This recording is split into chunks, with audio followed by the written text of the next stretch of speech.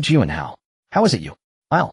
Ming Jiu's eyes flew open as she jolted upright and then she froze.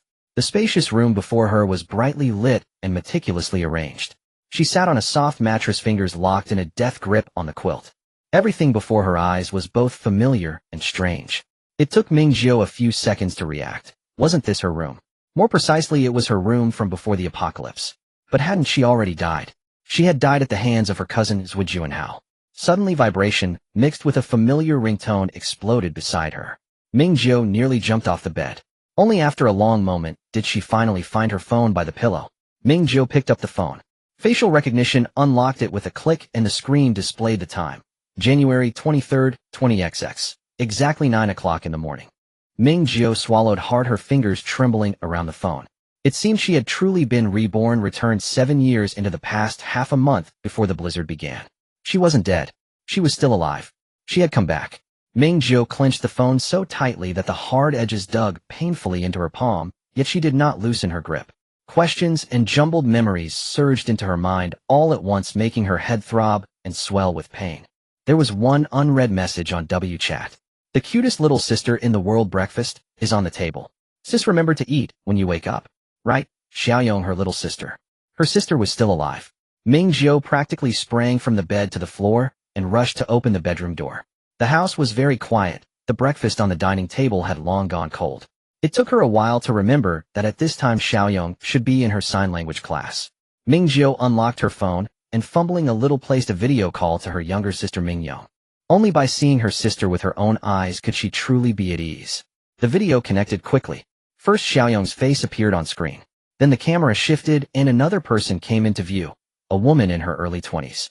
Ming Jiu remembered her. She was the sign language teacher for both Xiaoyong and herself. Miss Ming, is something the matter?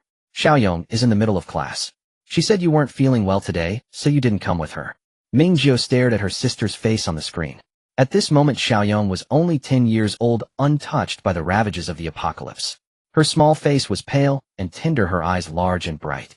Aside from being a little thin, she was perfectly fine. The heavy weight in her heart finally fell away. It's nothing, teacher. I was just a little worried. Please continue the lesson. I'll pick her up at noon. After ending the call, Ming Jiu sat at the dining table, gazing at the now cold sandwich and boiled corn on the plate. Confirming that Xiaoyong was fine, her thoughts returned once more to the matter of her rebirth. She had died in the 7th year of the apocalypse, not from natural disaster, but at human hands. The one who killed her was none other than her cousin from her uncle's family's Jiu. He had at least been efficient when he acted. Before striking, he had used that low, pleasant voice of his to say to her, with abnormal sincerity and grief, I'm sorry. Then he neatly slit her throat. Blood gushed out in torrents.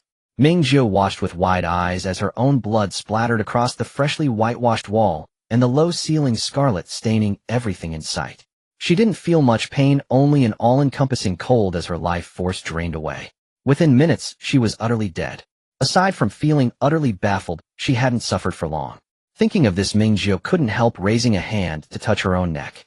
Only after her death did she discover that the world she lived in was a novel, a melee-oriented post-apocalyptic harem story, with Jiu as the male lead. After dying, her consciousness awakened. She leafed through that novel, and upon reading the part describing her own death, launched into an impassioned tirade. Then she lived again. Frowning, Ming Jiu tried to recall the contents of the novel. In that post-apocalyptic harem story, she did not even count as a cannon fodder passerby, though she was mentioned only twice in the entire book. The first mention was 4 months before the apocalypse, when the busy male lead Jiu made time to attend the funeral of his uncle and aunt, her parents. At the funeral, he noticed his cousin, whose expression was blank and whose face was deathly pale. At that point, Ming Jiu was not even deemed worthy of a name in the book. The second time she appeared was when Jiu struck the killing blow. According to the novel, half a year before the apocalypse, Jiu began frequently having prophetic dreams about the world's end. Cautious by nature, once he realized that the disasters in his dreams overlapped with reality, he immediately started preparing for the coming apocalypse. When the blizzard fell for half a month without pause, Jiu accidentally activated a mysterious spatial realm. Without hesitation, he braved the deadly cold that could freeze a man to death at any moment, went out and transferred all the supplies he had pre-stockpiled in several large warehouses into the space, preventing any loss. Afterward, leveraging those supplies, Jiu established connections with the authorities. From a wealthy businessman, he rose in one leap to become part of the administrative leadership of the capital base and city, be leading his family safely through the era of natural disasters. In the third year of the apocalypse, large-scale mutations in plants and animals occurred and aberrant species emerged. Just as the world had finally caught its breath from unending natural calamities, it was plunged into yet another brutal reshuffling. Zhuo Juanhao awakened lightning and psychic abilities, quickly forming a powerful team of ability users. He decisively broke away from official control and rapidly amassed resources in the upheaval, expanding his own power. During this time, countless beautiful and capable heroines fell for his charm and flocked to join his harem one after another.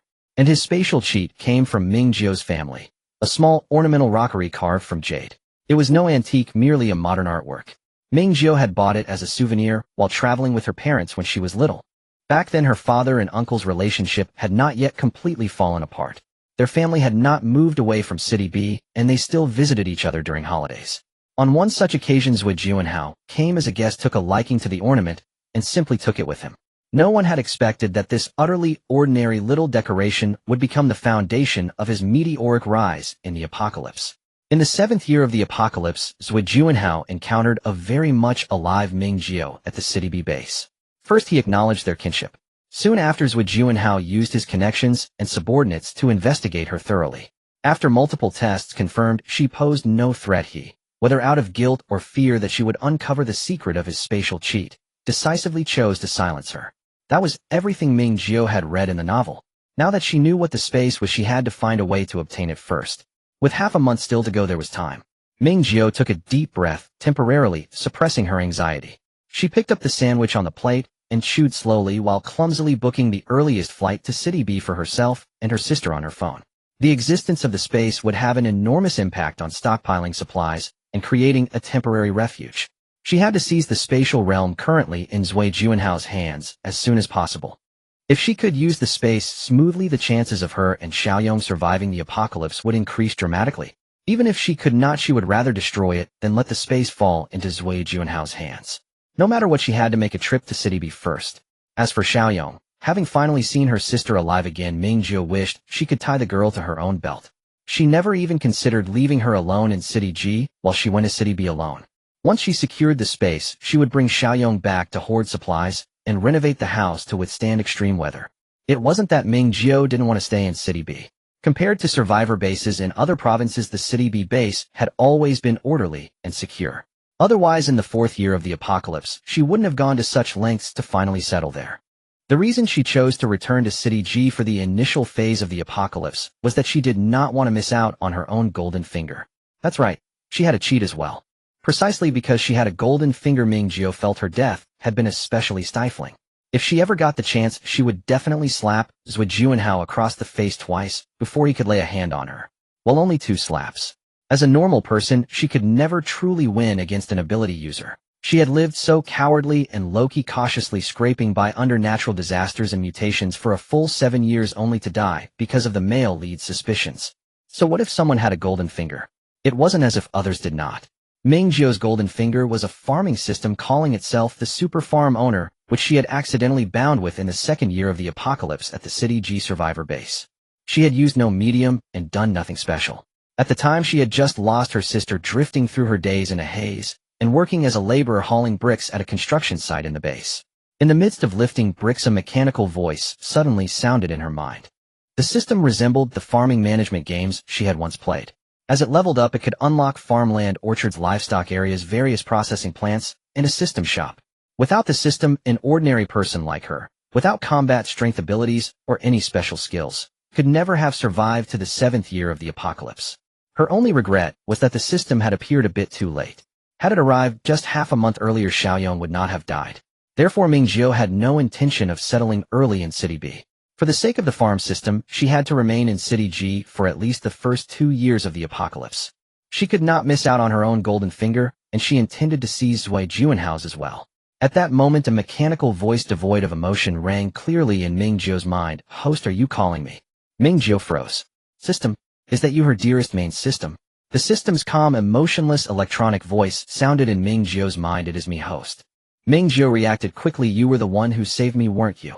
In her previous life, she had only bound with the system in the second year of the apocalypse. It was impossible for the system to have appeared ahead of time, which left only one possibility. Either the system had followed her back, or it was the system that had sent her back. The system's voice remained as flat as ever, you could put it that way. At the moment of the host's death, I used all the coins in your account, forcibly reclaimed all modified fields, all backpack slots except the initial one, as well as all supplies stored by the host, purchased a large amount of energy, and sent you back. For a moment, Ming Jiu was so overwhelmed that she could not speak, and almost wanted to kneel down and kowtow to the system. She had been wrong. This was not just her main system, this was practically the mother who had given her a second life. Ming Jiu tried to summon the system interface in her mind, and soon a familiar silver-gray light screen that only she could see unfolded before her eyes. The light screen was extremely simple, with several page options such as farmland, orchard, livestock, farm processing, plant shop, and mine. Ming Jiu used her consciousness to open the mine page. At the very top was a simple ID photo of her, and beside it a few lines of brief information. Name Ming Jiu. Sex female, age 23. Place of origin, Jinwu system launching. Farm level 0. Gold coins 0, silver coins 0, copper coins 0. Farmland 0. Orchard 0 unlocked at level 5. Processing plant 0 unlocked at level 10. Livestock farm 0 unlocked at level 10. Backpack 15. Looking at the long string of zeros on the interface, Ming Jiu did not feel any regret. All she felt was relief. Being alive was more important than anything. What was more, the system had not only saved her, it had also saved Xiaorong. Ming Jiu opened the backpack page. The system initially provided 5 backpack slots, and each slot could store up to 99 identical items stacked together regardless of their weight or size.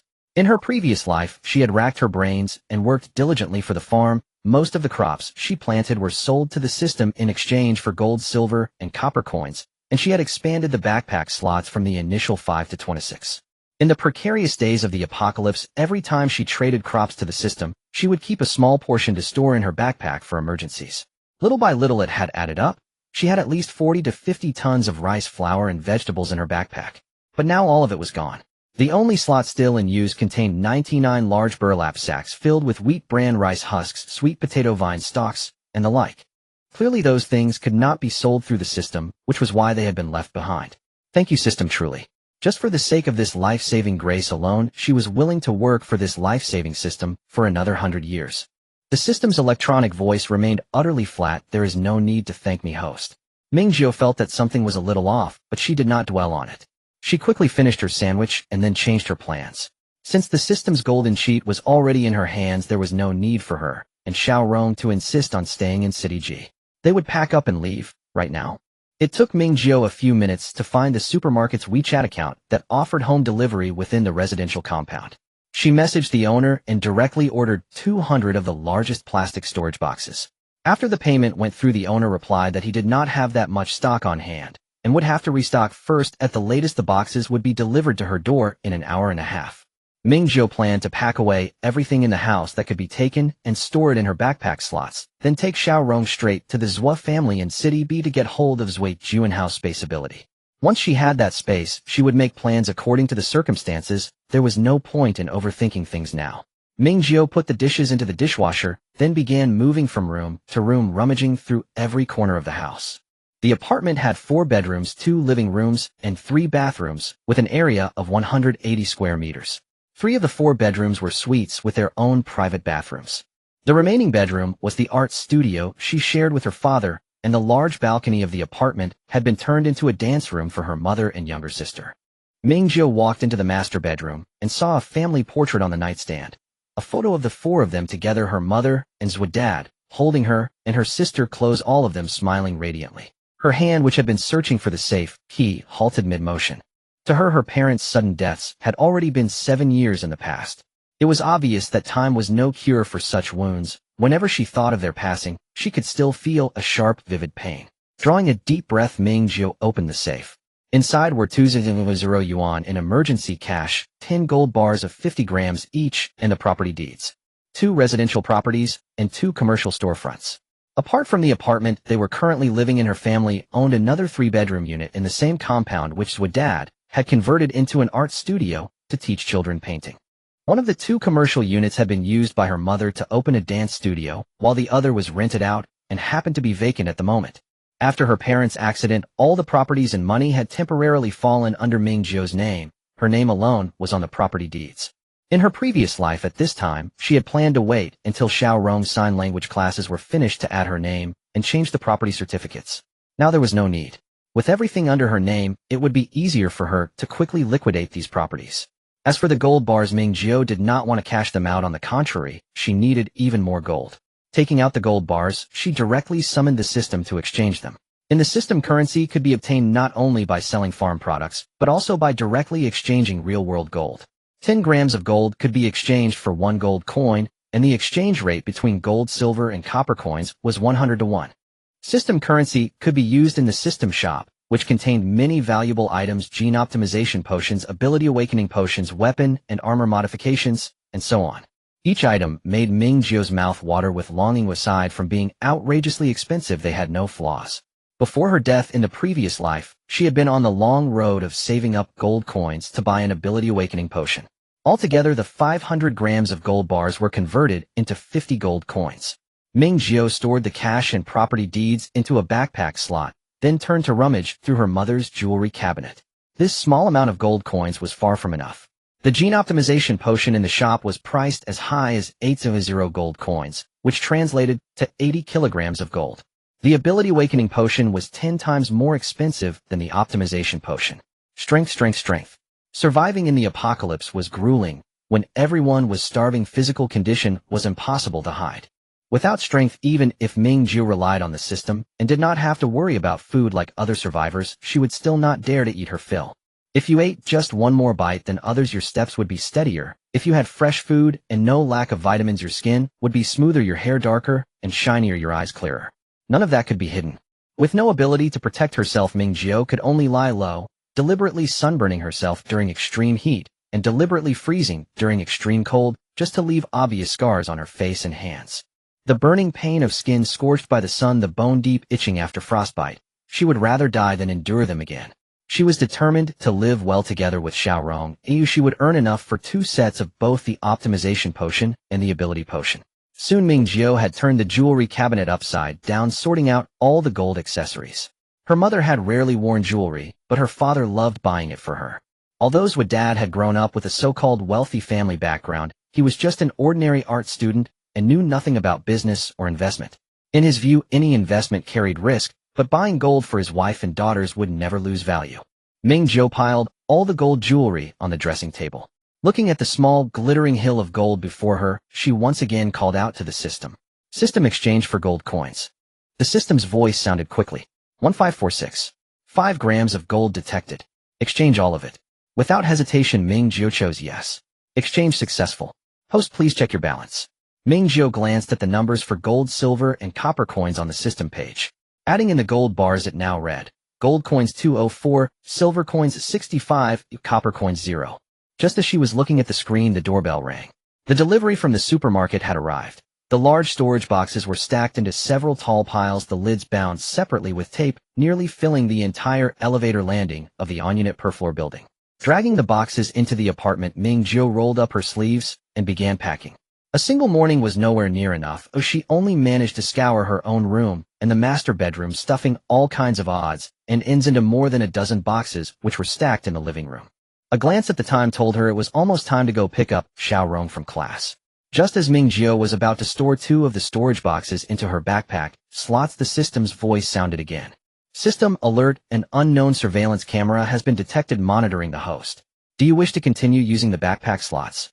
Ming Jiu immediately withdrew her hand, ceasing her actions. Her mother has rhinitis, and they have never kept pets at home. The baby monitor used by her sister when she was young has long been dismantled. Would you like to spend 50 silver coins to locate the camera? Ming Jiu selected yes, and 50 silver coins were deducted. Through the silver-gray transparent screen, she spotted a glowing red dot on the LED strip of the kitchen ceiling. System, would you like to spend 1 gold coin to trace the source of the camera? Would you like to spend 1 gold coin to destroy the camera and the connected surveillance equipment? Ming Jiu finally realized something was amiss. How many times had the system initiated a conversation with her? Did her golden finger have a new function? In her previous life, the system was quite mechanical. It only communicated when necessary, such as for upgrades and functional notifications. The current system was evidently more intelligent than before. System, Are you the same one that accompanied me in my last life? Considering the unknown source of the camera, Ming Jiu returned to her mother's room and continued to converse with the system in her mind. Yes, there is only one system. Ming Jiu, you seem a lot more cheerful. The system paused for a moment before the electronic voice. The previous host lacked sufficient mental strength to establish more mental links. Now that the host possesses double the mental strength, normal communication is possible. Ming Jiu, the camera monitoring you mentioned earlier, is a new function. System, the function has always existed. Ming Jiu understood that the system's functions had always been extensive. It was just that her mental strength in her previous life had been too weak to utilize them. Ming Jiu pondered regarding the camera's functions. Besides detection, tracing, and destruction, are there any other capabilities? System, it can to a certain extent alter the monitored content. Ming Jiu's heart raced as she struggled to keep her lips from curling upwards. Does each use require payment in gold coins? System, yes. Ming Jiu lowered her head, lost in thought. In just a few seconds, a multitude of mischievous ideas. Perhaps noticing that Ming Jiu was silent for too long, the system took the initiative to explain. My series of operations will incur energy consumption. The energy consumption for farming and managing the farm was actually counted in Ming Jiu's planning costs. It was granted the authority by its creator to take a commission from transactions, which was converted into energy for its operation. Ming Jiu thought of her upcoming plans excitedly, rubbing her hands together. So my dear, can we have a monthly package? All functions related to surveillance and monitoring included. How much would that cost? The system was silent for a moment. Yes, the monthly package is 200 gold coins. Ming Jiu looked at the 204 gold coins in her account, which had not yet warmed up, and fell silent. Can you make it cheaper? The system firmly rejected. No haggling. Ming Jiu, auntie. This time Ming Jiu clearly heard the system emit a sound akin to electrical static. Ming Jiu pressed on mommy system. Big sister system. Life-saving system. Please. I swear until the day I die, I will diligently farm year-round and work hard. System. 150 gold coins. All right. Ming Jiu decisively paid 150 gold coins, leaving only 54 in the system's account. Thinking about the tasks she had for the next month, that 150 gold coins was undoubtedly worth the investment. Sister system, could you help me deal with the camera in the kitchen? Soon a faint crack echoed from the kitchen door. System, the camera has been destroyed. Ming Jiu stepped out of the room, lifted her hand, and put a storage box from the living room into her backpack. Who installed the camera? How long has it been there? A few seconds later, the system provided the answer. Your housekeeper's son. The installation was done a month ago. Ming Jiu frowned, having reached the door. Too lazy to change her pajamas, she simply threw on a coat, put on a pair of sneakers, and left with her elevator card and phone. The housekeeper. Aunt Lu. Unpleasant memories surged, but Ming Jiu chose to ignore them for now and quickened her pace. Xiao Wan's class was not far, just 2 intersections outside. The community would lead her there. Although there were plenty of online courses for sign language, Ming Jiu still enrolled both herself and her sister in a class for more opportunities for in-person interaction. The sign language teacher was gentle and patient, but unfortunately their course was about to end. Upon seeing Xiao Wan, Ming Jiu ran over and gave her sister a big hug without a word. Xiao Wan was stunned for a few seconds. Although she didn't understand why her sister was so excited, she still raised her hands to hug back, patting Ming Jiu's back, as if to soothe her. Ming Jiu's eyes grew warm, almost unable to hold back her emotions. Xiao Wan died in the second year of the apocalypse during the transition between extreme heat and snow. At that time, Ming Jiu relied on her painting skills to find work at the base management center, helping survivors create portraits for searching for loved ones.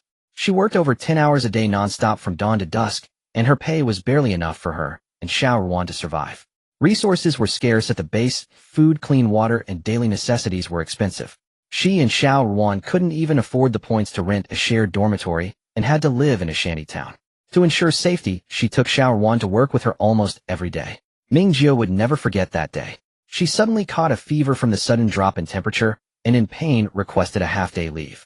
Xiao Wan used considerable effort to bring her back home. As soon as they arrived home, she couldn't hold on any longer and fainted. When she woke on the cold floor, she saw 3 gaunt men standing in the cramped shanty. They lifted the bedboard where she and Xiao Wan slept and toppled the only dilapidated cabinet in the room, trying to find food and warm clothes.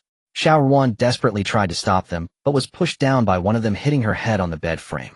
Ming Jiu could only watch helplessly as blood seeped from Xiao Wan's head, pooling into a thin puddle on the smooth, complete tile that the sisters had painstakingly recovered. With her last bit of strength, Xiao Wan wrote a single word in her blood on the ground live.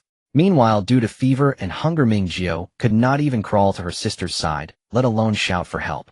Xiao Ruan's eyes, which had grown unnaturally large due to her frailty, forever lost their sparkle. The three men, fearing trouble from the patrol team, after causing a death, ran off. But she survived. After the fever subsided, she dug out a can of food hidden beneath the bed and silently consumed a whole compressed biscuit stored inside. Once she regained her strength, she concealed the only knife in the house within the sleeve of her oversized coat. A small slicing knife from a complete set of kitchen knives from before the apocalypse, and located the three men's shanties. She remembered clearly that two of them had families. One had a wife and child, and another had an elderly mother. She approached them and simply said one sentence.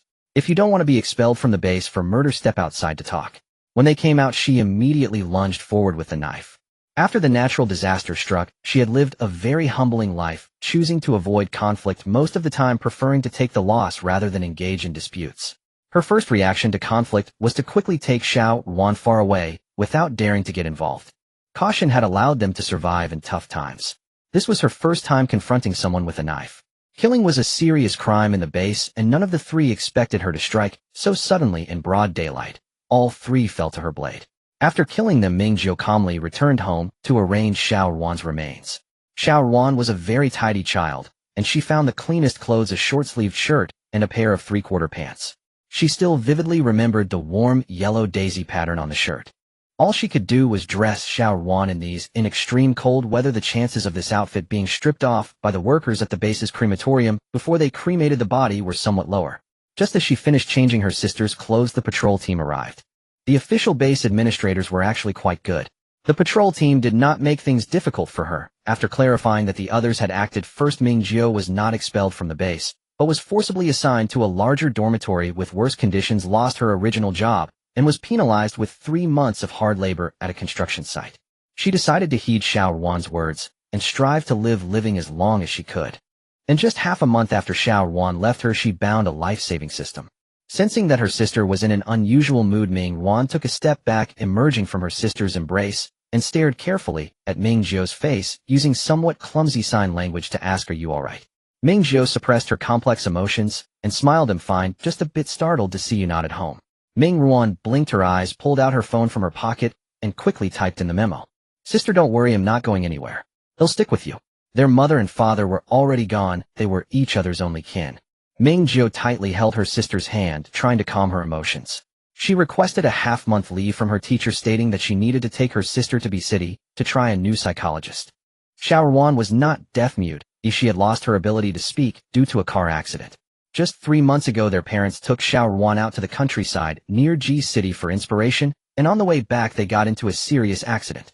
Their father died on the spot, and their mother, who desperately protected Xiao Ruan at the moment of the accident, passed away after being sent to the hospital. Fortunately, Xiao Ruan only suffered a minor fracture in her left hand. However, she could never speak again after that accident. On the way home, Ming Liang appeared to be in low spirits. Ming Jiu did not intend to waste time on cooking, so she simply bought some takeout to bring home, all the while pondering how to explain to her younger sister the things she was about to do. Ming Liang was a very obedient child, truly an ethereal little sister, who had been Ming Jiu's little follower since childhood, a reliable and comforting child of the family, as joked about online. When disaster struck, their lives, which had barely recovered from the trauma of losing their parents, were once again turned upside down, yet neither Ming Jiu nor Ming Liang broke down. They had only relied on each other for 1.5 years in this apocalyptic world, but Ming Liang was so understanding it was heart-wrenching. Back at home, Ming Liang took out her phone again. "Sister, are you really going to take me to B-City to see a doctor? Are we going to Uncle's house?" Ming Jiu replied, "Yes, we are going to B-City to see a doctor." In her past life, she had similar intentions at this time, because a very well-known psychologist had returned to the country, and she wanted to take her sister to try it out. Unfortunately, before they could set off, a snow disaster occurred. "But we are not going to Uncle's house. You don't have to go, but I must make a trip to see Grandpa." This way, under the pretext of paying respects to Grandpa, she could enter the Zhua family and obtain the spatial artifact. Ming Liang had never seen the old man of the Zhua family since she was born. He passed away when she was 2 or 3 years old, and she had no impression of her grandfather. Ming Liang nodded and signed. "Do we really have to see a doctor?" She did not like going to see doctors at all, and she even used learning sign language as a condition for Ming Jiu to pause taking her to psychological therapy. Ming Jiu said, "Let's just try, okay? If you feel uncomfortable, we can discuss it later. How about that?" Ming Liang nodded and asked, "When are we leaving? When are we coming home?" Ming Jiu replied, We will leave tonight. For now, we won't be returning home. We will stay at our house in B City. She made plenty of preparations. If the space could be used, there would be two scenarios. Either it could only store supplies, or it could hold the modified farmland. If it was the former, she would stockpile enough supplies to take her sister to a remote countryside to settle down, so that at least before the 3rd year, when animals and plants mutated and alien species appeared, she could farm and upgrade without worries. Of course, if she could not use the space, this plan was still applicable. Without space, she could spend some gold coins to buy backpack slots and store supplies in the system's backpack. If that were the case, she would use standardized containers to pack the supplies, stacking them up to 99 in the backpack slots. If the acquired space could store the modified farmland, it would be simply perfect. In the apocalypse, there was no absolutely safe place. Severe natural disasters would destroy buildings, mutated plants and animals would claim territory, and vicious alien species would hunt and prey on humans. There was simply no perfect place to settle. Humanity could only survive by banding together. If the farmland she modified with gold coins could be temporarily stored in the space, then she could move whenever she wanted, maximizing mobility. When the mutation outbreak occurred, she could take her sister to live in a safer and more orderly official base. Just as Ming Jiu was lost and thought, Ming Liang tugged at the hem of her shirt. Ming Liang looked confused. Do we have another home? Ming Jiu replied, we can buy a new house in B City and decorate it as our new home. Ming Jiu's expression grew serious. From now on, I may have to do many things that are difficult for you to understand right now. I need you to trust me. No matter what happens, I will protect you, okay? Ming Liang paused for a few seconds, then nodded vigorously. She felt as if her sister had changed in some way. There were significant changes at home as well. Since the incident, their parents' bedroom door had remained tightly shut, but today it was slightly ajar. Her sister's gaze had also changed, not filled with sadness, though she still occasionally spaced out, but now there was an unusual firmness. It was as if her sister had decided to undertake something significant. But no matter what, she would always be her sister, the one she trusted and depended on the most, and that would never change. The sisters opened the takeout boxes they had brought back. Ming Liang was more familiar with the kitchen than Ming Jiu, and quickly set the table, and the two sisters resolved their lunch. Ming Jiu ate quickly, her mind entirely off the food, only wanting to fill her stomach. I need to go out for a while this afternoon. Xiao Liang, can you stay home alone this afternoon? Ming Liang nodded. Can I ask you for a favor? Have you seen those storage boxes in the living room? Can you pack your things into the storage boxes? Ming Liang nodded again with a face that seemed to say, sister's words are like an imperial decree. Tonight I will take you to the neighboring city, and then we will return to G City to catch a flight. Ming Liang did not fully understand the arrangement. She just kept nodding. A few minutes later, Ming Jiu changed into inconspicuous sportswear and put on a thin down jacket. G City was located in the southernmost part of Huagua, and the lowest temperature was around 20 degrees. But this year the drop in temperature came quickly and fiercely. It had already fallen to single digits, and the weather was damp and cold. Ming Jiu took the car keys, opened her phone, and used a ride-hailing app to find a driver. She had a driver's license, and her parents bought her a car after she graduated from university. It was a quite decent SUV, and her driving skills were good. However, in the apocalypse, no one would specifically follow traffic rules, and Ming Jiu was afraid that she would have her license revoked shortly after getting on the road. For her own safety and that of pedestrians, it was more reliable to find a driver. She could also review the traffic rules along the way, as she would have to drive herself later in the evening. She focused intently on the familiar yet strange roads and the driver, and after an hour they arrived at a shanty town. After the driver left, Ming Jiu did not get out of the car immediately. She transferred the property deed and various documents from her backpack to the bag beside her, casually pulled out her wallet, took out all her bank cards, and opened the mobile banking app to check the balances one by one. On her commonly used card, there was 140, and there was another card where she had saved her pocket money and New Year's money since childhood, which had about 200 plus a few thousand. Then there was the family's money. Compared to the family's fixed assets, the savings were not much. Both her parents were artists, not frugal savers. The money they earned from teaching painting and dancing each month, combined with the rent from a shop, was mostly spent. The bulk of the family's savings came from her grandfather, amounting to about 5 million. After the car accident, the compensation from the perpetrator and various insurance claims amounted to around 12 million, plus an emergency zero in the safe, giving her a total of 34 million in cash. Even if she deducted the money for buying a new house in B City, this was still quite sufficient. The safe base in B City was not in the city center, and she could easily buy a house in the suburbs, or even in a neighboring city where the prices were not so exaggerated. With the system in place, she and Xiao Liang would not lack food, and the system mall could cover a significant portion of other necessities for coping with natural disasters. Ming Jiu typed down the figures representing the savings in her phone's memo, got out of the car, and walked into the shantytown, arriving in front of a 4-story self-built building. In her past life, she had followed the official rescue team in G-City for half a year, distributing supplies to residents. She had been to this shantytown. By then it was already close to the end of the snow season, and Ming Jiu had overheard her colleagues gossiping about a significant grassroots organization in this area led by a man who had been a loan shark before the disaster. It was said that he had a strong background and considerable assets. The reason she remembered it so clearly after so many years was that the leader had quite a bit of gold on him. Before the end of the snow season, this leader had used a large amount of gold to secure the opportunity for himself and his subordinates to live in the base. Ming Jiu had been responsible for counting the families of the subordinates of this black brother, which left a deep impression on her. After the collapse and restructuring of social order in the apocalypse, the currency function of gold had weakened, but it remained an important resource for base construction and technological development. Even in the interstellar world where the system resided, gold was still a relatively scarce and important resource, otherwise the system would not allow her to use gold to exchange for gold coins. Similarly, silver coins and copper coins could not be exchanged. Once the natural disaster began, gold, like other survival supplies, became a vital resource that the authorities actively sought to recover.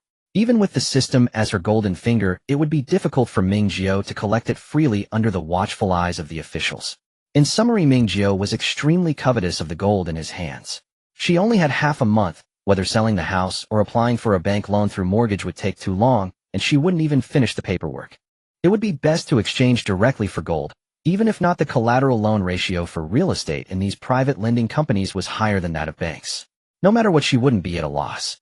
With that thought, Ming Jiu adjusted her mask and walked into the self-built building. The entrance of the self-built building stood wide open, and as Ming Jiu stepped inside, a pungent smell of smoke greeted her. In the living room on the first floor, solid wood sofas and coffee tables were arranged, while several young men, with colorful hair, sat awkwardly engrossed in their smartphones. The large ashtray on the coffee table was already overflowing. If it weren't for the fact that there was indeed a lending company in this building, Ming Jiu would have thought she had barged into someone's home.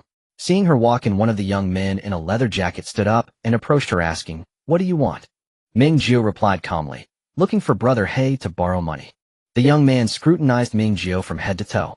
Dressed in a matching dark gray tracksuit, she stood at 1.7 meters tall, barely shorter than him, with long limbs and a slender figure.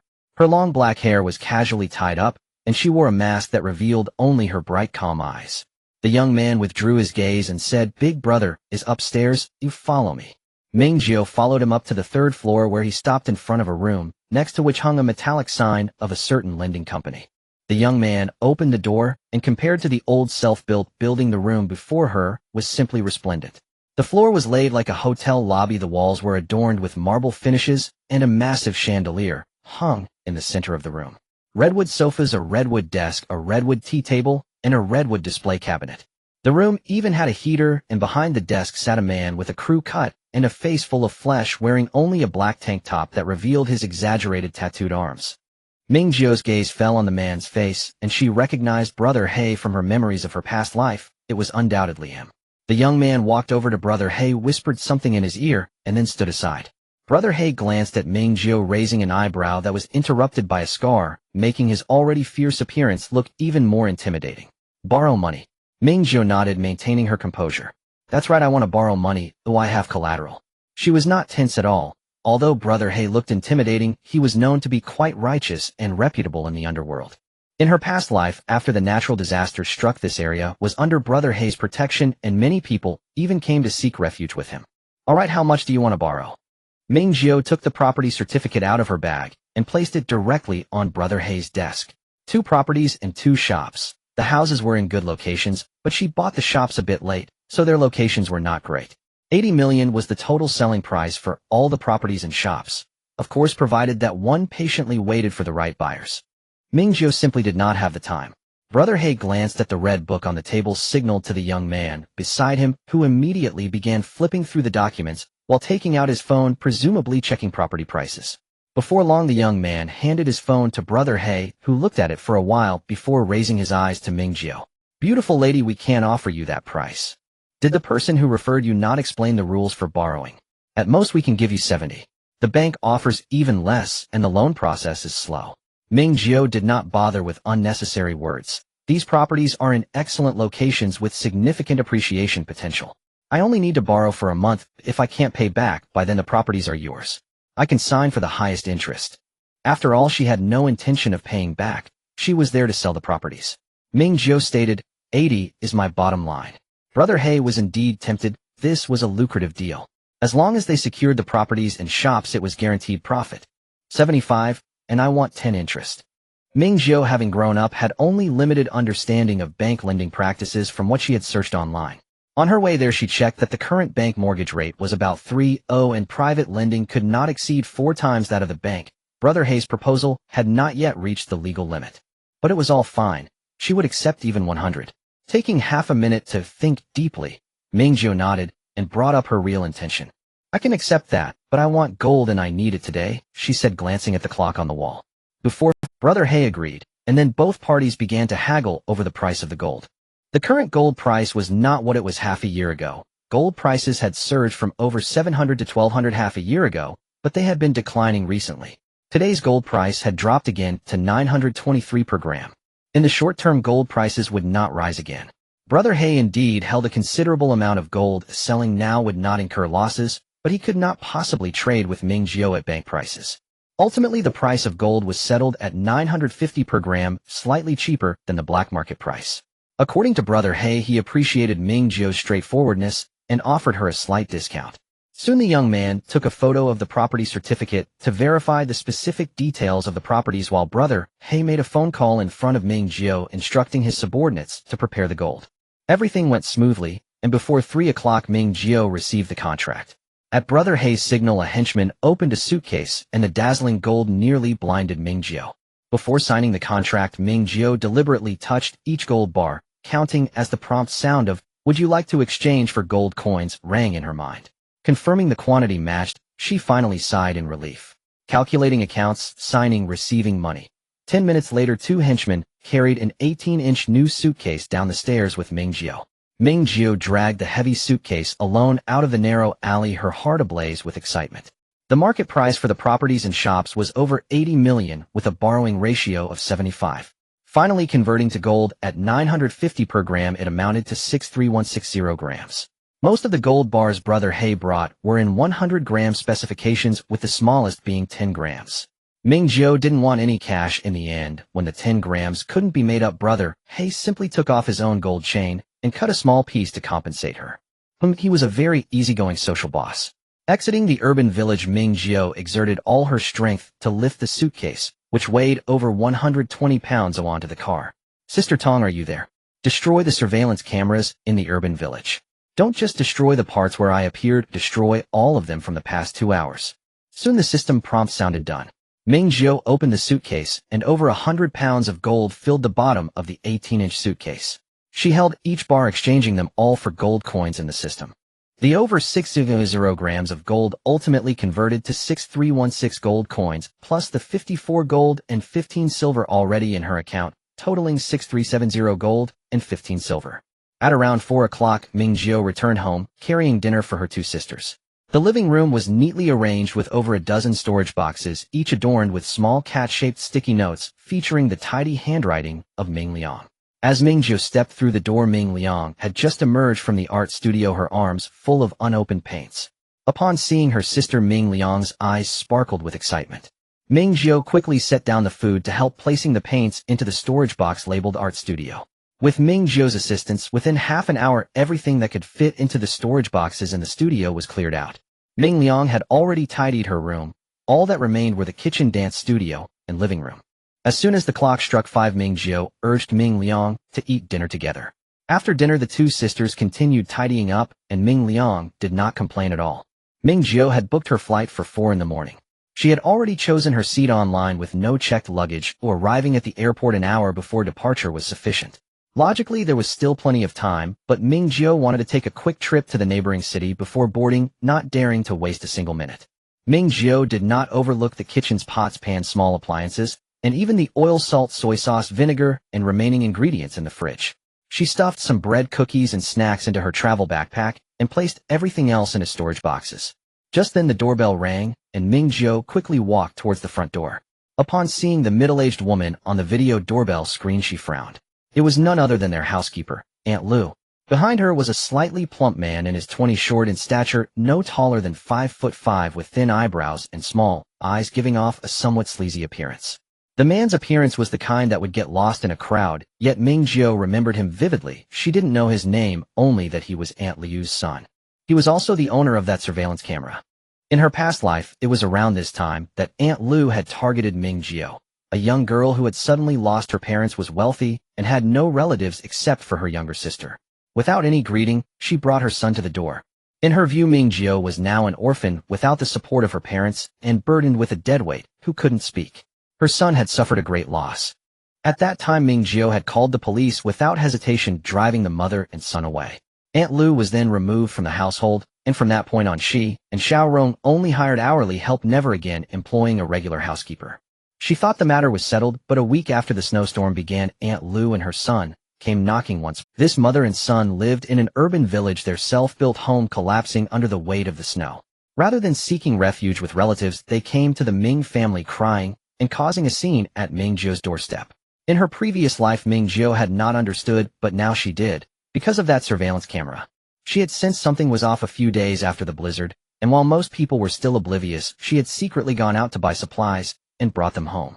Naturally, all of this did not escape the camera's watchful eye, and the mother and son knew she had supplies. At that time, the signs of an apocalypse were just beginning to show, with snowstorms affecting the entire country, but the situation in the south was even more dire than in the north. The authorities were slow to respond, and the community was filled with anxiety, already hinting at chaos. Ming Jiu had hesitated for a long time, but eventually let them in. There was no other choice. This mother and son were relentless. She could either deal with them or endure their repeated harassment. That was the first time Ming Jiu killed someone, even if it was an accident. She first hit her sister, then complied, and reluctantly let the mother and son inside, giving them warm clothing and food. While they were eating and drinking, she picked up a golf club and knocked them out. At that time, she had been too scared to kill. Her intention had been to tie them up and control them, planning to hand them over to the official rescue team when they delivered supplies to the residents. Ming Jiu bound the mother and son's hands and feet with zip ties, stuffed a golf ball in their mouths, and dragged them into the dance studio. However, things did not go as planned. That very night, the temperature dropped sharply again, and the mother and son froze to death in the makeshift dance studio on the balcony. She was on edge about it for a long time. Now, Ming Jiu looked at the cheerful mother and son on the video doorbell, feeling no stirring. She couldn't be bothered to waste time dealing with them, nor did she plan to call the police like in her past life. She had many things to handle afterward, and she needed to avoid the authorities. There was no animosity towards the mother and son. In her previous life, they hadn't even started causing trouble before she dealt with them.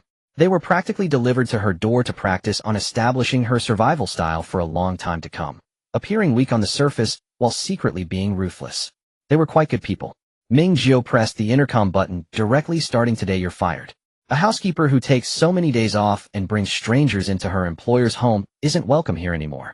After that, Ming Jiu didn't wait for the mother and son at the door to react. She shut off the doorbell, locked the door, and turned to pull out her phone to call the housekeeping company, explaining the situation while continuing to tidy up with Ming Liang. The doorbell rang again, accompanied by loud knocking. Ming Jiu called the property manager, and in less than 5 minutes the mother and son, who were throwing a fit outside, were escorted away by security. Their temporary elevator card was forcibly confiscated. The sisters rushed to finish packing, and by 7:30 they had packed everything that could be stored into boxes, leaving only one travel bag. Ming Jiu handed the car keys to Ming Liang, instructing her to go down to the underground parking lot first.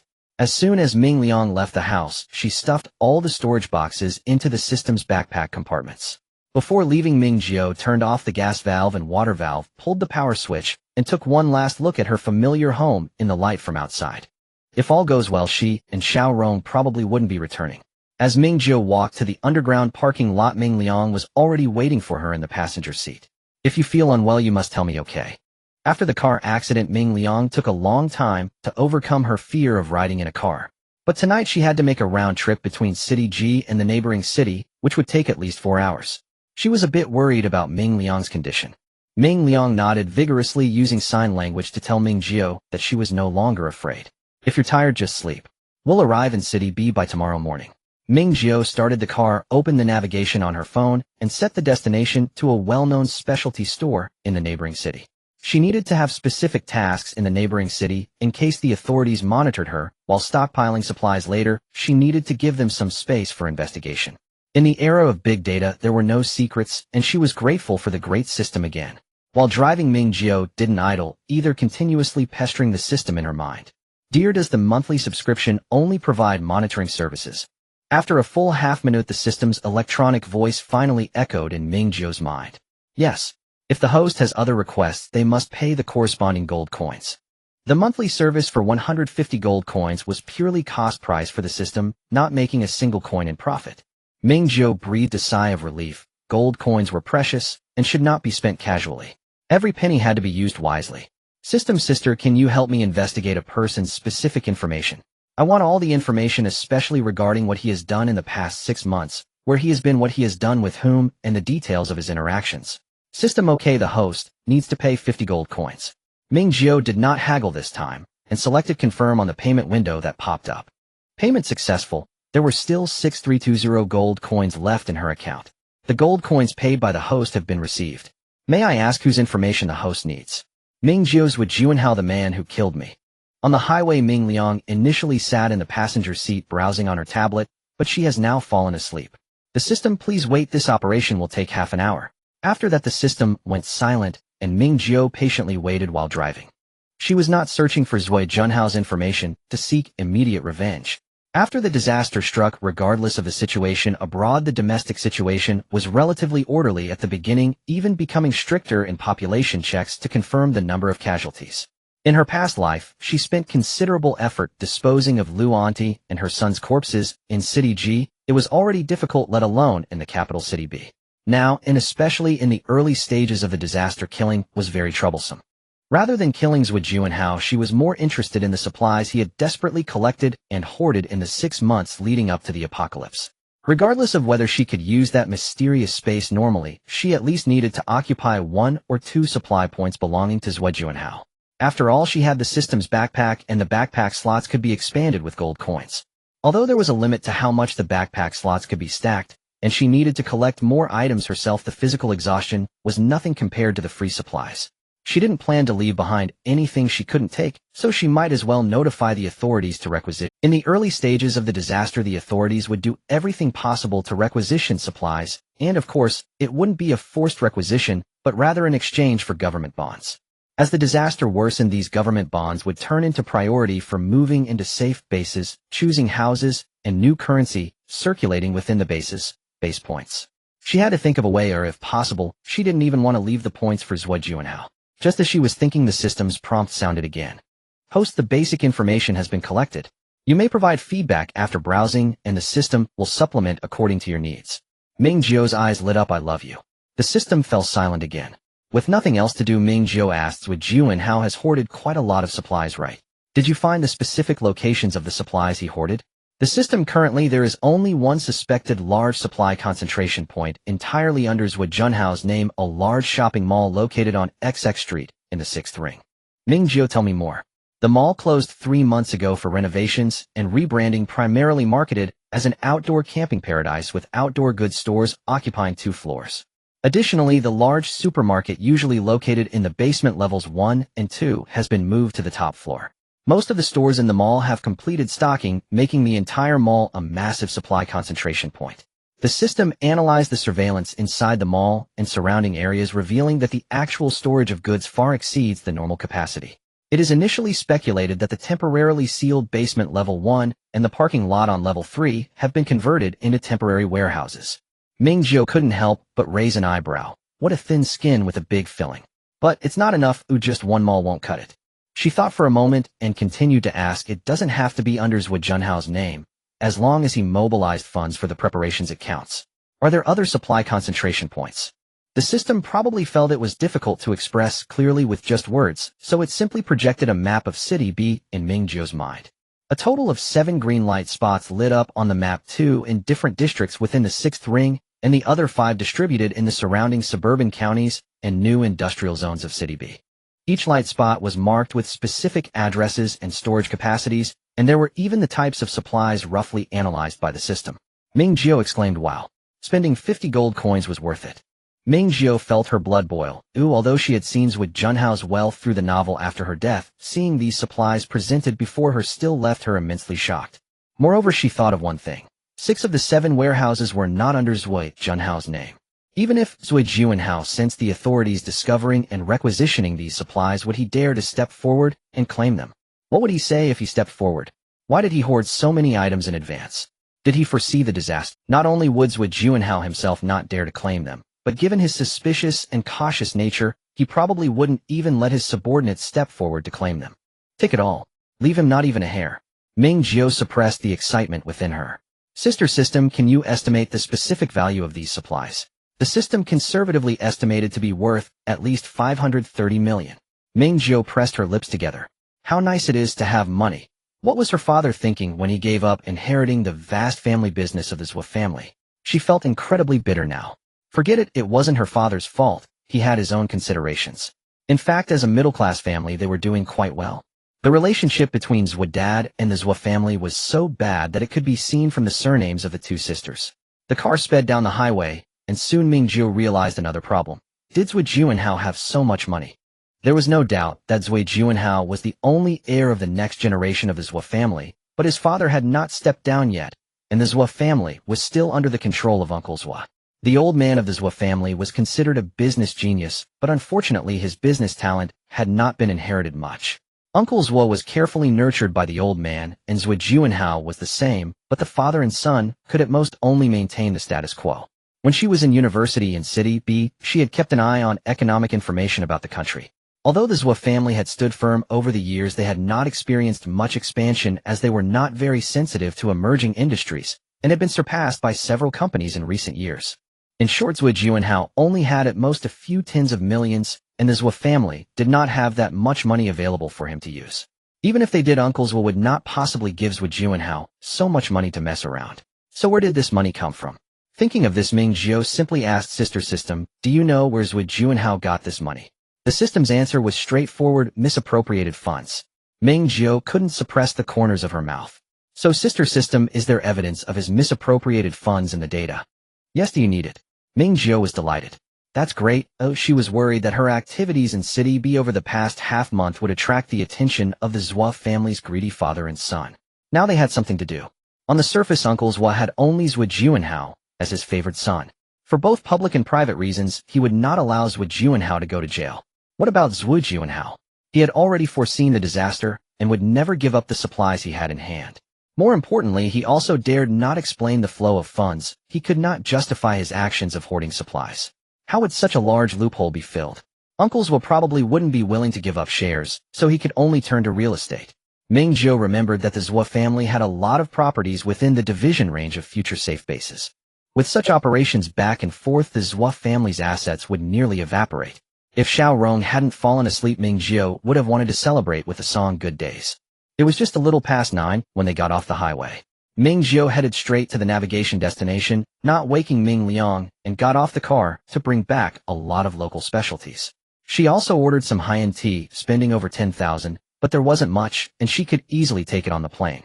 After purchasing the specialties, Ming Jiu opened the navigation, studied the route for a while, and chose a very famous seafood stall diagonally opposite the specialty store, starting the car towards the destination. Her hunting target was situated between the seafood stall and the nearest highway exit in a suburban villa area that wasn't very well located. Around 10 o'clock, Ming Jiu drove to the seafood stall. Usually this time would be bustling with people, but recently, due to the severe drop in temperature, the crowd was sparse. Ming Jiu ate without savoring the food, while Ming Liang enjoyed her meal, taking a moment to text on her phone asking if there were similar seafood stalls in B City. Thinking of the future, Ming Jiu kept ordering more dishes during their meal, causing the stall owner to almost swing his ladle out of frustration, packing nearly 50 dishes in total. Ming Liang blinked, asking nothing, quietly focusing on her battle with the crab in the shelter. Before Ming Liang finished eating, Ming Jiu settled the bill and asked the staff to help load the food into the car while she climbed inside and spent some time organizing, putting all the takeout boxes into a storage box and then into her backpack. To facilitate the storage of crops, the system provided a storage compartment that kept time, still allowing hot dishes to be stored without issue. After finishing a late-night snack, Ming Jiu followed the navigation towards the highway entrance, stopping midway to fill up the tank, continuing until she reached the road behind the villa area, where she finally halted. This road was already remote, and at 11 o'clock at night it was empty. Ming Jiu spoke, "I'm going to see a friend, he'll be back soon. Shall Liang wait for me in the car, okay?" Ming Liang nodded earnestly. "If you're scared, just call me anytime. If someone passes by, pretend there's no one in the car, alright?" Ming Liang used simple sign language to tell her sister not to worry. Only then did Ming Jiu get out of the car. The system had started working the moment she entered this road. With the system in place, she didn't need to worry about surveillance cameras. Even so, Ming Jiu still made comprehensive preparations. As soon as she was out of Ming Liang's sight, she pulled a long trench coat from her backpack and put it on, swapping her baseball cap for a knitted hat and properly wearing a mask. At this time, the neighborhood security guard was asleep in the duty room with the air conditioning on. Disguised, Ming Jiu successfully entered the community. She wasn't worried about being captured by the cameras, her concern was being seen. Ming Jiu was looking for a row house. She remembered the approximate location and the specific house number, Building 4, Row 3, East District.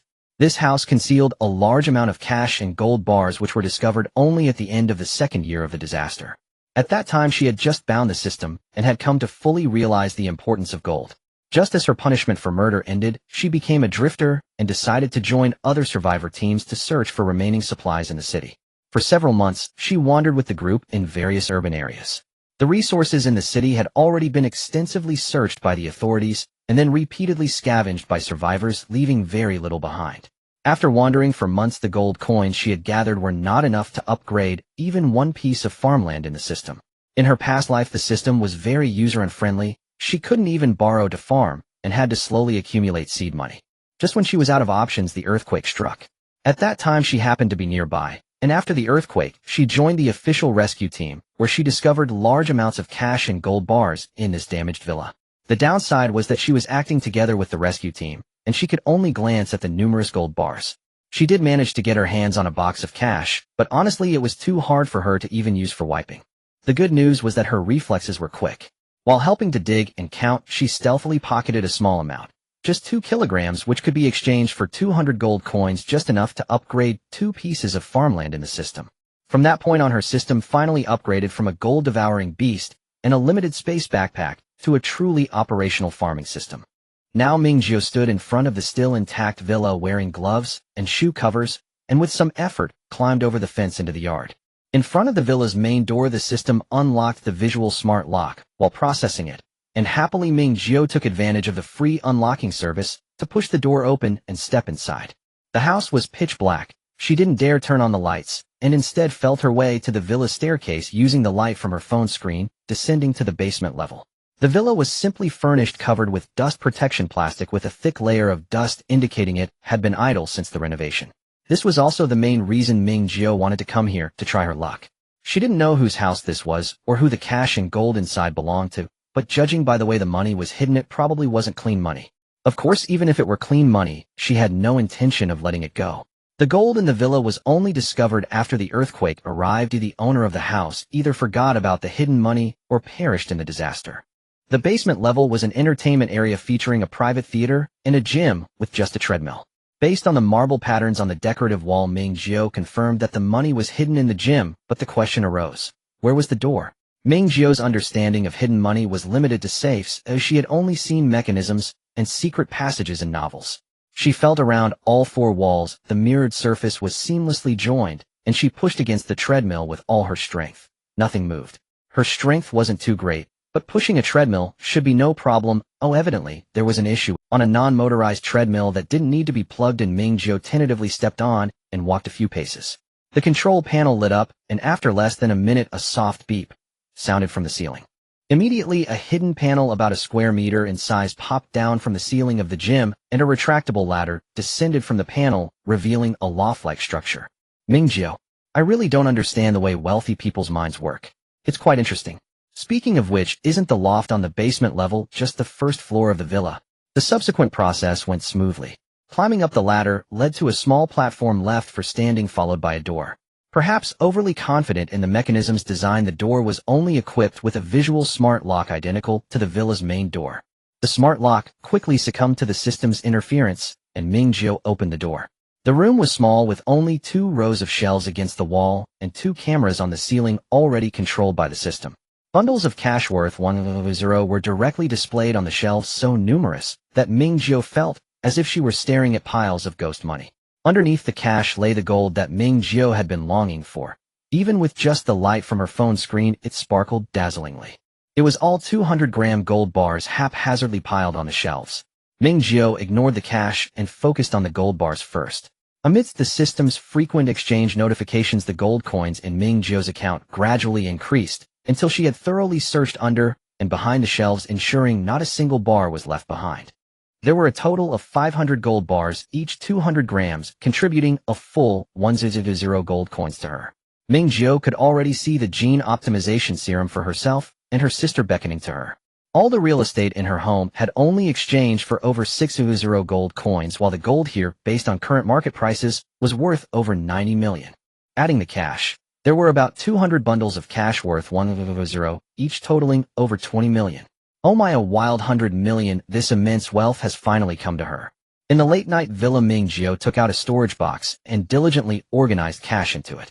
There was no other option. Without proper organization, bundles of cash worth 100,000 counted as 1 unit in the system, and over 200 bundles would occupy 3 backpack slots. While packing, Ming Jiu excitedly conversed with the system in her mind. Sister system, have you seen my account balance? Wow, I've never fought such a rich battle before. 100 gold coins can transform 1 unit of farmland, and with 16,000 gold coins, I could directly upgrade to a large-scale farmer.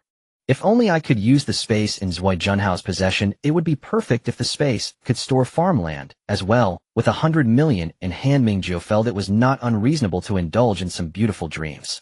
The system chimed in. Actually, before the host's death, I collected information about Zui Junhao. Ming Jiu paused, her hand stilling as she packed cash into the box. Expand on that. At that time, the safe base in City B where the host was located had initially restored regional network communications, making operation relatively easy. I collected a lot of data on Zui Junhao, but unfortunately the system could not provide an early warning for the host. Due to Ming Jiu's weak mental strength, she was unable to establish a deeper connection with the system and could only barely use a portion of the basic functions of the farm. The system seemed to want to tell her more about Zui Junhao's spatial abilities, Ming Jiu thought, but her focus was not on that at the moment. Suddenly she asked, actually, we are not deeply bound, are we? I mean, even if I die, you can find someone more suitable. Ming Jiu did not believe that she was the only one in this world that met the system's requirements. If you want to complete planting tasks better, than a host with high mental strength is needed. Can I understand it this way, right? When I died, there were many psychics in the base, and I had no particularly outstanding abilities. I wasn't even a psychic. You could easily choose someone else instead of paying the price to bring me back. Since realizing that the system had saved her, Ming Jiu had been plagued with this question. She had a rather narcissistic guess, but it had never been confirmed. In short, she suspected that the system from a higher-level world was more advanced and intelligent than she had imagined, and it might even have preferences when selecting a host. Of course, Ming Jiu really couldn't figure out what it was about her that attracted the system. Until she finished packing the last box of cash and put it into her backpack, the system remained silent. After checking the hidden room for cash and ensuring she left no evidence or overlooked any gold, Ming Jiu finally closed the door and climbed back to the gym via the ladder. Don't be silent, sister system. Otherwise, at least tell me what's going on with Zui Junhao. The system's electronic voice finally spoke up.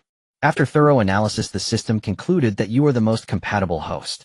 7 years later, the base in City B indeed had many powerful psychics whose mental strength was also quite formidable, yet you remain the most compatible host for the farm system.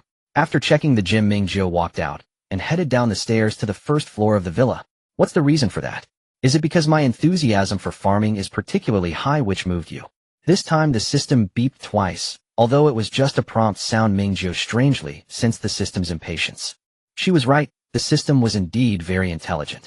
In the next moment, the system directly threw a bombshell at Ming Jiu. Zui Junhao's space likely possesses planting capabilities. Ming Jiu, what's Zui Junhao's space? That's clearly her space. Do you have any evidence? Ming Jiu turned back along the route she had taken through the yard. The system replied, the Zui family has a plantation, and Zui Junhao's team has long been recruiting plant-type psychics to work in the plantation. The higher-ups of the base value the output of the Zui family's plantation.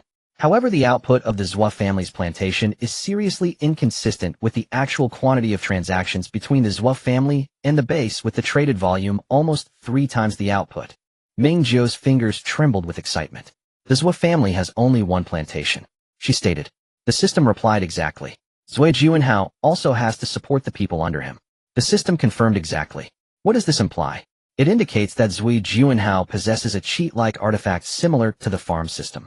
But Ming Jiu confirmed in her past life that there is only one system, so Zhui Junhao's cheat must undoubtedly be space. The novel she saw after her death emphasized the powerful storage function of the space. It did mention the material transactions between Zhui Juanhao and the base, but did not delve into more details. She had always thought that the materials used for trading were collected by Zhui Juanhao before the disaster struck, but it now appeared that this was not the case. After the apocalypse, the environment became harsh, making planting extremely difficult. Even mutated crops that are relatively easy to survive in apocalyptic conditions require continuous assistance from plant-type psychics to grow. Without the intervention of plant-type psychics, mutated crops would grow freely according to their survival instincts, yielding extremely low outputs, possessing high attack power and random toxicities. In short, if the space could not plant, Zhui Juanhao could not possibly produce so many edible mutated crops, let alone receive the favor and preferential treatment from the higher-ups of the base. Still, the same statement holds what's Zhui Junhao's space. That's clearly her space. At 12:30 at night, Ming Jiu drove onto the highway, hurrying back to City G. An hour and a half later, the car entered the airport parking area. Ming Liang, drowsily waking up in the passenger seat, found Ming Jiu searching online for the car shipping company's phone number. This SUV was a graduation gift from her parents and was still relatively new. The shipping service was cheaper than hiring a driver, focusing on saving costs. Half an hour later, a guy came to pick up the car. Ming Jiu handed over the car keys and then took her backpack and local specialties to check in. At 4 in the morning, the flight to City B took off on time. Ming Jiu had bought a business class ticket and, lying flat in her seat, felt no urge to sleep. She couldn't sleep at all. Just thinking about her space still being in the Zhou family kept her wide awake. She woke up around 9 o'clock on the 23rd and hadn't rested a second until now. After 4 in the morning on the 24th. Ming Jiu forced herself to close her eyes, lying still until the plane landed. On the 24th, the 14th day of the disaster countdown, at 7 in the morning, Ming Jiu and her sister disembarked.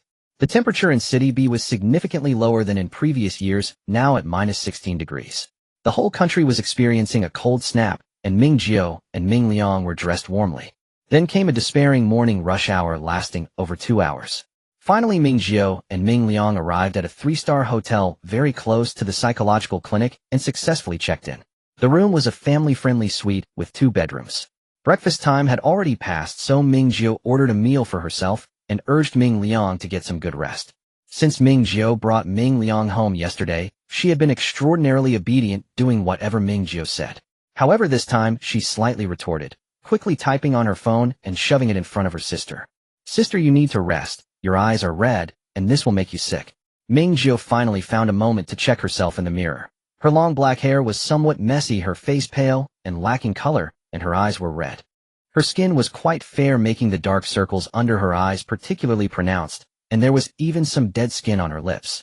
Quite nice, especially suitable for begging for money. Fortunately, she had restrained herself while Ming Liang went to wash up. Ming Jiu tucked her unhappy sister into the blankets. Sister did this intentionally, purposely making herself look a bit worse to visit uncle's house. Ming Liang looked puzzled. Ming Jiu readily explained, "This way, I might be able to ask for money from uncle and the others." Ming Liang signed, "Are we out of money?" "I have some." Ming Jiu quickly held down her sister, who was about to take her phone to transfer funds. "We have money, a lot of money, but I just like money, never mind having more of it. You sleep well, we'll be back soon. They'll take you out for lamb hot pot tonight." After soothing Ming Liang, Ming Jiu rushed to hail a taxi. Just as she got into the car, she received a transfer from Ming Liang, a full 10,000. "The cutest sister in the world, there's a limit. I can only give you 10,000 a day. In just over 10 days, it'll be all transferred." On the road, Ming Jiu stared blankly at the transfer notification on the chat page. "The cutest younger sister in the world. Sister, if you don't accept it, I won't sleep." Ming Jiu chuckled and clicked to accept the transfer. Her chat balance increased by 10,000 yuan. "Accepted, accepted, go to sleep." Now Ming Liang sent a sleepy cat emoji indicating that she was obediently going to sleep. The Zhou family's villa was located on the outskirts of the 3rd Ring Road in B City, not far from the hotel where Ming Jiu and her companions were staying. After about 20 minutes, the car stopped outside the villa area. As Ming Jiu approached the entrance of the villa area with her local specialties, the security guard came over to greet her. Soon he called the Zhou family and only then was Ming Jiu allowed to enter. The villa area was vast. As Ming Jiu passed the security room, she glanced at the layout and casually asked for directions. At the center of this villa area, there were even a few small estates. The smallest unit was at least 600 square meters, and all were independent houses. Ming Jiu had some memory of the Zhua family's old residence, but this house was chosen by Uncle Zhua Jinrong, after the old man's death, and she had never been here before. She wondered if she could meet Zhua Jinrong directly today. After all, he was an elite in the business world. As the chairman of the group, he should be working at this hour since it wasn't the weekend. Similarly, Zhua Juanhao, this elite young man, was likely not at home either. However, fate played its hand. Before Ming Jiu could get close to the Zhua family villa, she encountered a middle-aged woman in a professional housekeeping uniform. "You must be Miss Ming, right?" The woman quickly walked a few steps toward Ming Jiu, wearing a polite smile, her gaze pausing on the local specialties Ming Jiu was carrying. "Mr. and Mrs. Zhua are very pleased that you are coming. Unfortunately, there are matters at home today, so please follow me for now." Ming Jiu nodded, and the woman reached out to take her things, leading her towards the back door of the Zhua family villa. As they walked, the woman quietly explained, "Today a birthday banquet is being held for Mr. Zhua, and most of the guests are business partners. Mrs. Zhua was also worried that you might not be comfortable in such an environment, which is why I came out to meet you in advance. Mr. Zhua will surely be pleased to see these gifts." Ming Jiu simply acknowledged her, saying nothing else, obediently following the woman through the back door into the Zhua family.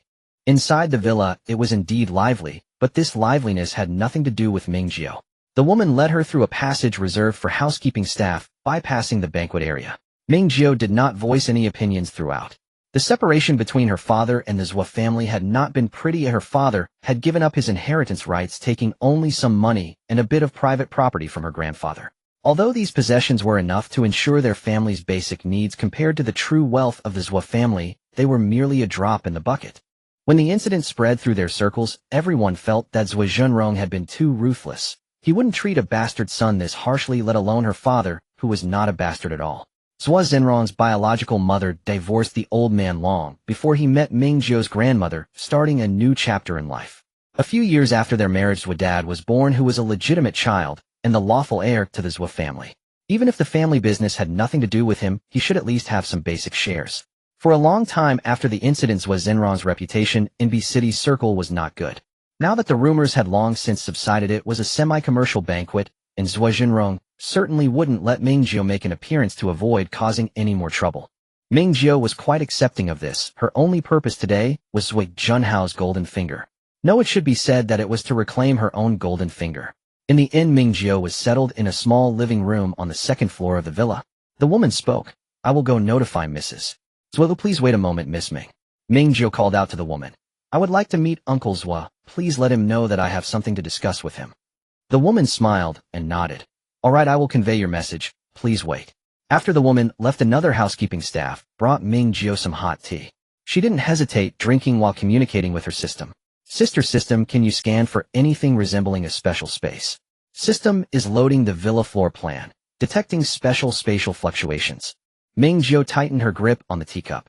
Detecting special spatial fluctuations, confirming that the source is from an unknown spatial device. Determining the device's location, the study on the second floor of the villa. Ming Jiu really wanted to rush over, stuff the device into her pocket and run away, but unfortunately, that Zhua Juanhao was meticulous and ruthless, just like a male protagonist in a novel. He received all the treatment typical of male leads in mainstream novels with luck that was simply unbelievable. Ming Jiu was quite timid. Before she had enough strength, she didn't want to, nor did she dare to confront Zhua. Taking a few deep breaths, Ming Jiu patiently waited for nearly half an hour. The elevator chimed softly, and the door opened to reveal a middle-aged man in a suit. Zhua Jinrong looked very much like the old man, and Ming Jiu could easily find many similarities between Zhua Zhenrong's face and her father's. One could only say that wealth and power really do keep one looking youthful. The two brothers were a full 15 years apart. Yet Zhua Jinrong, who was nearly 60, looked hardly older than Zhua Dad. Of course, Zhua Dad looked much better than Zhua Jinrong. "Xiao Jiu." Zhua Jinrong spoke, his tone somewhat hesitant. Ming Jiu quickly stood up from the sofa, slightly lowering her head under Zhua Zhenrong's scrutiny, appearing somewhat submissive. "Hello, uncle." Zhua Jinrong nodded, his expression somewhat complex. "It's commendable that you still remember my birthday. Where is Xiao Wan?" It was purely coincidental that I caught Zhua Zhenrong's birthday. Ming Jiu suddenly realized that her luck had been remarkably good since her rebirth. She set aside her thoughts and focused on portraying her distress. Xiao Wan is still not in great condition. I heard that a very famous psychologist has returned to B City, so I brought her to try. But that doctor is quite hard to book an appointment with. And also, uncle, I wanted to inform Grandpa about my parents.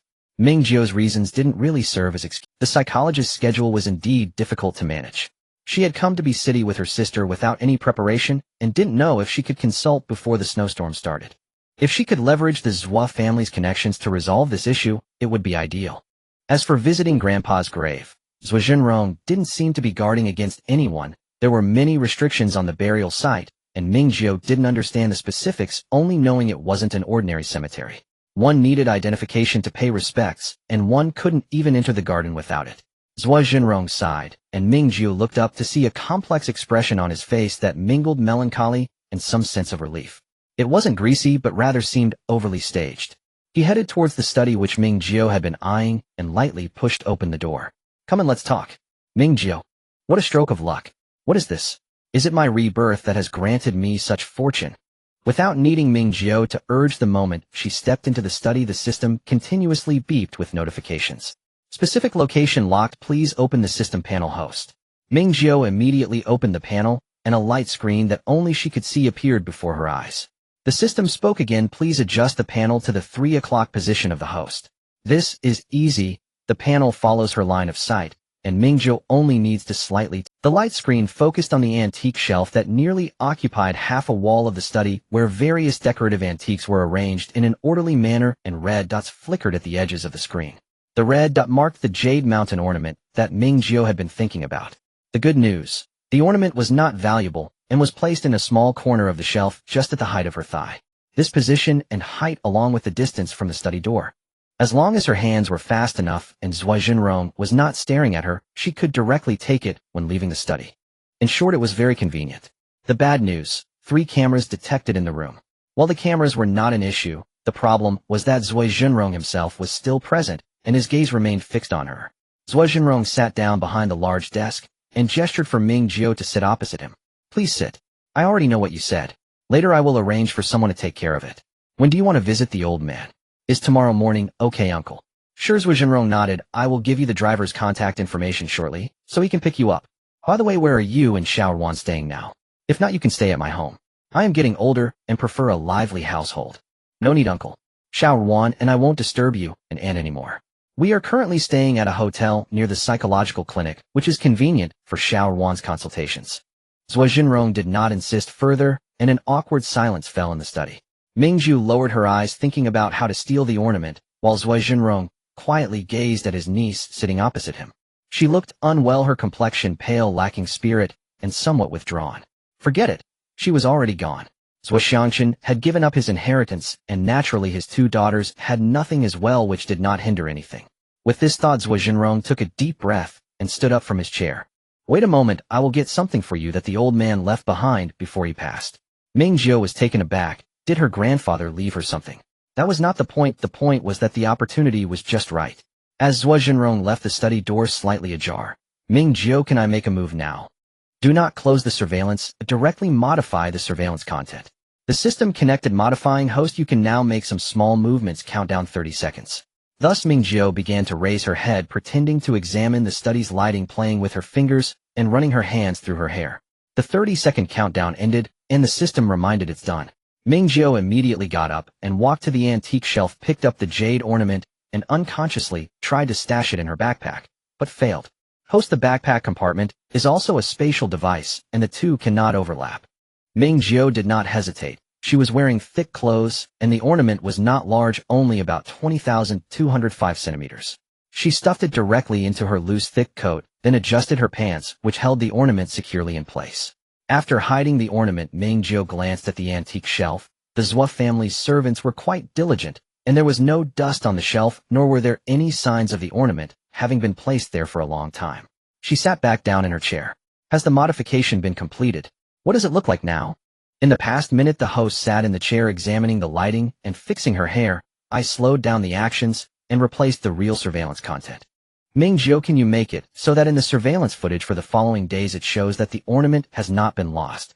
The system: there is no need to do this, host. The ornament is located in a blind spot of the surveillance. Ming Jiu. It was not an illusion her luck had improved significantly after her rebirth. Sister System, you monitor all the surveillance until I leave the villa area. If there is any slip-up, remember to modify it. Logically, it should not be noticeable that she stuffed the item into her clothing, but what if? Okay, host. With the matter smoothly resolved, Zhuo Jinrong had not returned yet, and Ming Jiu continued to communicate with the system. Sister System, you seemed very excited just now. Is this item special? The system had indeed been very excited just moments ago, showing no trace of concealment. The system preliminarily determined that this item does not belong to the Blue Star civilization. Ming Jiu, are you from the same hometown as it?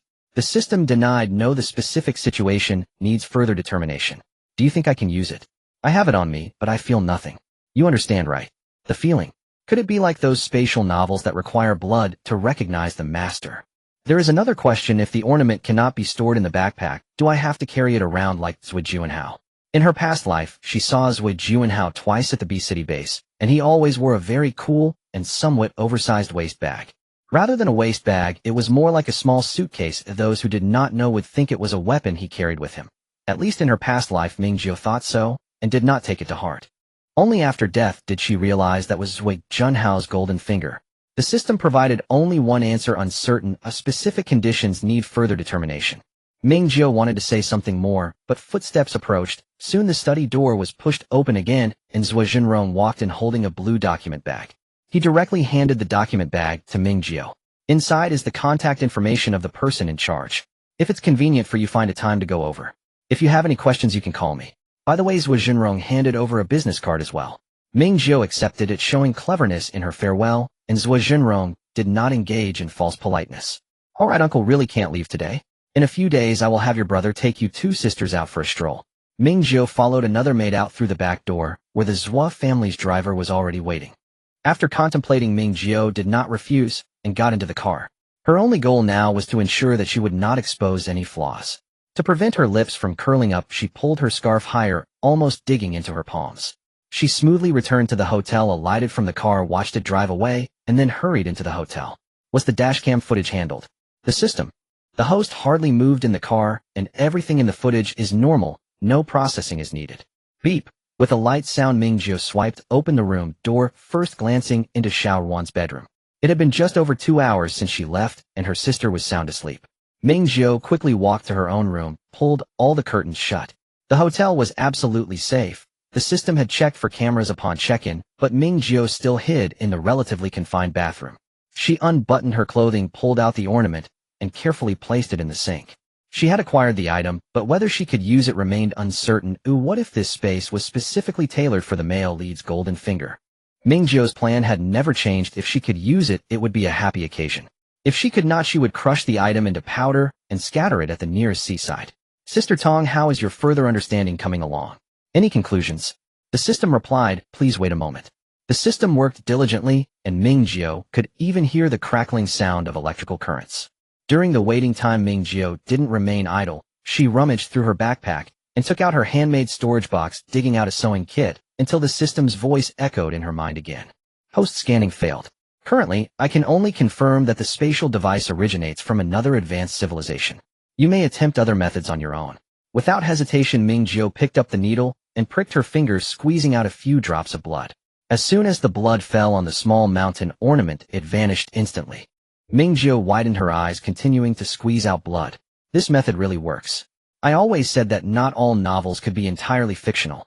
The system ignored her, and the crackling sound of electrical currents continued unabated. Speaking of which, why didn't the novel she read after her death detail how Zhuo Jinrong acquired the space? A total of more than 10 drops of blood dripped, during which Ming Jiu switched fingers to continue drawing blood. The jade ornament absorbed all the falling blood like a dry sponge. Just as Ming Jiu was contemplating whether to make a deeper cut to extract more blood, the last drop slid off the jade, and she felt darkness engulf her. It was as if something had been forcibly stuffed into her head, causing her a splitting headache. She immediately dropped the needle in her hand, her hands uncontrollably clutching her head as her legs gave way, collapsing to the bathroom floor. In the midst of the spinning, she could only hear the system's continuous warning sounds. Warning: the host is linking with unknown energy. Warning: unknown energy invasion. Warning: the host's spiritual domain is encountering unknown energy intrusion. Warning: please keep the host awake. The spiritual domain is expanding, the host must remain vigilant. Ming Jiu bit down hard on the inside of her lip, and within seconds her mouth was filled with the taste of blood. It felt as if a large clock was incessantly striking in her head, the intense pain causing her vision to flicker in darkness. The system's voice became intermittent, yet continued to remind her. Just hold on a little longer, host. Haven't you always wanted supernatural abilities? The stronger the spiritual domain, the higher the likelihood of awakening such powers. You will live better than anyone else in the future. Please keep the host awake. The entire process was brief, lasting no more than 5 minutes. As the bell toll came to an end, Ming Jiu had curled up in the corner of the bathroom, her cold sweat nearly soaking her clothes. Her head still throbbed intermittently, though just as she relaxed a little, a wave of pain hit her, causing her lips to burst open again. For a moment, she didn't even know where to hold. The system suggested considering the host's schedule and plans for the next half-month. I recommend purchasing a calming potion for the mind. Ming Jiu, barely recovering from the pain, asked, will the headache last long? Every coin was precious, and she didn't want to waste any. Yes, the side effects of the forced expansion of the spiritual domain will last about a month, with symptoms including, but not limited to, frequent migraines, dizziness, blurred vision, palpitations. Ming Jiu decisively surrendered. How much is it? 2,000 gold coins per vial. Will one vial completely cure it? The system replied, it can alleviate 80% of the symptoms. That's quite worth it. For the next half-month, she needed to prepare a safe house and stock up on supplies. Every second counted. Purchase. A pop-up window appeared before her. After confirming, only over 14,000 gold coins remained in the system account, while a small silver metal vial about the length of a finger appeared in her hand. Ming Jiu opened the cap. Inside the metal was a layer of transparent material resembling glass. Without hesitation, she gulped down the potion without leaving a single drop. The potion itself had no taste, and within half a minute her previously weak limbs regained strength. Ming Jiu carefully placed the potion bottle into the compartment of her backpack. Both the outer metal of the bottle and the internal glass were rare materials. Half a bottle of metal could be used to forge a sharp and durable dagger, saving a considerable amount of gold. It couldn't be wasted. So have I bound myself to the space now? The system provided a positive answer. Upon scanning, the host's spiritual domain has expanded by nearly 1/3, and the spiritual power has yet to recover. Its strength and total amount are unknown. Aside from the system, there was an additional link within the host's spiritual domain. The system lacked the authority to scan the unknown link. Ming Jiu didn't have time to inquire what the spiritual domain was. She braced herself against the wash basin and stood up, placing one hand on the Jade Mountain, while silently chanting space in her mind. However, nothing happened. The system remarked, host, do not be overly superstitious about Blue Star web novels. The Jade Ornament has lost its effectiveness. Please attempt to sense the spiritual domain and activate the spiritual link.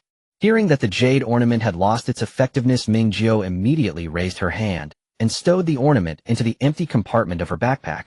This time she succeeded. Another half-hour passed, and Ming Jiu sat on the toilet. Under the system's guidance, she finally stumbled upon the elusive spiritual domain. Indeed, she saw 2 links. One of them was very familiar, the link between her and the system. She couldn't quite describe it, but it felt very tight and sufficiently familiar. The other link came from the space. Ming Jiu tried to sense it, to touch it. She succeeded, and after a faint vibration, like a notification from a mobile phone, she saw a clear image despite her tightly closed eyes. The image flashed by, but she saw the hillside, the vast grasslands, and the clear river winding. Is this the space? Zhuo Junhao's golden finger. It seemed different from the novel's description. When Zhuo Junhao opened the space, it was completely empty, only a void with the sole function of storage. Most importantly, Zhuo Junhao had never detached the space from the jade carrier during its use. He had to carry the ornament with him. Also, what about her spiritual power? Should she secretly return the jade ornament?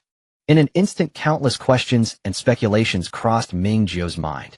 Perhaps it was due to excessive use of spiritual power combined with a lack of rest, as she felt her thoughts growing sluggish. Perhaps it's because the connection between Zhuo Junhao and the space isn't as close as yours, the system. Ming Jiu asked, is it because I spilled enough blood? The system fell silent for a few seconds. I believe anyone would not hesitate to offer a bit of their blood in front of the space. Ming Jiu nodded. This was indeed true. The system answered Ming Jiu's question. The most straightforward understanding is that the spiritual domain is a person's spiritual world, which objectively exists as an energy field within the human body. Generally speaking, the wider the spiritual domain, the stronger the mental power. In the world where the system was born, the research on spiritual domains has matured significantly, and systematic training methods and equipment have been established. By the way, even in the system's world, not everyone possesses a spiritual domain and successfully activates it. The proportion of higher beings that can activate their spiritual domains is one of the criteria for determining the world's level. Ming Jiu held her head. Wait. Let her take a moment to react. What does it mean to determine the system seemed to guess what she wanted to say and bluntly pointed out, "That's right, host, this is a super evolution." Alright, Ming Jiu accepted this answer. Evolution is a rather grand topic. Since the system told her it wouldn't hide anything, it's better to ponder this question when her mind is online. The system continued, the host has merely discovered the existence of the spiritual domain in advance and has not truly activated it. The host is currently not an ability user and cannot use any abilities. Ming Jiu, but I can use mental power. Yes, the host can currently perform the most basic range sensing, which is also the initial skill of a mental ability user. However, I recommend that the host not easily use spiritual energy outside of this system and the unknown space, as the host's body has not been enhanced and excessive energy fluctuations could damage the host's bodily functions. Damage. Ming Jiu chewed on these two words. She would never be reckless. I understand now. The system and space can be used, that's fine. Did the host sense the unknown space? I felt a little bit. Can't you scan directly? Once the host becomes proficient in sensing, you can grant me scanning permissions, and only then can I work. Ming Jiu took a deep breath and was about to continue trying when she heard a knocking sound from outside.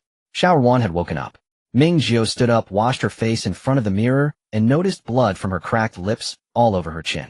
Although she had tidied up after opening the door, Ming Ruan's eyes widened in shock at her sister's nearly lifeless appearance. She hurriedly reached out to touch Ming Jiu's forehead and pointed at her own face, asking questions in sign language. Ming Jiu pressed her shoulder, signaling her to calm down. I'm fine, just a bit tired.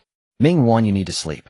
After gesturing for a while, Ming Ruan took out her phone and started typing furiously in the notes. Sister, you need to rest. You barely slept on the plane yesterday. Sleep? Right now. Ming Jiu actually wanted to take a shower first, but seeing Ming Ruan carefully lift the blanket, arranging the pillows according to her usual sleeping habits, and sitting anxiously on the edge of the bed patting the mattress, Ming Jiu decided it was better to lie down first. At worst, she would ask the hotel staff to change the bedding after waking up. After Ming Jiu lay down, Ming Ruan handed her phone to her. Sister, sleep easy, I'll watch over you. Ming Jiu nodded and closed her sore eyes. Xiao Wan tucked her in, carefully drew the curtains, and opened a disposable steam eye mask provided by the hotel, placing it over her eyes. Ming Jiu originally planned to continue trying to activate the space, but after lying down for less than half a minute, she felt an overwhelming drowsiness. After setting the system's timed wake-up service, Ming Jiu fell into a deep sleep. Having woken up at 9 o'clock yesterday morning, it was now around 1 in the afternoon. She had been mentally tense for a full 26 hours, and simply couldn't hold on any longer. At 5 in the afternoon, Ming Jiu was promptly awakened by the system. The curtains were tightly closed, and the room was dimly lit. Ming Jiu turned over and saw Ming Ruan lying on the other side, watching a sign language class on her tablet.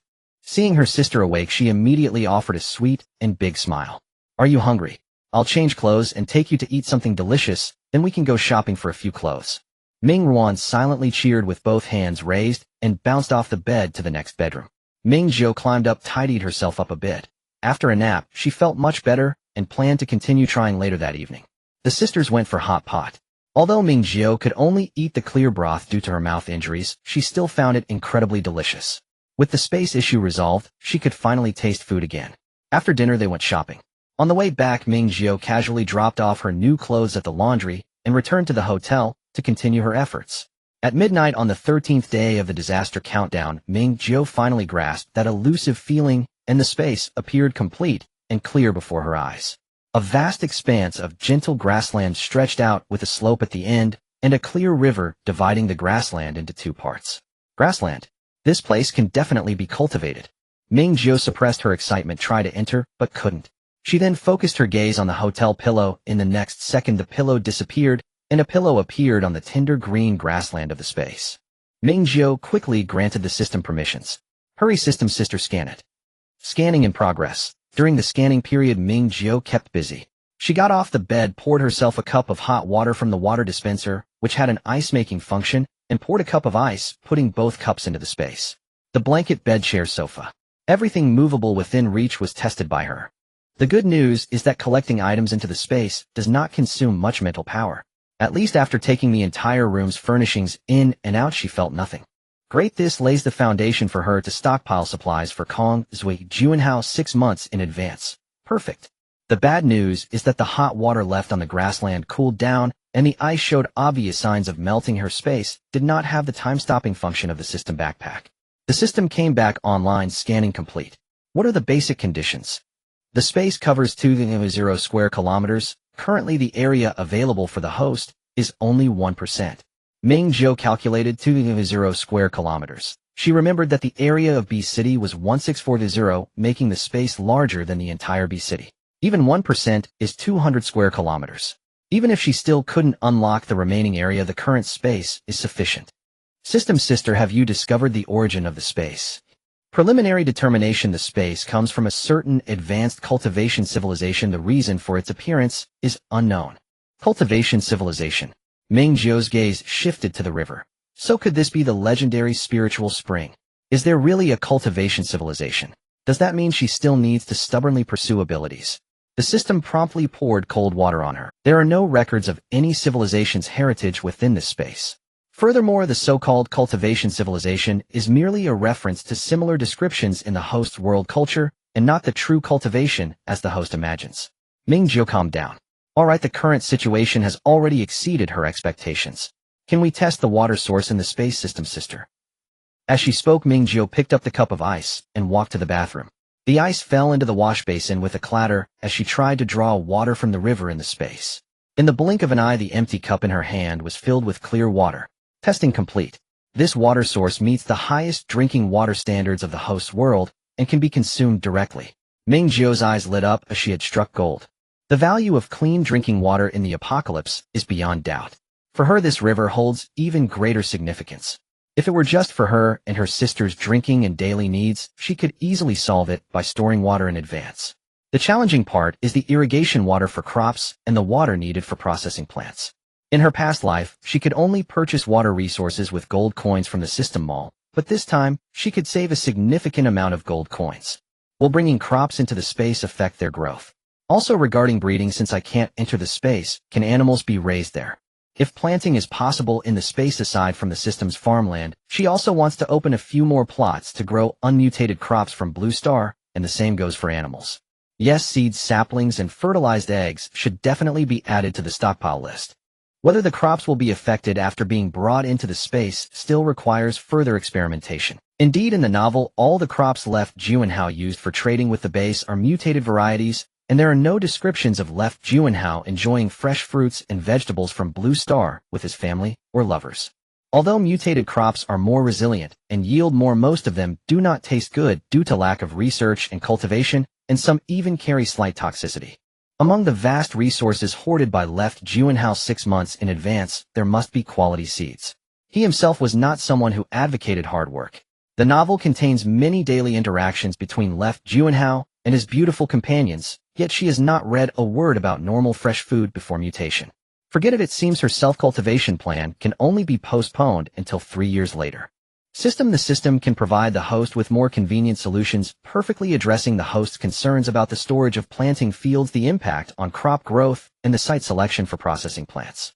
Ming Jiu pulled her wandering thoughts back. Let's elaborate. The system farmland, like the space, incorporated a functionality similar to space compression during its transformation, making it impossible to store in the backpack. Once transformed, it cannot be moved. In her past life, she wanted to work for the system, but not only did she have to painstakingly search for and accumulate gold, she also had to find a stable and safe place to live in the resource-scarce G-City base, which had to be spacious and discreet. It was incredibly difficult. She managed to rent a small house on the edge of the base, dug a cellar with great effort, and set up the farmland in the cellar, spending a lot of time and money to create artificial lighting, and thus officially began her working life. Later, when an accident forced her to leave the G-City base, she could not take the farmland stored in the cellar with her, and had to painfully let the system conduct a half-price buyback. It's all tears. To transform a qualified farmland planting field requires the host to prepare about 8 cubic meters of ordinary soil, along with 80 gold coins. Wait a minute. In the last life, this was the price. The system note the prerequisite ordinary soil. When the host bound me, the mutated substances in the Blue Star soil had already exceeded the standard. The system needs to consume more energy and medicine to reduce the ratio of mutated substances, and the soil loss during this process will also increase. Ming Jiu understood. What is the cost of directly transforming the soil into space? The system did not directly answer Ming Jiu's question. First, the host does not need to collect soil by herself. Ming Jiu couldn't help but recall the painful past where she tried every means to avoid other survivors while carrying a broken shovel and digging soil in every corner of the base. Secondly, the transformation price for each planting field is reduced to 20 gold coins. At 1/5 of the price, it's a direct discount, and Ming Jiu's eyes lit up remarkably.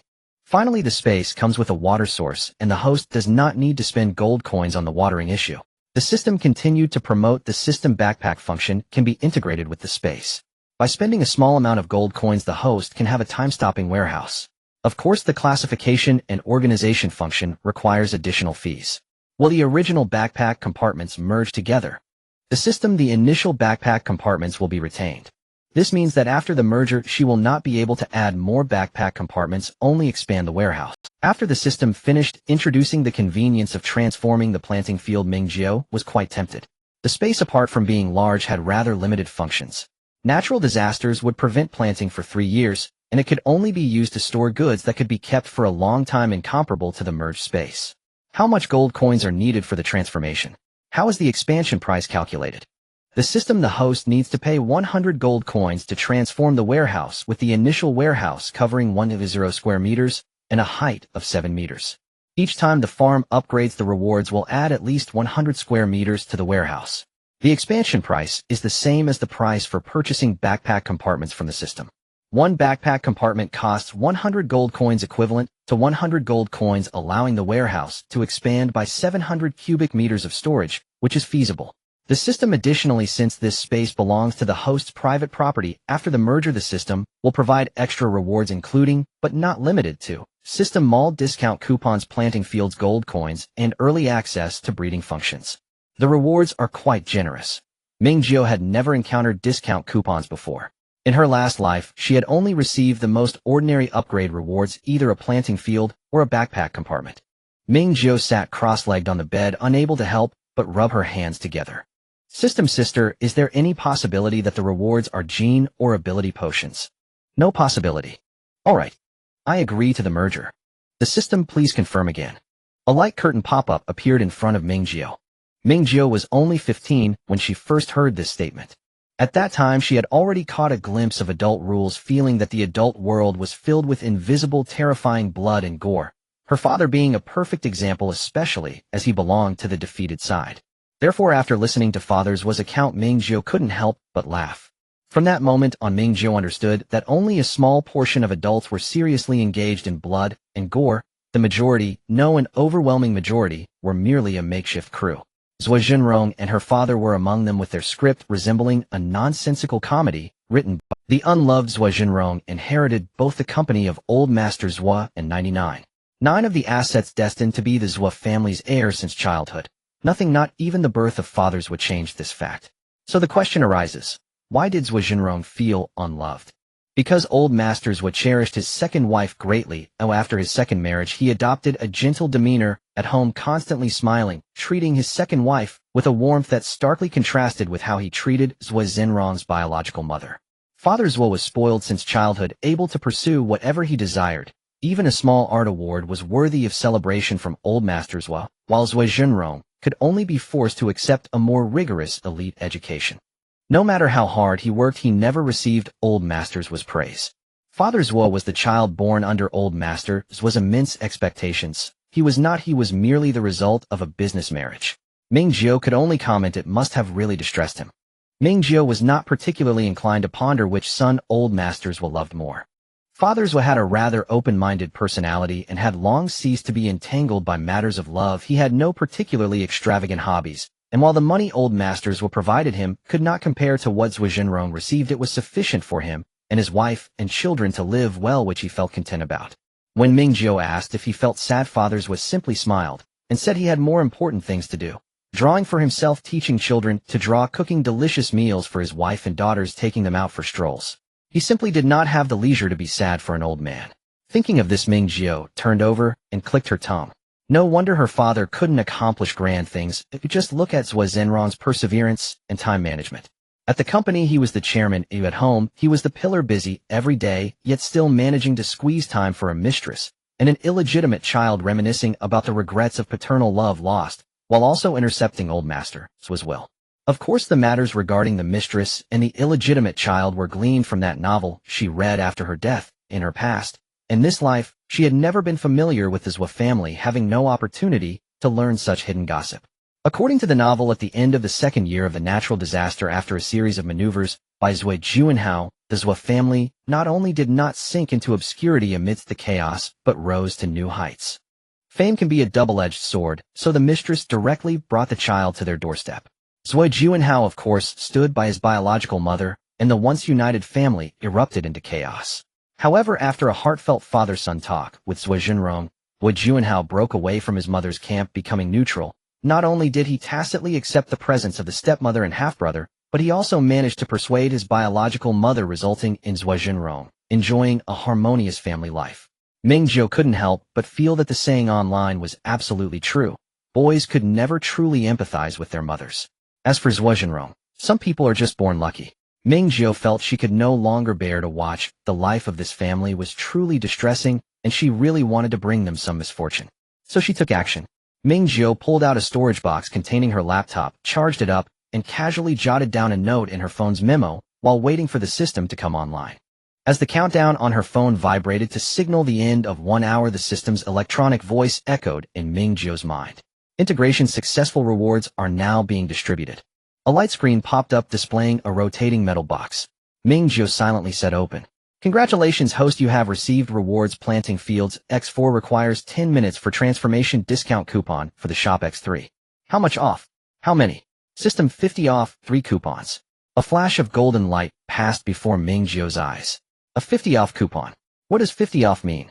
A gene optimization potion costing 800 gold coins per bottle could now be purchased with her current gold reserves, allowing her to buy 2 bottles at once with enough left over to quickly develop her farm. Buy it now, buy it immediately. Gene optimization potion, 1 for her and 1 for her sister. This was the greatest assurance for the 3rd year of the natural disaster. The remaining 50 off coupon would be used on the ability potion, which cost 800 gold coins per bottle, 1 discounted and 1 at full price, totaling 100 gold coins. She didn't believe she couldn't save up that much in 3 years. However, just in case. Sister system, does the discount coupon have an expiration date? As she spoke, Ming Jiu had already opened the system shop page. System, no, the host can use it at any time. Friendly reminder, the best age range for using the gene optimization potion is 1,550 years. Using it too early may cause disruptions to bodily functions and affect development. The system suggests the host first use the rewards to develop herself, and the system shop popped up a product description: safe house. Designed for use within a closed space of 100 square meters, it comes with a security alarm system, concealment function, oxygen supply, water purification, disaster response features, and is movable. Each move consumes at least 1 energy box, with the activation of these features requiring energy consumption. Price 5,000 gold coins. Such a good item and urgently needed. 5,000 gold coins was a bit challenging, but combined with the 50 off coupon, it was worth a shot. It could be used in any closed room of up to 100 square meters and could even be moved when necessary. The function was too enticing. Even if an earthquake destroyed all houses, she could still use the safe house in a motorhome or mobile villa. Speaking of which, how come she never saw such good things in the system shop in her past life? Forget it, at that time she had scraped and saved for over 3 years just to barely gather enough for 1 gene potion. Even if there was a safe house in the shop, she wouldn't have been able to afford it. Ming Jiu wrote down motorhome and mobile villa in her memo. She now had ample space, and stockpiling needed to be bold. The system's safe house would use 1 discount coupon, and the rest would be for purchasing gene potions and ability activation potions. Ming Jiu planned to use both potions on herself.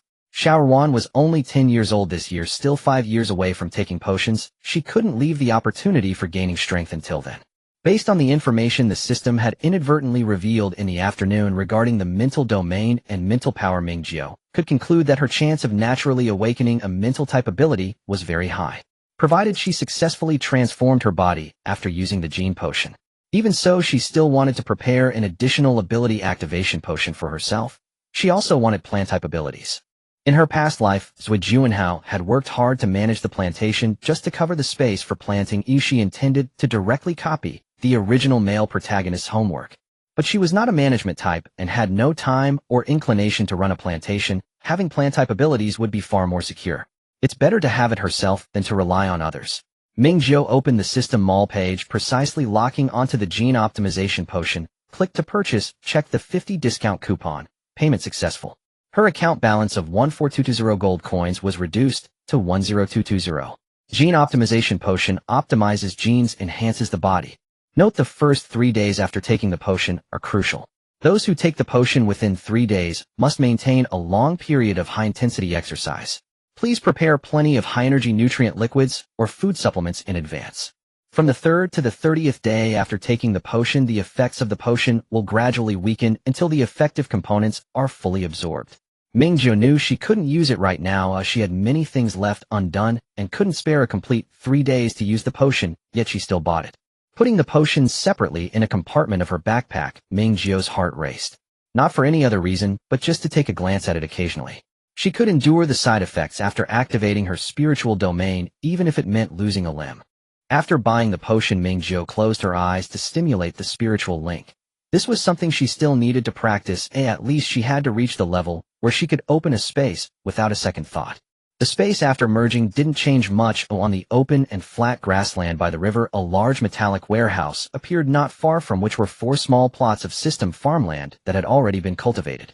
Ming Jiu controlled her spiritual force to approach the warehouse. There was no door. The silver-gray metallic walls seemed to be cast as a whole with not a single gap. One of the walls had a huge screen, which was completely blank. This felt similar to when Ming Jiu checked her system backpack each time. She tried to take out a storage box filled with items from her backpack and place it in the warehouse, clearly seeing the scene within the warehouse. The screen on the warehouse wall changed, and in one corner appeared over 100 neatly stacked storage boxes. Ming Jiu tried it out. Her spiritual force could directly enter the warehouse to change the position of the storage boxes or control them through the outer screen. Inside the warehouse, it seemed there was no gravity. The storage boxes could float in midair. Ming Jiu attempted to stack a box on top of the warehouse roof, and the bottom box showed no signs of being heavily pressed. Removing the bottom box didn't cause the boxes above to fall. This discovery thrilled Ming Jiu. Without the influence of gravity, the 7-meter-high space could be utilized to the fullest. Moreover, with time standing still. Good heavens, if it weren't for the timing not being right, she would have wished to set off immediately to raids with Junhouse supply points. After understanding the warehouse's functions, Ming Jiu directly called the system. Sister system by land. Ming Jiu waved her hand. Well, actually not much was waved, and she transformed 100 plots of farmland costing 2,000 gold coins. Including the system rewards from the space merging, she now owned a total of 104 plots of. In her previous life, the most prosperous time, she had only amounted to 46 plots. In the time before her rebirth, apart from eating, sleeping, planting, and harvesting vegetables, almost all her time was spent digging a cellar. System 2,000 gold coins have been deducted from the host. Farmland transformation in progress. Transformation will take 1 hour and 40 minutes. The host can select seeds first. The system kindly popped up the mall page for Ming Jiu. The types of crop seeds and seedlings provided by the system mall were very similar to the unmutated crop varieties on Blue Star. The taste of the harvested grains, vegetables, and fruits was also similar. At most, the quality from the system was slightly better. Each type of seed in the mall had a detail page with a simple introduction. Most seeds originated from the system's homeland. Restoration and improvement by advanced interstellar world scientists, ensuring that the crops could retain non-toxicity, nutrition, flavor, and other characteristics, while adapting to the relatively harsh natural environment of the system world. However, this still could not improve the lack of high-quality natural food in the interstellar world, thus giving rise to the farm system capable of traversing various low-level worlds. Seeds and seedlings are roughly divided into 2 categories: one-time use and seed retaining. The former can only be planted in 1 plot of system farmland, and after the crops mature for 1 season, they must be repurchased. Accordingly, their prices are very cheap, while the seeds that can be retained are much more expensive. For example, for lettuce and tomatoes, a pack of one-time seeds costs 10 silver coins, while the seeds that can be retained cost 5 gold coins and 8 gold coins respectively. After harvesting from 1 plot of farmland, the seeds obtained can at most plant 1.5 plots. It's not as if you can have as many seeds as you want. Although it is said that the money from retained seeds can eventually be earned back, the cycle is quite long. The farm has very strict earning limits, and operations like exploiting loopholes are basically non-existent. Ming Jiu hasn't discovered any so far. With the limited number of farmland, it's impossible to make easy money. One can only rely on hard work. For instance, for tomatoes and lettuce, one plot can yield between 1,000 to 1,200 kilograms of tomatoes with a planting cycle of 1 hour, and the system's purchase price is 1.5 copper coins per kilogram. This means the profit from a season of tomatoes is 1,518 silver coins. Subtracting the 10 silver coins for purchasing one-time seeds, the profit for 1 hour is 58 silver coins. In contrast, the yield for lettuce is about 5,000 kilograms, with a pitiful purchase price of only 0.25 copper coins, allowing for a profit of just 2.5 silver coins from one season of lettuce. However, lettuce has a shorter planting cycle, maturing for harvest in just 15 minutes after being sown, equivalent to a profit of 10 silver coins per hour.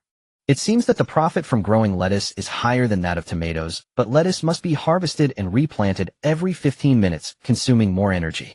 Other crops are generally in a similar situation. The pure profit difference between different types of crops does not exceed 6 silver coins.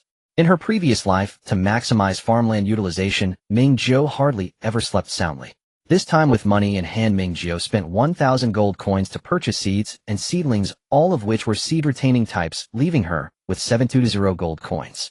From now until the onset of the disaster, Ming Jiu does not plan to spend any more gold coins to expand the farm. She needs to save this gold. What if Zhu Juanhao has stored many supplies needing refrigeration or freezing? For example, fresh food, medicines, etc. She must always be prepared to expand the warehouse, so she must keep gold coins on hand. In the next 10 days or so, she still needs to procure a large amount of supplies, and she needs the system's help, like listing supply inventories covering consumption traces, and so on. The monthly service only covers monitoring, she needs to set aside enough to pay the system. The system's interface displayed that the purchase was completed, and a pile of packaging boxes appeared on the grass in front of the space warehouse, all containing seeds and seedlings. Among them, staple foods, vegetables, and annual fruits totaled over 100 varieties. As soon as the system finished cultivating the land, Ming Jiu quickly opened the packaging and pressed the button to sow. The standard for upgrading the farm is also gold coins. The condition for leveling up from level 0 to level 1 is that the total purchase price reaches 100 gold coins. Ming Jiu estimated that she only needed to work hard for 5 to 6 hours for the farm to successfully upgrade. Having more land is delightful. More than an hour passed, and the system finished transforming the last piece of farmland. The 6 plots that Ming Jiu had initially sown were now fully matured. Additionally, over a dozen plots of farmland entered the maturation stage, with the planting progress reaching 70%. Ming Jiu harvested everything with a single click and then replanted the seeds she had gathered, storing the excess in the original packaging in the warehouse. The space's grassy area was piled high with the harvested crops. Ming Jiu left behind a hominy melon, a small pile of lantern fruits, and cherry tomatoes, intending to let her sister taste them. She sold everything else to the system, totaling 1 gold coin and 23 silver coins. The level progress bar, which had always displayed 0, finally showed a change, becoming 23,100. Just after finishing the sales, more crops matured, and Ming Jiu entered the cycle of harvesting, replanting, selling again. With 104 pieces of farmland, the shortest maturation time for each crop was 15 minutes, and the longest was an hour and a half. Each plot took about 40 to 50 seconds for harvesting and replanting. Once one was sown, another plot was immediately ready for harvest. After nearly 2 hours of bustling, Ming Jiu felt a dull pain in her head and forced herself to stop. From the start of sowing to the final harvest, 3 hours passed, yielding a total income of 48 gold coins and 65 silver coins, with the farm's upgrade progress bar now nearing halfway. Opening her eyes, she saw the small night lamp at her bedside lit, casting a warm yellow glow. A small pile of fruits appeared on the bed. Her spiritual energy had brought them out from the space. She truly wanted a management robot. Unfortunately, only at level 10 could she qualify to purchase one, and the price was exorbitant, a full 100,000 gold coins, more terrifying than the ability-enhancing potions. Sitting up, she gently pressed her temples. Ming Jiu took an empty storage box from the system's backpack and packed the fruits inside. For her, using the system backpack was more convenient than needing to enter the space to check the new warehouse system. It is recommended that the host consume the crops produced by the farm immediately. The varieties of crops from the farm have been restored and improved, containing double the calories and nutrition compared to those on Blue Star. They are rich in energy, can promote the recovery of spiritual power, and help enhance physical fitness. Ming Jiu obediently left 2 clusters of cherry tomatoes, rinsed them with water, and stuffed them into her mouth. Biting into the thin skin, the sweet and sour juice burst forth rich and pure in flavor. Does energy refer to abilities? System, you could say that. Our botanists prioritize selecting seeds with positive mutations during the improvement process, which is the highest standard, followed by nutritional value and taste. Ming Jiu was more concerned about another question. Ordinary people can eat them, right?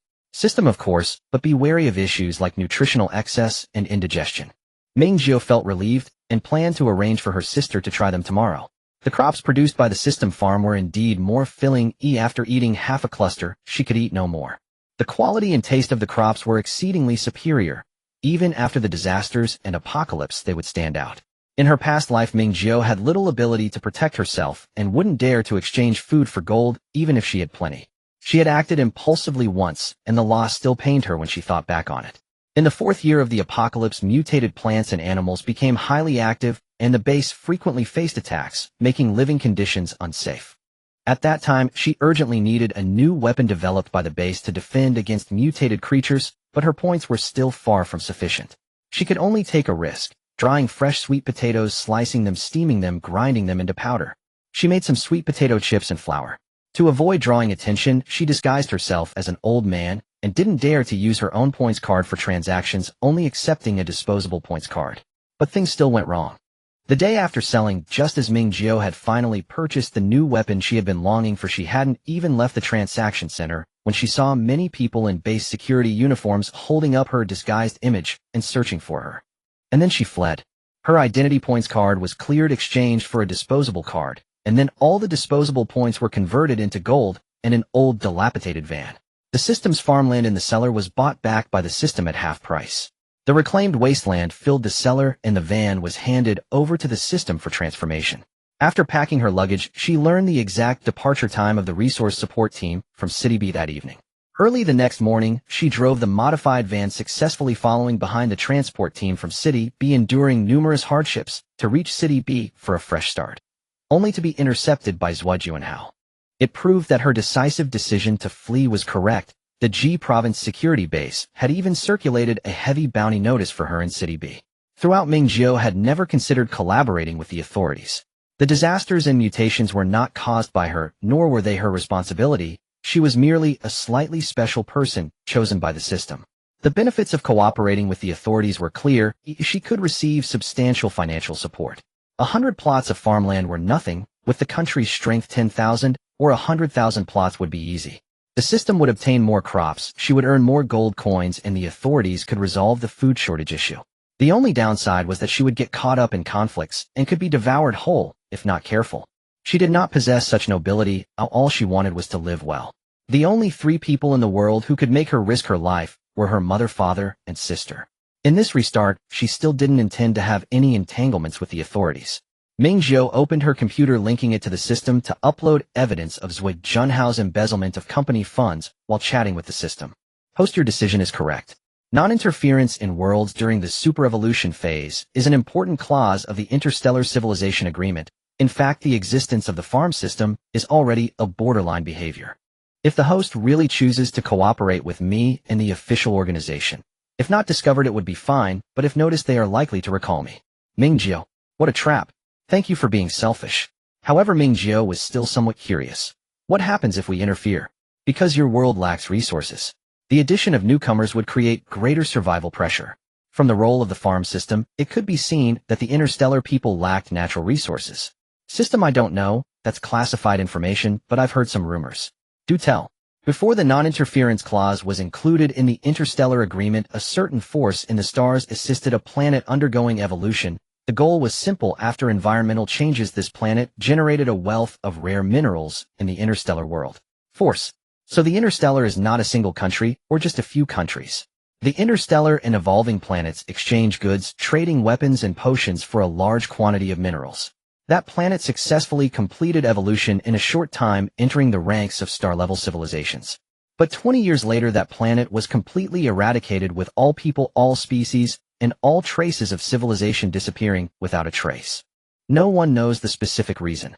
1 year later, the non-interference clause was officially included in the interstellar agreement. Ming Jiu, annihilated. Do I know too much? It's alright, the host is a special talent. If the host performs well, perhaps they can apply for interstellar citizenship. Ming Jiu felt tempted for a few seconds then deflated.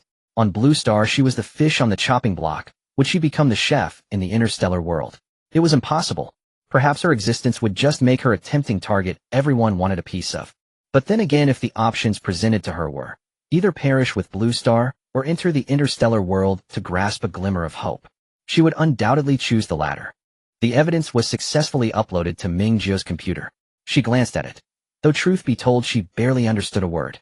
Sister System, could you email this evidence to the other board members of the conglomerate?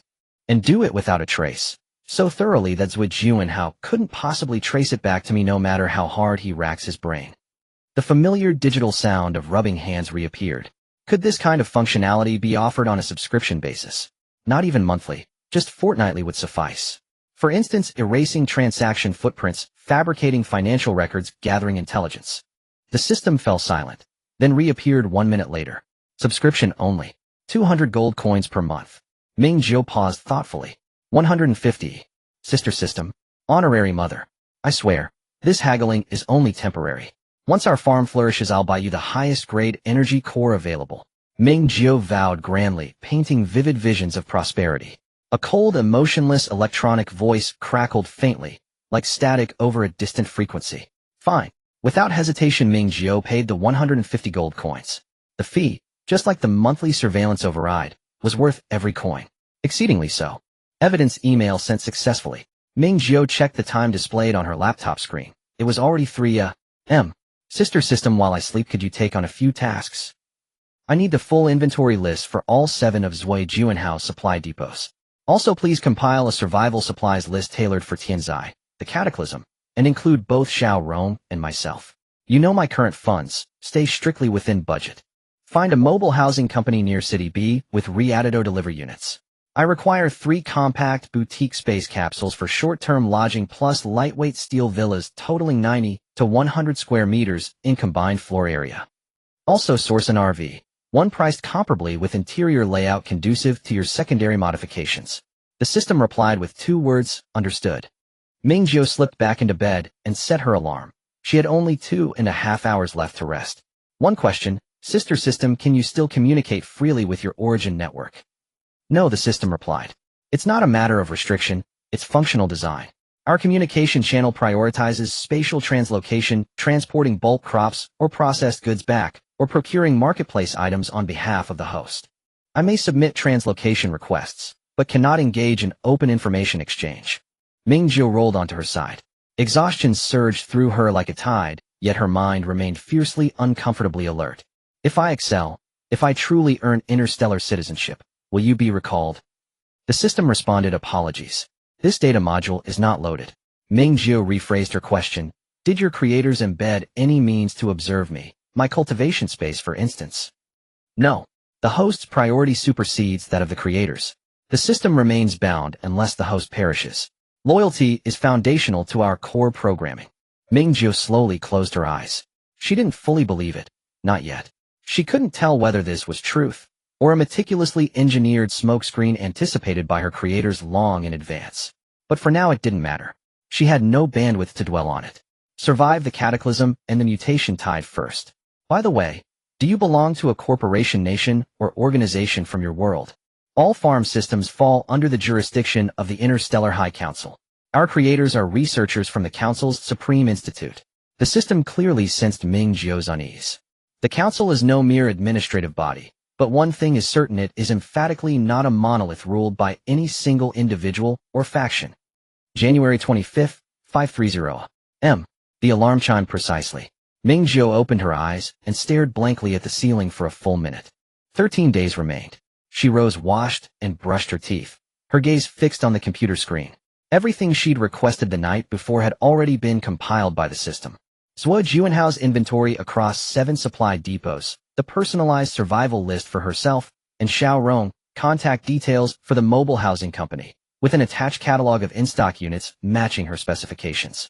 Finally, the RV, a light-duty chassis model intelligently configured featuring a 12 square meter living area, more than sufficient for her and Xiao Rong's brief cohabitation. Its landed price hovered around 45,000 yuan. 1 unit was currently on display, ready for immediate purchase. Another identical in model had been fully customized per a prior customer's request, but remained unclaimed due to contractual disputes over refunds. Ming Jiu scanned the interior layout of the modified RV. Only the washing machine and wardrobe storage positions had been relocated and an additional water tank installed. Otherwise, the configuration remained virtually unchanged. She decided she would acquire both. She saved the auto dealerships and mobile housing companies' numbers into her phone, resolving to finalize everything today. With system-level overrides available, hardware performance was secondary. Any vehicle she chose could undergo seamless secondary modification. Energy concerns were likewise moot. There was no need to hoard gasoline or diesel. Energy cells from the system marketplace faced no purchase limits. Moreover, gasoline was already among Zhui Jiuanhao's stockpiled resources. In her past life, when fleeing the Ji province safe zone, she'd had the system retrofit a Wuling van. Its onboard energy cell remained unfathomably full until her final breath. Freshly washed and dressed, she checked the clock. Exactly 6 a.m. Left family chauffeur demonstrated impeccable professionalism, sending her a message precisely at 6, confirming arrival at the hotel entrance in 20 minutes to escort her to the cemetery, then back to the left residence for breakfast. Ming Jiu wished to avoid all entanglement with the left family, and above all conceal her movements over the coming fortnight. After paying respects to the patriarch, she would return alone by taxi. Her personal vehicle was en route, but she still needed to rent one. Registering an out-of-province license plate in City B involved cumbersome procedures. She simply couldn't afford the time to navigate. As she opened the bedroom door, Xiaorong sat curled on the sofa scrolling on her tablet. Spotting her sister, she broke into a radiant, wide smile. "Jie, did you sleep well?" "Of course. I slept wonderfully. And you? Are you adjusting all right?" Xiaorong nodded vigorously, then signed. "Jie, are you leaving now? May I come with you?" Ming Jiu was taken aback. "You'd like to go?" Xiaorong signed again. "I want to see grandfather." Beyond the system, her spatial domain, and the looming global upheaval, Ming Jiu withheld nothing. During yesterday's shopping trip, she'd already shared the essentials about the left family, including the inheritance the patriarch had left her. "Then go change. Let's have a simple breakfast at the hotel." Xiaorong tossed the tablet onto the sofa and dashed to her room. By 6:05 a.m., Ming Jiu and Xiaorong were seated in the car, surging out of the city ahead of rush hour, bound straight for the suburban cemetery. It has been many years since the old master passed away, and this is Ming Jiu's first visit to pay respects to him, likely the last one as well. Though she does not understand the feng shui of the grave, the location of the cemetery is indeed excellent. Its advantage lies in its proximity to the future center of the first safe base. During the natural disasters, the country maintained order, especially in the early stages of the base's construction. There was no forced requisition of properties or resources. As long as the property owners were alive and lived within the base would provide corresponding compensation. The old master's grave could easily provide enough space for Zhua Zhenrong's family to build a small 2-bedroom apartment.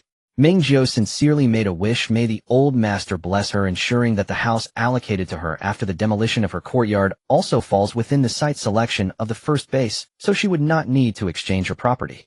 After making her wish, Ming Jiu placed the flowers she held in front of the tombstone. True to its reputation as a premium cemetery, it was maintained regularly, with the old master's photo looking clear and new and not a speck of dust on the tombstone. Ming Liang quietly stood beside Ming Jiu, feeling unafraid in the well-maintained cemetery environment. She took out a notebook from her bag, quickly wrote a few sentences on the paper, and handed it to her sister. "Is Grandpa here? What about Grandma? Isn't she here? Would Grandpa feel cold and bored underground? Our parents don't like being underground, they prefer the sea." Ming Jiu couldn't help but smile at the pinyin that replaced the word chat. When Ming Jiu was very young, and even younger, Ming Liang, their mother and Zhua dad, had initiated a death education. From the moment they began to vaguely understand death, they knew that their mother and father wished for a sea burial after they died, not wanting to stay in a cold cemetery, nor wanting their 2 daughters to repeatedly visit to pay respects. Ming Jiu still remembered the words they had said back then. "Just come to play by the sea when you miss us." She reached out and patted her younger sister's tightly fitted hat. Unfortunately, it would probably be difficult for them to play by the sea in the future. The situation is a bit complicated. Uncle doesn't like our biological grandmother, and since Grandma isn't here after Grandpa passed away, Dad took her away and sent her to the sea. Ming Liang looked confused but nodded insistently, indicating that she understood. Ming Jiu only heard what Dad mentioned the specifics of the matter once. Their biological grandmother had passed away before he turned an adult and was buried in a shared grave in a cemetery in City B, which was also the old master's chosen resting place. Unexpectedly, the old master passed away, and shortly afterward his eldest son arranged for him to be placed in the current cemetery. Although it wasn't as exaggerated as the internet jokes about one buried in Hainan and another in Mo, it wasn't far off. Zhui's dad truly did not expect Zhou Jinrong to be so ruthless, disregarding the old master's wishes during his lifetime and not allowing him to be commemorated, simply taking his biological mother away. What shared burial? Does he really treasure that old man? Ming Jiu still remembered Zhui's dad's gritted teeth when he mentioned this matter. Ming Jiu did not stay at the cemetery for long. When she came out, the Zhou family's driver was still waiting outside. The driver once again suggested taking them to the Zhou family for a meal, but Ming Jiu did not want to put the worker in a difficult position, yet her time was limited. Just take us directly to the trust company, or I can take a taxi myself. We won't disturb uncle and aunt. Seeing Ming Jiu's firm attitude, the driver did not persuade her further. He notified his boss by phone and drove the Ming sisters back to the city. The return trip coincided with the morning rush hour, and the traffic was frustratingly congested. Having gotten up too early in the morning, Ming Liang leaned against Ming Jiu, feeling drowsy. Ming Jiu also closed her eyes to feign sleep, but her consciousness had already plunged into her space to harvest crops. On the way to the cemetery, she had already harvested half of the crops that matured last night, and continued on, and after paying respects to the old master, this half of the crops also gradually matured.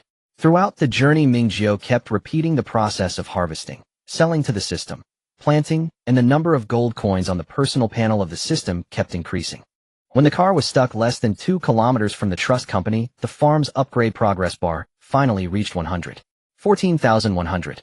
The system's notification sound rang out. Congratulations, host, for successfully upgrading the farm to level 1. A rewards farmland 1 backpack space 1. Detected that the host has upgraded the backpack space to space warehouse, increasing the area of the space warehouse by 100 square meters. 2 rewards. Ming Jiu opened her eyes, her mental state in the space being interrupted. Are the rewards this rich after reopening? System, the crops produced in the host space are of better quality. I applied for double rewards from above. Ming Jiu opened her personal panel. Name Ming Jiu, gender female, age 23, place of origin Jinwu system blue star, farm level 10. 14300, gold coins 7218, silver coins 95, copper coins 63, farmland 105, orchard 0 unlocked at level 5. Processing plant 0 unlocked at level 10, breeding farm 0 unlocked at level 10, backpack 35, system warehouse 1100 square meters. Ming Jiu was very satisfied with her progress. She closed her eyes and plunged her consciousness back into space to continue harvesting, planting, and selling crops. More land means quicker profits. As long as she is diligent enough, she can earn back the money for transforming the land and buying seeds and seedlings in 15 days. The only drawback is that she can't plant everything. Ming Jiu couldn't help but take a glance at the system mall. All-purpose farm management robot suitable for level 10-20 small farms, allowing your farm to operate around the clock. Unlock purchase eligibility at level 10, price 100 gold coins. 100 gold coins, such a strange number. Damn it, the ability activation potion is only 80000. However, the temptation of having the farm operate all day is simply too great. Once the orchard, processing plant, and breeding farm are all unlocked, the speed of earning gold coins will only increase. No rush. After the snow disaster, she has plenty of time to grind her farm. Miss Ming, we've arrived. The car stopped downstairs at the company. Ming Jiu gently woke Ming Liang and thanked the driver before getting out. Looking at the time, it was exactly 9 o'clock. It was just the start of working hours, and men and women with an elite aura gathered towards the company entrance. Ming Jiu and Ming Liang passed through the transparent revolving door, warmth washing over them. Ming Jiu walked straight to the company reception. The receptionist was very professional. After quickly asking and confirming a few necessary questions, she arranged them in a small reception room and soon brought in hot tea and snacks. The person in charge has just arrived at the company and needs to organize and mobilize some documents and credentials. Please wait a moment, it won't exceed half an hour at most. Having reviewed the old masters will late last night, there was no opportunity for prior appointment. Half an hour of waiting was already quite efficient. Ming Jiu smiled and nodded, then turned to call the system to check the surveillance and other equipment in the reception room. Don't act now, just take care of the surveillance during the first few days of the snow season. Can you blur my voice while I make a few calls? System, okay, host. Once the system was confirmed to be operational, Ming Jiu took out her phone and began calling one by one. The mobile home company and the RV were located in L City, close to B City, and it would only take a short drive to get there. Just in case, she scheduled 2 times with the person in charge either this afternoon or tomorrow morning. If the inheritance procedures were too cumbersome, she would have to go to L City tomorrow morning scheduling 2 appointments to ensure she wouldn't waste a trip. After finishing the 2 calls, Ming Jiu had the system find a reliable car rental company online.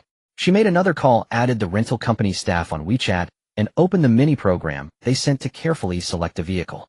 Ming Jiu was so busy that she didn't even look up, while Ming Liang transformed into an obsessive watcher, her gaze intensely focused.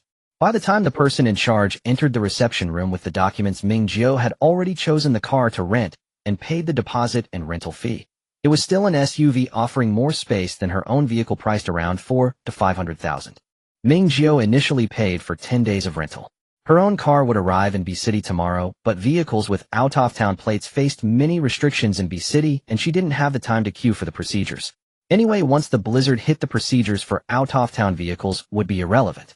At first, she thought about directly getting a van, as she would likely need to shop at the market in the coming days. A van was discreet and spacious, making it the perfect choice. But upon reflection, driving a conspicuous vehicle to handle real estate matters seemed a bit too eye-catching, so she had to settle for something else. The rental company would deliver the car to the trust company's building within 2 hours. Ming Jiu put away her phone and began reviewing the various documents and credentials the person in charge had brought. First up was the real estate. A single-story courtyard had been divided into 2 houses in the 5th ring Longjing, Huiding, with areas of 200 square meters and 150 square meters respectively. While Ming Jiu reviewed the documents, the person in charge introduced her to the situation. Mr. Zhuo left behind a small courtyard. According to the contract, our company not only has the responsibility to safeguard the property, but also to manage and invest it. The second house of 150 square meters was purchased outright with the compensation from the demolition. A portion of the remaining funds was used for the renovation of both houses. Over the past few years, both properties have been rented out and properly maintained. Although current housing prices are not as high as 2 years ago, they have still increased by nearly 1/3 since the purchase, making this investment quite successful.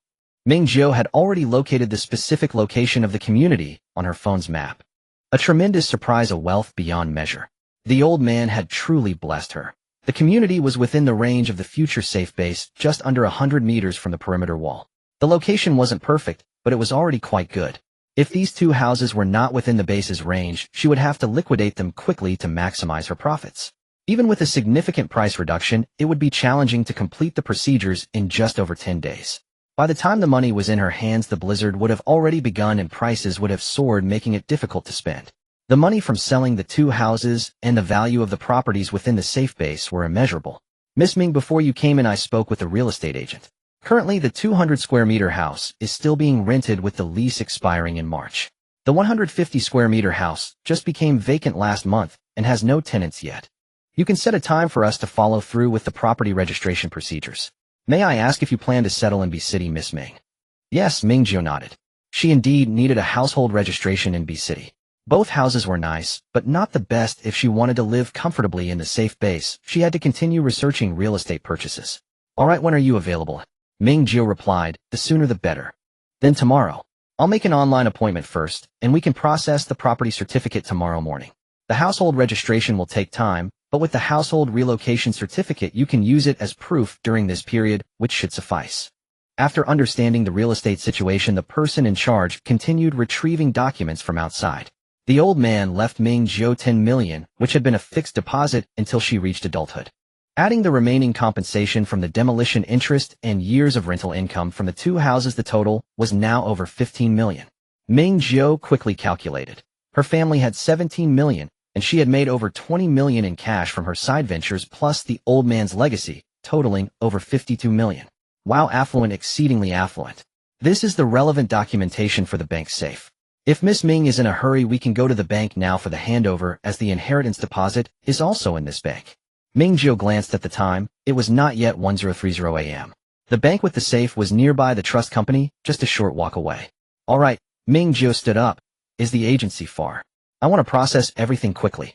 I don't plan to continue renting out either of the 2 houses. Sounds good. We'll go to the bank first. After completing the bank procedures, I can drive you to the agency for the handover. The person in charge also stood up and quickly organized the documents Ming Jiu had reviewed. Please wait a moment, I'll grab a jacket. Ming Jiu was quite satisfied with the efficiency of the person in charge. During the handover process, neither party mentioned the contract's time limit, and Ming Jiu was not particularly curious about what Zhuo Jinrong had stirred up in the middle. Rather than satisfying her curiosity, she was more eager to get both the house and the money into her own hands. The trust company was only a block away from the bank, and in less than 3 minutes they were already standing in the bank lobby. The person in charge briefly explained the situation to the staff. Without an appointment, fortunately with deposits over 10 million, they were considered VIPs, and the manager ushered Ming Jiu and the others into the VIP reception room. The process of withdrawing money went smoothly. To avoid being pushed into purchasing financial products, Ming Jiu directly opened a bank card, canceled the withdrawal limit, and transferred the over 15 million from the old man's inheritance account to the new card. After providing the necessary proof, the contents of the safe were also retrieved. The old man's love for his granddaughter was quite practical, houses money and gold.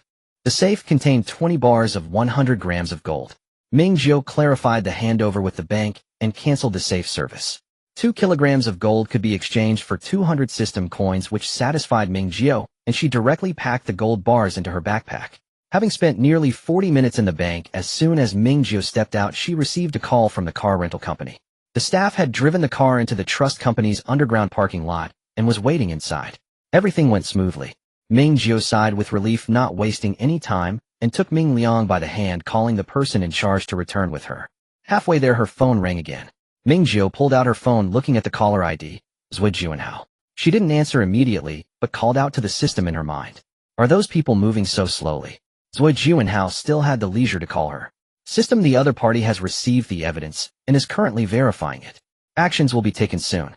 Ming Jiu felt relieved and answered the call. Xiao Jiu. Zhuo Jinrong's voice was the classic male idol tone that conformed to popular aesthetics, deep and unpretentious, calm and soothing, easily leaving a good impression on others. Even on the day she was killed, it had been the same. Ming Jiu and Zhuo Jinrong exchanged contact information during the funeral of Ming's mother and Zhuo's father. This was their first phone call after saving each other's numbers. Ming Jiu's fingers instinctively tightened around her phone, her mind flooded with the words she heard before death. Xiao Jiu, I'm sorry, don't blame me. Mouths should be silenced, but saying this makes one wonder who it is meant to disgust. Cousin, is there something you need? There is indeed something. I originally wanted to wait until you came to my house to tell you, but since you are busy, I will say it directly over the phone.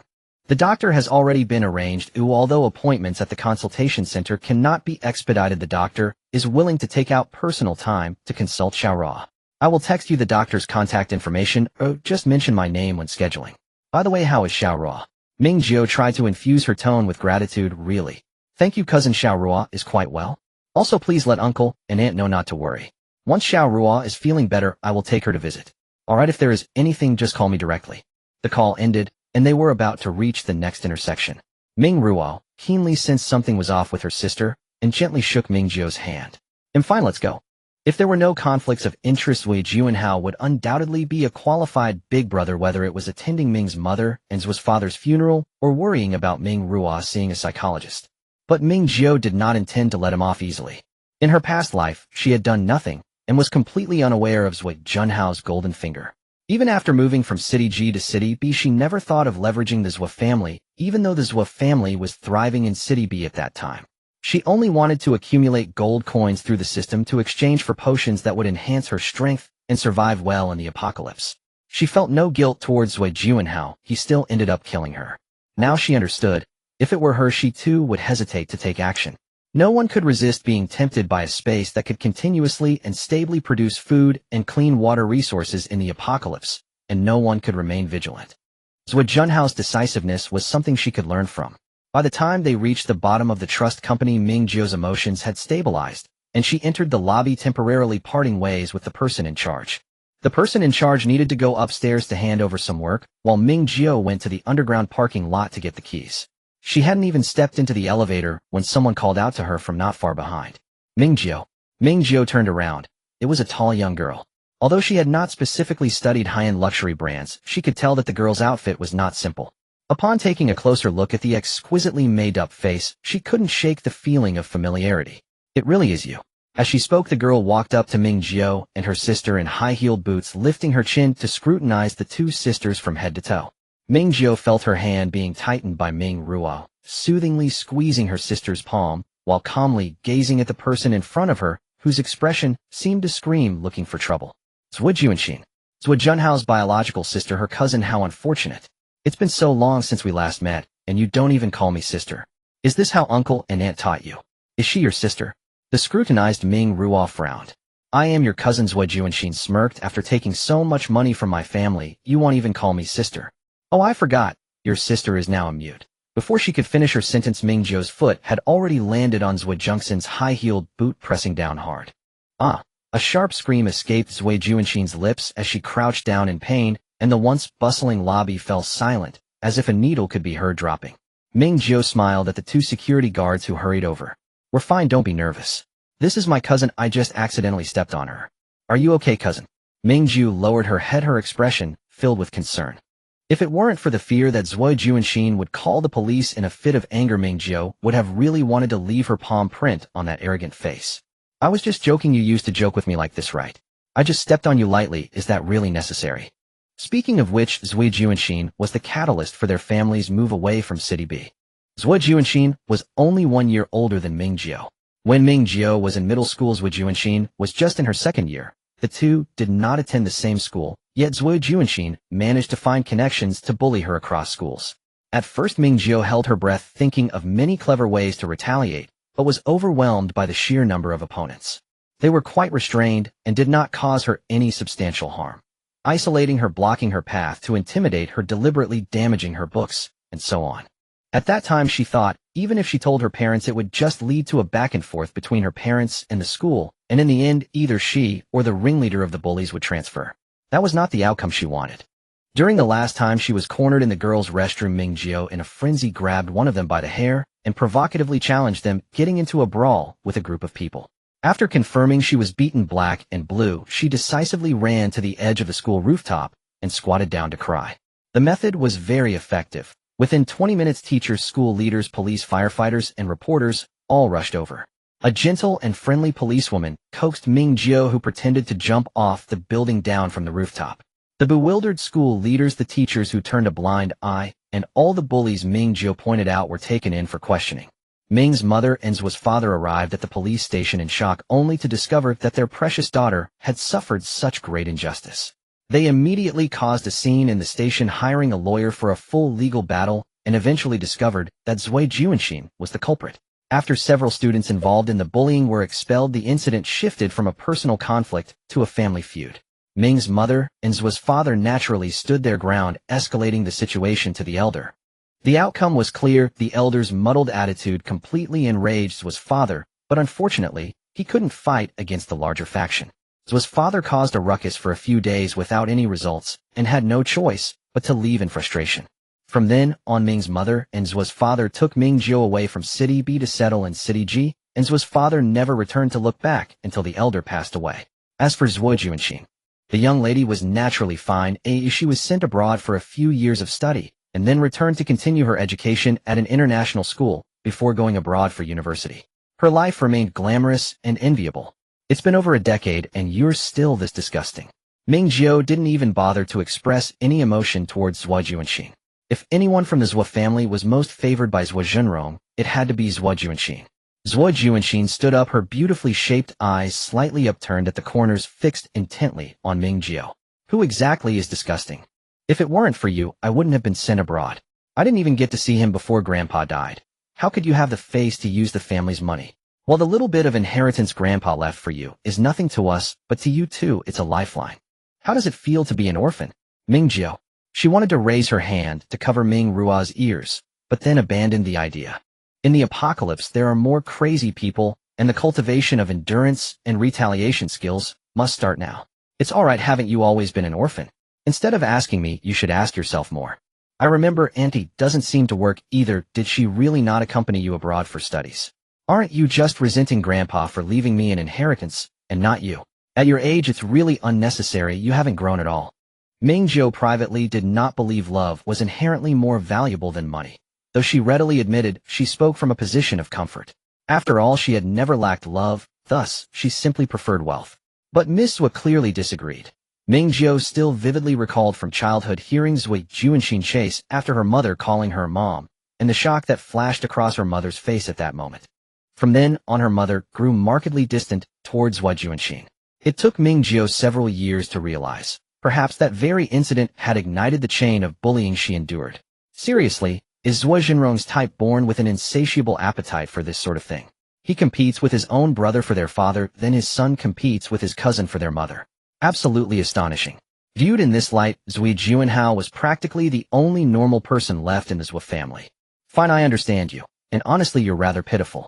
Uncle is preoccupied cultivating his son, aunt is absorbed in social gatherings and self-focused pursuits, Zui Juanhao is busy basking in paternal affection. No one in your household pays you any mind. After you moved out, even grandfather turned cold toward you, didn't he? Tisk tsk. The retorts Ming Jiu hurled online would barely ripple the surface. Not sharp enough to qualify as venomous, yet precisely calibrated to dismantle Zui Juanxin with surgical efficiency. What are you so smug about? If uncle and aunt were truly so wonderful, why would they need a second child? My parents' patience is boundless. None of your concern. Do you even know why you were born? Because Zhuo Jinrong wanted a son to foster healthy rivalry with Zui Juanhao.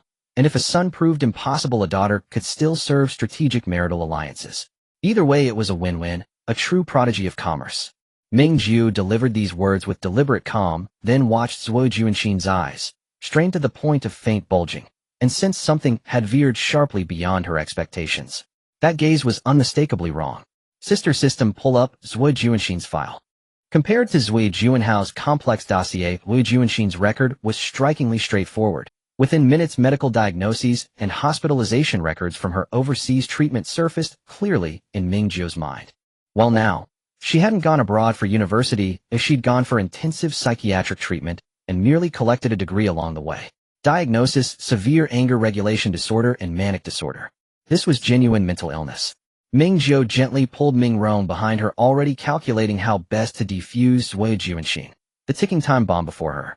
What had become of Zhuo Juanxin in her past life? She'd resided in the B-City safe zone for nearly 3 years, yet Ming Jiu couldn't recall ever hearing her name mentioned once. In contrast, Zhuo Juanhao consistently topped the safe zone's most influential figures ranking. Zhuo Juanxin's hands clenched into white-knuckled fists, her entire body coiled tight. Even the handbag she gripped trembled violently, while her gaze locked onto the sisters like that of a predator sizing up corpses. Ming Jiu almost hoped she'd snap. Alas, she didn't. A phone call abruptly severed Zhuo Juanxin's visibly unstable state. She exhaled sharply and declined the call. The ringtone sounded again instantly. This time she answered, her tone laced with raw hostility. What is it? I've already said I won't go back. Fine, whatever. Just shut up already. She hung up, breathing deeply. You'll see. I drove you out once and I'll do it again.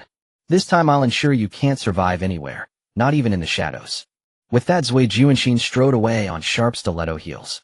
Ming Rong looked up at her sister and saw Ming Jiu's lips curl upward, unable to suppress a quiet, knowing smile. It's nothing, just a lunatic. Ignore her. Ming Jiu felt inexplicably buoyant. The moment Zhuo Juanxin rejected that first call, the system had quietly alerted her the Zhuo Group's board had initiated action. A staggering misappropriation of over 500 million yuan. How would Zhuo Jinrong respond? Excluding shares, the Zhuo family's immediately liquidatable assets totaled roughly that sum. Though admittedly one couldn't rule out the possibility that Zhuo Juanhao had first siphoned personal funds before diverting corporate capital. The board's objective was stark: eject the Zhuo family entirely and redistribute power and profit. Zhuo Jinrong could walk away unscathed if he surrendered his controlling shares. Would he comply? Absolutely not. So long as those shares remained in his grasp, he'd command far greater sums. 500 million would be just the beginning. Both professionally and personally, Zhuo Jinrong could never abandon Zhuo Juanhao, thus he'd exhaust every means to fill that deficit before the deadline. System, host urgent update. Zhuo Jinrong has ordered a full asset audit. They've already begun itemizing properties registered under Zhuo Juanxin's name. Ming Jiu understood instantly. The calls Zhuo Juanxin had just refused must have been from Zhuo Jinrong and his wife. They weren't seeking consultation, they were issuing orders, most likely summoning their daughter home to mobilize the entire family in damage control for Zhuo Juanhao. Ming Jiu's pulse quickened with excitement. Sister system, can you archive the surveillance footage from the Zhuo family villa? Certainly. If required, I can preserve any data within my reach. But to avoid slowing my operational speed, I recommend you procure dedicated storage hardware yourself. A spark of inspiration lit in Ming Jiu's mind. Of course. Why hadn't she thought of it sooner? And so during the short walk from elevator to parking spot, her shopping cart filled with hard drives, smartphones, tablets, and other electronic devices from top-tier brands. The electronics could wait. She'd source them wholesale from Huawei North later. First priority, portable hard drives. For optimal cost efficiency, she selected 2 terabytes models and added 1,000 units to her cart. Once the delivery address was confirmed, she placed the order instantly. Excellent. She could now task the system to download everything: documents, films, TV series, variety shows, anime, novels, games. No need to hire university students anymore. She smoothly retrieved the rental car keys and 20 minutes later drove Ming Rong and the property manager to the real estate agency. Titles for both apartments remained pending. Contract amendments were temporarily impossible, so they settled for inspecting the units in person. The compound featured 2 building types: low-rise Western-style residences capped at 11 floors and high-rises reaching 25. The 200-square-meter unit occupied Unit 602 in the low-rise, a 6th-floor residence, 2 units per elevator bank. The 150-square-meter unit sat in Unit 2501, the penthouse floor of the high-rise, 4 units per elevator bank. The 200-square-meter unit remained occupied by tenants, so Ming Jiu refrained from disturbing them, only glancing briefly at the floor plan and photos taken by the agency months earlier when the previous tenant vacated and a new one moved in. She also instructed the agent to negotiate early lease termination and full vacancy, with generous compensation offered. Ming Jiu had no intention of moving her sister into Unit 602. Its low elevation posed unnecessary risk. The neighborhood's terrain was relatively flat, and flood modeling indicated water levels could rise to 6 or 7 stories during extreme rainfall. Though she wouldn't reside there, the unit still needed complete vacancy before the blizzard season began. Once the snows descended, conditions would deteriorate daily. Relocation would become impossible, and lingering tenants would derail her entire contingency plan. The second unit, 150 square meters penthouse level, was exceptional minimalist design with warm natural wood tones, timeless and effortlessly elegant even by contemporary standards. For bedrooms, 2 bathrooms, a generously proportioned kitchen, and a master suite featuring its own private bathroom, spacious and thoughtfully appointed. As a premium corner unit, the penthouse included a loft, approximately 40 square meters, accessed via a private staircase opening directly onto a rooftop terrace spanning 70 to 80 square meters. The high-rise's cross-section formed a concave U shape. Corner units, 2,501 and 2,504, were spacious 150 square meter layouts, while central units 2502 and 2,503 measured 98 square meters each. The terraces connected to the corner units were physically isolated by a gap, neither shared nor interlinked. This separation pleased Ming Jiu immensely. During extreme cold, she could freely harvest and store ice and snow on her terrace. During scorching heat, she'd retrieve them. Pure, effortless luxury. The house has great natural light, with a living room featuring a floor-to-ceiling window. Although the window area is not very large, Ming Jiu specifically glanced at the renovation contract with the person in charge, noting that the whole house is equipped with high-performance multi-layered glass. The glass does not need to be replaced, as she plans to arrange for a craftsman to check the window frames and preferably reinforce them. There are many custom-made cabinets throughout the house, providing ample storage space. Although most of them are in an old style, they are more than sufficient. The house is relatively new and has insulation both inside and out. Ming Jiu learned about this after experiencing a heavy snowstorm. Houses in Province G hardly have insulation. During the extreme cold of her past life, it was truly difficult to endure, with mere flat walls that felt like they allowed wind to seep in from all sides. The furniture and appliances are also incomplete. The house was initially rented out as an empty unit, and the scattered furniture and appliances must have been left by previous tenants. Ming Jiu immediately decided that 122,501 would be their temporary residence before establishing the safe base. The safe base in B City is quite large, radiating from the Yunjing Mountain Scenic Area and the Yunjing Reservoir in the northeast corner of the original city district. The original city area occupies a small corner within the base. The farthest extent of this corner only reaches the 5th ring road of the original city. The 2 properties inherited from the old man happen to be on the edge of this small corner. Ming Jiu is not very clear about the specific timeline for the division and establishment of the B City base, only knowing that it was roughly during the period of extreme heat following the heavy snowstorm at least 7 to 8 months ago. In the early days of the safe base's establishment, survivors primarily lived in the city center until the internal construction of the base gradually improved, increasing housing availability and slowly shifting the safety zone's center to the scenic area. For at least the next year, this house will be an ideal residence. Convenient transportation, official management after natural disasters, and well-informed. Most importantly, this place is close to the center of the supply lines connected to Zhujianhao's resource points. From here, she can empty at least 3 supply warehouses before Zhujianhao notices any unusual weather and inform the authorities about the remaining supply warehouses. What she needs to do now is quickly tidy up 2501 and purchase property in advance at the future center of the safety zone. Thinking of this, Ming Jiu felt much more at ease. She turned to Ming Liang and said, "From now on we will live in this house, how about it?" Ming Liang nodded vigorously, using sign language to tell her sister that she really likes this place. Although it doesn't matter where she lives with her sister, she prefers the current house over a hotel. After viewing the house, Ming Jiu immediately called the system for assistance in finding a reliable renovation company. The house doesn't require major changes, as she just needs to reinforce the windows, redo the waterproofing, and replace some doors. System, could you please pull up a list of high-cost performance furniture and appliances? The delivery address needs to be nearby, ideally able to arrive the next day, and have someone available for immediate installation. Having purchased a monthly service makes a difference, the system simply replied, "Understood." Ming Jiu felt reassured. Once the person in charge of the trust company left, only Ming Jiu and her sister, along with a staff member from the real estate agency, a capable woman in her 30s named Bai, remained in the house. Miss Ming, the rental contract for this property is signed every February, and there are only a few days left until the contract expires. I can directly take charge and withdraw the house from the platform to avoid any penalties for breaching the contract. Here are the keys to the house and the door lock password. There's also a spare key with the butler. If you need it, you can come to our store to pick it up. The store is at the East Gate. It's a ground-level shop. However, I still recommend you change the lock directly.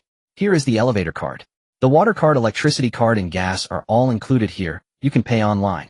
This house doesn't have underfloor heating, but the radiators were replaced 2 years ago, and maintenance was done before this year's heating season. The property management fee and contract are the same, due in February. If there are no issues, you can sign here. Bai handed over her tablet to Ming Jiu, who swiped a couple of times and signed the agreement. She had never dealt with real estate matters before and was unclear about the intricacies involved. The only reason she dared to sign directly was due to her trust in the system. This type of contract text could be analyzed by the system in less than a second. Alright, if there are no problems, I will go back to the office now and input the contract into the system. Ming Jiu had a good impression of Bai. The reliability of this agency was proven, handling matters efficiently and directly addressing her demands. I have no issues with this house, but I will need you to communicate with the tenant of 602 quickly. My compensation limit is 1/4 of the rent. Additionally, I want to buy another house in the Yunjing area. Can you handle that, Bai? Bai took out her tablet again and handed it to Ming Jiu, this time displaying a map of the Yunjing area and B City. Of course. From what Miss Ming is saying, it seems like you already have a target in mind. Ming Jiu drew a circle on the map with her finger. Within this range, I think the environment here is quite nice. Not one to waste words, Ming Jiu quickly stated her requirements. She wants a fully furnished new house. Second-hand houses with furnishings are also acceptable, but the age of the property must not exceed 5 years. 4 high-rise residential buildings. The floor must be at least the 7th level, and a villa on the mountain would be even better. There are no specific requirements for the layout, but the area must not be less than 120 square meters. The last requirement is speed. After Bai noted Ming Jiu's requests, she left, leaving only Ming Jiu and Ming Liang in the house. It was just 11:30 in the morning. Ming Jiu entered the new house's address into the food delivery app on Ming Liang's tablet. It's time for lunch. Oh, just order whatever you want. They'll take care of some things, sister. The house was just recently vacated, and the agency has cleaned it very well. There's hardly any dust on the dining table and chairs. Ming Jiu first called the car shipping company, not wanting to waste time picking up the car. Instead, she added a bit more money for them to deliver the car directly to her. The purchase of this house included an underground parking space, which is perfect for long-term parking.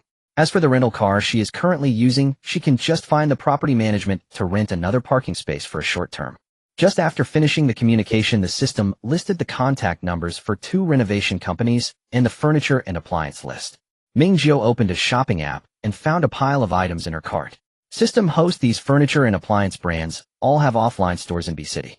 Ming Jiu understood. I love you, system. Having offline stores means they can provide delivery and installation services, which is very convenient. After thinking it over, Ming Jiu decided to book a renovation company first. Both companies were quite decent, and she chose one where the craftsman could arrive within half an hour. All the furniture selected by the system came from 2 brands, and there were only 3 brands for appliances. Ming Jiu directly found the nearest store to Longjing Huating through the brand's mini-program, and obtained the contact information of the sales staff, sending them the list and arranging payment in one go. The system had considered everything thoroughly. All items on the list were in stock. Ming Jiu scheduled the delivery and installation of the furniture and appliances for tomorrow afternoon at 1 o'clock. After completing these tasks, Ming Jiu saved and deleted the items in her shopping cart. Confirming the new community address, she directly ordered thousands of 2 terabytes capacity portable hard drives. With the system's help, the funds for this order and the logistics records once the goods arrive can be quietly transferred to some large merchants dealing in electronic products, which would not raise any suspicion. After all this fuss, over 100,000 in her account evaporated instantly. Ming Jiu was still using the inheritance card that she had just applied for today, and her own savings account had not canceled the withdrawal limit. Thinking of this, Ming Jiu opened her phone's memo. With the system's protection, she could maintain absolute privacy in the age of big data. Thus, she decisively abandoned her handwritten notebook. She inserted a note into her packed schedule: remove the spending limit on XX bank card. After finishing typing, Ming Jiu suddenly remembered something and tapped System Sister within her mental domain. Sister System, could you directly hack into the bank's backend to lift my transaction limit? The system responded crisply, no.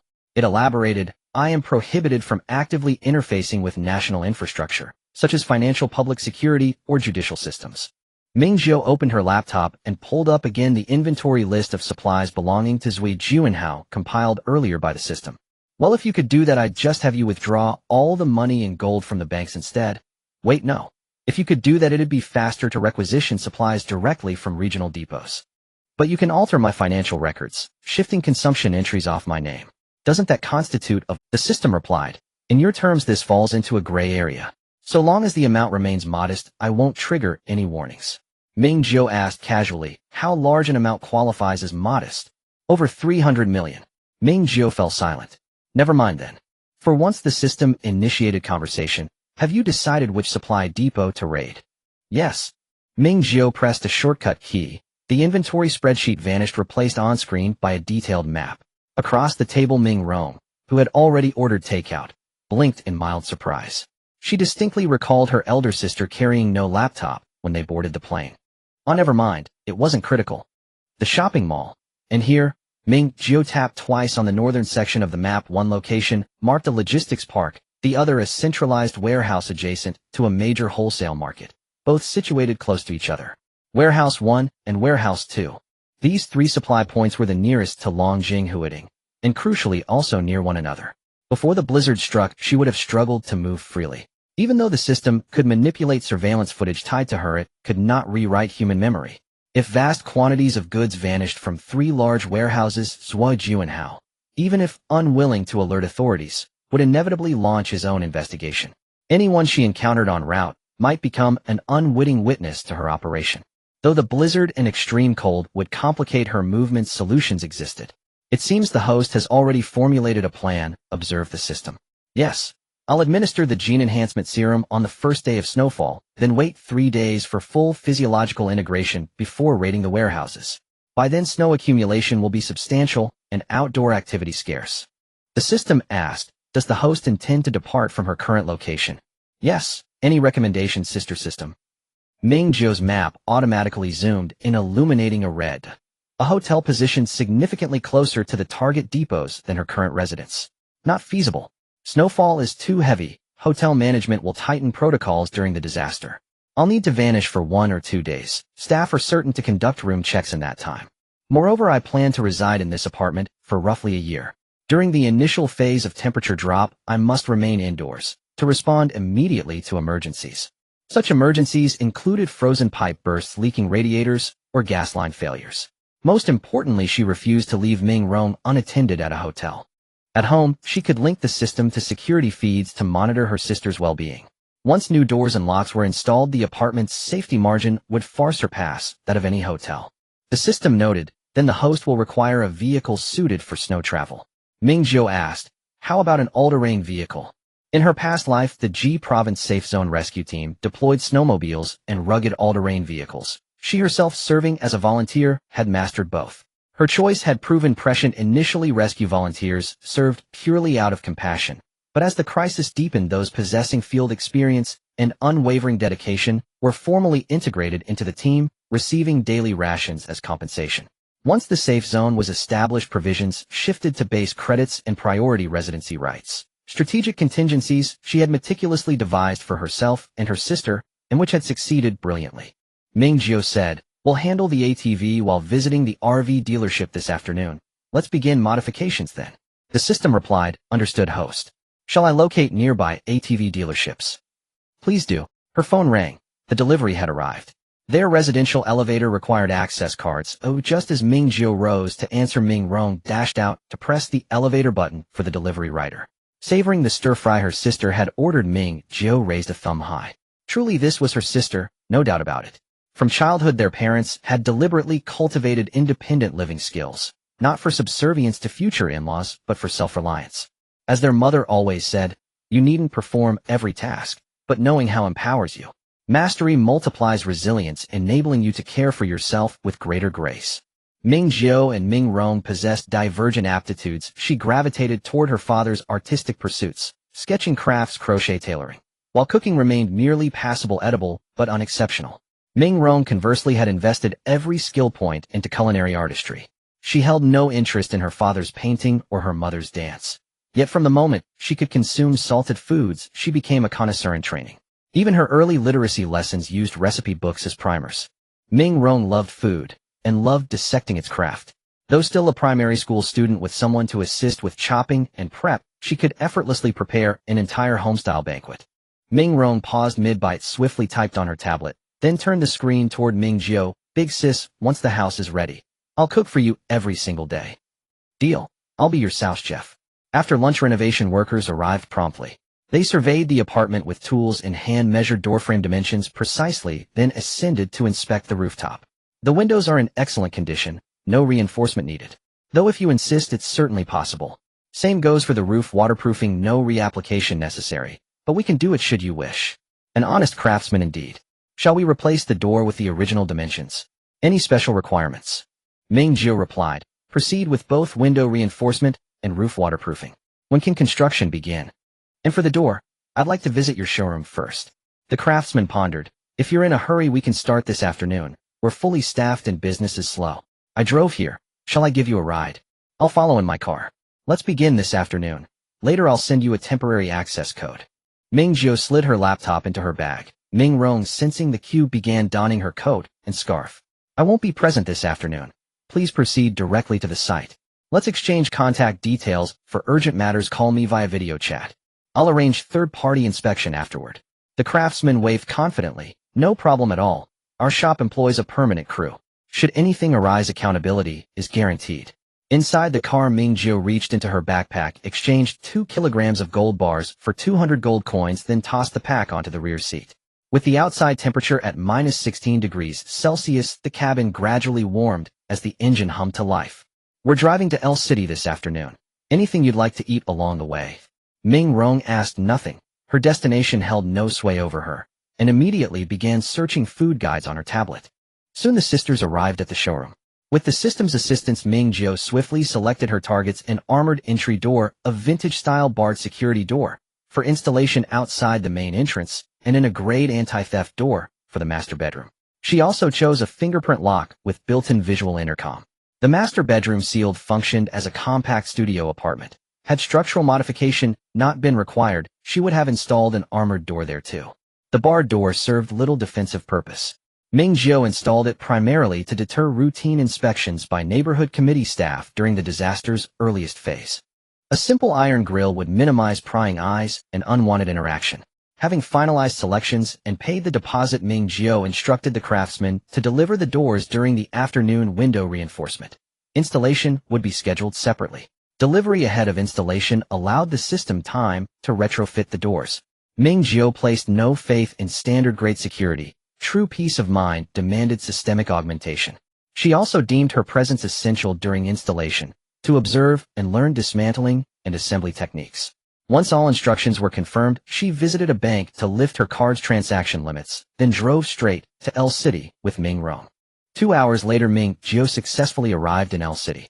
She did not waste any time on the road, taking an early exit from the highway to detour through the industrial park, where she decided on the warehouse location.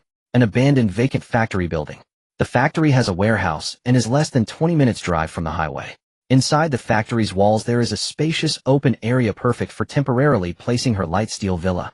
More importantly, the system briefly scanned the factory building and determined that it would not withstand the blizzard for more than 2 months. If the factory collapsed, it could barely be considered a death without witnesses. Ming Jiu called the number left on the factory gate. On the other end was an agent from L City. They agreed to meet in the afternoon to sign the contract and make the payment. In order to quickly obtain the keys, Ming Jiu headed straight to the agent after entering the city.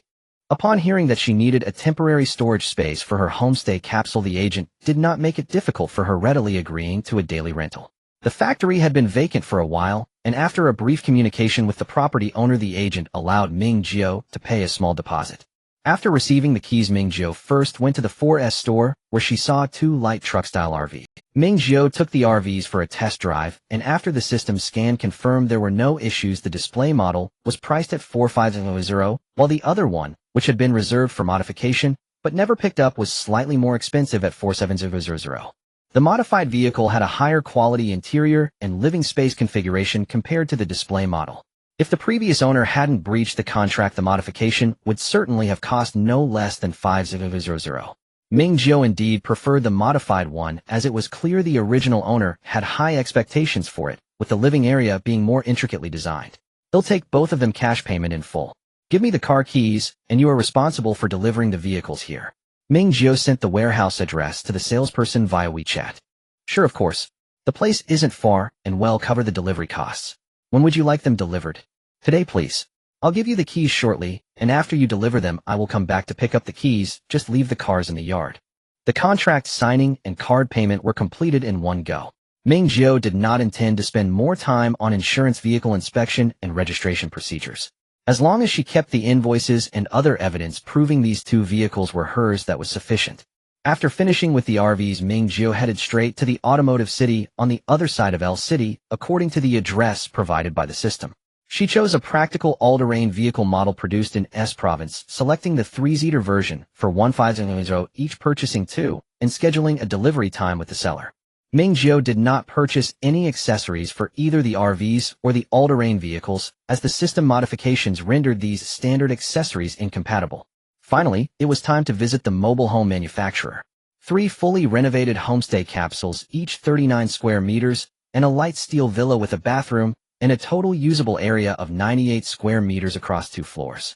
Unlike the vehicles that would be used soon, the mobile homes were prepared as a precaution. They would only be practical at least 3 years later. Only under the premise of sufficient firepower could they barely be justified as concealed space ability users. Thus, Ming Jiu did not plan to use the money on her card, instead stuffing cash into a bag in the trunk, intending to pay in cash. After checking the available stock and confirming that the factory could further modify and renovate, Ming Jiu was quite satisfied. The light steel villa doesn't need any modifications. 1 capsule will remain untouched, and the other 2 will be converted into a kitchen and a communal laundry room, respectively. For the kitchen, I want something like a commercial kitchen equipped with a 4-burner induction cooker, soup pot, steam oven, deep fryer, etc. to create a multi-functional kitchen. As for the laundry room, just ensure there are enough drainage outlets and power sources. Can you provide the blueprints? She wanted to install the kitchen and laundry room in the space, with the kitchen being the top priority. Under hunger, a person's sense of smell becomes more acute. If she cooks at home, neighbors upstairs, downstairs, and even those in the adjacent building might catch a whiff. A desperate person is no different from a beast. She did not want to suffer the same hardships in this life, nor did she want Ming Liang to endure them. Cooking in the space was the safest option. Although she couldn't physically enter the space, her spiritual energy could control everything within. There would be no problem with chopping vegetables, prepping, and cooking, as long as she strictly followed Xiao Liang's recipes and resisted any sudden inspirations. The taste could not be too far off. The laundry room was purely for convenience and efficiency. The water supply issue could easily be solved by connecting a pump to a water pipe, drawing water directly from the river in the space. As for wastewater, Ming Jiu ordered several steel frames from the factory to raise the capsules, placing a water tank to collect the wastewater in the elevated space, similar to the RV setup, just needing to dispose of the wastewater regularly. Electricity would be supplied directly from the energy boxes of the system's mall, which was perfect. With this in mind, Ming Jiu communicated with the person in charge to request 4 pre-installed finished frames, which could be set up immediately upon arrival. The person in charge pressed a few buttons on a calculator and made several calls, eventually giving Ming Jiu a positive response. To be honest, Ming Jiu's order was not large. Although there was some profit in the modifications, it was indeed troublesome. They had plenty of home decoration resources, but there were no commercial kitchen modifications available. They could only look for someone on the spot. As the year-end approached, the factory's profitability was poor, and any profit was better than none. In that case, we'll find someone as soon as possible. Finalize the plan, and I don't have many resources for kitchenware purchases. The price is May. No problem, we need it urgently. The price is negotiable, just give me a specific timeline, and we'll sign a contract. As long as it's quick and the quality of the items is assured, Ming Jiu could accept any kickbacks the person in charge might take. It will take a week to finish everything. Luckily, the delivery destination isn't far. Are you sure you don't want us to deliver and install it directly? The person in charge attempted to charge a bit more for delivery. No need, we have our own transportation channel. After signing the contract, the factory quoted 35000, and Ming Jiu paid a 30 deposit in cash. She hurriedly drove back to the RV location, retrieved the factory keys, and the sky had already darkened. Ming Jiu spent the entire afternoon driving around L City, occasionally needing to communicate via video with the workers reinforcing the windows and waterproofing the roof. Ming Liang tried to stay in the car as much as possible, resolutely refusing to add to her sister's troubles. Things were nearing resolution. Ming Jiu called the automotive city, hoping to have the all-terrain vehicles delivered to the factory before the staff finished work. The communication went smoothly, and Ming Liang had already prepared a food guide for a barbecue restaurant. The weather was cold, and it wasn't the weekend, plus Ming Jiu arrived early, so the restaurant had no customers. While ordering for dining, Ming Jiu also packed over 500 yuan worth of skewers, placing them in the trunk, just like last time at the food stall, and then stowing them in the space warehouse. After dinner, Ming Jiu drove straight to the abandoned factory, where the all-terrain vehicles had already been delivered. She opened the factory gate, and the 2 vehicles were driven into the yard. She checked the markings she had intentionally left on the vehicles during the viewing. Indeed, they were the same 2 she had test-driven. Until the transport truck disappeared down the road, Ming Jiu turned back to the factory, attempting to store the 2 RVs and 2 all-terrain vehicles into the space. The process went smoothly, and all 4 vehicles were perfectly placed on the endless grassland inside the... Afterward, Ming Jiu carefully sensed her condition in various aspects, feeling no noticeable exhaustion in energy or physical strength, and couldn't help but breathe a sigh of relief. Very good, it's promising. When the time comes to stock up, she would be able to test the limits. Once in the vehicle, Ming Liang handed a tablet to Ming Jiu. Are we going back to the hotel now? Yes. Are you tired? If you are, you can sleep for a while. It'll take 2 hours to get back. Ming Liang shook her head, took back the tablet, and typed a few more words. I'm not tired, but I think your sister. Ming Jiu started the vehicle. Was she tired? To be honest, not at all. Just thinking about how the preparations she was making now would be useful in the future filled her with motivation. Additionally, spending money without considering the consequences was truly exhilarating. Just after getting on the highway, Ming Jiu received a call from Sister Bai. Ming Liang answered the call, put it on speaker, and kindly held the phone up. Sister Bai, have you found a suitable house? Sister Bai's tone was filled with excitement, hinting at a successful deal. Yes, I found one. Since you're in a hurry, I'll send you the information first. Ming Jiu felt relieved. She knew reaching out to Sister Bai was the right choice. Women just had a high work efficiency. I am indeed a bit anxious that I want to move in before the spring festival. I'm currently driving. Can you tell me about the house? Sister Bai replied, actually there are quite a few options available. Several new developments opened near the scenic area a few years ago, and there are many bare shell new houses, but well-decorated ones are harder to find. Right now I have 3 alternatives. One option is a newly decorated apartment provided by the developer, located on the 10th floor of a 25-story building. It's a bit small with a usable area of 110 square meters, priced very reasonably. Almost the lowest in the surrounding area, with a nearly full occupancy rate. The second option is a second-hand house, well decorated and furnished. As long as the appliances are in place, you can move in with just your bags. It's also in a 25-story building located on the 18th floor with an area of 134 square meters. Lastly, there's a villa in a vacation area, a standalone building with 3 floors above ground and 1 below. The villa has a construction area of 120 square meters and a usable area of 368 square meters, along with a 55 square meter front yard and a 20 square meter backyard. This is a second-hand property, but it can be considered new since the owner has never lived in it after the renovation. The owner is currently abroad and eager to sell, and the price is quite reasonable. However, I personally recommend the second option. Although the floor is a bit lower, the surrounding amenities are complete, making life more convenient. The villa area is a bit too remote, it's hard to buy groceries there. I'm currently at Yunjing district. If you need, I can send you a few videos of the houses first. Ming Jiu quickly replied, no need, can I view the house directly? They'll come find you now, oh please wait for me a moment sister bye. System navigation. A holographic screen appeared before Ming Jiu showing that it would take just over an hour from her current location to reach Yunjing district. Sure, sister bye said. Which house would you like to see first? Without hesitation, Ming Jiu chose the villa. Let's meet at the entrance of the vacation villa area, is that okay? They'll send you the location. The system directly captured the information on Ming Jiu's phone and the navigation route was updated. The villa's location was indeed very remote, as it was built on a mountain and required driving along a winding mountain road. System, the altitude is very safe. Ming Jiu couldn't help but smile, barring any surprises this villa would soon be hers.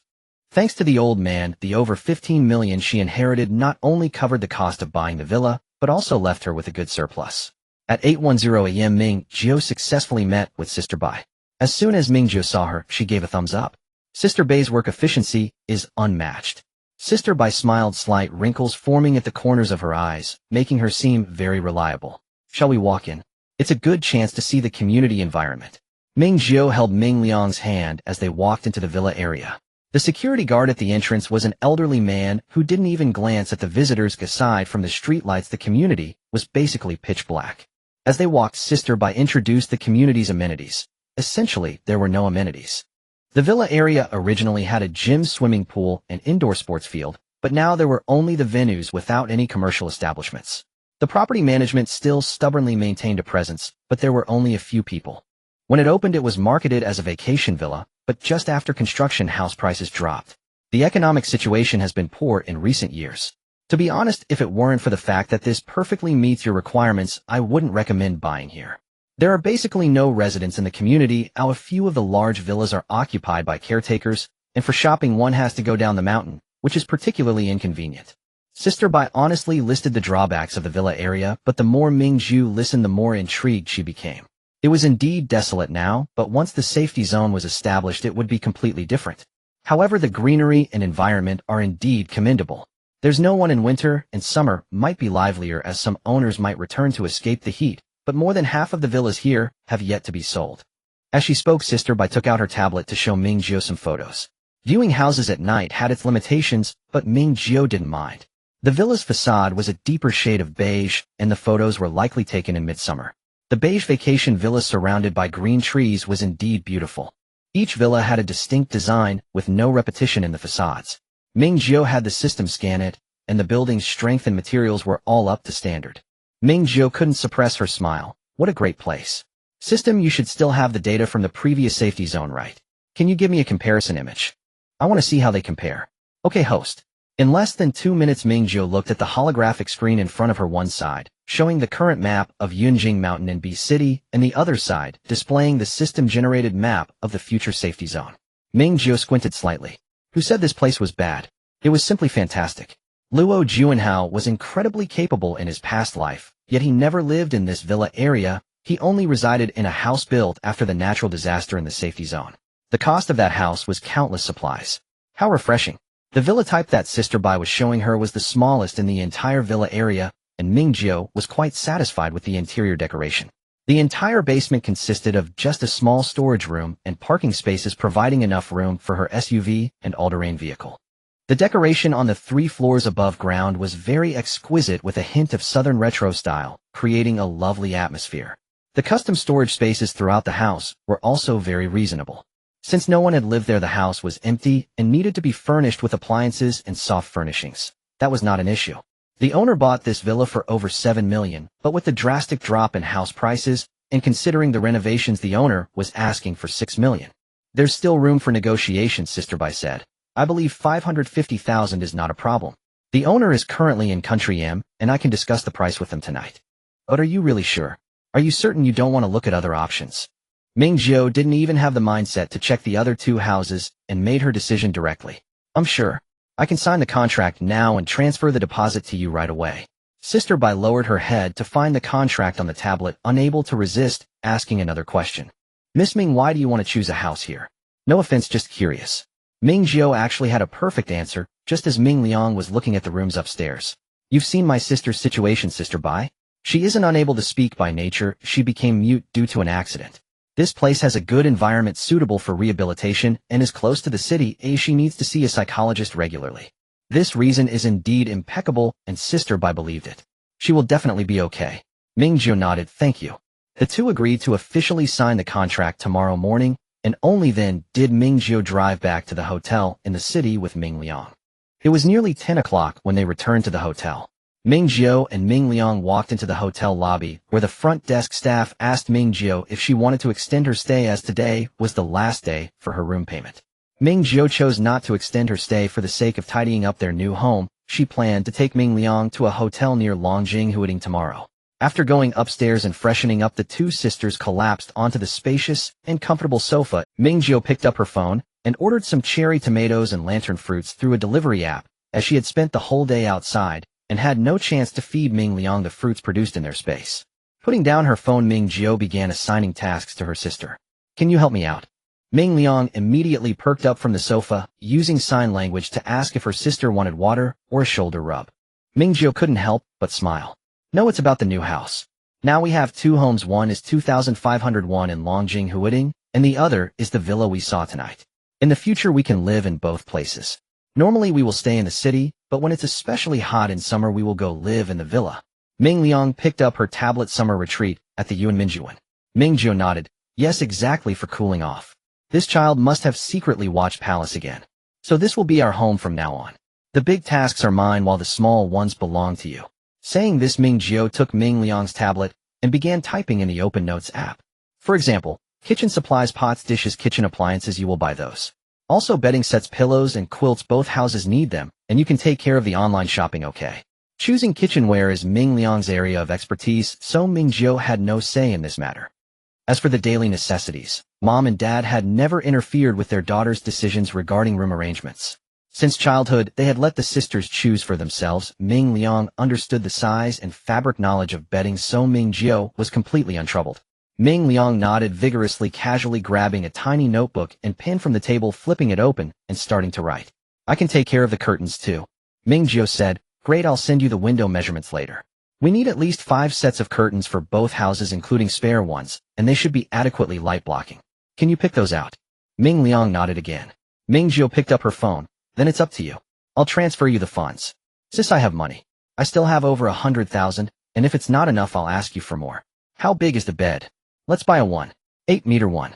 I ordered 1.8-meter beds for the furniture today, without asking for your opinion in advance. Ming Liang shook her head. It's fine, I like big beds. I know you are busy, I can help out, and I'm very happy. Ming Jiu couldn't hold back and gave her sister's fragrant little head a few affectionate kisses. Here's another task for you. Make a list of things you're interested in buying. For example, I know you love making journals, you can buy lots of journal materials. You also love reading comics, so you can buy tons of those as well. In short, list out everything you like or might like in the future. We'll finish all the shopping in the next few days and fill up both new homes. How does that sound? Ming Liang blinked momentarily, feeling like her sister thought she was a big fool. Well, she could let it slide, considering how busy her sister was. Ming Liang accepted the task and happily scampered back to her room to shop online. Just then the fruits arrived, and Ming Jiu replaced the original ones with the fruits from her space, worried that Ming Liang would overeat. After delivering the fruits to Ming Liang's bedroom, Ming Jiu returned to her room. The temporary storage warehouse had already been selected. It was time to officially start shopping. The system not only organized a list of supplies for her, but also provided purchasing channels. Among the supplies valued at over 30 million, the items covered everything from clothing, food, and shelter to materials for coping with severe natural disasters. Only a quarter could be purchased online, while the rest would require visiting offline factories.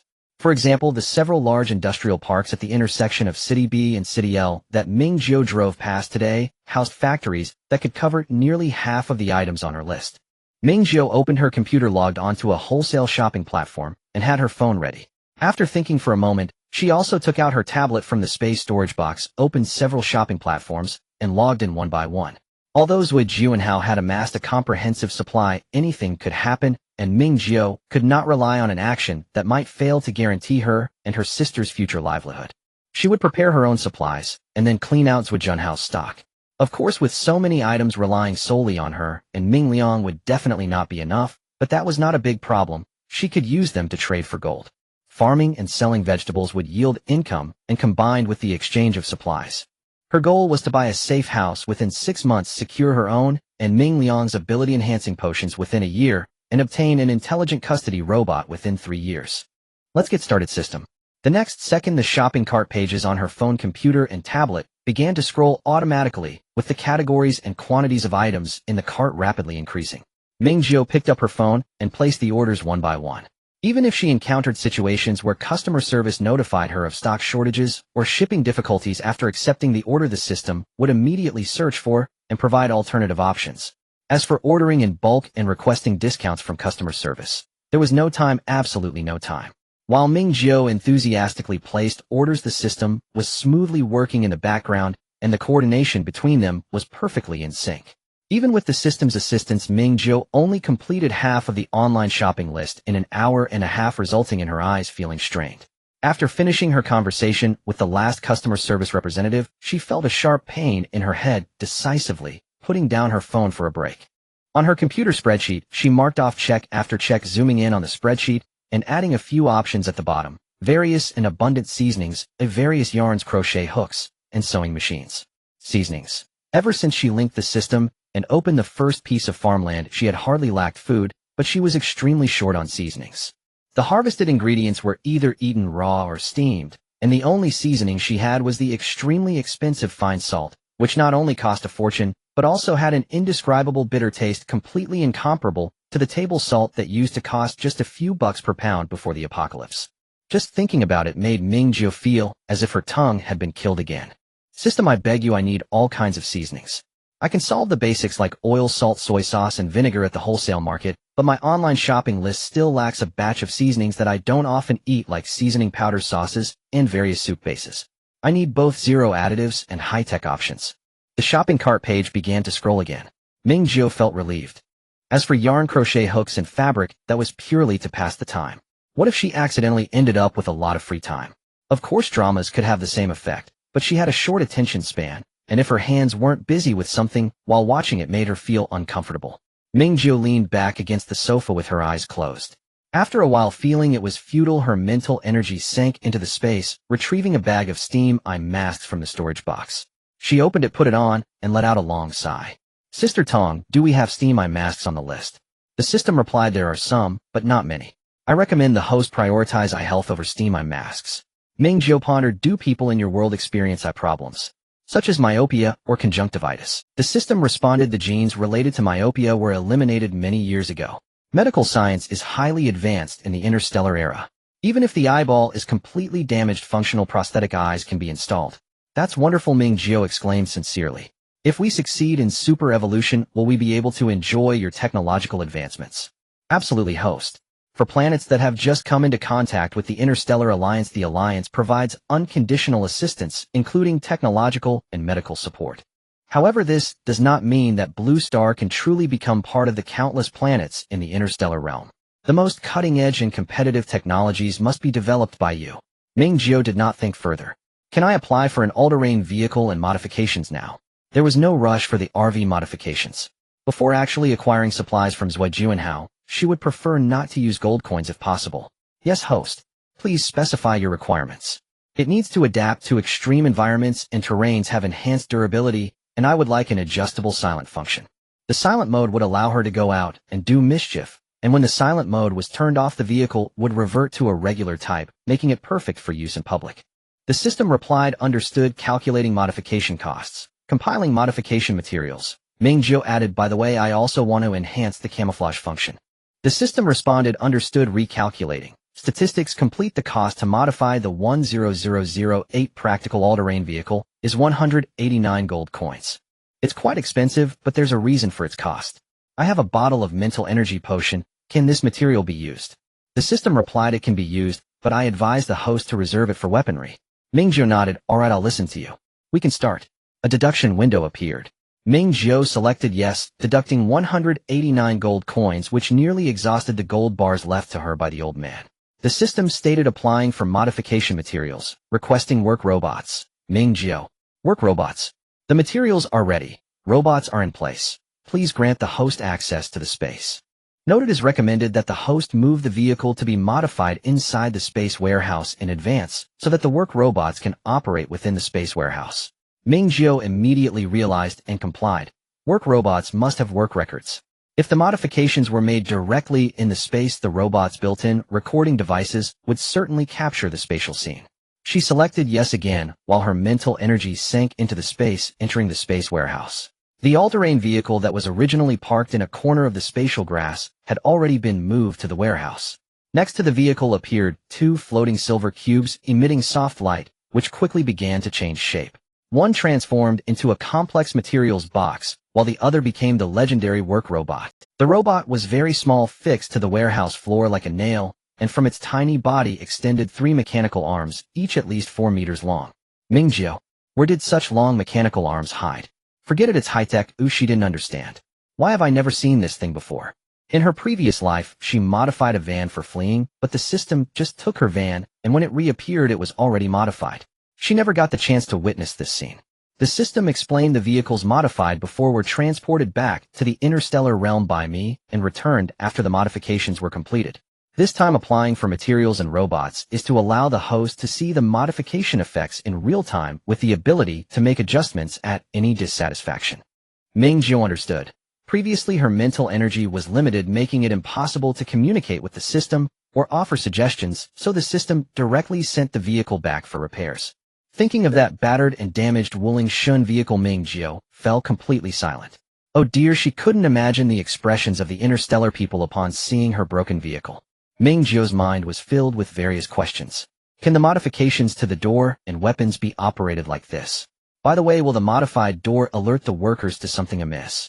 The system replied yes, modifications to doors and weapons can also apply for work robots to operate on-site. The modified doors will not be detected. Isn't the space warehouse unaffected by time and gravity? Can robots work here? The system replied time and gravity functions are derived from interstellar technology.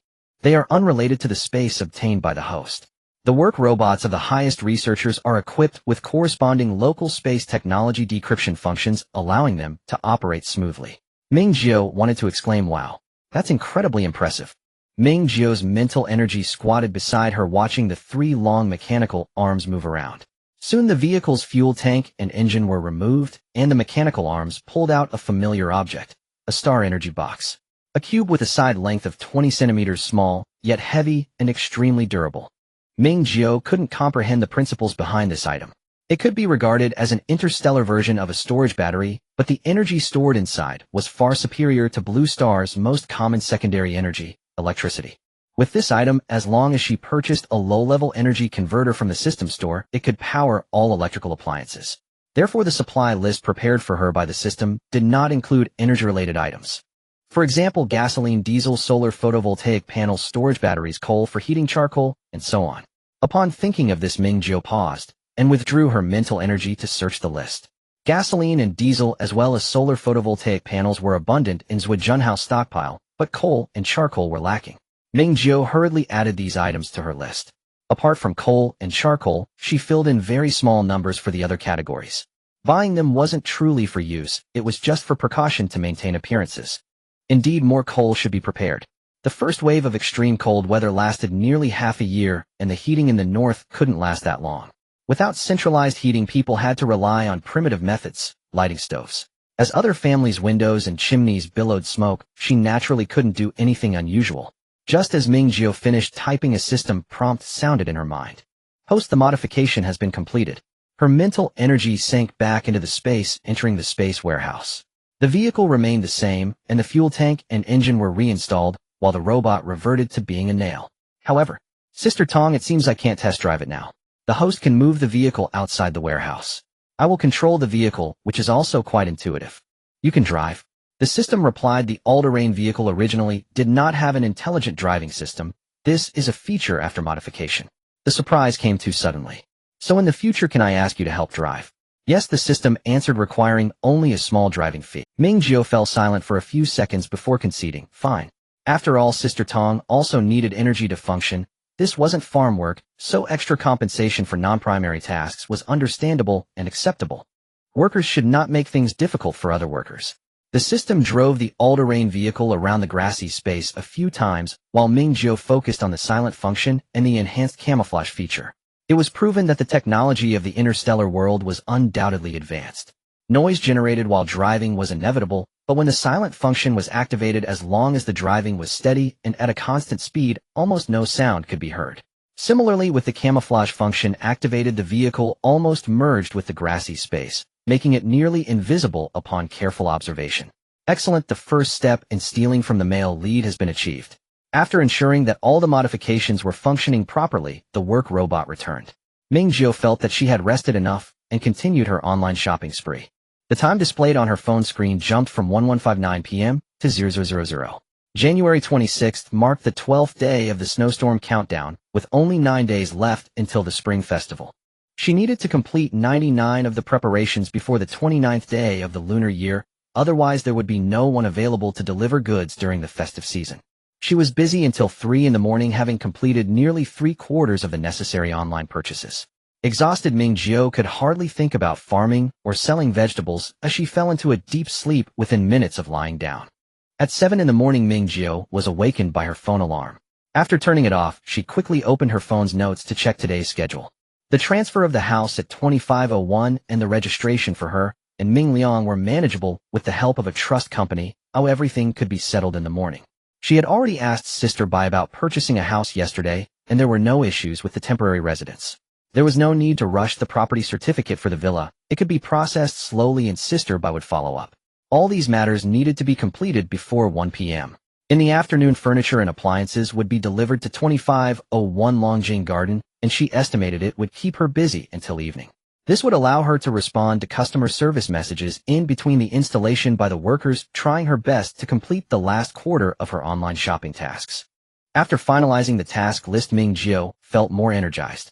She got up, washed up, and called for breakfast while glancing at the small notebook on her bedside cabinet. The notebook contained various lists written in neat elementary school handwriting by Ming Liang, including items related to her interests and hobbies, and primarily various daily necessities and kitchen appliances for their home.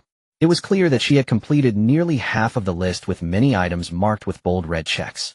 Ming Liang did not linger in bed. She rubbed her eyes and crawled out of the covers to wash up, giving Ming Jiu a chance to prepare some fruit. At 6:30, the sisters sat at the table in their suite's living room, eating breakfast. Ming Liang pointed at the blueberries on the table and typed quickly on the tablet. Sister, only a few of the cherry tomatoes are sweet, the others are very sour. The fruit shop is... Ming Jiu nodded seriously, saying, next time I will choose carefully. This time they were ordered from takeout, so Ming Liang switched to sign language and said, I can help. Ming Jiu hesitated for a few seconds, but finally spoke up. Xiao Liang, when do you think it would be best to see a doctor? With 12 days left until the snowstorm, and only 9 days until New Year's Eve, there would definitely be no appointments available with psychologists during the festive period, even with their connections to the Zhou family. Adding to that, there were so many things she had to attend to. Xiao Liang's options for scheduling were very limited. To Ming Jiu's surprise, Ming Liang did not show any signs of rejection or hesitation this time. Instead, she typed and turned the tablet towards Ming Jiu. Sister, it would be good if you could take me when you have time, or I can manage. Alright, I'll confirm the appointment and let you know. Ming Jiu simply wanted to make one last effort before the calamity struck. Even if it proved ineffective, she would accept it. It would be even better if she could get some recommendations from the doctor. By the way, I will ask Sister Tong to download some psychology-related materials online for us. After breakfast, Ming Jiu and Ming Liang packed their luggage. They had only brought a backpack when they came to Be City, and even their thick clothes were bought on the spot. After a few days of living there, their belongings were minimal. A 26-inch suitcase was enough to carry everything. Ming Jiu checked out of the hotel and drove straight to Longjing Garden. There happened to be a chain hotel across from the community where she checked in with Ming Liang, once again choosing a family suite with 2 bedrooms. Ming Liang stayed in the hotel room to organize their luggage, while Ming Jiu went alone to 2501 to inspect the results of the renovation workers' reinforcement of the windows and waterproofing of the roof from the previous afternoon. The system helped scan, confirming that the workers had done their job properly without any issues. The 3 doors and door frames she needed had also been delivered. Ming Jiu stored the several doors piled on the living room floor along with the smart fingerprint locks and spare keys in the storage room, and immediately placed an order for modifications. The modifications for the doors were much cheaper. The 3 doors along with the locks and keys cost 27 gold coins, and it was completed in less than 20 minutes. The door modifications were quite simple, requiring only a layer of transparent, high-strength coating with the main focus on the lock and key. The modifications addressed concerns regarding the abnormal unlocking of the fingerprint smart lock, technical breaches, data leaks, and the inability of the top and bottom locks to coordinate. The battery for the lock was also replaced with a special interstellar model energy box. According to the system, the lock's energy source could last for 30 to 40 years without issue. Ming Jiu placed the modified doors back in their original positions, returned to the hotel to pick up Ming Liang, and took all the necessary documents, heading straight to the housing authority. The sisters waited at the service hall for less than 10 minutes before the person in charge arrived with the document. With their prior appointment and early arrival, they completed the procedures before 9.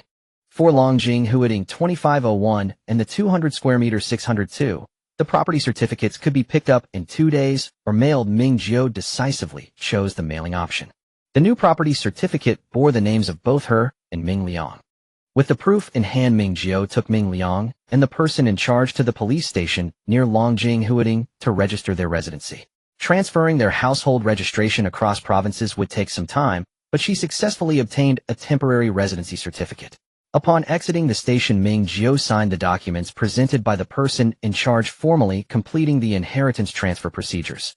Looking at the time, it was just past 10 in the morning. Ming Jiu did not delay, as she immediately took Ming Liang to the real estate agency to meet Sister Bai and quickly signed the villa purchase contract. Sister Bai kept her word, managing to negotiate the villa's selling price down to 5 million, with a 2 commission fee shared equally between the buyer and seller. 61 million was directly deducted from Ming Jiu's inheritance card. Holding the purchase contract and other materials, Ming Jiu felt completely at ease. Sister Bai brought over a file folder to help Ming Jiu store the contract. Actually, you could have financed it. Although there are no discounts for a first-time buyer, it wouldn't be a loss. You have fixed assets, so the bank will not refuse your loan. The interest rates for loans to buy houses are quite favorable now. Paying in full is convenient. It saves you from running around for paperwork, and having to make monthly repayments is quite bothersome. Moreover, during the initial establishment of the B City base, there was a severe shortage of housing. Owning a paid-off house means you have autonomy, while mortgaged houses must comply with unified management, and mandatory leasing is not only enforced, but also offers very low rent. This regulation was still in effect when Ming Jiu arrived at the B City base 4 years later. For the sake of her and Xiao Liang's future quality of life, she would not skimp in this regard. Now she was one of the few in the base with 3 properties. Once the base was formally established, just the rent from the 200 square meter 602 would be enough to sustain her and Xiao Liang's living expenses. With the villa secured, she needed to do some preparatory work. The vacation villa came with exquisite decorations similar to 2501, requiring only the arrival of appliances and furniture before it was ready for move-in. However, Ming Jiu did not plan to do this herself, though she intended to hire someone to oversee the work. All she needed to complete was the final step, changing the doors and locks. Sister Tong, can you help me find a reliable soft decoration designer who doesn't have too many commitments? Sure, host.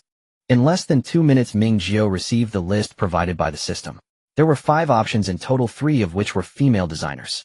She randomly selected one of the 3 girls and saved the number. Just as she was about to make a call, Sister Bai returned with the prepared invoice. Ming Jiu took the invoice and placed it in the folder. Ming Jiu pondered for a moment and casually offered a suggestion. Then let's buy it. Opening a small shop near the scenic area shouldn't be a problem. The pressure at work is indeed quite high now. If the opportunity is right, I also plan to add 2 more units. She stood up. In the future, it could serve as a guest house. At least it gives me something to do. This was not a sudden whim of Ming Jiu. She genuinely wanted to acquire 2 more units in the Yun scenic area, provided she still had sufficient funds by then. Once the safe base is established, she could easily convert the 2 units into gold or base points. Gold can be exchanged for coins, and base points would allow her and Ming Liang to live comfortably without having to work, which is a win-win situation. Sister Bai escorted Ming Jiu and Ming Liang all the way to the parking lot. Running a guest house over there isn't easy. It's quite competitive, and there are many hotels around. Sister Bai remained pragmatic. But if you truly want to pursue this, remember to take care of my business later. I promise to find you the most suitable properties at the lowest prices. Ming Jiu opened the car door and got in, unable to resist glancing back at Sister Bai. Sister Bai, is it really okay for you to be so genuine? Sister Bai smiled mysteriously. Being genuine brings customers. That's my secret to making deals. By the way, I've almost finalized the tenant for 602. They were already planning to move, and they asked for 2 months' rent as compensation. You still need to settle the rent for 2,501 this year. Once I handle 602, it'll come to you for the handover. Alright, thank you for your help. Ming Jiu started the car and headed back to Longjing Huading. On the way, she had Ming Liang order takeout and bought several boxes of sugar oranges and some blueberries and cherry tomatoes to appease Ming Liang at the fruit store near the community entrance. Ming Jiu drove into the underground parking lot of the community. As the elevator reached the first floor, she coincidentally ran into their delivery guy, timing it perfectly. After settling lunch, Ming Jiu received a call from the installers. Half an hour later, the workers for installing the doors and various furniture and appliances arrived. As the elevator made several trips, carrying furniture and appliances upstairs, Ming Jiu took the opportunity to greet the neighbors with the sugar oranges. She was concerned that the noise from the furniture installation in the afternoon would disturb them and wanted to get to know her neighbors in advance. Of course, she could have the system investigate her neighbors' information directly, but she didn't mind making direct contact. Unit 2504, which belonged to Ming Jiu, was vacant with no response after a few minutes of knocking. No one was home at 2503 either, but there was someone in 2502.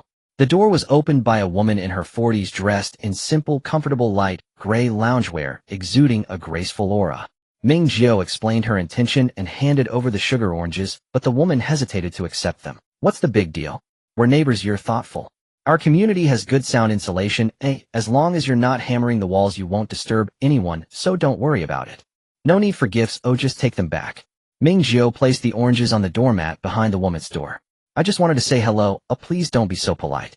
By the way, my surname is Ming, as in clear. May I know how to address you? My surname is Zhang, you can call me Aunt Zhang, so please don't be too polite. Ming Jiu turned to glance at 2504 and 2503 and asked, Aunt Zhang, are we the only two families on this floor? I knocked on 04 and 03, but no one was home.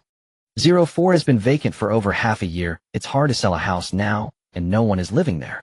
03 has tenants. The cramped space has 4 rooms occupied by 5 or 6 young people, all of whom are at work at this hour. My family also has a lot of people. If you need anything, just knock on my door. It's only right for neighbors to help each other out. After a few more pleasantries, Aunt Zhang finally closed the door, and Ming Jiu picked up the sugar oranges and headed downstairs. Only the door of 2401 directly below Ming Jiu opened, and out came a middle-aged woman in a purplured high-neck thermal undershirt, paired with bright red long johns, her curly hair framing her face. Her slightly droopy triangular eyes scrutinized Ming Jiu from top to bottom. Once Ming Jiu explained the purpose of her visit and presented the sugar oranges, a smile finally appeared on the woman's face. I was wondering why it was so noisy upstairs. You young ones are quite considerate. Want to come in and sit for a bit? Ming Jiu naturally declined, casually marking this neighbor downstairs as someone to be cautious of. This woman was definitely no pushover.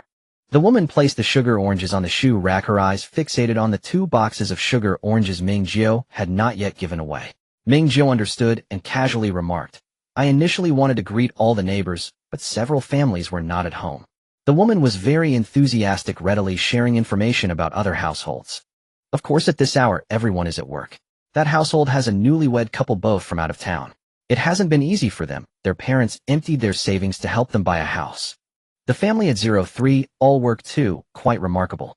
Everyone in that family are teachers, and the man is set to retire this year, but has been re-employed by the school, a Gold Star teacher, quite a big deal. Their daughter is in her 30s and still unmarried. The youth nowadays. The family at 04 is just like yours, they just bought a house.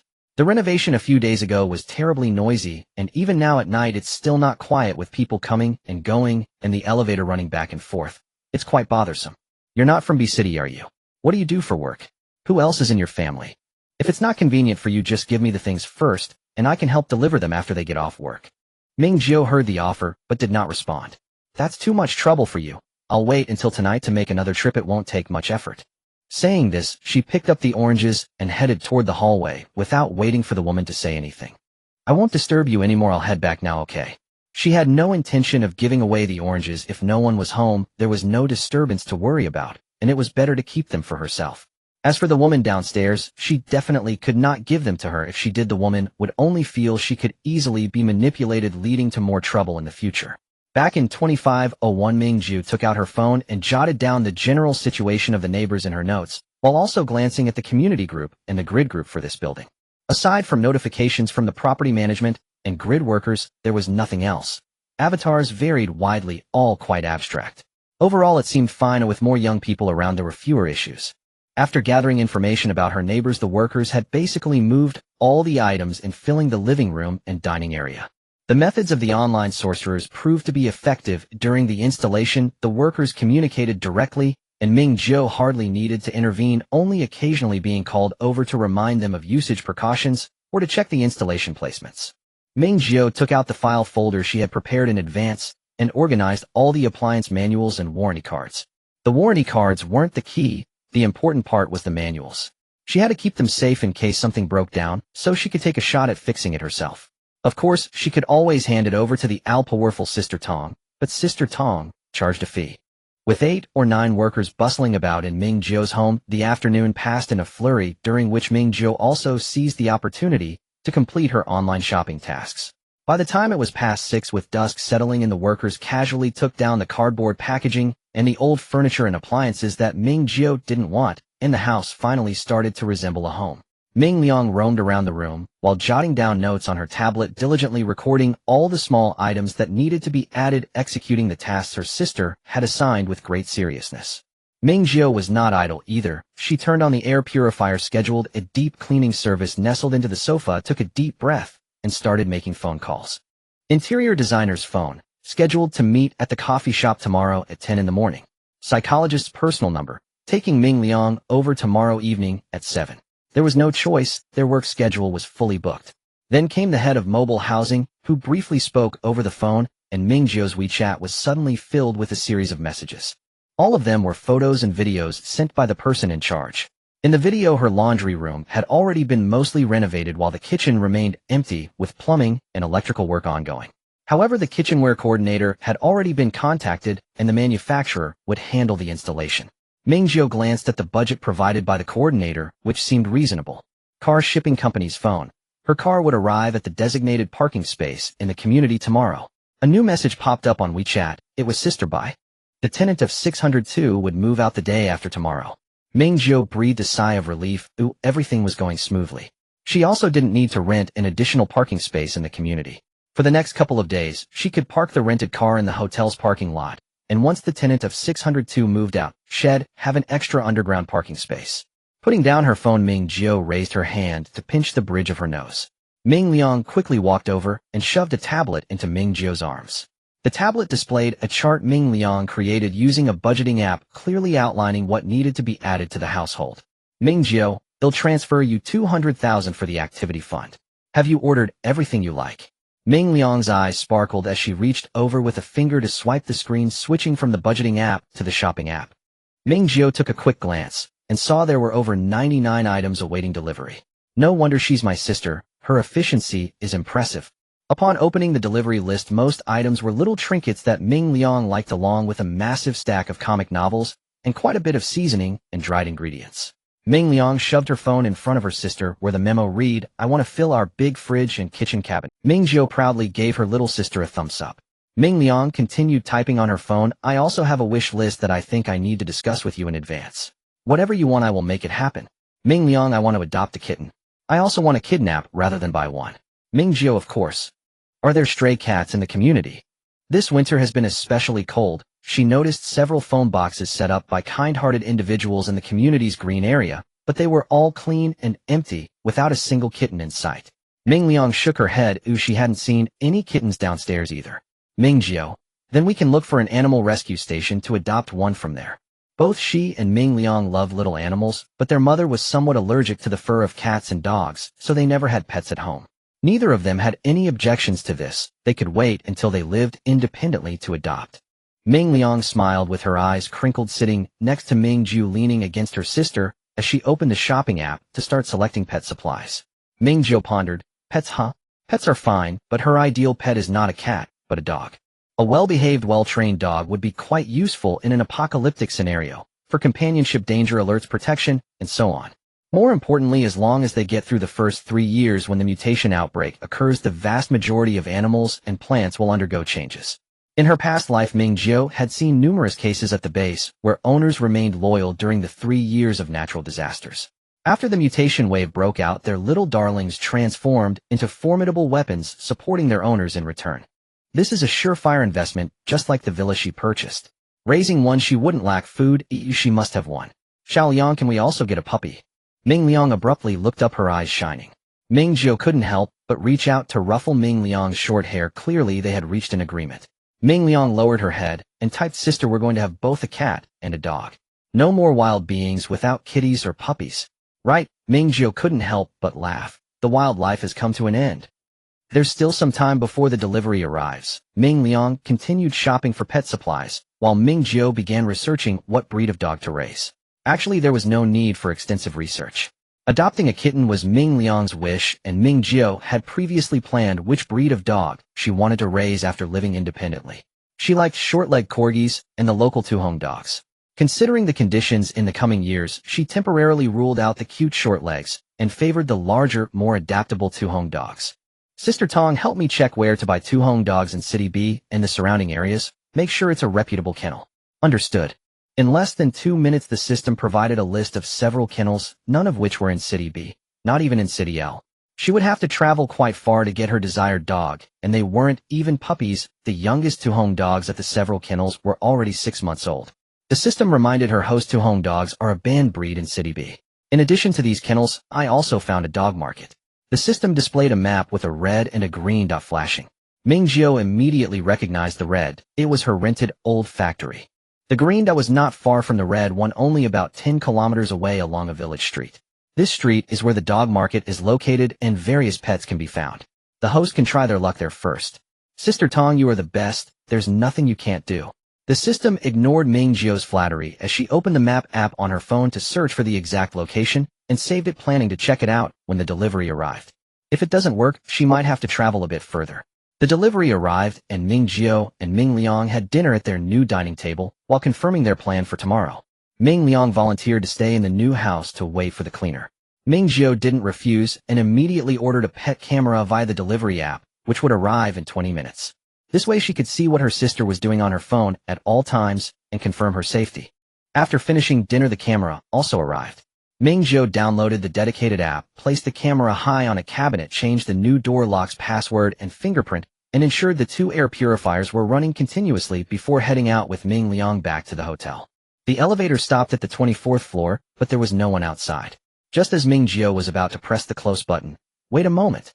Ming Jiu raised her finger, pressed the open button, and took half a step to peek into the hallway, just in time to see a tall young man walking out of 2404. "Thank you." The man quickly stepped into the elevator wearing a mask. Ming Jiu glanced at him. He had a high nose and pretty eyes, looking to be in his early 20s. "No problem." The elevator then descended straight to the first floor, and there was no further exchange between them. Ming Jiu's gaze swept over the man's attire, which was all branded but understated, showcasing good taste. Ming Jiu recalled what the elderly lady downstairs had said. 2402 was a family of 3, all teachers. 2403 was a newlywed couple from out of town, both working. This young man in front of her was presumably the new tenant of 2404, who had moved in recently and often made noise while moving in at night. As the elevator doors opened, Ming Jiu held Ming Liang's hand and walked behind the young man, who was quite gentlemanly, holding the entrance door for them. Ming Jiu nodded in thanks, and then spotted 2 delivery trucks parked downstairs. The truck's compartment opened, revealing neatly stacked boxes with no labels. As Ming Jiu and Ming Liang reached the corner, the young man was just talking to the truck driver. It seemed that the 2 delivery trucks were filled with his belongings. Ming Jiu couldn't help but glance back at the compartment filled to the brim with neatly stacked boxes. They didn't look like furniture. If it were all luggage, that would be a bit too exaggerated. The hotel they are staying at now is not as luxurious as the previous one, with only 1 bathroom equipped with a bathtub for 2 bedrooms, and the living area is quite small. The 2 sisters decided to take a bath together, with Ming Jiu helping her sister wash her long hair that had grown to her waist, glancing at herself in the mirror. Her own hair was long as well, and the curls needed care. It was clear that she did not have the time for that now, and had to find a moment to cut it short. After drying her hair, Ming Jiu tucked her sister into bed before returning to her own room, lying down and sending her spiritual sense into her space to start planting and harvesting. Since she upgraded the farm to level 1 last time, she hadn't put in much effort, and the progress bar for the farm upgrade was pitifully low too. 56,300. Tonight she had the rare luxury of no tasks, so Ming Jiu planned to work until she was tired, and then go to sleep, as she was severely lacking in sleep. From around 9 o'clock until 11, she earned a total of 43 gold coins over 2 hours, and the moment her spiritual sense withdrew from the space, Ming Jiu fell asleep. Having enjoyed a rare good sleep, when she opened her eyes Ming Jiu felt as if she was fully revived. The first thing she did was check her phone for the date and time. January 27th, 7:30 in the morning. With a blizzard countdown of 11 days and spring festival countdown of 8 days, Ming Jiu took a deep breath, kicked off the covers, and got out of bed to wash up and change clothes. One good thing about the north is the ample indoor heating, making it easy to get up. Ming Liang also did not linger in bed. Her schedule almost synchronized with Ming Jiu's. The breakfast provided by the hotel was mediocre, so the sisters went out to find breakfast.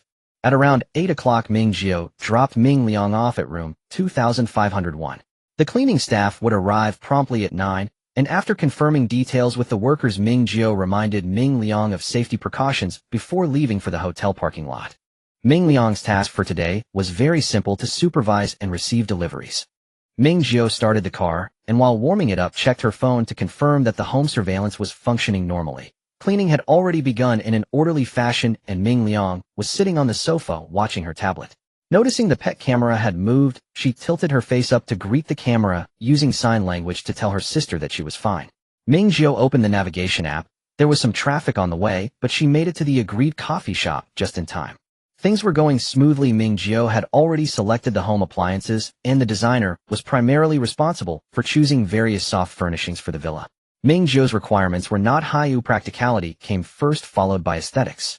Compared to needing design, she actually needed the other party to supervise, as after tomorrow, she would have no time to shuttle between Yun's scenic area of the city and the suburbs near El City. After signing the contract around 11 o'clock, Ming Jiu wasted no time and drove directly with the designer to the villa area to inspect the houses. By the time they confirmed the details, it was already 12:30. Ming Jiu locked the villa door and handed one of the keys to the designer. Turning around, she saw a Qian pass by her door and then turn into the yard of a neighboring villa. Immediately after, 2 trucks also drove up and parked outside the villa yard. Through the fence, Ming Jiu saw the Qian's doors open and a man and a woman got out from the driver's and passenger seats respectively. The woman was unfamiliar, but the man's figure was very familiar. Ming Jiu slightly turned her body, using the doorpost to shield herself, while not hindering her observation of the neighbor. This vacation villa area had hardly any residents, and the surroundings were eerily quiet. Ming Jiu could hear the man's voice. "Sister, it's all done, and we'll send the design drawings to you."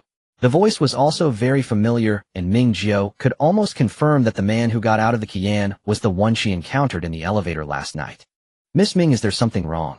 The designer noticed that Ming Jiu had been silent, and couldn't help but glance at the neighboring yard. "Nothing." Ming Jiu came back to her senses. "Let's go, we should get in the car first." Ming Jiu drove the designer to a spot convenient for getting a taxi, and then drove back to the city. "Sister Tong, please help me check the details of the residence on the 25th and 24th floors of Longjing Huading in more detail. Also the information for the neighbors next door in the vacation villa area." "System okay. Is the host suspecting something?" Ming Jiu: "Yes, a little. Last night the 2 trucks filled with cardboard boxes at room 2404 were quite suspicious. The box sizes were uniform, not resembling furniture or luggage. Now that she thought about it, could they possibly be hoarded supplies?"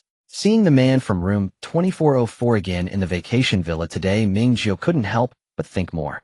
How many people in the whole city could buy houses simultaneously in Longjing Huading and the vacation villa? She found it hard not to suspect that their purpose was the same as hers: to prepare for the impending catastrophe. The man and woman who got out of the Qian should be siblings. Who exactly were they?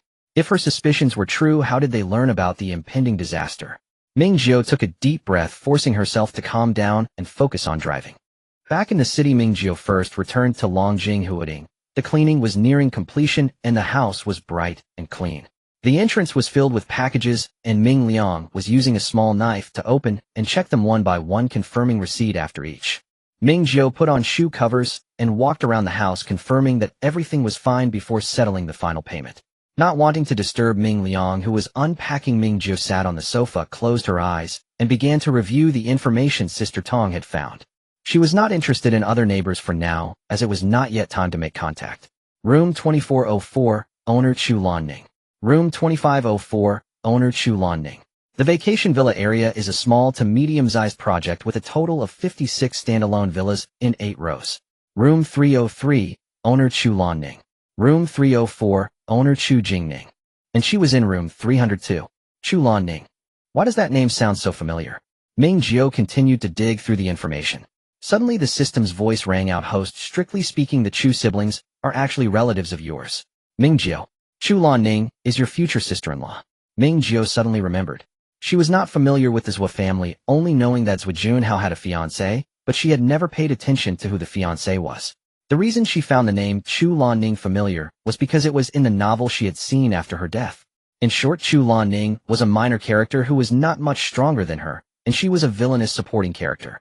In the novels, Zhou Junhao and Chu Lanning were engaged due to a business marriage, as Zhou Junhao had no feelings for her, but still fulfilled his responsibilities as a fiancé.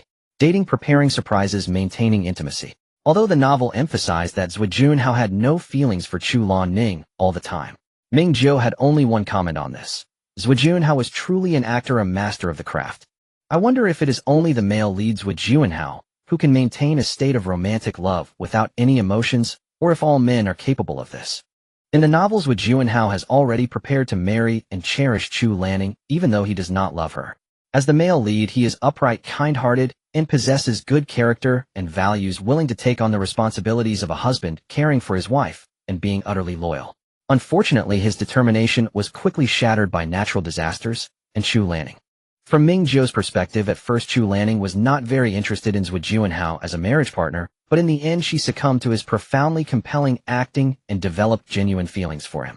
Chu Lanning, who unilaterally entered an intimate relationship, positioned herself as a romantic girlfriend, but her behavior was repeatedly seen by Zhou Junhao as a violation of his boundaries.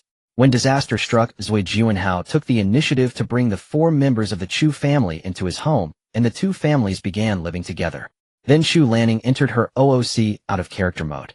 Without being formally married, she took it upon herself to act as the mistress of the Zhou household, issuing orders at home, without any sense of being a guest, and often causing trouble for Zhou Juanxin, her sister-in-law. Ming Jiu recalled the mental illness diagnosis report of Zhou Juanxin obtained by her sister-in-law. Judging by this detail alone, the authenticity of certain content in the novel has already crumbled in her eyes. It's laughable that Zhou Juanxin could make Chu Lanning boss her around. If Chu Lanning dared to speak sarcastically to her, she would get slapped in the next moment, and by midnight Zhou Juanxin would drag her out of the villa, leaving her frozen in the courtyard like a humanized sculpture. This content is impossible to weave into a coherent narrative. The safety base in B City has been established while the Chu family has basically collapsed. When Ming Jiu read the novel, she only wanted to find herself within its pages. She didn't think much of the other plots, but now reminiscing, she couldn't help but laugh. The Chu family owned a huge real estate company, yet they had no property related to the safety base. Chu dad and Chu mom, 2 business elites, shockingly had no sense of crisis at the onset of the disaster. It was a huge misstep. Later on, the safety base in B City was established. The Chu family, having nothing, relied on Zhou Junhao's connections to enter the safety base. By that time, Zhou Junhao had already infiltrated the base's management and was busy every day. Meanwhile, the Chu family was wholeheartedly dragging their feet. Chu Lanning, suspicious and paranoid, often rushed to Zhou Junhao's workplace, vigilantly guarding against all the women around him, offending the only daughter of an important leader in the base, who was also Zhou Junhao's first confidant. To be honest, even if the novel's content were true, Ming Jiu would only want to praise Chu Lanning's keen insight. She was spot on when it came to infidelity. Good job. Chu Jingning was causing trouble outside, relying on her brother-in-law's influence, while the Chu parents boasted about the wealth of the Zhou family, also implying that their own living conditions had not changed much since before the disaster, which led to quite a bit of envy and jealousy. As a result, Zhou Junhao could no longer tolerate it and broke off the engagement, driving the Chu family out. The Chu family made several attempts to create a scene, but ended up having to live in the shanty town of the base, struggling to make a living. Later, the novel mentioned the fate of the Chu family. Less than 2 months after leaving the Zhou family, Chu Jingning died in a fight. Chu mom couldn't accept the fact that her son had died and went mad. Chu dad couldn't handle the heavy work in the base and fell ill in the makeshift shelter, while Chu Lanning, in utter helplessness, had no choice but to sell her body. Ultimately, the family was wiped out shortly after the outbreak of the mutation tide. After recalling the content of the novel, Ming Jiu felt a chill run down her spine. First, she couldn't believe that Chu Lanning and the Chu family could be so foolish. What she had read in the novel was clearly a defense. Secondly, she suspected that Chu Lanning had also been. Sister Tong, I want to know the timing of when Chu Lanning bought 2404 and 2504, and what she was doing during the time after purchasing the houses. The system quickly retrieved the relevant information. Ming Jiu quickly flipped through it, exclaimed, and scratched her head, feeling a bit overwhelmed. This is bad, Sister Tong. It seems that the big female lead of Rebirth and Revenge is not me. 10 days ago, Chu Lanning bought 2404 and 2504. 8 days ago, Chu Lanning bought a large supermarket located in the Yunjing district. Even now, the supermarket is still undergoing renovations, with goods continuously being delivered to the store and designated warehouses. Ming Jiu couldn't help but marvel. Being wealthy and powerful is truly advantageous. Second-generation heirs starting businesses have no risk of stockpiling large amounts of goods being monitored by the authorities. System not necessarily host. You underestimate big data too much. The vast majority of the supplies that Chu Lanning is stockpiling are needed for the supermarket opening, but it's not comprehensive. As she spoke, the system presented Ming Jiu with another list of supplies. Ming Jiu flipped through a few pages. Large quantities of medicine, large quantities of fuel, a lot of outdoor survival supplies, and even some arms and ammunition from overseas. To be honest, the specificity of these items is quite strong, not only targeted, but also quite criminal. When purchasing and storing the supplies on this list, Chu Lanning did not directly use her or the Chu family's accounts, but in the era of big data, unless top hackers intervene, everything can be traced. Perhaps the authorities did not notice at first, but they will eventually react, and when that happens, Chu Lanning will face the risk of exposure. Ming Jiu pondered. She was grateful to the omnipotent Sister Tong for allowing her to develop in a more underhanded manner. System, are you worried that Chu Lanning may pose a threat to you? Ming Jiu nodded. Exactly. Judging from the choice of houses alone, she and Chu Lanning had already crossed paths. If she could investigate Chu Lanning, then Chu Lanning could naturally investigate her. If Chu Lanning knew there was another reborn individual, what would her attitude be? What measures would she take?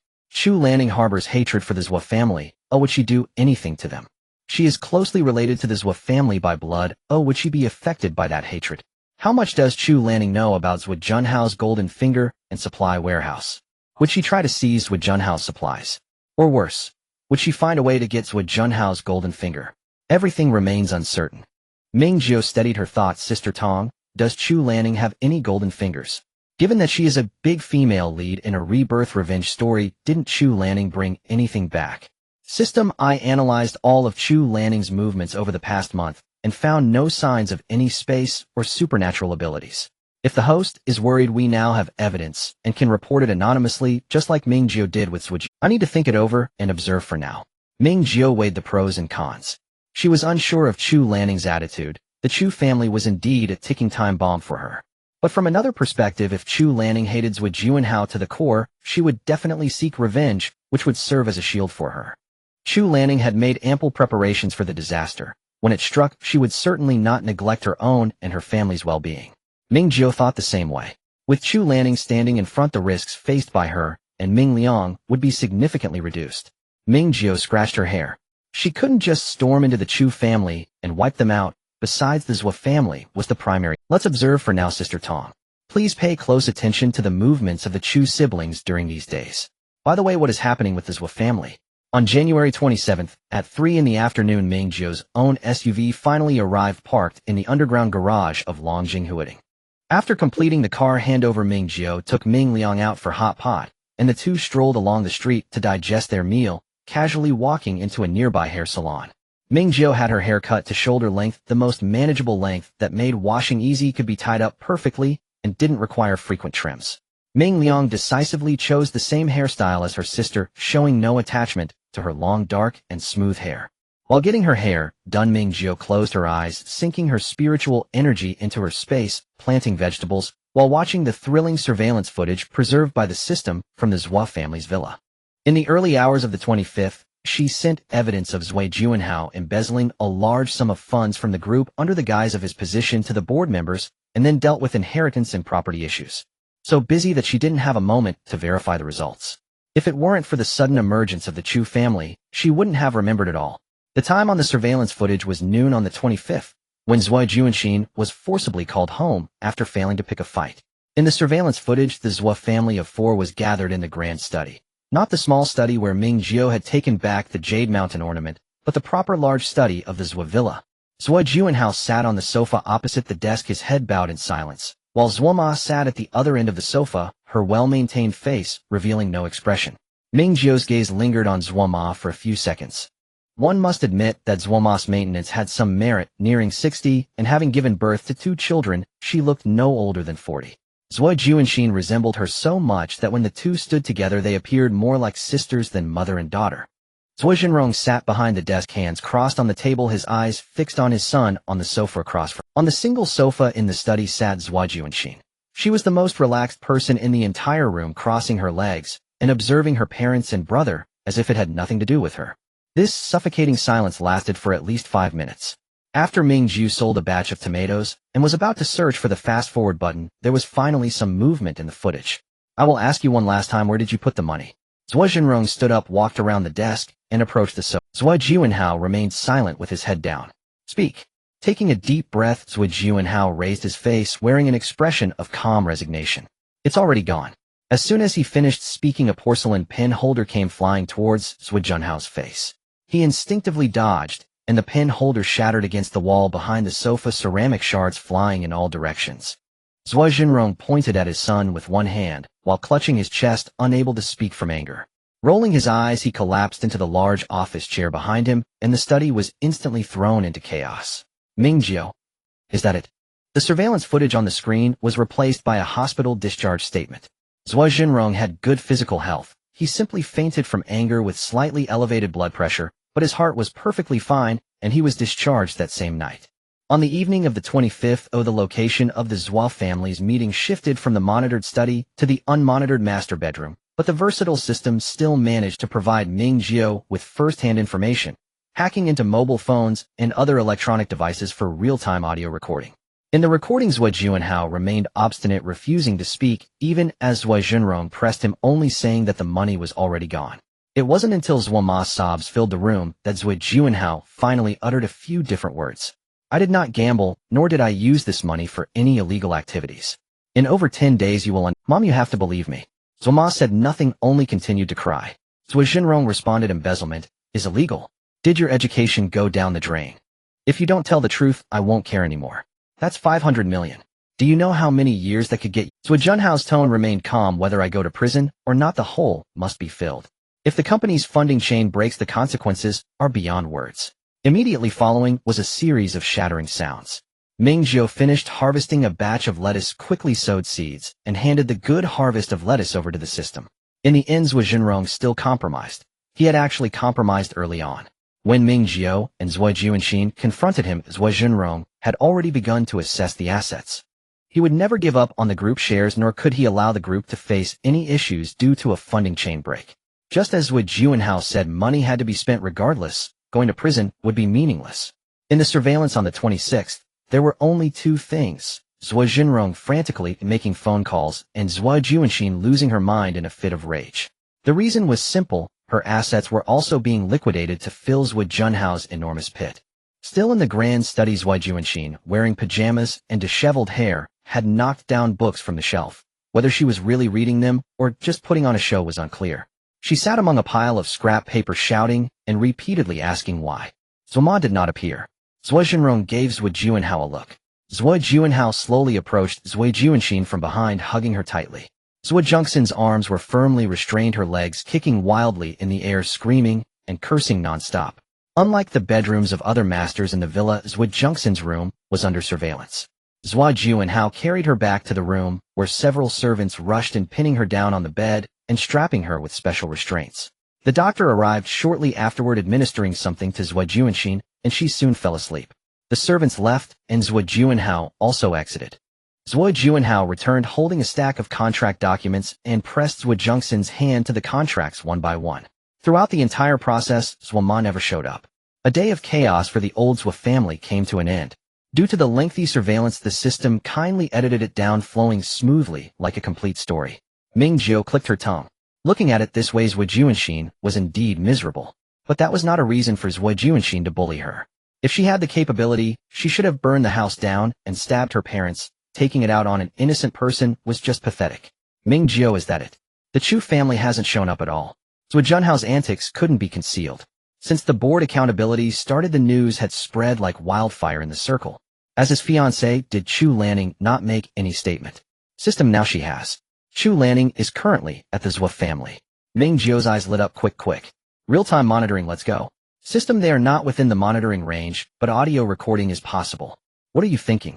Chu Lanning's voice was melodious and calm, but her question was met only with prolonged silence.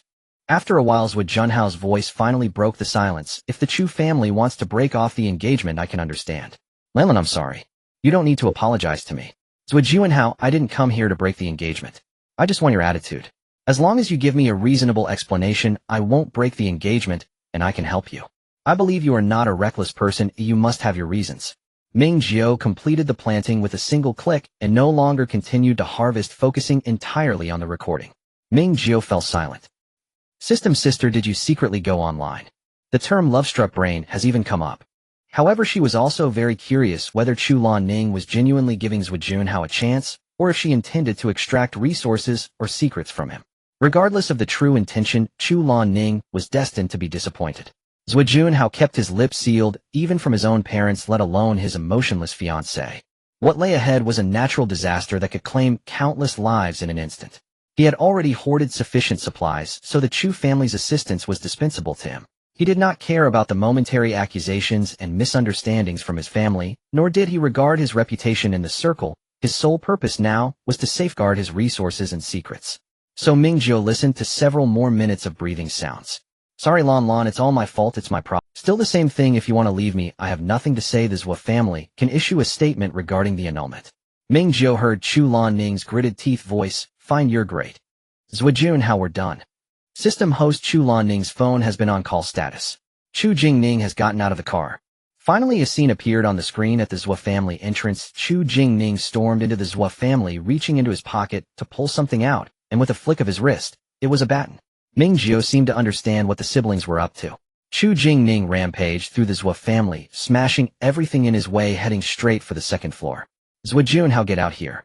The Zhuo family servants did not dare to approach, and the bodyguards followed closely, but the young master of the Chu family was quite capable, and with the weapon in hand 2 or 3 bodyguards could not stop him at all.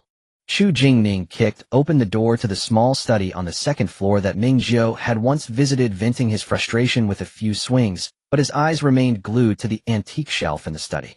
This was clearly not a fight seeking trouble, it was plainly a robbery. Zhuo Junhao and Chu Lanning rushed over. Jingning. Stop making a scene. Sister, he's a scumbag. If you don't break up with him today, they'll forcibly take you back. Chu Jingning charged at Zhuo Junhao, the baton already snatched away by Chu Lanning, throwing 2 punches that pressed Zhuo Junhao down on the sofa, beating him fiercely before being pulled away by the bodyguards. The scene was chaotic, and Chu Lanning's eyes were not idle. Her gaze swept around the antique shelf, but found nothing. The items had long been taken by Ming Jiu. Jingning, I'm done with him. Stop making a scene. Let's go home. The Chu siblings left in a huff. Ming Jiu, system sister, keep up, keep up. Dashcam. System coming right up. The scene switched to Chu Lanning driving, with Chu Jingning in the passenger seat, tearing off a band-aid. Sisters was got a thick skin.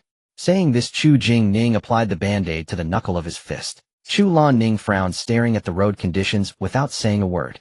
Ming Jiu, it seems Chu Lanning knows that Zhuo Junhao has space, and is aware that the space medium is a jade ornament. The novel she saw after her death had lost credibility for her. Ming Jiu was genuinely curious about what had happened between Zhuo Junhao and Chu Lanning in her past life.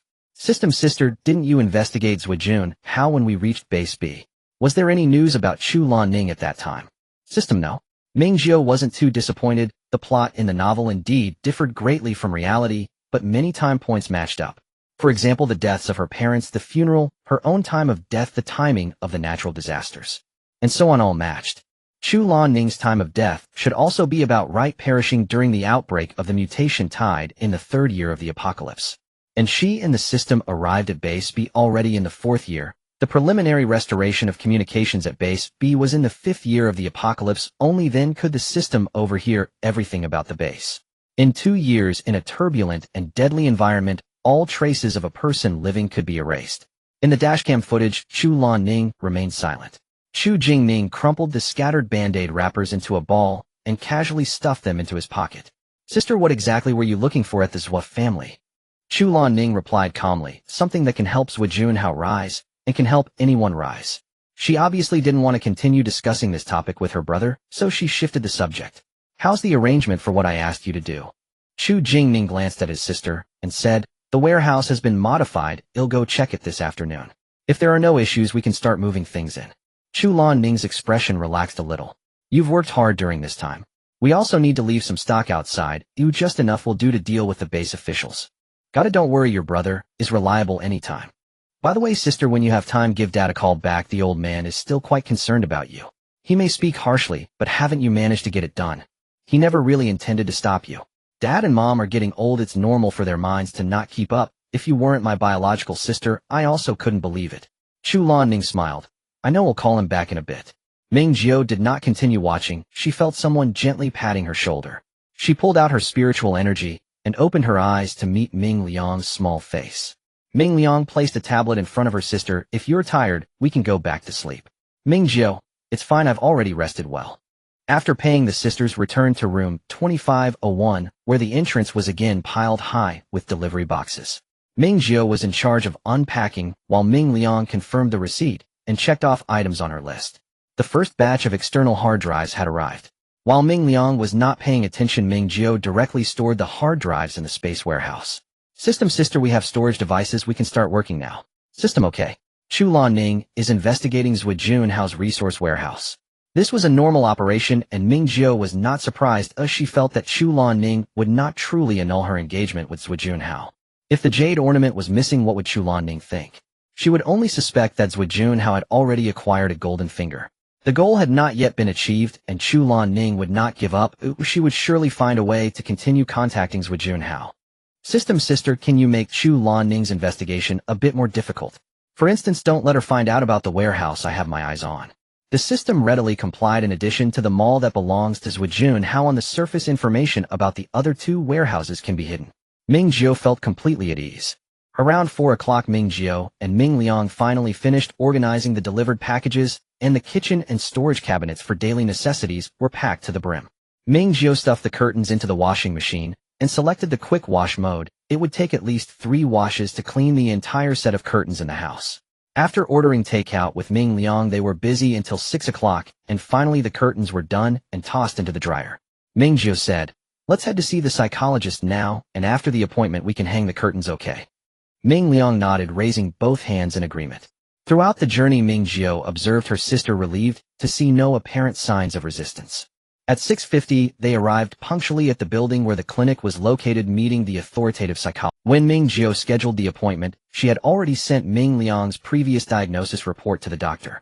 The sisters took a few minutes to fill out the initial consultation form, and Ming Liang's consultation began.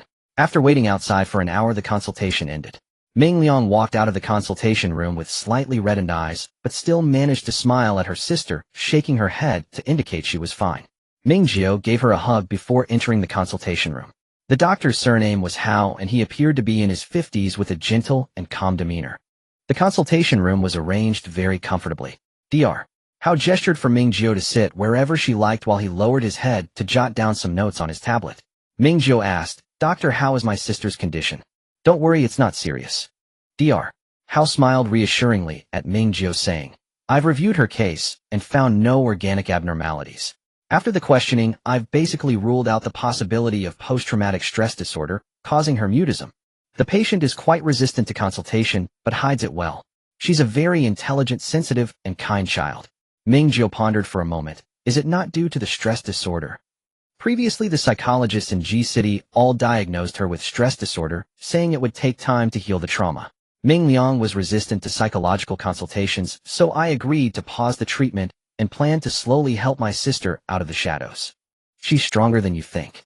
I suspect there are more hidden and direct reasons that make her unwilling to speak. You can continue to bring her to me for consultations, but I don't believe it's necessary. You are the family member our psychologist likes the most. Do you understand what I mean? You have love, enough patience, and a sufficient understanding and respect for the patient. Compared to the Dr. Xiaorul, needs you more. As they exited the clinic, the sky had turned completely dark, the city lights shining bright, and it was the time when people were coming and going.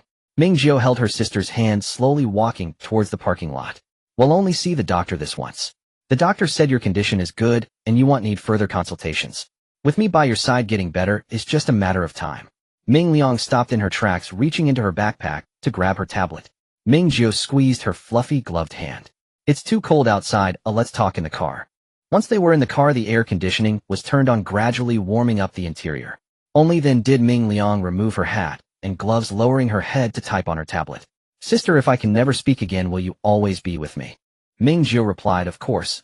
You are my only sister and my only family. It's not just you who needs me, I need you even more. We will never be apart. For a while Ming Liang remained motionless, simply gazing at her sister's face. Sister, you really don't blame me. If it weren't for my desire to eat at the farmhouse, Mom and Dad wouldn't have had an accident. Ming Jiu looked into her sister's eyes and felt a pain in her throat, tears welling up in her eyes. She turned slightly, looking at Ming Liang seriously, and asked each word carefully. What if it were me? If the person in the car that day were me, and I was the one who wanted to eat at the farmhouse, and I was the one Mom desperately protected, Xiaoru, tell me honestly, would you blame me? Ming Liang shook her head vigorously. So I don't blame you either. I've never blamed you. This was an accident. On the way home the car was quite silent. Ming Jiu chose a very soothing piano piece, driving attentively, while Ming Liang sat quietly in the passenger seat, occasionally wiping away a couple of tears. When they arrived at the hotel parking lot, Ming Liang's emotions had mostly settled. She pulled Ming Jiu to run towards their apartment, eager to hang the curtains as soon as possible. After hanging the curtains, Ming Liang wandered around the house with a disposable static dust brush, satisfied, as she returned to the living room and sat beside her sister on the sofa. Sister, are you busy tomorrow? Ming Jiu put down her phone, confirming that she indeed had a busy day ahead with 5 logistics orders scheduled for delivery, and she needed to oversee the unloading at the old factory while squeezing in time to order supplies at the wholesale market and farmers market. Yes, I have to go to El City tomorrow. Come with me. Ming Liang shook her head. I want to stay at home. I can't help much following my sister. I can be responsible for tidying up the house. The bedding will be delivered tomorrow, and I want to wash the 4-piece set and the quilt. Ming Jiu felt a bit uneasy, saying, can you manage at home by yourself? Ming Liang patted her chest confidently. I can do many household chores, and I can even order takeout. They'll have the delivery people leave the items at the door and won't go out to get them. They'll also keep an eye on the surveillance at the entrance. I absolutely won't open the door to strangers. Sister, you don't need to worry about me. You go focus on your work. Oh, I can handle it. Ming Jiu hugged her sister's head and kissed her vigorously. Okay, I'll leave it to you then. I might check the home surveillance at any time tomorrow. If you have any issues, just message me. Don't push yourself, understood? Ming Liang nodded earnestly in agreement. He'll only be responsible for washing. I'll wait for my sister to return to set everything up. The air purifier needs to be on at all times. The new house has formaldehyde. Ming Jiu continued to remind her of a few things. The sisters talked until after 9 o'clock before dragging a large stack of delivery boxes downstairs. Back at the hotel after a long day, Ming Liang finished washing up and quickly fell asleep. Ming Jiu reviewed the list of supplies from the wholesale market and factory, preparing for the official offline bulk purchase tomorrow. After checking the list, Ming Jiu opened various shopping apps to look at the logistics information and several types of supplies she particularly cared about. Weapons and self-defense tools, multifunctional military shovels, various types of batons. High-voltage stun guns are hard to find online, but Ming Jiu and the system found alternative routes, purchasing several pig prods and livestock stun guns. These items were originally used by large-scale farmers to herd livestock with generally low lethality, as their function is to herd pigs, not to kill them. But that's not a problem. The system can help modify them, adjusting their length, size, and voltage, equipping a few more for Xiaorua later. Apart from that, the most items Ming Jiu bought were crafted knives and swords. The system helped her filter out many quality stores which were not only durable, but also aesthetically pleasing. Ming Jiu couldn't stop herself buying 400 to 500 weapons in one go, completely clearing out the stock. The crafted knives and swords were neither sharpened nor had blood grooves, but it was fine, as they would all be handed over to the system to be transformed into magical weapons. A few hundred would be enough for her and Xiaorua to use for a lifetime. Protective gear was much simpler. The only items she could purchase were stab-proof vests, cut-resistant gloves, gas masks, and goggles, which were sufficient for everyday use. If faced with extreme situations, the system could also modify them into enhanced versions. Now these items have already been shipped and are on their way, expected to arrive in 2 to 3 days. Ming Jiu looked at the logistics information and felt particularly at ease. On January 28th, there were 11 days left until the blizzard disaster. At 6:30 in the morning, the alarm clock rang on time, and Ming Jiu immediately got up to wash up and ordered breakfast through a delivery app. Ming Liang did not lag behind either. When breakfast arrived, she had just finished washing up. After having breakfast, Ming Jiu first took her sister back to room 2501 before returning to the hotel parking lot, driving away from the city center of B City, heading straight for the wholesale market in L City. The logistics orders would only start to arrive gradually from 11 in the morning. The night before, Ming Jiu had already outlined a general process for herself, beginning with a shopping spree at the wholesale market. The car smoothly entered the highway. By 9 o'clock, Ming Jiu arrived at the wholesale market, pulling a suitcase filled with cash directly towards several stores that had been pre-screened by the system. Grains and cereals. Ming Jiu ordered enough goods for herself and her sister to last 10 years, including various types of rice, medium, high, and low gluten flour, as well as various noodles and cereals. Currently, the system farm could only harvest basic agricultural products like wheat and rice. To obtain large quantities of white rice and flour, the farm needed to be upgraded to level 10 to unlock the processing plant. Stocking up was a precaution. Even if she and her sister did not consume it, it could be exchanged for gold or other supplies. However, this reminded Ming Jiu. After reviewing the shipment list and paying the deposit, she quickly placed an order for a home grain mill and a small rice dehusk machine on the online shopping app. 2 of each machine were ordered, and there was no need to worry about noise, as she could use them directly in her space. Even if it would take some time for the farm to upgrade to level 10, she and Xiao Liang could still enjoy the rice and flour produced by the farm. She stocked up on cooking oil for 10 years, including both vegetable and animal oils, with a comprehensive variety. As for the oil press, she decided against it. After searching, she found the process a bit complicated and preferred to wait until the farm was upgraded. For seasonings like salt, sugar, soy sauce, and vinegar, both common and uncommon types, Ming Jiu had already purchased enough online that she and her sister would never run out in their lifetime. However, after reviewing the list provided by the supplier, Ming Jiu still picked and supplemented some items, thinking that even if they couldn't consume everything, they could sell it somehow. There would be no problem consuming it all. She also bought quite a bit of canned and processed meats. Though she and Ming Liang did not particularly love these, they would occasionally switch things up for variety or barter. Various dried goods were purchased in bulk. Ming Jiu avoided the overly expensive ones. After a busy session, the entire suitcase's worth of money was spent on deposits. Holding the shipment list and deposit invoice, Ming Jiu returned to the car and filled the suitcase again, then headed straight to the next target location, where she saw a wholesale of snacks and drinks on the way and excitedly ordered various snacks and soft drinks. The morning was busy, and the throughput of this large wholesale market was astonishing. Ming Jiu's order barely made a ripple in the mix. The next stop was the direct wholesale store of the water factory. Though her space was not lacking in water resources, she needed to stock up on bottled drinking water. She ordered 10,000 barrels of 19-liter bottled water from a certain farmer, and the wholesale price was only 60% of the retail price, making it a great deal. She bought bottled water in sizes of 500 milliliters, 1L1, 5L0, and 45L, ordering dozens of cartons of each. The empty mineral water bottles could be reused for a while, making it a worthwhile purchase. After buying these, the time was almost up, and Ming Jiu checked the list again on her phone. Her order in the wholesale market was relatively small, but fortunately the delivery address was nearby. The order for grains and cereals would arrive in the afternoon, while the rest would have to wait until the next day. On the way out of the wholesale market, she saw a store selling various yarns and couldn't help but spend again. Regardless of whether she would have time for these odds and ends in the future, she decided to buy them now and stock up. Just as Ming Jiu started the car, she received a call from the logistics driver. Rushing along, by the time she arrived at the old factory, the logistics truck had just arrived. She had already paid extra for unloading when she placed the order. The driver drove the truck into the factory area and parked in front of the warehouse to begin unloading. Ming Jiu opened the shopping app to verify the order. This shipment consisted of daily necessities and cleaning supplies, primarily practical domestic products that were cheap and in bulk. Nearly half of the laundry detergent was unscented, and she bought over 10 boxes of laundry soap. Among body cleansers, a certain brand of shower gel accounted for 30%, while the remaining 70% included all-purpose lanolin soap.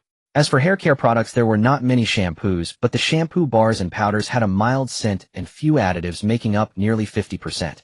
After signing for the unloading, the logistics truck left. Ming Jiu immediately entered the warehouse. After confirming with the system that there were no risks, she began to move the stacked boxes into her space one by one. After 2 days of practice, Ming Jiu was now able to immerse her spiritual energy in her space at any time and place. The only shortcoming was that she still needed to close her eyes to operate it initially. She was working hard to improve this. The logistics truck came and went repeatedly, leaving Ming Jiu with no time to eat lunch. Whenever a truck arrived, she focused on unloading, and when it left, she closed the doors and received the goods. In between, she checked on Ming Liang's status, remaining busy until 5 in the afternoon. Everything delivered today could be stored long-term, so there was no immediate need for the storage space. Initially when she was receiving goods into the space, Ming Jiu paid attention to sorting, but once she got busy she couldn't care less. Now the grassland in her space was filled with a hodgepodge of various goods. However, she wasn't in a hurry. After the stockpiling phase was over, she'd have plenty of time to organize everything slowly, which would also help her strengthen her spiritual energy, a win-win situation. If all else fails, she still had Sister Tong provided that the gold coins were sufficient. As the day darkened, the temperature dropped to -18 degrees. Ming Jiu bundled up tightly, yet she still took a long time to warm up in the heated car. Feeling extremely hungry, Ming Jiu recalled the storage boxes she had emptied from the refrigerator and snack cabinet at home when she first returned to life. She found a few bags of bread and milk sitting in the car to enjoy them slowly. Before starting the car to return to the city, Ming Jiu made a video call to her sister, who was having dinner. Stir-fried broccoli corn rib soup and a dish of scrambled eggs with tomatoes were all served in a set of porcelain bowls, and Ming Jiu knew at a glance that Xiao Liang had made them herself. "Wow, you made something delicious." Ming Liang disappeared from the video frame, quickly returning with a notebook and pen, lowering her head to write. Ming Jiu wanted to say that she could just type directly. "Yes. Today all the kitchen supplies arrived. I also bought vegetables and filled the refrigerator." "Don't worry, sister, I ordered the vegetables through delivery. I didn't go out alone. I saved some delicious food for you. When are you coming back?" "Ming Jiu, I will be home soon. You eat first." Closing the video, Ming Jiu drove back to the... Given today's pace, she would have to shuttle between B City and L City for at least 4 to 5 days. She had underestimated the situation. If Xiao Liang followed her, it would be too much hassle, so it was indeed better for her to stay at home and handle logistics. Tomorrow she could secretly place these storage boxes in room 2501A, and her sister would have things to do for the next few days. Around 8 o'clock, Ming Jiu finally arrived home.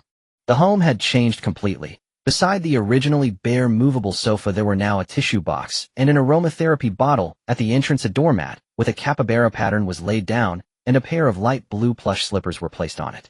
In the hollow part of the shoe cabinet, several storage boxes were neatly arranged, each box containing individually packaged masks. Next to the cabinet was a movable clothes rack with Ming Liang's coat, hat, and scarf hung neatly on it.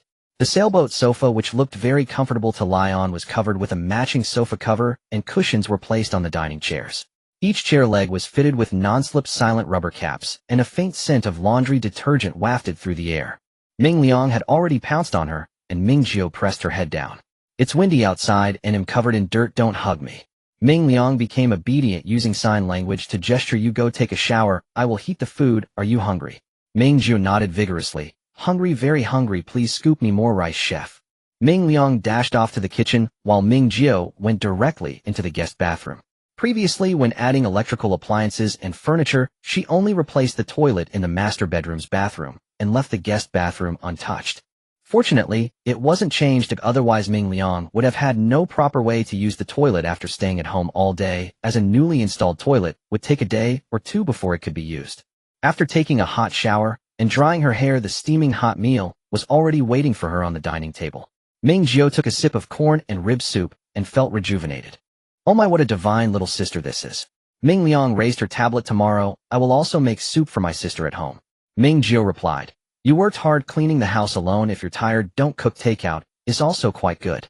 Ming Liang, "I enjoy doing this. It's really satisfying, sister. You are working harder outside." Ming Liang spoke the truth. Although she didn't know what Ming Jiu had been busy with lately, she noticed that her sister's bedroom light was always on late, and her dark circles were getting heavier. Ming Jiu felt a bit teary. Her sister was simply an angel. Asking their mother to keep her sister when she was little was the best decision she ever made, though it made her feel a bit guilty towards her mother, as giving birth was indeed very hard. "It's okay, soon it will all be over, and then it will be fine." Everything she was doing now was the strongest assurance for her and Xiao Liang to live well in the difficult future. On January 29th, there were 10 days left before the heavy snow. Early in the morning, Ming Jiu quietly left the house like a thief, returning home to take the storage boxes out of the space warehouse, except for a few that contained food. Then she quietly returned to the hotel room with breakfast. After eating breakfast, she sent her sister to room 2501 as usual.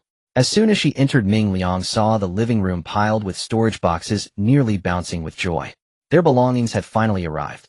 Ming Liang took off her coat and rolled up her sleeves. "Once everything is packed, can we stop living in the hotel? I like living at home. The most important thing is being able to cook." Oh, she no longer wanted to eat takeout. "Of course, take your time packing. I still have to be busy outside for a few days, so you won't be bored at home." Ming Liang nodded vigorously. After settling, her sister Ming Jiu drove toward City L. Her main task today was to supervise unloading, receive goods, do a big shopping at the agricultural market, and call the factory sales to confirm orders. Another energetic day. After lying down last night, she had gathered vegetables for more than 2 hours. Now the farm's upgrade progress had reached 169,300. In another 4 to 5 days it would level up to level 2, and she was quite satisfied with her progress. After all, earning gold coins for upgrades was not the priority at this stage. Being able to balance both was already quite good. The agricultural market was located within the wholesale city, considered a separate area. Yesterday Ming Jiu entered through the east gate. Today, it was more convenient to enter through the west gate. Today she did not bring a suitcase, but carried a large travel bag instead. She had also changed her outfit, and her face was still thoroughly covered with a mask, scarf, and hat. Vegetables. She had previously asked the system to list the types of vegetables that the farm did not have. Since it was the end of the year, the market had a wide variety of goods. Ming Jiu ordered directly from large wholesalers, buying at least 5 tons of each type of vegetable. As it was the end of the year, and the temperature was abnormally low this year, even wholesale vegetables were not cheap, making Ming Jiu feel a rare pinch in her wallet. The process was not as smooth as yesterday in the wholesale city. Ming Jiu encountered a small problem. The wholesalers did not ask her why she was buying so much. This was a wholesale market after all. Apart from reselling, what else could be done with wholesale vegetables? They only offered Ming Jiu some suggestions at the delivery warehouse. With the current low temperatures, if the insulation was not adequate, fresh vegetables could easily freeze and spoil. Ming Jiu turned around and rented a storage warehouse specifically for fresh goods.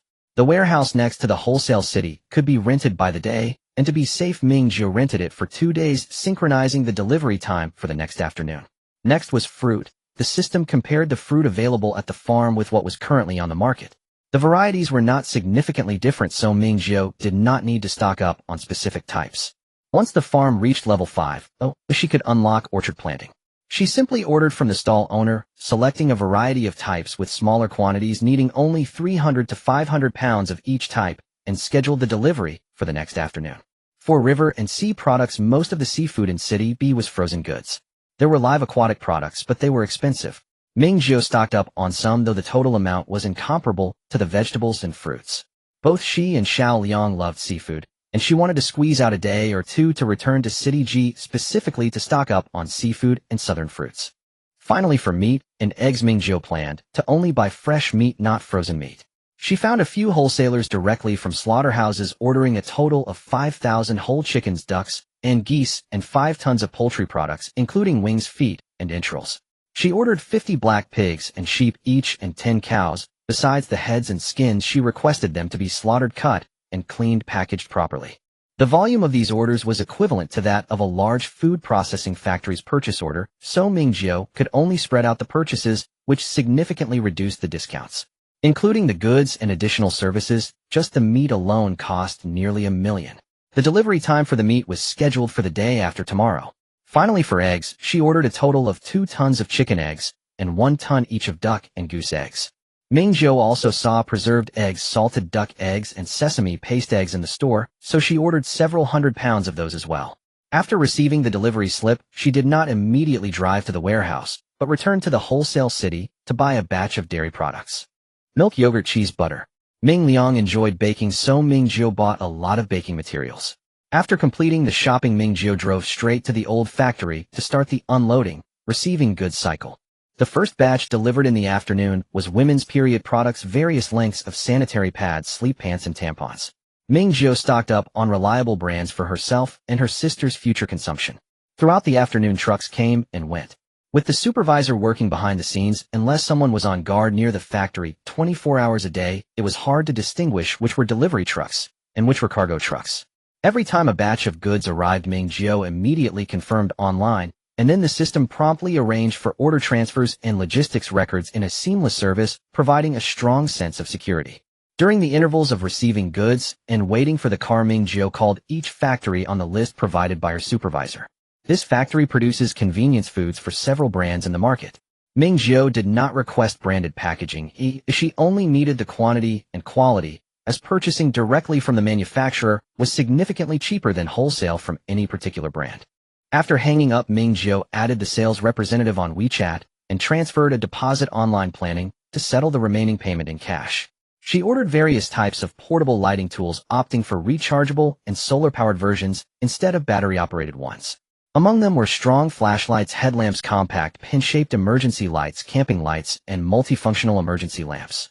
She did not order too many hardware tools, but made sure to include both manual and electric options, stocking up on spare parts, with a focus on multifunctional axes, crowbars, chainsaws, and shovels, tools that were both practical and formidable. With both small factories experiencing year-end inventory buildup, Ming Jiu received considerable discounts and gifts.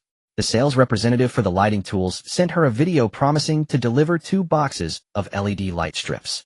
Once again, she transferred the deposit online, with the remaining amount to be paid in cash upon delivery. She was still short on outdoor survival gear. This category was only partially purchased online, including ropes, rain tarps, tents, life jackets, inflatable boats, and propellers for hanging. She did not order many of each type, planning to acquire the bulk from Zhujianhao. The shopping mall owned by Zhujianhao is a paradise for outdoor enthusiasts, boasting an impressive variety and quality of stock. As for clothing and footwear, she had already completed her online purchases of functional garments, such as windbreakers, heavy-duty down jackets, thermal clothing, etc. The items she procured from the factory were merely everyday wear. The design and appearance were of little concern, as she only required comfort and practicality. Ironically, with the exception of women's underwear, the list compiled by the system for other everyday clothing was entirely composed of men's items. With the same budget, men's clothing was far superior in both style and quality. Ming Jiu couldn't help but chuckle in frustration. The variety of clothing and footwear was too extensive, so Ming Jiu only scheduled a time to meet with the sales representative she still needed to personally visit to decide on the specifics and quantities. She also made advance calls regarding bedding, including sheets, comforters, pillows, etc., planning to resolve these along with clothing and footwear tomorrow or the day after. After finishing her calls, the final delivery of the day arrived, consisting of various bottled water she had bought at the wholesale market yesterday. It was only 4:30 after receiving the goods. Ming Jiu locked the factory door and drove to L City, first stopping by the building materials market to purchase some cement and other materials. Having completed her purchases of building materials early, Ming Jiu ran to several pharmacies with the lists for the family medicine cabinet and outdoor sports kit. She did not plan to buy medications in bulk herself. With strict regulations on pharmaceuticals and no connections, she could only resort to the slow method of purchasing small quantities of commonly used medications. Ming Jiu intended to cap her spending on medications at 50,000 yuan, believing that this amount would be sufficient for emergencies, while she would rely heavily on Zhujianhao for the bulk of supplies. His stockpile collected over the past 6 months included a wide variety of medications. After shopping until 6 o'clock, Ming Jiu finally drove away from L City, calling the designer responsible for the renovation of her vacation villa to check on the progress. She had no time during the day, and Ming Jiu also did not wish to confront the Chu siblings directly. After hanging up to ease the designer's pain of working overtime, she sent her a red envelope of 200 yuan. The designer had done a commendable job. The once empty villa was beginning to take on a home-like feel. Ming Jiu checked the brands of the home appliances, finding them in perfect accordance with her requests, and all manuals and warranty cards were neatly organized in labeled folders, meticulous and orderly. Unable to resist, Ming Jiu sent the designer another red envelope. She remarked that women tend to be more reliable in their work. By the time she finished inspecting the villa, it was nearing 8 in the evening. This area was quite remote, and since the designer had no transportation, Ming Jiu offered to drive her to the store before heading back to the city. At home, she enjoyed a special meal prepared by her sister, took her back to the hotel to sleep, and planned to work on the farm that night, officially ending on the 29th. January 30th, 9 days to go. Ming Jiu managed to sleep in a bit longer and got up at 7. She did not need to supervise the final payment for deliveries this morning. Before sleeping last night, Ming Jiu had received a message from sister by arranging to hand over the 602 property and the rent for both the 602 and 2,501 units from February of last year until now. After breakfast and dropping her sister off at home, Ming Jiu arrived at Building 5 of the community, where Sister Bai was already waiting for her downstairs. Ming Jiu handed over a thermal bag containing a cup of hot coffee. She only remembered to buy coffee while she was eating breakfast and ordered a variety of teas and coffees online, instant capsules and drip bags among others. Not a large quantity, she had asked the system, and after unlocking level 5 of the farm, she could grow coffee beans and tea trees herself. Thank you for your hard work. I'm sorry for calling you over so early. It was indeed early. It was just past 8, still not the normal commuting time for others. Sister Bai accepted the coffee with a content smile. When a big client calls, I have to be proactive, right? Early morning or late night, it makes no difference. As she spoke, she took out her access card to unlock the unit door, and together with Ming Jiu, they took the elevator to 602. The tenant moved out the day before yesterday, and the company's cleaning staff tidied up the house yesterday. The utility bills and property fees have all been settled. Take a look. Sister Bai handed over the documents related to the lease termination to Ming Jiu, who did not even let the system scan them, and directly signed to confirm. The property was well maintained with no issues. The furniture in this unit was even more complete than that in 2501, making it ready for immediate occupancy. Since there's still a month until the lease is up, we compensated the tenant with 2 months' rent totaling 26,000 yuan. After deducting the agency fee and some miscellaneous costs, the total rent for the 2 properties this year is 198,520 yuan. Ming Jiu signed her name several more times and received the payment, completing the transfer for the 2 properties. Do you not plan to rent out this unit again? Ming Jiu nodded, making up a serious story. I plan to do something different, maybe open a design studio. I'll start the renovations right after the new year. What about you? Have you secured a property? After all, it would be too late if she didn't buy soon. At the mention of this, Sister Bai's eyes brightened. Almost there, I'm negotiating right now. Oh, it should be settled in the next couple of days. The Yun Scenic area is quite nice too. While looking for a place for you, I also found one for myself. It's a small 2-bedroom with renovations. If all goes well, I'll be able to celebrate the new year in my own home this year. Not just nice, it's a solid investment for life. Ming Jiu silently praised this decisive woman. Congratulations, you'll soon be part of the homeowner crowd. After Bai Jie left, Ming Jiu turned off the electricity, water valve, and gas in the house, checked the windows, and then locked the door before heading downstairs. At 9 o'clock, Ming Jiu returned to the hotel parking lot and drove towards El City. The main itinerary for this morning was to visit the clothing factory that was scheduled yesterday. The clothing and shoe factories selected by the system were all located in the same industrial park, not far from each other, allowing for a complete visit in one morning. In the afternoon, visiting the home textile factory would complete more than half of today's tasks. Upon arriving at the clothing factory, Ming Jiu briefly looked around the women's and children's clothing section, stocked up on various clothes for Ming Liang that she would wear during her growth period in the children's section, and then shifted her focus to a massive shopping spree in the men's clothing section. Her own height was unlikely to change much, but Xiao Liang had great potential. Considering this, Ming Jiu expanded the maximum size to 175 centimeters. She selected unisex socks, gloves, hats, and scarves, comparing their quality, which was indeed disheartening. At the shoe factory, the same routine continued. She wore size 39 shoes, which were hard to find in men's styles, but there were plenty of options for boys. With plenty of time, Ming Jiu chose many samples to try on. The men's shoes, priced at 100 to 200, were more comfortable than the women's shoes she usually wore that cost 700 to 800. So during the bargaining process, Ming Jiu was relentless and managed to get quite a few insoles, shoe glue, and wear-resistant patches from the manufacturer, feeling satisfied. After a whole morning, the supplies of everyday clothes, shoes, and socks were in place, along with a belly full of frustration. After taking care of everyday clothing, Ming Jiu drove to the home textile factory. She selected high-quality bedding sets, duvets, and various bedding items in bulk. Both she and Xiao Liang were quite picky about mattresses and pillows. She had already stocked up on the brands they usually used when shopping online that day. She bought around 10 large mattresses, all for 180 beds, and stocked over 100 memory foam and buckwheat pillows. After leaving the home textile factory, Ming Jiu casually found a small shop by the roadside to fill her stomach.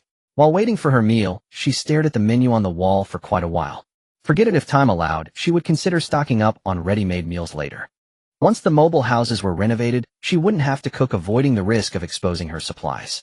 Plus, with Ming Liang's passion for cooking, there was really no need to spend extra time stocking up on ready-made meals.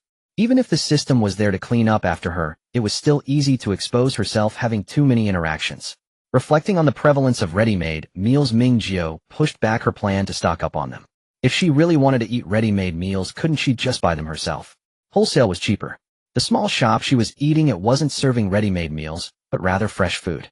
After filling her stomach, Ming Jiu drove to the agricultural market warehouse. Waiting less than 10 minutes before the vegetables and fruits she ordered the previous day arrived one after another. After unloading the goods and settling the final payment, Ming Jiu didn't immediately take all the stock from the warehouse. She locked the door and headed straight to the old factory area. With the lighting tools and hardware delivered, Ming Jiu separately picked out the axe, shovel, and crowbar, stacking them together with the arrived craft knives and swords. Snacks, drinks, and her yarn also arrived, followed by all sorts of miscellaneous items purchased online. Ming Jiu was busy until 7 in the evening, stuffing everything into the storage space. The last stop was the agricultural market warehouse. At this time, there were very few staff in the park, only a few on duty. Ming Jiu parked her car outside and went in on foot to minimize the workload for the monitoring staff.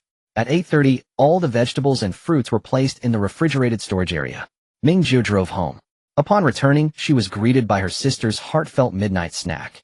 The house looked more presentable than yesterday, with familiar cushions placed on the new sofa, various small ornaments, vases that hadn't been arranged yet, decorative paintings drawn by Dad, artistic photos of Mom, and family picture frames. The wardrobe in the room was full, and Ming Jiu discovered a dress belonging to her mother in the master bedroom's closet. Clearly, when her sister first started organizing clothes, she hadn't realized that their parents would no longer be living in the master bedroom. Ming Liang's eyes were slightly red. Clearly she had cried while sorting through these items. Ming Jiu also felt like crying, but there were no tears. "We won't be staying in the hotel the day after tomorrow, okay?" Ming Liang nodded vigorously. January 31st, 8 days until the blizzard. The familiar routine continued, sending her sister to the new home while Ming Jiu drove to El City. In the morning, all the meat, eggs, and dairy products ordered were delivered. After counting the goods, Ming Jiu locked the warehouse door and left. Until 2 o'clock in the afternoon, she drove around El City. In the end, she calculated that she had spent over 10,000 on medication. In the afternoon, it was still about receiving goods and settling payments.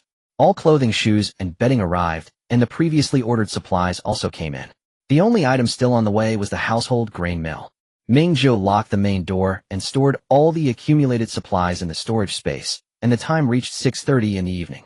She nibbled on a bread for energy in the car, driving straight to the agricultural market warehouse, and like yesterday stored all the accumulated meat, eggs, and dairy products into the cold storage. At this point, Ming Jiu's stockpiling plan had been completed by 95%.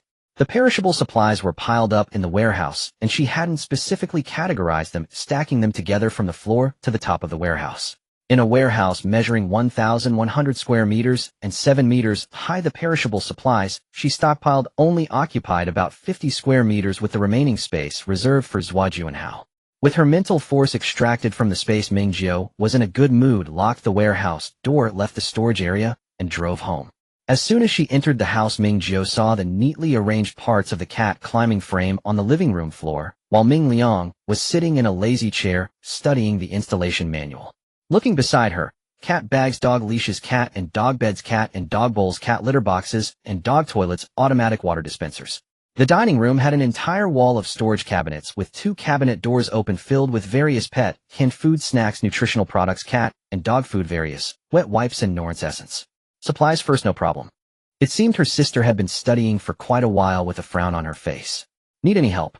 Ming Liang nodded vigorously, shoving a stack of installation manuals into her sister's hands and casually pulling over a rolling lazy chair, eagerly pushing it under her sister. Ming Jiu counted the installation manuals. While 3 of them, and they were fairly large, each cat climbing frame could accommodate 3 or 4 cats playing at the same time. Ming Liang handed the task over to her sister and dashed into the kitchen, bringing food for her sister. What else could Ming Jiu say? Of course, she was happy to oblige. It's just a few cat climbing frames, as she could assemble 3 more if needed. It was clear Ming Liang had done her homework before buying, as the quality of the climbing frames was good, with 2 castle styles and 1 tall pillar style, complete with adjustable support rods. Once assembled and placed in the corner of the living room, it would be a cat paradise. Ming Jiu took off her coat and rolled up her sleeves, starting to twist screws like crazy. Tomorrow she didn't need to supervise deliveries, as she just needed to find time to buy medicine, check the renovation status of a few mobile houses, and handle the moving out. Ming Jiu glanced at the calendar. Just right, tomorrow is Saturday. She planned to take Ming Liang along to browse the dog market. February 1st, 7 days remaining until the blizzard. Ming Rong, who had been cooped up at home for several days, was thrilled to be going out with her sister, and rose even earlier than Ming Jiu. While eating breakfast, Ming Jiu received a call from the modular housing factory. The 2 guest house pods had been refurbished and required her inspection. If everything checked out, they could arrange delivery. After agreeing on an approximate time, the sisters hastened their meal. When breakfast was over, Ming Jiu and Ming Rong quickly packed. Ming Jiu checked out and carried the suitcases to their new place. The night before, Ming Rong had carefully prepared a cat carrier, a dog leash, heat pads, and pet pee pads. Everything in one set. Then they set off for El City.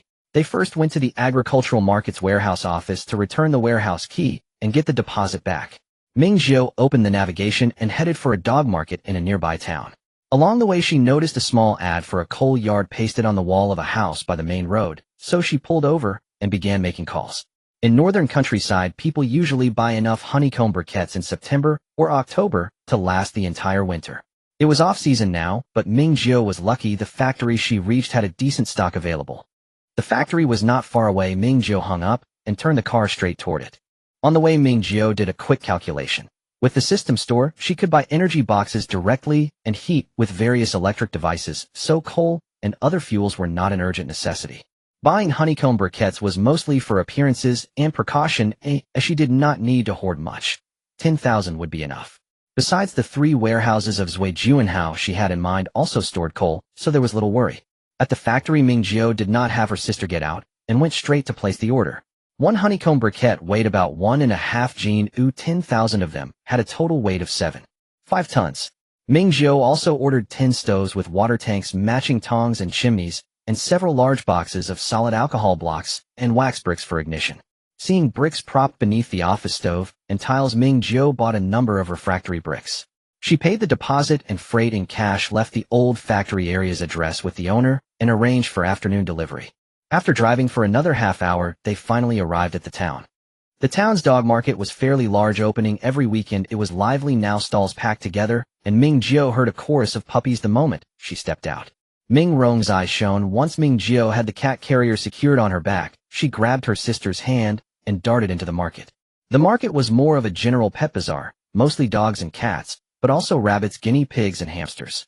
Ming Jiu even saw a stall with ferrets. Ming Rong crouched by that cage for quite some time. The weather was cold, and most vendors had wrapped thick insulation around the cages. The animals' breeds were posted on tags outside. Only those who showed interest could get a look inside.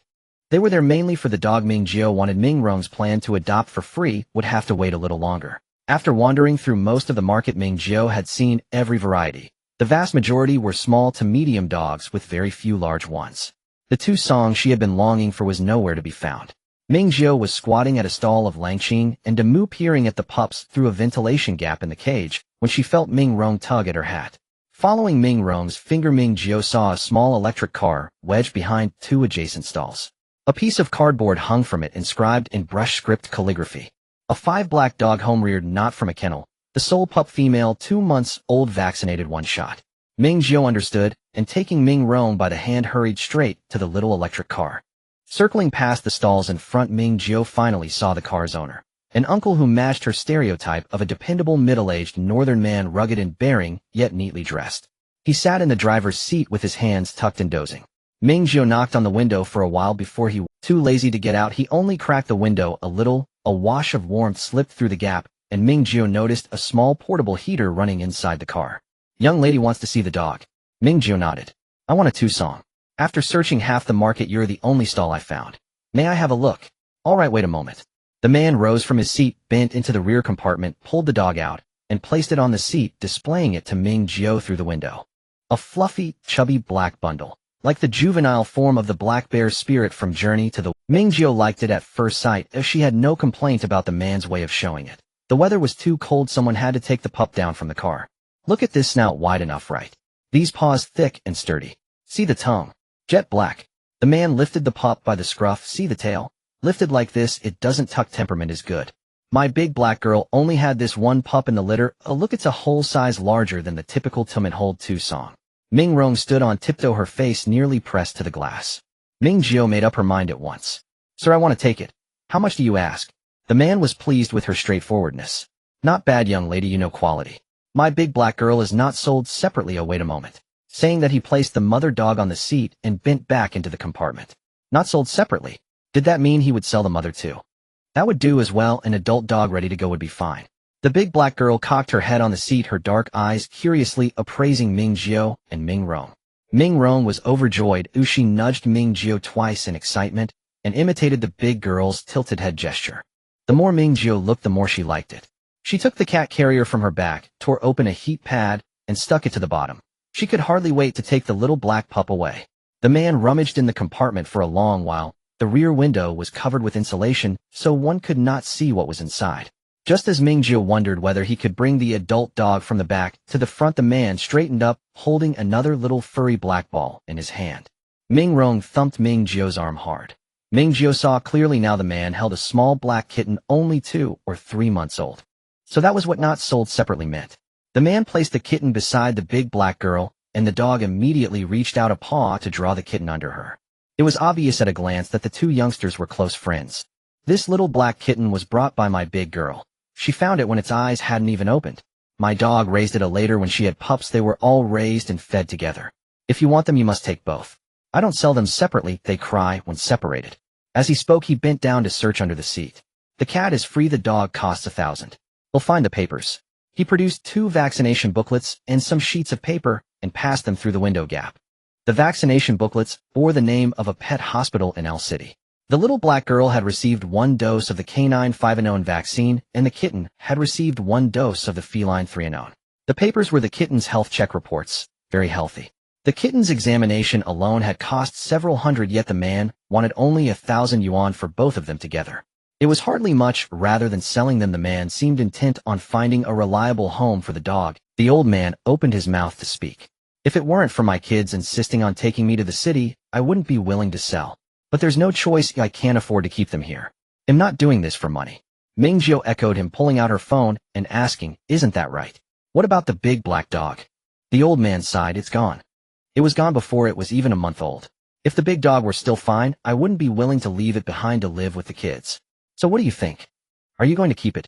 Ming Jiu glanced at her sister, whose eyes were glued to the 2 little black balls, and turned to Ming Jiu, nodding enthusiastically. Yes, this is her dream cat. Her dream cat is still good friends with her sister's dream dog. Ming Jiu, do you want to transfer the money or pay in cash? The old man chuckled, glancing at the cat bag in Ming Jiu's hand. Sure, the little girl seems nice. How about this, let's add each other on WeChat for the transfer. Don't delete me, you just show me the 2 of them when you have the chance, and they'll give you a discount 900. Ming Jiu, no need for a discount. My sister has always wanted to raise a kitten. They'll send you more videos later. Don't worry, I will take good care of it. The old man displayed the QR code.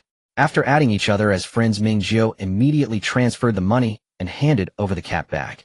The old man rolled down the car window, took the cat bag, and reached in to feel. The warming pad inside had already started to heat up. Everything is quite well prepared. The little girl is very thoughtful. My grandson is the same age as your sister, but he's so unruly. It's better with girls. While mumbling, the old man packed both a big and a small black ball into the bag, and then reached into the back of the car, pulling out a bag meant for carrying a whole box of milk. Here are their food supplies. You need to change the food gradually. If the kitten and puppy are not careful, they might end up with diarrhea. The vaccination record has the schedule. Just take them to a pet hospital when it's time. The little black dog hasn't been named, yet you can give it a new name. The black cat hasn't been named either. Indeed, it hasn't been named. Ming Jiu just glanced at the vaccination record. The names for the dog and cat on the record were Little Black Dog and Black Cat. You can't just feed them kibble, especially the dog. Mix its food with what humans eat. The big dog needs it more. If it eats only dog food, it becomes picky and costs more money. Just don't feed them too salty. The big dog can handle it. The dog wasn't even in her hands yet, and the old man had already rambled on a lot, showing he truly cared. Did you drive here, or did you come by bus? Or are you staying in town? If you're nearby, I can deliver them directly to your home. To prevent them from getting cold this winter is unusually harsh. Ming Jiu pulled out her car keys. We drove here. The car is parked over there. If you're worried about them getting cold, you can drive to the intersection. We won't hang around. All right, the old man said without hesitation, starting the old car. They'll take you to your car. Are you both coming along? Ming Jiu declined quickly, leading her sister ahead, while the old man followed slowly. He felt quite relieved when he saw Ming Jiu's car. You're impressive, little girl. Are you city folks? The city doesn't allow raising local dogs. Ming Jiu, we're temporarily staying in the city. After the new year, we'll move to Yunjing district, where it's fine to keep them. That sounds great.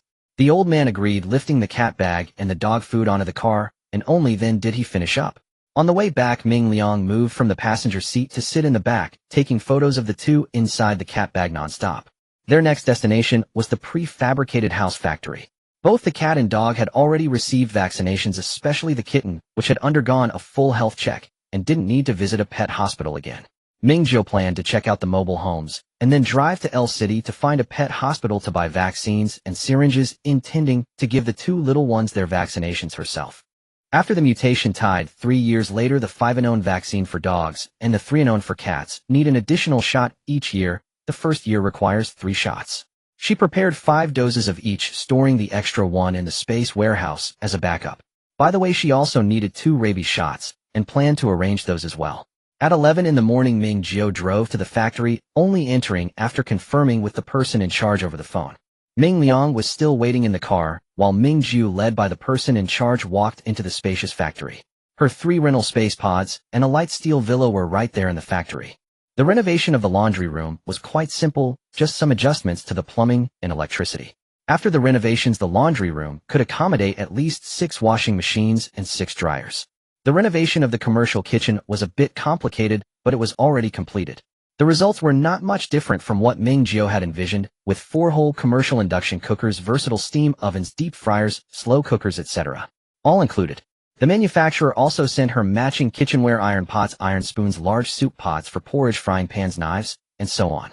The renovation workers connected the plumbing and electricity, and Ming Jiu tested them. Everything was perfect. She immediately ordered 2 more sets of kitchenware, separately requesting 50 soup pots. The factory had them in stock and could deliver them along with the house to the old factory soon. The steel frame used to elevate the laundry room and kitchen was also completed. The person in charge instructed the workers to start the crane and assembled it for Ming Jiu right there. It was very stable. Ming Jiu borrowed a tape measure to check the dimensions of the steel frame, preparing to head to the water tank factory soon to arrange for water tanks, water pipes, and pumps. With 1 rental space pod and a light steel villa remaining, Ming Jiu carefully inspected them. They were all finely decorated, and after scanning, the materials used were quite good. Once she added the furniture and appliances, they would be ready for occupancy, which was very convenient. Everything went smoothly, and Ming Jiu opened the car trunk to take out the bag of money, settling the final payment in cash, and arranged with the person in charge to deliver them around 4 in the afternoon. Leaving the prefabricated house factory, Ming Jiu drove to the fiberglass water tank factory. She planned to get a few more fiberglass water tanks to use as sewage tanks, which would basically solve the problem of laundry and kitchen wastewater polluting the space and water source. The water supply would be directly installed with pumps next to the river, and preparing a few more pumps for system modifications would suffice. The light steel villa and the remaining space pod would serve as her and Xiaoruan's backup lodging, which could be placed anywhere. She planned to place the laundry room and kitchen in the lower reaches of the river area that could be utilized in the space. The plan was perfect. After buying the water tanks and accessories, Ming Jiu drove to L City, first purchasing all the vaccines and disposable syringes, while also resolving lunch with Ming Liang. After finishing their meal, Ming Jiu found a physical store and bought 6 sets of washing machines and dryers scheduled for delivery around 5. Then she drove around L City with Ming Liang, continuing to purchase medicines. During this time, Ming Liang made a small request. She wanted to drink milk tea. Ming Jiu transformed into a domineering CEO, scrolling through a few frequently ordered milk tea brands on the delivery app, directly calling each store and ordering 100 or 200 cups from each, planning to pick them up after buying the medicine. She and Xiaoruan usually didn't drink much milk tea. Whenever they occasionally wanted some, they generally made it. But this kind of thing is quite subtle. Ming Jiu thought about herself, who usually didn't think of eating spicy strips, but in her previous life, when she struggled to survive, she craved them so badly that she could scratch the walls. When they were everywhere, she didn't want to eat them, but once they were hard to find, she went crazy for them. To her only sister, who would be her companion for life, Ming Jiu did not deliberately conceal the secrets. Otherwise, what she should have done on the first day of her rebirth was to enroll her sister in a fully enclosed winter camp, rather than sneaking her to city, trying to take her to as many places as possible along the way. It has been more than a week since her rebirth, and her sister has been observing her strange actions. Although Ming Liang is young, she is quite knowledgeable about everyday life. However, she has never asked Ming Jiu an unnecessary question or expressed any doubt. Just like now, Ming Liang watched as Ming Jiu repeatedly loaded the medical kit and milk tea into the car, but the trunk seemed to never fill up. She slurped her warm orange juice fruit tea, occasionally reaching into the cat bag to pet the 2 small ones. The old man said that before they bought the dog and the kitten, they had just eaten and drunk water, so they should not be hungry all afternoon. The cat bag was lined with several layers of pee pads, so there was no need to worry about them using the bathroom. The 2 black fur balls were snuggled together, sound asleep, and they showed no resistance to Ming Liang's touches. Indeed, as the old man said, they were friendly and well-tempered. At 3:30 in the afternoon, Ming Jiu asked a staff member from Cha Mao Dao's shop to help lift the insulated box into the trunk. The moment she closed the trunk, the insulated box vanished, appearing in her spatial warehouse. This was the last batch of milk tea. Ming Jiu got into the driver's seat after opening the car door, said a word to Ming Liang, and drove towards the old factory. The timing was just right. Ming Jiu parked the car in a spot that wouldn't be a nuisance outside the factory and opened the factory gate completely. The transport truck and crane entered the factory area, and it took nearly an hour to unload the goods. Ming Jiu closed the factory door and greeted the system, immediately storing everything into the space. She casually picked up a broom to mess up the tire tracks and other marks on the ground. Before she could finish the cleanup, the truck from the water tank factory arrived, and it was another busy session. By the time the washing machine and dryer were delivered, the sky was completely dark. Ming Jiu finished receiving the goods, cleaned up the traces in the factory, and drove back to the city. The first thing Ming Lang did when they got home was to settle the dog and cat, while Ming Jiu organized the suitcase containing their daily necessities. When Ming Jiu finished packing and came out, she saw that her sister had already set up the main activity area for the two little ones quite nicely. She lent a hand by placing the litter box and dog toilet in a corner of the enclosed balcony, while Ming Lang carried the two black fur balls over and placed them into their respective toilets. To her surprise, the little black girl wagged her short stubby tail and quickly squatted on the pee pad to relieve herself. Following the tutorial she found online, Ming Lang immediately went over to pat her head and encourage her while giving the little black girl the freeze-dried chicken she had prepared earlier. The little black cat was the same. After digging in the litter box for a while, it successfully produced the first poop in its new home and carefully covered it. The little black cat also received a freeze-dried reward. Ming Jiu recorded everything on her phone, utterly charmed. Oh my, this is simply the legendary fairy pet, so well behaved. Of course, it was also because the old man took good care of them. Both little black fur balls could use the indoor toilet. After finishing their freeze-dried treats, the dog and the kitty hopped around to familiarize themselves with their new environment. Ming Jiu and Ming Lang followed the online tutorial to mix the cat and dog food they got from the old man with the new food Ming Lang had just bought. The food transition process would last for 7 days, with the new food increasing and the old food decreasing, allowing them to safely and painlessly eat the new food by the end of the 7th day. After preparing the food and filling the automatic water dispenser with drinking water, Ming Lang happily walked into the kitchen. Ming Jiu, after a long day, how about ordering takeout for dinner? Ming Lang waved her hand in refusal, excitedly opening the double-door refrigerator to select ingredients for dinner. Seeing her energetic demeanor, Ming Jiu didn't insist and collapsed onto the sofa, taking out her phone to book flight tickets. Tomorrow morning, she would fly from City B to City G, business class, 2 tickets. That's right, she planned to take Ming Lang back to their home in City G tomorrow, staying for about a day and a half to stock up on fresh seafood and clear out the furniture and appliances in the house. The space capsule and light steel villa in her space were still empty, just right for use. After purchasing the tickets, Ming Jiu closed her eyes and directed her mental energy into the space.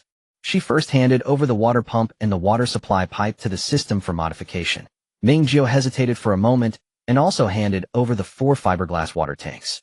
After all, they were used for storing sewage. To maintain a clean and tidy environment in the space, it was better to be cautious. While waiting for the modification, Ming Jiu set up the laundry and kitchen in the positions she had already selected, very stable. This time the system directly transmitted the requirements and items to be modified back there, and the modification was completed in less than 10 minutes, costing a total of 39 gold coins. The modified water pump had an additional battery compartment, which was identical in shape and size to the energy boxes sold in the system mall. Ming Jiu didn't rush to buy an energy box. She first installed the water pump and water supply pipe, then the drainage pipe and water tank. The modified water tank was more corrosion resistant, with an extra layer of sharp blade mesh at the water inlet. Ming Jiu tested it, and even a single blade of grass that lightly fell on it was shredded. This effectively avoided the risk of the drainage outlet being blocked by kitchen waste, which was excellent. Then Ming Jiu turned her attention to the laundry room, quickly finishing the installation of 6 sets of washing and drying equipment. Ming Jiu planned it well. 1 set for washing shoes, 1 set for her intimate clothing, 1 set for shower room, 1 set for socks, and 1 set for bed linens and other bedding. Perfectly done. After completing the installation work, Ming Jiu opened the system mall and purchased 3 energy boxes and 2 low-level energy converters. 1 energy box was directly placed into the water pump's battery compartment. With the experience from her past life, simple electrical work was no challenge for Ming Jiu. She quickly linked the main power switch of the laundry room and kitchen to the low-level energy converters. Feeling uneasy, she called out to System Sister for an inspection. After confirming there were no issues, Ming Jiu installed the 2 energy boxes into the converters. After turning on the main power switch, all the lights and indicator lights of the appliances in the 2 functional rooms lit up. The high-tech modified water pump was very intelligent. Ming Jiu opened the faucet on a basin left exclusively for the laundry room, and the water pump automatically started allowing clear water to flow from the faucet. Starting the washing machine was the same, with no delay in water supply. She also tested the washing machine and the faucet in the adjacent kitchen, and everything worked perfectly. This job was done beautifully. Ming Jiu withdrew her mental energy from the space, her expression very relaxed. Ming Lang was busy in the kitchen on her little stool with the range hood running. The little black girl and little black cat clearly did not adapt well to the noise, pausing their exploration of the new home and hiding in the cat house.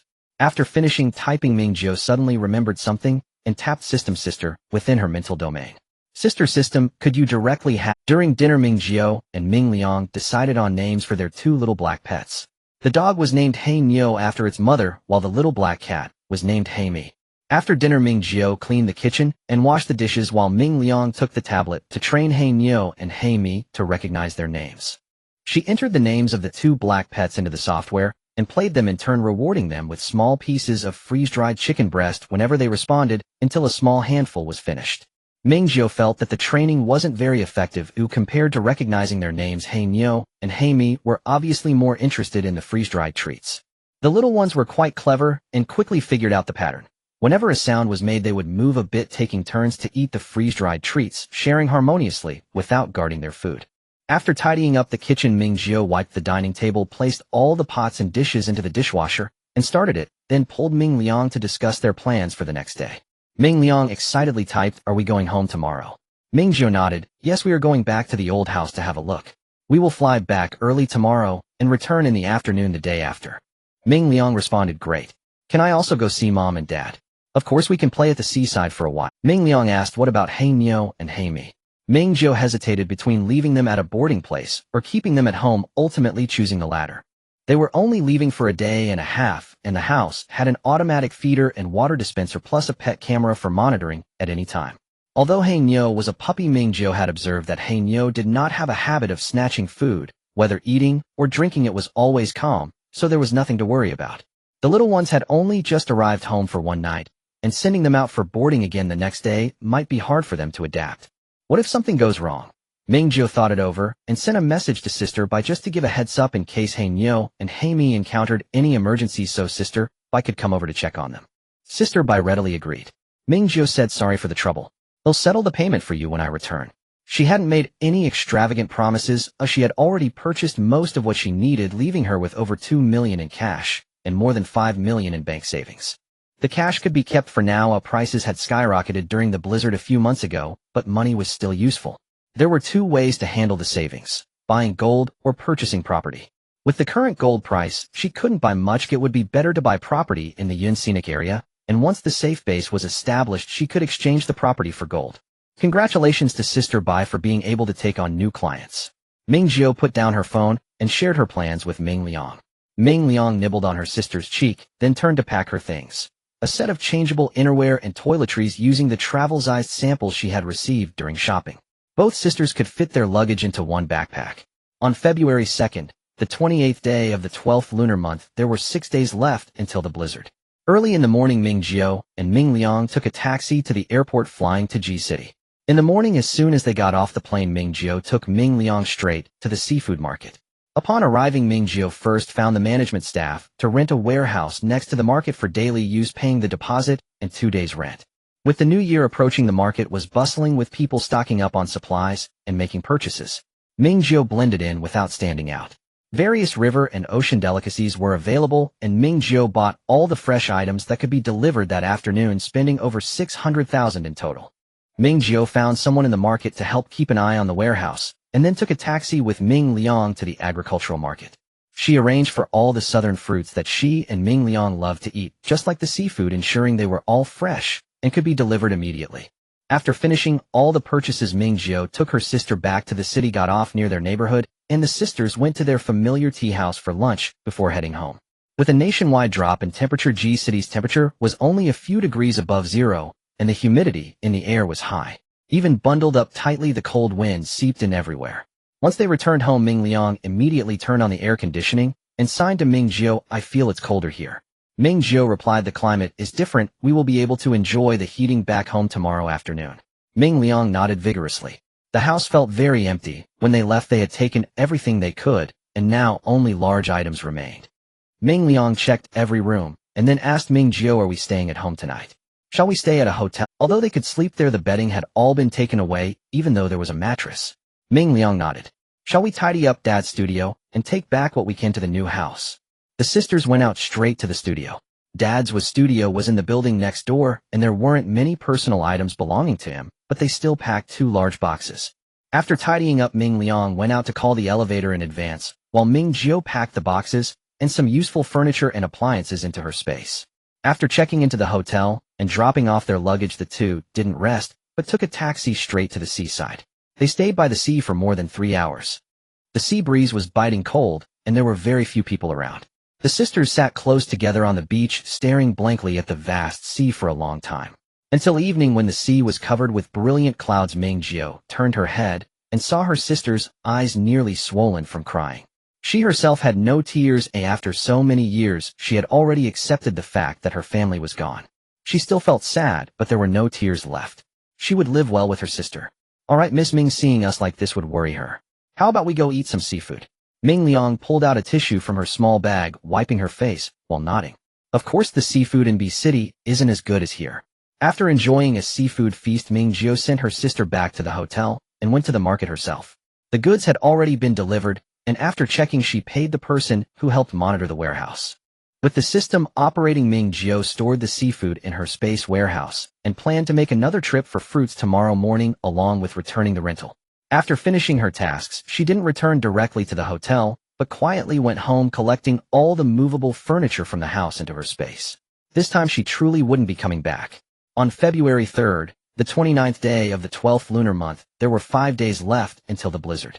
In the morning, after having breakfast tea with Ming Liang, Ming Jiu sent her sister back to the hotel and went alone to the market to clear out the remaining fruit stock in the warehouse and return the rental. On the way back to the hotel by taxi, Ming Jiu saw a gym that seemed to be having an event, bustling with activity. A gym. Ming Jiu quickly opened an online shopping site. Treadmills, spin bikes, power racks, various weights of dumbbells, and sandbags. She set the delivery address to the old factory. She opened another shopping site and bought everything again, ensuring that it could be delivered and installed at home tonight. "Sister Tong, this is a bit thrilling. Why isn't there any gym equipment on your list?" Not to mention daily exercise, she needed to maintain a lot of physical activity for 3 days after taking gene boosters, and having equipment would make it more convenient. The system replied, "The supply list includes a baby crawling mat, which can replace a yoga mat. I have downloaded the most suitable exercise and training tutorial videos for the host. If the host needs it, you can also apply to purchase professional combat guidance lessons from the system mall. However, I recommend that the host learn the martial arts routines passed down in your culture.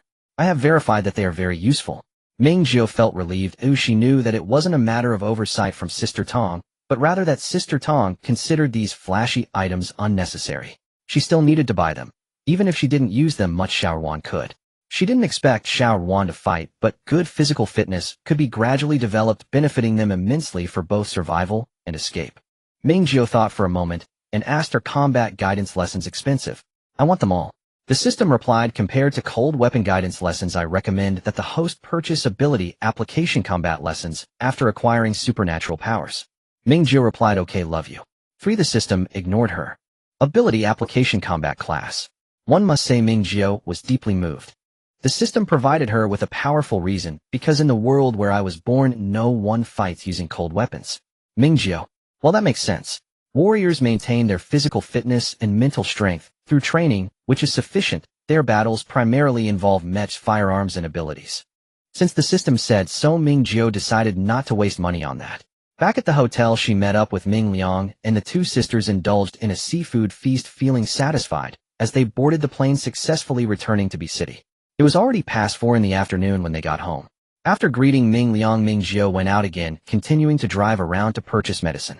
During this time, she made a few calls to sister by finalizing 3 small apartments located in the bustling area of Yunjing district. The small apartment, with a usable area of over 50 square meters, had a small property right, but it wasn't a big issue. The safety base does not concern itself with property rights as long as the house is purchased outright. The apartment was newly decorated and equipped with municipal water, commercial electricity. Sister Bai provided a budget of over 300 for the 3 apartments. Ming Jiu was very pleased and arranged to meet her the next morning to sign the contract. She was busy until it was completely dark. Ming Jiu calculated that she had spent 50500 on medicine, finally meeting the budget, and she immediately stopped. Just as she arrived home, the delivery personnel for the treadmill and exercise bike had arrived. Ming Jiu opened the door to her small bedroom, and the workers placed the treadmill and bike in the designated spot, leaving only after unpacking. The power rack and various dumbbells could only be delivered tomorrow. The power rack needed professional installation, and Ming Jiu scheduled it for the evening so she could learn the installation process. After the delivery personnel left, Ming Jiu followed the system's guidance and rummaged through a pile of supplies in her space to find a children's crawling mat covering half of the small room. This bedroom would become her and Xiao Russ gym. February 4th, the 30th day of the 12th lunar month, with a blizzard countdown of 4 days. Ming Jiu lingered in bed, not because she wanted to sleep, but because the farm upgrade progress bar was just a little short, 290. 67,300. She had worked so hard farming last night that she fell asleep directly. With just 10 gold coins remaining, Ming Jiu set the alarm and immersed her mental energy into the space, working for nearly 40 minutes until the progress bar finally jumped to 300. 2,300. The system notification sounded. Congratulations, host, for upgrading the farm to level 2. Rewards have been issued. Please check. Reward planning field 1. Reward bag slot 1. Detected that the host has opened a spatial warehouse, increasing the area of the spatial warehouse by 100 square meters. Ming Jiu was delighted. She got out of bed, opened the system page, and while washing up she looked at name Ming Jiu, gender female, age 23, place of origin Jinwu system blue star, farm level 20. 2,500 gold coins 7560, silver coins 55, copper coins 23, farmland 106, orchard 0 unlocked at level 5. Factory 0 unlocked at level 10, breeding farm 0 unlocked at level 10, backpack 35, system, warehouse, 1,200 square meters. Satisfied, Ming Jiu closed the light curtain and effortlessly sowed the newly obtained planting field. She was truly impressive. After washing up, Ming Liang had also prepared breakfast. Are we going out today? Ming Jiu nodded. Yes, our villa is almost set up. I will go for an inspection today. Do you want to stay at home or come with me? Ming Liang was somewhat tempted to see the new house, but after hesitating, she shook her head and refused. She pointed to the lively black dog Hey Me rolling on the carpet in the living room. It was better to stay home since following her sister wouldn't be of any help. Ming Jiu did not push her. Then I have a task for you. Buy the New Year's goods on the takeaway app. Oh, buy whatever you want and eat whatever you want. Tomorrow is New Year's Eve. We can still go out for offline shopping. Let's go grocery shopping together. How about that? Ming Liang nodded vigorously. She absolutely loved grocery shopping. After breakfast, Ming Liang forcefully pushed her sister, who wanted to tidy up the kitchen and wash the dishes, out the door. Ming Jiu didn't hold back, putting on her clothes while reminding Ming Liang about safety issues as she went out and headed downstairs. The elevator went straight to the underground parking lot. As soon as the door opened, Ming Jiu saw some familiar faces. Chu Jingning, Chu Lan Ning, and a middle-aged elite male standing next to the two siblings. It was very cold, and everyone was bundled up tightly with hats and masks all in place, but Ming Jiu still recognized them by their figures and clothing. As for the person standing next to the siblings, he should be the head of Chu Ning Real Estate. She didn't remember his name, but in any case, he was the father of Chu Lan Ning and Chu Jingning. Fortunately, Ming Jiu had only met Chu Jingning once as a neighbor, and she had no interaction with Chu Lan Ning. Ming Jiu walked out of the elevator without glancing sideways, and Chu Jingning's gaze did not linger on her. Ming Jiu went straight to her parking space, unlocked the car, got in, and started the engine. Sister, has there been any new movement from the Chu family recently? Just right, the Chu siblings were both at Longjing Huating, and she was just going to the vacation villa in Yunjing district to hand over to the designer. The system succinctly stated Chu Lan Ning has reconciled with Chu Donghua, who is the person that just stood next to Chu Lan Ning and Chu Jingning. Well, many of Chu Lan Ning's predictions have come true. Chu Donghua has tentatively begun to believe her words and started supporting Chu Lan Ning's actions to stockpile supplies and prepare shelters. Alright, what about the left family? The system's Wajun Hao has been temporarily suspended under the joint pressure of the board of directors and has been almost confined to his home. Zwajun Xin is still resting, and the company funds embezzled by Zwajun Hao have been replenished, leaving the Zhua family's fixed assets and bank accounts with very little. Ming Jiu couldn't help but smile at the corners of her mouth. How much money does his family have left? The system cash and deposits are still around 2 million. Adding the financial products that cannot be cashed out in a short time, it's nearly 30 million. Ming Jiu had to admit that she felt a bit sour. But thinking about how the bulk of that money was soon to evaporate and would never be recoverable, she felt better. Hopefully the four of them can withstand the future of destitution and harsh living conditions. The Chu family and Zhuo Junhao have not formally retracted their engagement, right? Yes, that's correct. Zhuo Junhao, pressured by circumstances, has begun to actively reach out to Chu Lanning. The Zhuo family cannot afford to lose the Chu family as a powerful ally, and Zhuo Junhao certainly cannot. In case his dreams are false and the future holds no calamity, he is still the eldest son and heir of the Zhuo family. Therefore, marrying into the Chu family would be his lifeline to rectify a huge mistake. What was Chu Lanning's reaction? The system Chu Lanning has been pressing and probing for information, but has yielded no results. However, she has already grasped detailed information about the remaining supply points of Zhuo Junhao. The car sped down the road, and Ming Jiu couldn't help but feel a bit curious about Chu Lanning's next plan. There was no doubt she needed to find a way to obtain Zhuo Junhao's golden finger. But the golden finger was already gone, and Chu Lanning's plan was doomed to fail. What would happen after the failure? What would she do with the remaining supply points? It's clearly unrealistic to empty them out. Zhuo Junhao had prepared for this half a year in advance. Regardless of which warehouse it was, the storage capacity was considerable and not so easily dealt with. If Chu Lanning acted now, Zhuo Junhao would definitely notice, but if she waited until the blizzard struck, the transportation conditions would be harsh, and it would be difficult to gather enough manpower. Or perhaps some of their ideas overlapped. Reporting the supply point information directly to the authorities and letting them take over. If that's the case, Ming Jiu would actually be quite pleased. She didn't want to get involved with the authorities, nor did she expect to gain any benefits or privileges by submitting this information. If Chu Lanning took the lead, she could remain perfectly hidden. What if Chu Lanning discovered something amiss? Ming Jiu had a mischievous idea, like revealing the information about Chu Lanning's reports to Zhuo Junhao. If the original male lead and the reborn female lead clashed, no one would pay attention to her anymore. System host, do you have any thoughts? Ming Jiu, none, just observing the changes. By the way, have the authorities noticed Chu Lanning hoarding supplies? System, not yet. The Chu family was wealthy and millions here, and there were no exaggeration for them. Chu Lanning was pretending to be an entrepreneurial second generation, so it wouldn't attract unusual attention for the time being. Of course, that was on the premise that her illegal hoarding of special supplies hadn't been discovered. Around 9 o'clock, Ming Jiu arrived in Yunjing District, parking beneath a mixed-use apartment building, successfully meeting with Sister Bai. Before noon, as she finalized the contract, smoothly spent the money, and obtained 3 small apartments. There was no time to process the paperwork, but Ming Jiu kept the contract and invoice, which would suffice. She casually found a small eatery for lunch, and had already scheduled a professional underfloor heating technician before driving to the vacation villa area. The designer did a wonderful job. Ming Jiu's requirements were mostly met, and the initial cleaning was completed yesterday. Now the villa was spotless, ready for immediate move-in. Ming Jiu quickly settled the final payment. After the designer left, she drew all the curtains and closed the windows and doors, beginning to place an order with the system to modify the villa's entrance door and windows. In the past few days, she had been unable to find time to personally oversee the door replacement, so she had to settle for having the robots requested by the system deliver them for secondary modifications. The glass materials of the villa's windows were decent, but not top-notch. Ming Jiu's request was simple. Before she and Xiao Wan changed positions, she didn't want anyone entering this villa.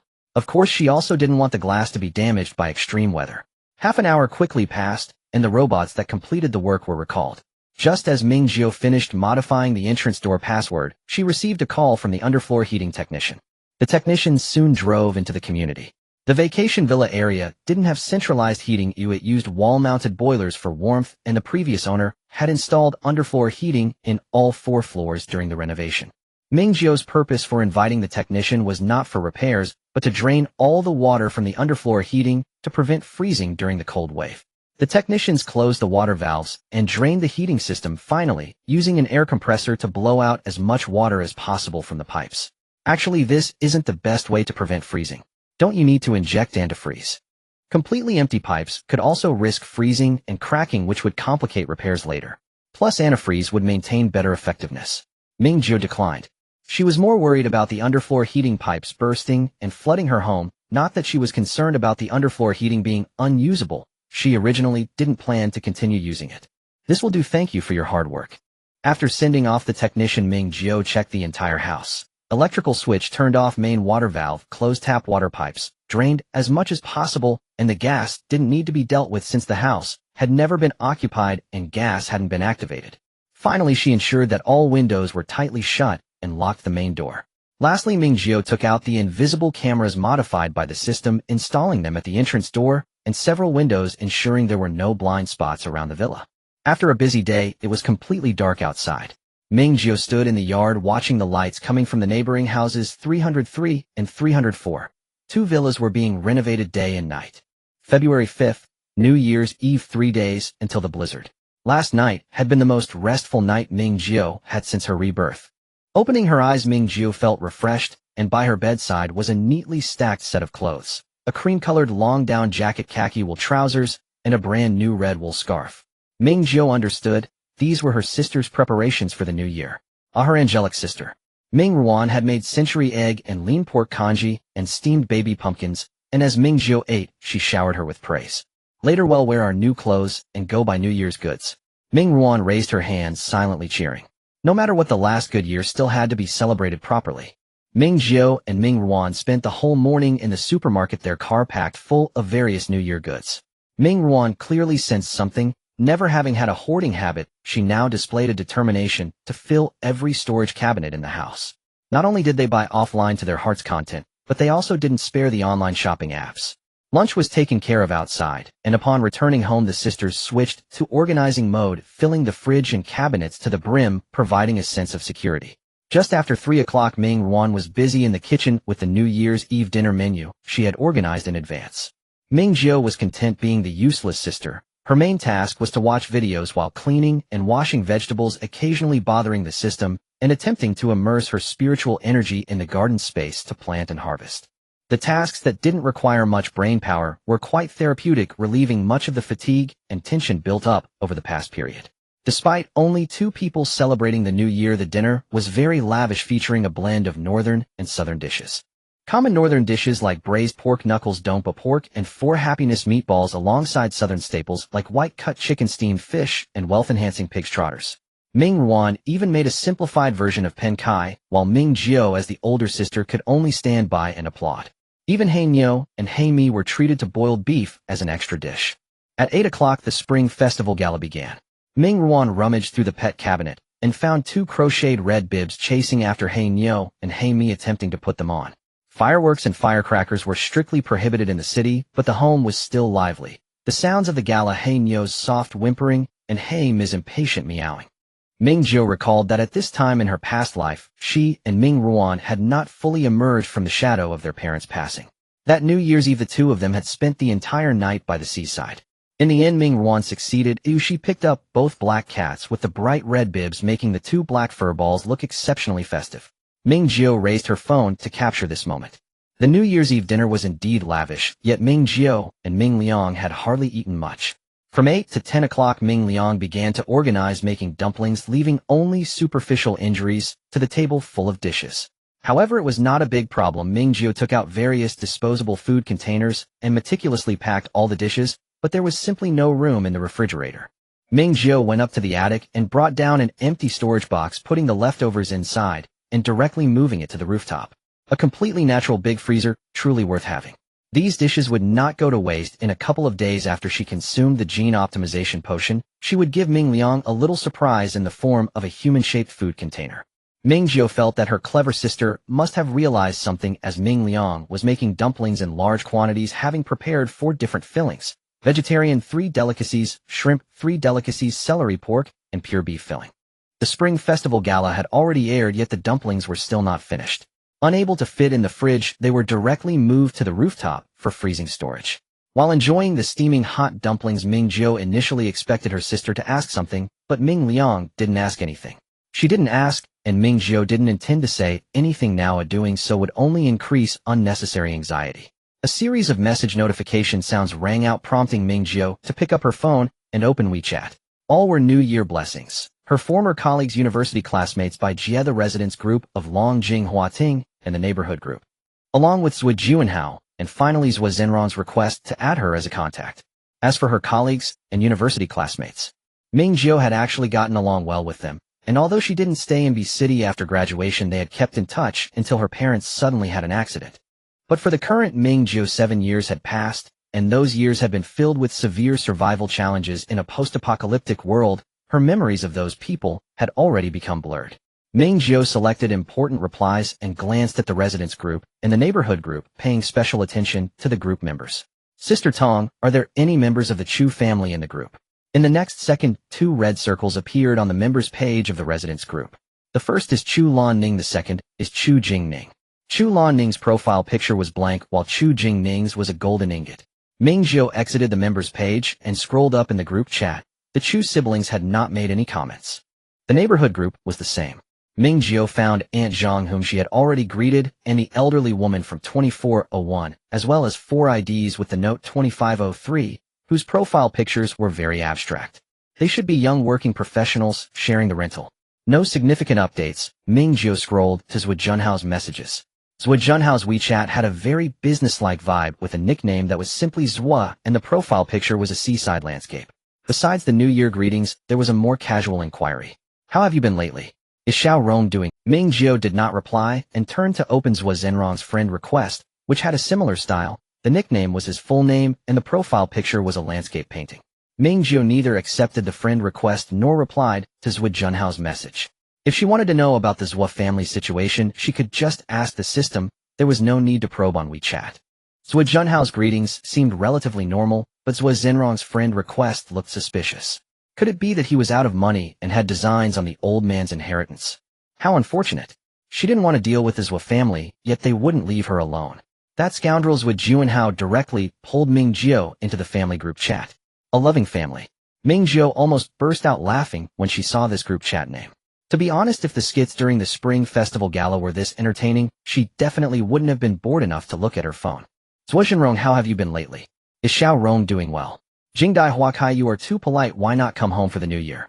The family is much livelier. This was Mrs. Zhua. Ming Jiu still did not know her surname, or what she was called. So I haven't heard from you, are you very busy? Is there something difficult you are facing? Ming Jiu set her phone aside, finished her last dumpling, pushed Ming Liang onto the sofa, and entered the kitchen to put the used pots and bowls into the dishwasher. After nearly half an hour, she finally made a comment in the group. Xiao Rong and I are both doing well. We have been busy moving these days and haven't had time to celebrate the new year. Zhou Zhenrong, that's fine. If there's anything, let the family know. Jingdai Huakai, have you received everything the old man left you? Was it smooth? If there's anything you don't understand, just ask your elder brother. Jingdai Huakai, your elder brother is average in other aspects, but his investment perspective is quite good. Xiao Rong is still young, so you must plan for financial management well.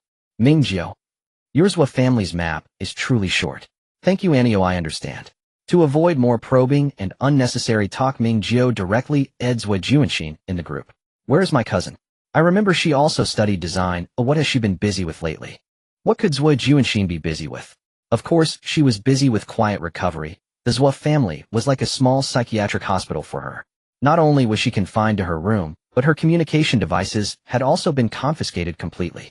After a while, Zhua Ma finally chimed in. She is still working overtime, but she has gotten used to staying abroad and is not very enthusiastic about traditional festivals. And then there was complete silence. February 6th, the first day of the new year. Ming Jiu was busy early in the morning. She dug out the home-use flour mill and rice mill from the pile of supplies and installed them in the space kitchen. A few days ago, she had saved quite a bit of wheat and rice which she had been drying in the space. Now it was almost ready, so Ming Jiu lay in bed and milled over 100 pounds of rice and white flour. This was her reserve food for when she consumed the gene optimization potion the day after tomorrow. Having dealt with the staple food, Ming Jiu got up, washed up, and put the packaged flour in the kitchen. She directly steamed the rice using the steam box in the space, as the rice cooker at home was too small. She didn't know how to make flour, so she would have to trouble Xiao Rong. She pulled out the thermal insulation film she had purchased online from the space, and she didn't miss a single piece of glass in the house, preventing temperature differences from damaging the glass.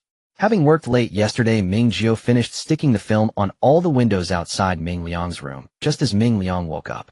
Lying in bed, Ming Liang watched Ming Jiu carefully applying the film to the windows while standing on a ladder. Sister is amazing. She opened her tablet, typed, text-to-speech, is there anything I can help with?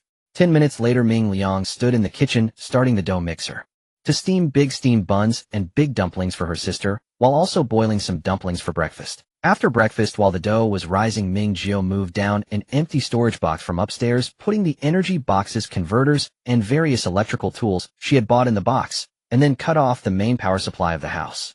She planned to replace the main power switch with a dual power switch linking the municipal circuit and the energy box. Ming Jiu was uncertain about the ability of B City to cope with the sudden drop in temperature and heavy snowfall.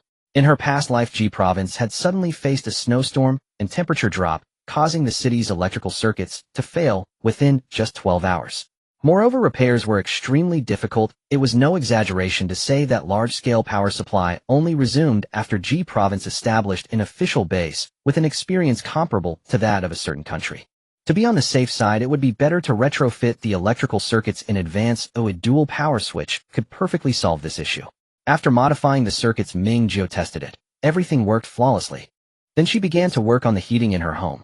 She closed the radiator valves, drained the hot water from the radiators, took out the oil-filled heater, and turned on the air conditioning to maintain the temperature indoors. B City might struggle with the power supply issue, but once the temperature dropped to -30 degrees, the heating would definitely fail. B City was not like the northeastern regions where temperatures could drop to -40 or 50 degrees. The urban infrastructure there was designed with low temperatures in mind, with heating pipes buried deep underground. She remembered that the heating pipes in B City were only buried about 1 to 2 meters underground, unable to withstand even the initial -30-degree temperatures, let alone the more extreme temperatures that would follow. With snow piling up and the ground frozen solid, repairs were simply out of the question. Finally, Ming Jiu took out the indoor and outdoor thermometers and installed them outside the master bedroom window and indoors. The indoor temperature was 28 degrees, while the outdoor temperature was -16 degrees. After finishing her tasks at home, Ming Jiu changed into thick clothes and headed to Unit 602, without touching the heating or electrical circuits, only applying insulation film to the windows. Unit 2501 was on the top floor. Even if the heating for the entire building failed, as long as she prepared in advance, she would not be affected.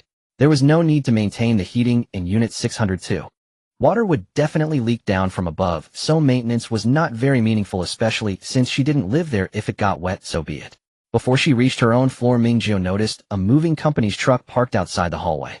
It was still a Japanese-style move, with more than a dozen workers dressed in uniform constantly entering and exiting the unit door, carefully packing and storing every piece of luggage. Without a doubt, the Chu family had moved in. Ming Jiu entered the unit door. The moving company had occupied one elevator, so she could only wait for the other one. She glanced at her phone, and in the neighborhood chat group, the elderly lady from Unit 2401 was complaining. Home Harmony, which household is occupying the elevator?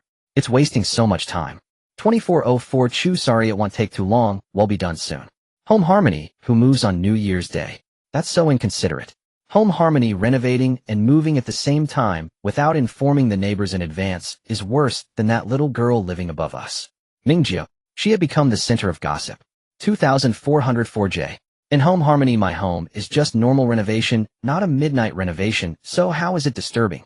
Which unit are you from? 0102 or 03? I can come over and say hello right now. This statement successfully silenced Home Harmony, and they did not respond further. The elevator arrived, and Ming Jiu tapped her card to enter. The elevator stopped at the 24th floor, and when the doors opened, it was Chu Lanning. Chu Lanning was also bundled up tightly with a hat and mask covering her, leaving only her eyes visible, which still revealed her beauty. She glanced at the elevator buttons and smiled apologetically at Ming Jiu. Sorry, I pressed the wrong button and went up instead. Ming Jiu nodded, pressed the closed door button, and the elevator continued upward. As soon as she opened the door, Ming Jiu was greeted by the aroma of steamed buns. Ming Liang had used both the steamer and the multifunctional steamer covering the dining table with a layer of plastic wrap, which was filled with fist-sized plump buns. The black dog was circling around the table, while the black cat showed no interest in the buns, elegantly licking its fur in a corner. Ming Jiu picked up a bun, tore it in half, and took a bite. It was soft and sweet with a rich, milky fragrance. She tore off a tiny piece for the black dog as well. Ming Liang had just placed a new batch of buns into the steamer and walked out of the kitchen. Using sign language, she asked her sister, "Is it delicious?" Ming Jiu nodded vigorously. "It's even better with milk in the dough." She tore the half bun into 2 small pieces and handed one to Ming Liang. "Don't eat too much, just take your time." The farm-produced flour was very filling. Ming Liang opened her tablet. "This afternoon we'll make meat buns, and there are also buns with 3-flavored filling as well as beef filling. We can steam the leftover dumplings from last night or make stuffed pancakes." Ming Jiu worried she might tire her out. "The buns are just fine, no need to go to all that trouble. Is there any pickled vegetables at home?" The rice in the space kitchen was ready, and Ming Jiu wanted to add some pickled vegetables to make rice balls. Ming Liang typed rapidly, "Sister, do you want pickled vegetables?" It seems we don't have any at home. I can make you some side dishes. What do you want? Ming Jiu pulled her sister to sit on a dining chair, feeling it was time to be honest with Ming Liang. The use of space would only become more frequent in the future. Ming Liang's sister, just tell me what you want to do. Or you bring it out, and I'll do it. Don't do it secretly, your cooking isn't good. Ming Jiu was momentarily speechless. Wait, this statement carried a lot of weight. Ming Liang took back the tablet, tapped on the screen, and turned it towards Ming Jiu. The screen displayed a page from a novel bookshelf, all of which were titled with phrases like natural disasters, an apocalyptic, and invincible space. Her sister was indeed the smartest child. Ming Liang retracted the tablet and continued typing. Sister, it's fine, I enjoy cooking, so please don't intervene, it really doesn't taste good. Ming Jiu, it's not good for a child to be too smart. This was quite heart-wrenching. She hesitated slightly. If I follow the recipe strictly, I can cook decently, right? Ming Liang did not type on the tablet, but simply looked at her calmly. The meaning was clear. Sister, you really have no self-awareness. Ming Jiu was at a loss for words. Between sisters there was this lack of trust, as she felt that setting up a kitchen in the space was somewhat excessive. Alright, Ming Jiu surrendered. I'm sorry, Xiao Wan, I didn't mean to hide it from you. I just didn't know how to explain it to you. In any case, you guessed correctly. Ming Liang's eyes brightened remarkably. Sister, are you the legendary female protagonist? Stockpiling billions of resources while others eat dirt, we eat meat. Ming Jiu fell silent once again. Female protagonist, ha. Billions of resources, her family didn't even have 100 million, where would the billions come from? Ming Liang continued going abroad to seize resources, emptying the arms depot of the beautiful country. Sister, can you use a gun? Ming Jiu couldn't help but respond this time. When did I go abroad? In any case, it's impressive. I look up to you, sister. She would apply insulation film to the windows. Her sister was the most capable sister in the world. Ming Jiu. She was not very inclined to speak. I want to make rice balls. Can you help me gather some filling? Ming Liang instantly returned to the point. I'll shape them. Your shaping isn't good. This sister was not worth keeping. Despite the commotion, Ming Jiu was actually quite pleased. After confirming the truth, Xiao Rua was neither anxious nor uneasy, maintaining a stable mental state, and even managed to amuse herself, truly worthy of being her sister. In the end, Ming Rua did not manage to shape the rice balls. Their home indeed lacked pickled vegetables, so Ming Jiu took out some preserved vegetables from her space. Ming Rua prepared fillings like preserved vegetables, shredded pork, grandmother's stir-fried eggs, and tuna mayonnaise. At Ming Jiu's strong insistence, Ming Rua merely divided the sauces into portions and strictly specified the weight of rice to be used for each rice ball, allowing Ming Jiu to use the fillings to make her own rice balls in the kitchen space. Ming Jiu. On February 7th, the second day of the new year. Around 8 o'clock, Ming Jiu drove to the old factory in City L to collect the last batch of supplies, pet food supplies, and the fitness equipment she had purchased online while in City G. She finished the task before 11, took a round in the factory, checked the warehouse, and then used a broom to mess up the footprints and tire marks on the floor. Ming Jiu locked the factory door and drove back to the city. On the way, she contacted the car rental company to return the SUV that had accompanied her for nearly half a month, then took a taxi home.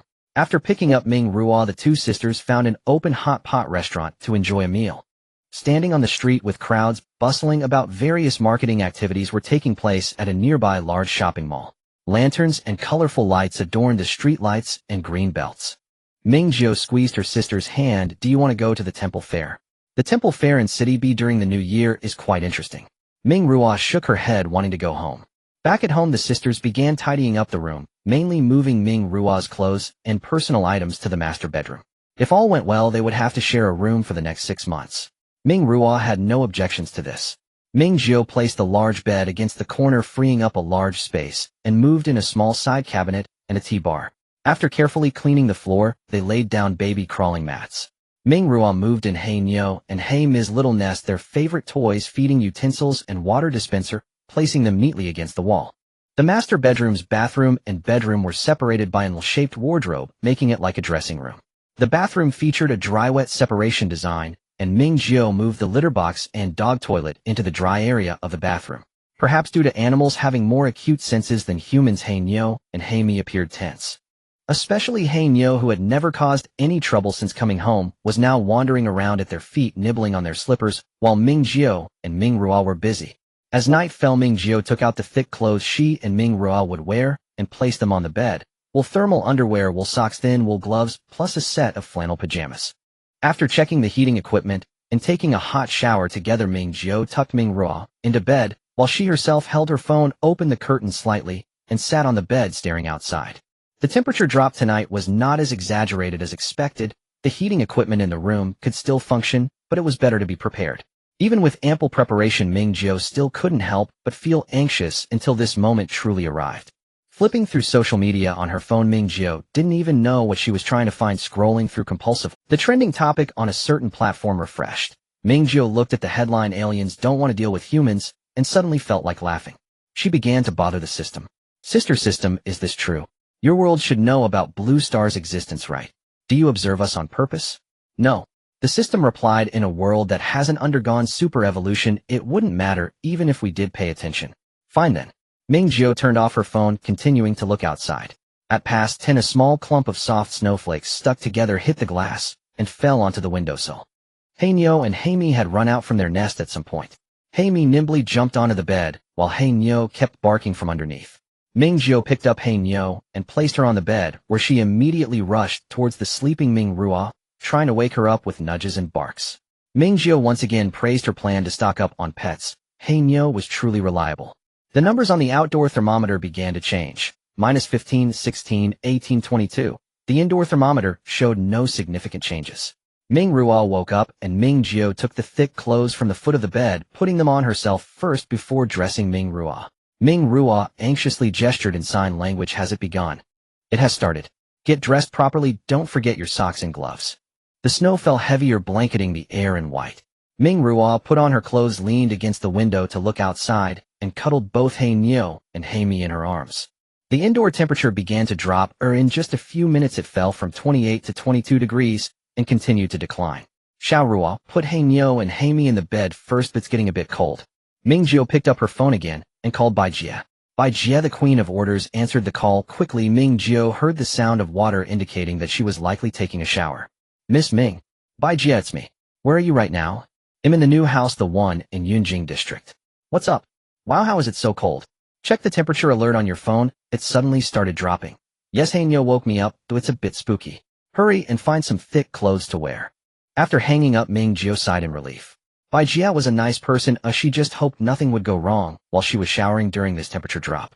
Ming Jiu opened WeChat and sent a voice message to the grandpa who sold Hainyo. The old man was probably already asleep. The voice prompt rang for a long time before it was answered. Ming Jiu, hello grandpa, do you remember me? I bought Hainyo from you. The old man finally reacted. Oh, what's up, girl? Did something happen to the puppy or kitten? Ming Jiu repeated her earlier explanation. Hainyo suddenly started acting up. It's snowing heavily outside, and the temperature is dropping fast. Yes, hurry up and put on some thick clothes. Something's not right. Move quickly. Oh, it's cold. I'm getting up now. Thank you, girl. The old man didn't hang up the voice message, and Ming Jiu heard knocking on the door from the other end of the phone. Wake up, son. Get up quickly. It's getting cold. Zhuang zhuang. Ming Jiu hung up the voice message. The outdoor temperature had already dropped to -29 degrees. The air conditioner was on, the heater was running, but the room was still only about 10 degrees. 5 more minutes passed, and the outdoor temperature slowly fell to -31 degrees. Estimating that the air conditioner wouldn't last much longer, as ordinary wall-mounted air conditioners reached their heating limit at -25 degrees, Ming Jiu turned off the air conditioner and took out the system-modified heater from her space as a backup. The system-modified heater could directly install an energy box, making it more efficient, but it wasn't quite time to use it yet. At 10:30, the system alert sounded in Ming Jiu's mind. Host, someone is knocking on the door outside. Soon the system activated the surveillance footage from the smart door lock. Ming Jiu looked at the screen. There were indeed quite a few people at the door, but she only recognized one, Aunt Zhang, the resident of Unit 02. The entrance door and bedroom door she chose were of good quality, and with the system's subsequent modifications, they were very soundproof. Once the 2 doors were closed, she couldn't hear the knocking from the master bedroom at all. Xiao Rong, I'm going out to take a look. Keep an eye on Hainyo and Haimi. Ming Jiu took out an extra-long down jacket from the wardrobe, which reached her calves, put on a hat, wrapped a scarf around herself, and then opened the door. Outside, it was over 30 degrees below zero. Skin exposed to the air for just a few minutes would suffer frost. As soon as she opened the door, a blast of cold air hit her. Ming Jiu glanced at the thermometer installed at the entrance of the bedroom. Without heating or any warmth source, the indoor temperature had already dropped to over 10 degrees below zero. The moment Ming Jiu opened the door, she immediately started shivering, stomping her feet in the hallway with her neighbors. There was some acting involved, but not much. It was truly very cold. Aunt Zhang, you can come out now. Is everything all right at home? Ming Jiu replied, I'm fine, just looking for clothes to wear. Why has it suddenly turned so cold? Aunt Zhang was standing beside two people, presumably her husband and son, both of whom were quite tall.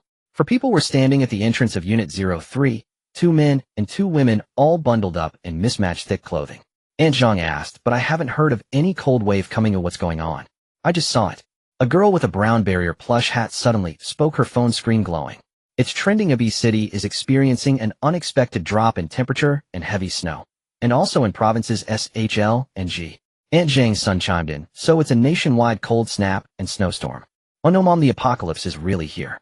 Aunt Zhang shot him a glare, don't talk nonsense. The girl with the plush hat wanted to say something more, but her phone screen flickered and died. It still had over 70 battery. How did it shut down? The boy next to the girl took her phone and stuffed it in. It's too cold, phones lose battery quickly. My iPhone has trouble starting up. Another guy asked, what did the property management say? The girl with the plush hat replied, our floor is fine. Should we go downstairs and check on others? Just as she finished speaking, the loudspeaker blared from the hallway. Attention residents, please pay attention. There is a danger of temperature drop, a danger of temperature drop. Building 12, if anyone is awake, quickly knock on your neighbor's door to remind them. The property management is currently in a meeting. Oh, please keep an eye on the group for updates. You can call the property management if there are any issues. Later the property management will come around for a count. Please remain calm. Soon Ming Jiu heard knocking sounds coming from various floors. Property management. My dad fainted. The emergency call isn't going through. The loudspeaker announced again, the property management is organizing vehicles. If anyone needs emergency transport to the hospital, please gather in the underground parking lot in half an hour. Half an hour. Keep warm and put more clothes on the patients. The hallway erupted into chaos again. Aunt Zhang said, what's going on? It's too cold, let's all go home. It's warmer inside. The man next to Aunt Zhang spoke up. Isn't there let's keep an eye on the group, let's exchange contact information and create a small group. We can notify each other with any updates. Distant relatives are not as reliable as close neighbors. Everyone had no objections and returned to their homes, restoring silence in the hallway. Ming Jiu rushed back to the master bedroom and headed straight for the window. The outdoor thermometer showed negative 33 degrees. She had deliberately chosen the location when installing the thermometer. The heavy snow outside had not settled. The temperature in the master bedroom was stable at around 10 degrees above zero. Ming Rong was cuddled with Hei Nyo and Hei Mi under the blankets. When she saw her sister return, Ming Rong lifted a corner of the blanket and patted the mattress vigorously. Ming Jiu was not polite as she took off her down jacket and burrowed in. Ming Rong pushed her tablet over. What happened? Ming Jiu replied, nothing. The neighbors knocked on the door. Our floor is fine. As she spoke, she took out her phone, and indeed there was a long string of friend requests on WeChat. The messages from the grid group and the community owner group showed 99. Ming Jiu carefully went through and accepted them one by one. Soon she was added to a group chat by Aunt Zhang's son. Gao Xiaoshan, floor 25, tough people. Ming Jiu. Gao Xiaoshan, older brothers and sisters, can we change the nickname? Zhang Zhuanxiu, what kind of ridiculous name is this? Gao Xiaoshan, mom, you don't understand us young people. Oh, everyone gets it anyway. 2 minutes later the group name was changed to floor 25, mutual assistance. Ming Rong curiously leaned over to look, poked Ming Jiu's arm, and pointed at Gao Xiaoshan's avatar using sign language to say one word, beaten. Ming Jiu nodded, finding it hard to disagree. Ding Yaxian, should we introduce ourselves? I'll go first. My name is Ding Yaxian, my boyfriend is Hu Xiao, you can call me Xiaoya. Hu Xiao, hello everyone, just call me Xiaohu. Gao Xiaoshan, hello older brothers and sisters, my name is Gao Xiaoshan, an unremarkable high schooler. Ming Ming, hello everyone, my name is Ming Ming. Guiyao, besides Zhang Jie from Unit 03 and Gao Gu, I might be the oldest, 29, everyone can call me Lao Gua or Yao Gu. Ming Jiu, hello everyone, my name is Ming Jiu. Gao Xiaoshan, Gao Xiaoshan's dad, a junior engineer who can fix appliances. Ding Yaxian, did you see the grid group? Just now in the hallway someone shouted that their dad fainted, and it seems they didn't get to the hospital in time. Guiyao, is it that exaggerated? Zhang Zhuanxiu, you young people don't understand. For those of us older with cardiovascular issues, such as sudden temperature drop is dangerous. Guiyao, it's so cold that even the air conditioner can't start. Who knows what the temperature is outside now? Gao Zhishin, keep warm. If you have a small heater or electric blanket, share it to keep warm together. Image Gao Zhishin, I have an outdoor thermometer. It's already negative 33 degrees. I don't know how long the heating can last. This temperature can really freeze people to death. Ding Yaxian, thank you. Ding Yaxian, I have an electric blanket. Guiyao, I have a small heater. Ming Ming, I also have an electric blanket. Do you want to come to my room? My room is the smallest. Ding Yaxian, sister Ming Ming. Then we won't stand on ceremony. The group was still chatting, and the messages were rolling in fast. The sudden drop in temperature made everyone reluctant to rest, and chatting helped ease some anxiety. Ming Jiu put down her phone and hugged Ming Rong. Are you scared? Ming Rong cuddled in her sister's embrace, typed, I'm not scared. Will it always be like this in the future?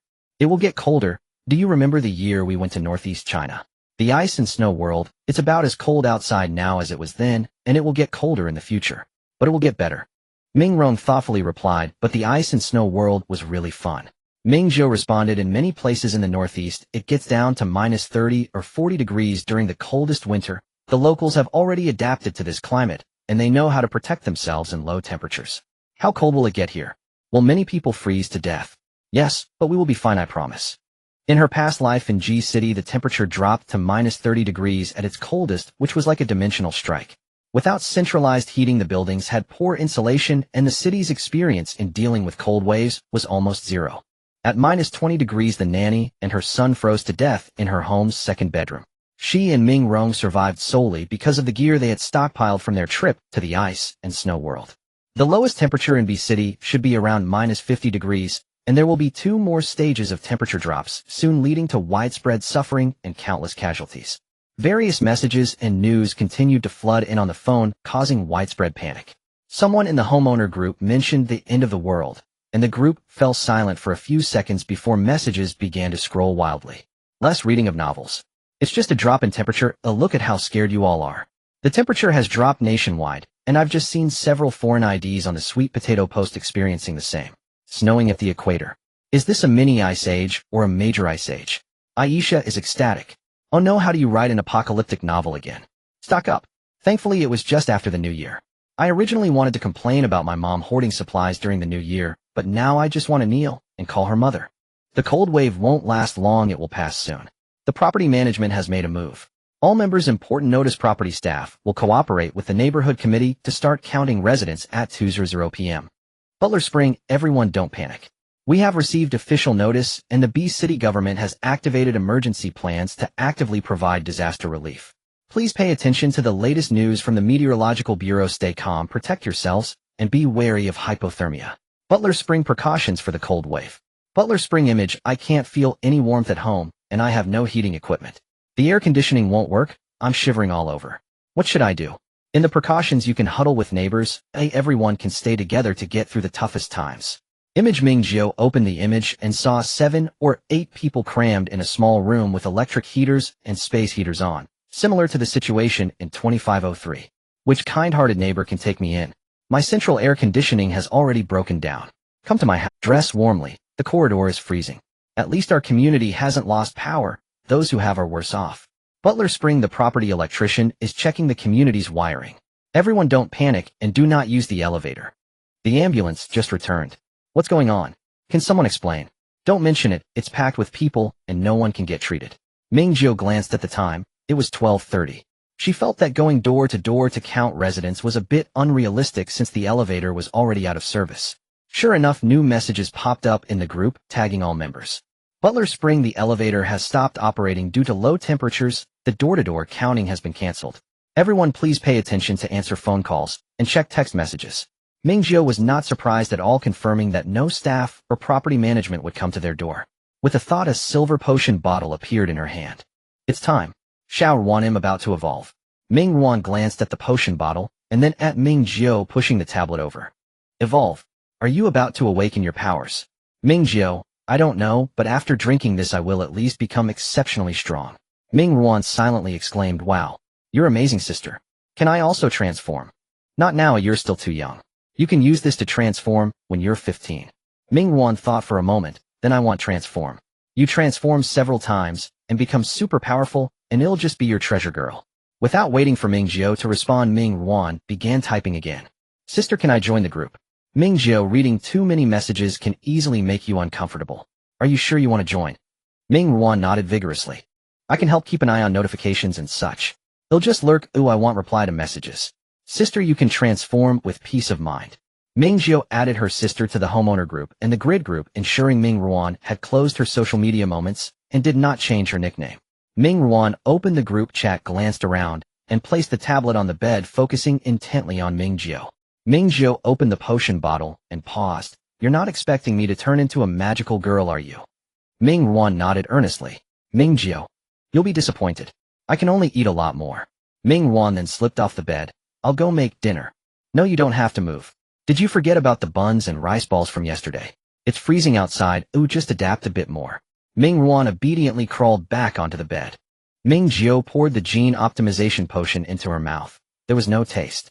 The moment she drank it, she felt warmth spread through her body as a warm current slid down her esophagus into her stomach and then coursed throughout her entire being.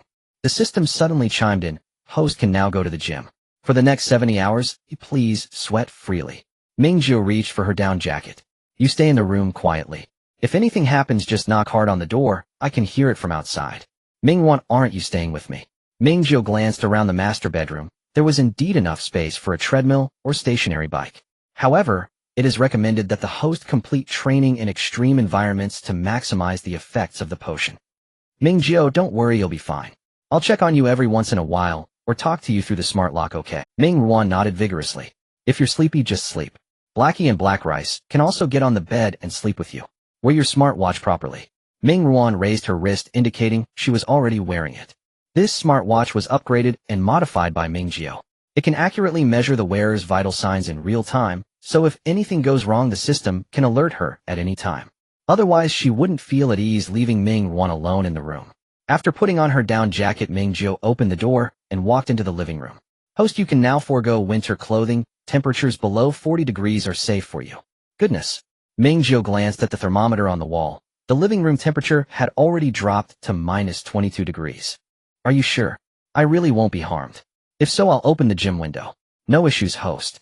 Entering the gym, Ming Jiu closed the door, took a deep breath, and began to remove her gear, scarf, hat, gloves, down jacket, and flannel pajamas, leaving only her thermal wool base layer. Before she had finished removing everything, she was already shivering. System, sister, I don't feel good. System, the discomfort is unavoidable, but you won't get injured or die. Ming Jiu gritted her teeth and opened the window of the second bedroom. Snowflakes were blocked by the screen, and the cold wind rushed into the room, causing her teeth to chatter. In extreme conditions combined with sufficient activity and nutritional supplementation, host, I hope you can achieve your desires this time. Ming Jiu stretched a bit and slipped on her sneakers, jumping onto the treadmill. After running for a while, the self-generating treadmill didn't even light up its screen. Ming Jiu didn't mind and just kept running. System, sister, after I finish training, can I be immune to water and fire? Even if you can't be immune to water and fire, at least your tolerance for extreme temperatures will improve, right? Like being able to wear a short sleeve in minus 20 degrees without pain. The system poured cold water on her hopes. Dream on. You are becoming stronger, not mutated. Blue Star hasn't yet seen a mutation wave. However, after the effects of the gene modification potion are fully realized, the host's tolerance for extreme temperatures will indeed improve, specifically manifesting as being able to wear a short sleeve without pain at minus 5 degrees. Alright then. On the first night of the blizzard, Ming Jiu only did 4 things. Running, eating, checking the pet camera in the master bedroom, while eating and shivering throughout.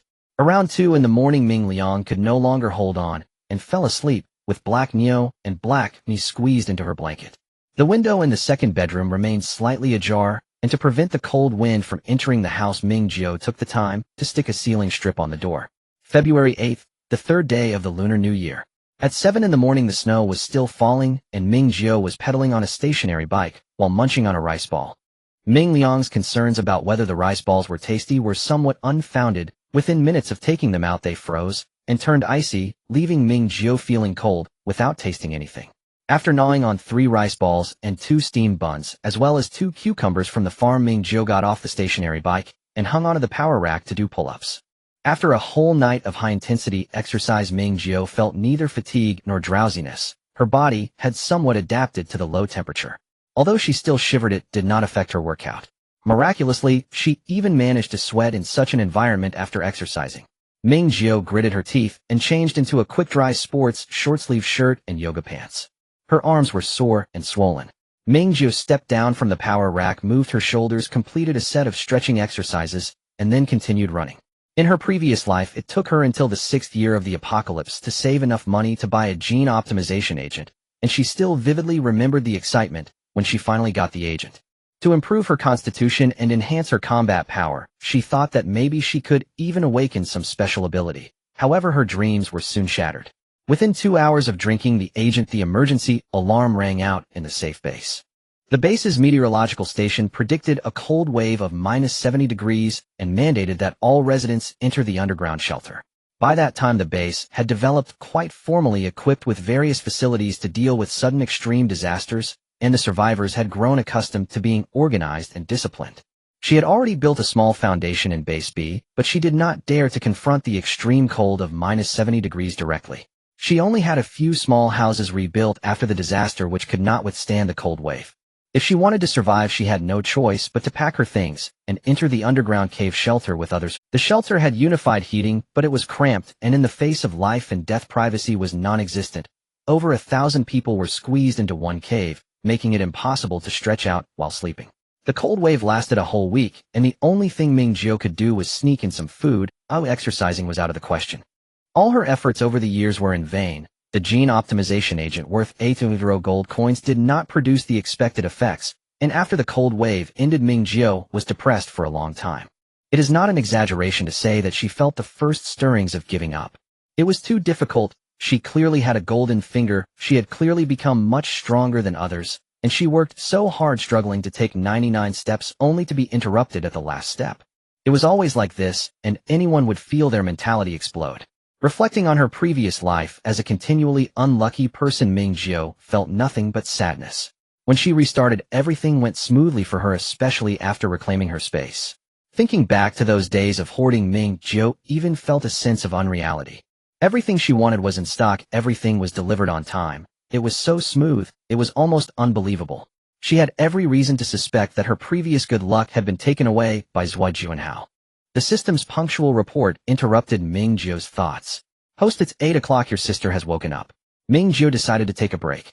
To avoid startling Ming Liang, she put on her down jacket, donned gloves and a hat, and changed into fuzzy slippers before heading back to the master bedroom. Ming Liang was groggily hugging Black Me in the blanket, and Ming Jiu hurriedly closed the door and walked over to the window for a glance. The outdoor temperature had dropped a bit more, -35 degrees. The 3 electric heaters in the master bedroom were set to maximum, but still could not keep up with the heat dissipation, maintaining a temperature of only 8 or 9 degrees above zero. Ming Liang propped her head up from the blanket, glanced at the completely untouched other half of the bed, and then looked at her sister. The meaning was very clear. "I'm transforming. I want you to sleep these days. Are you hungry? If not, you can sleep a little longer." Ming Liang decisively shook her head, swiftly getting out of bed to get dressed, while using sign language to ask her sister what she wanted to eat. "Don't mind me, I have food. What do you want to eat?" The refrigerator and the storage cabinets in the house were stuffed with ingredients, though the variety was still limited. Ming Jiu planned to give her a big ingredient transformation after Ming Liang ordered. Ming Liang sat on the edge of the bed, picked up her fully charged tablet, and started typing. "They'll make you hot soup noodles with yesterday's flour, and they'll pack more dumplings. I don't want to lie down." Having something to do was good. It could also alleviate anxiety, and Ming Jiu did not object. "Alright, do you need any other ingredients?" Ming Liang pointed outside the door, meaning she would check the refrigerator before speaking. She walked into the bathroom and came out in less than half a minute, urgently gesturing to her sister. "There's no water." How could she cook for her sister without water? "Don't panic, don't panic." Ming Jiu took out the water storage bucket and ladle she had prepared earlier, the bucket filled with river water that could be drunk directly from the space. The water bucket was placed next to the dining cabinet, and there was a large kettle on the cabinet, making it very convenient to fetch and boil water. The drainage was also unusable, and the bathroom was a bit colder than the master bedroom, with a thin layer of ice formed in the toilet. Ming Jiu took out a portable toilet, absorbent pads and trash bags compatible with the toilet, taught Ming Liang how to use them, and also placed a dark water bucket for storing dirty water and a large trash can in the bathroom. She had already prepared a wash basin and a medical rinsing device for washing, and there was a foot soaking bucket for washing her feet. When you take a shower or wash your hair, you can move the silver heater to the bathroom, turn it on, and we can wash together, washing hair twice a week and bathing once a week. Ming Liang pouted but still nodded. For someone who grew up in city, not showering for a day was uncomfortable. Ming Jiu pinched her sister's small face. "I know it's very inconvenient, but we can only adapt now. In this cold weather we won't sweat much, so the need for bathing is more psychological than a real need for cleanliness. Also, just put the dirty clothes you change into the laundry basket. I'll take care of it. You can change clothes every day, and the bedding can also be changed frequently. I know you can do it. In our previous life the living conditions were even worse, and you never complained once." Ming Liang nodded, thinking about the situations others might face, recalling the various messages she saw in the group last night, She no longer pouted. It was indeed very inconvenient, but they were already much better off than others. Ming Liang boiled water to wash up, while Ming Jiu brushed her teeth with some warm water. She was too lazy to wash her face, simply wiping it with pure water baby wipes and applying face cream to prevent cracking. Watching Ming Liang don her thick clothes hat and gloves, Ming Jiu ensured she was fine after adapting in the living room before returning to the second bedroom. Keep pushing forward. The home surveillance system continued to function normally. Ming Jiu was sweating on the treadmill while attentively monitoring her sister's every move through the system. She knew she resembled an overly controlling parent, but she couldn't change that aspect for the time being. She couldn't accept any further mishaps involving Ming Liang. Through the camera of the smart lock at the entrance, Ming Jiu watched her sister open the living room storage cabinet, take out a silent folding trailer for camping, and leisurely prepare the trailer before pulling it into the kitchen. After a while, Ming Liang reappeared on the surveillance screen, the trailer filled with cooking utensils and ingredients, as she methodically busied herself in the master bedroom. First, she temporarily placed the black dog and black rice into their cage, then laid out the camping picnic mat on the master bedroom's play mat, followed by a silicone kneading mat, cutting board, meat grinder, pots, bowls, and knives set aside. The system chimed in. I believe the host's sister doesn't need to worry. Clearly her housekeeping skills are far more reliable than the host's. Ming Jiu ignored the system, but still turned off the surveillance to focus on her workout. About half an hour later, she heard a knock on the door. Stepping off the treadmill, Ming Jiu first secured the window of the second bedroom, quickly donned her down jacket, and then opened the door. The living room was filled with the aroma of tomato and egg noodles. A folding camping table was set up in the empty space of the master bedroom, 2 cushions placed on the play mat, and on the table sat 2 bowls of steaming noodle soup, 1 large and 1 small. On the picnic mat were 2 large bowls of mixed fillings sealed with cling film, and beside the electric heater was a large stainless steel bowl also covered with cling film containing the pure white dough. Ming Jiu gave her sister a thumbs up. For the tomato and egg noodles, the bowl didn't contain noodles, but rather diamond-shaped sheets of dough, each piece soaked in broth. Was the pasta boiled with gas? Ming Liang nodded, then, as if recalling something, asked in sign language, will it stop too? Probably not until the afternoon or evening. It was unavoidable. Our restoration was impossible with severe weather, making repairs difficult. Too much damage had occurred, and the authorities were powerless to act. It was no different from starting over. We have plenty of electric pots that we can use, I can cook in a few days. Before my sister could protest, Ming Jiu quickly added, just tell me the specific steps, and you can season it. I promise I won't act impulsively. Ming Liang reluctantly believed her. Ming Liang had only eaten a third of her small bowl of dough pieces before she could eat no more, and Ming Jiu brought over more to show off. At that moment, she was merely a bottomless pit. Due to the effects of the medication, she felt no fullness no matter how much she ate, and her energy was rapidly depleting. Ming Liang didn't find it strange. After all, her sister was transforming, which was perfectly normal. After a moment's thought, she rummaged out Ming Jiu's phone and her own tablet, handing them to Ming Jiu. Ming Jiu took the phone, which was already fully charged. Now she and Ming Liang could only use their electronic devices in the master bedroom. The temperature in the living room had dropped to around -25 or 6 degrees, and taking them outside drained the battery quickly. Ming Liang opened the tablet's photo album, which contained numerous screenshots of group chats, all of which she deemed important. Ming Jiu exclaimed, "Oh my, whose sister is this capable? Turns out it's my family." Almost all the messages in the group chat were 99, and Ming Jiu flipped through, noticing her former colleague's group chat. The company where she had previously interned was in G City, and the last message in the group was from 8 this morning with someone tagging her and asking how she was doing. Ming Jiu did not reply, but took a quick glance. G City's temperature had already dropped to -20 degrees, not as cold as B City, but the disaster situation was much more severe. Within an hour after the snowfall, the home had grown as cold as an ice cellar. Turning on the air conditioning was futile, as the little heat produced could not keep up with the rate of heat dissipation. No amount of clothing could provide warmth. Many people had directly developed high fevers. The elderly and children had suffered from hypothermia. Cars couldn't start. Hospitals were overcrowded, and authorities had yet to issue notifications. All this was reminiscent of what Ming Jiu had experienced in her past life. Ming Jiu sighed, closed the group chat, and continued scrolling. The property manager had already called her last night, and Ming Liang had answered, then sent a message on WeChat to explain the situation. The property management and neighborhood committee were working together, first conducting an online survey of the situation. Only if they couldn't reach anyone online would they send staff to the premises. Residents on lower floors complained in the owner group that the property management was unresponsive, and after a night the accumulated snow had already covered more than half of the first floor windows. Soon someone countered that the snow had a certain insulating effect, and once piled up the temperature inside the home hadn't continued to drop.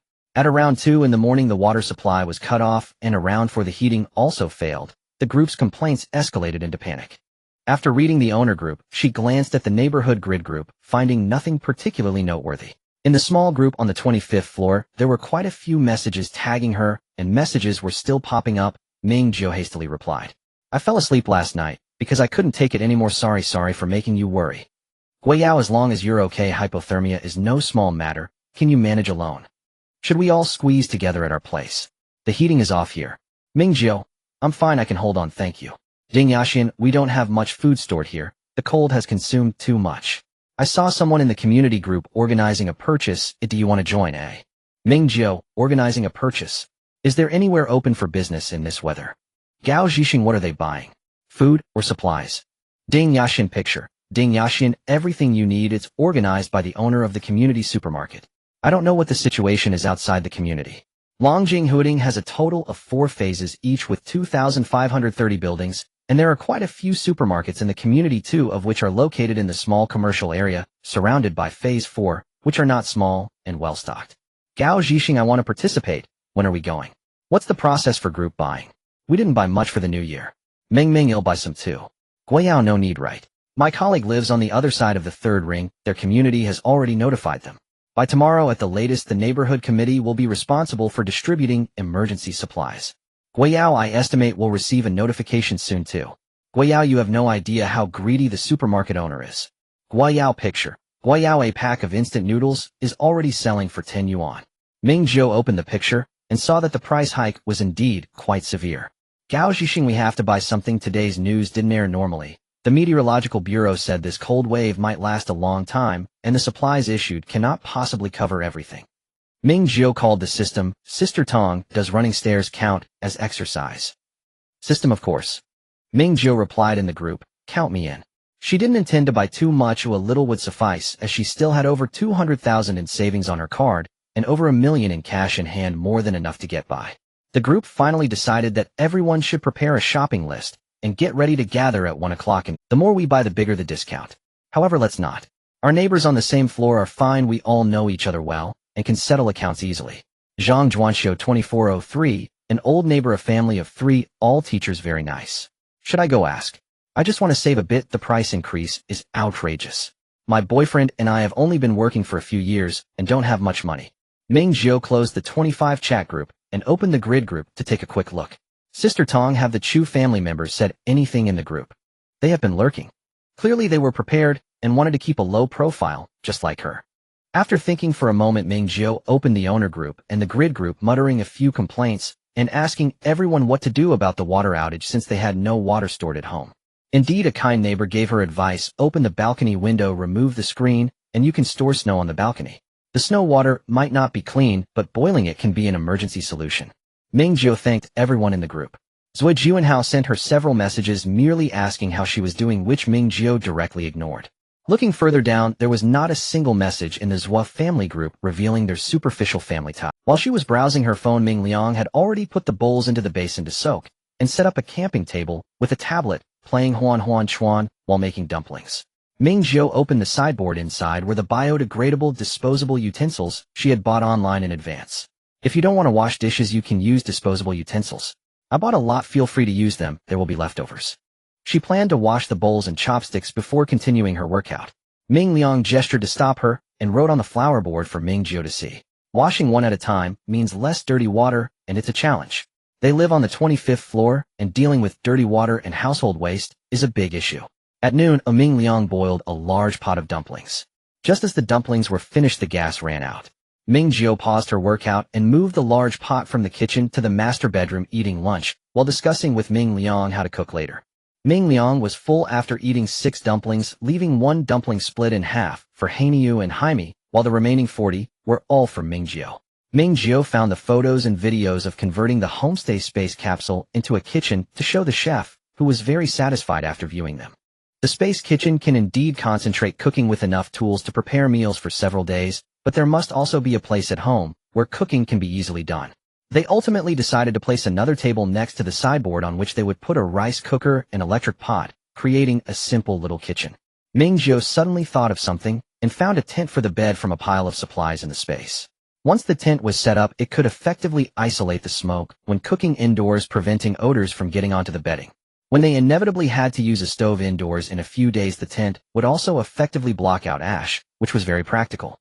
Ming Jiu focused on the messages in the group and quickly finished off the remaining dumplings. I'm planning to go out with the neighbors to buy some things.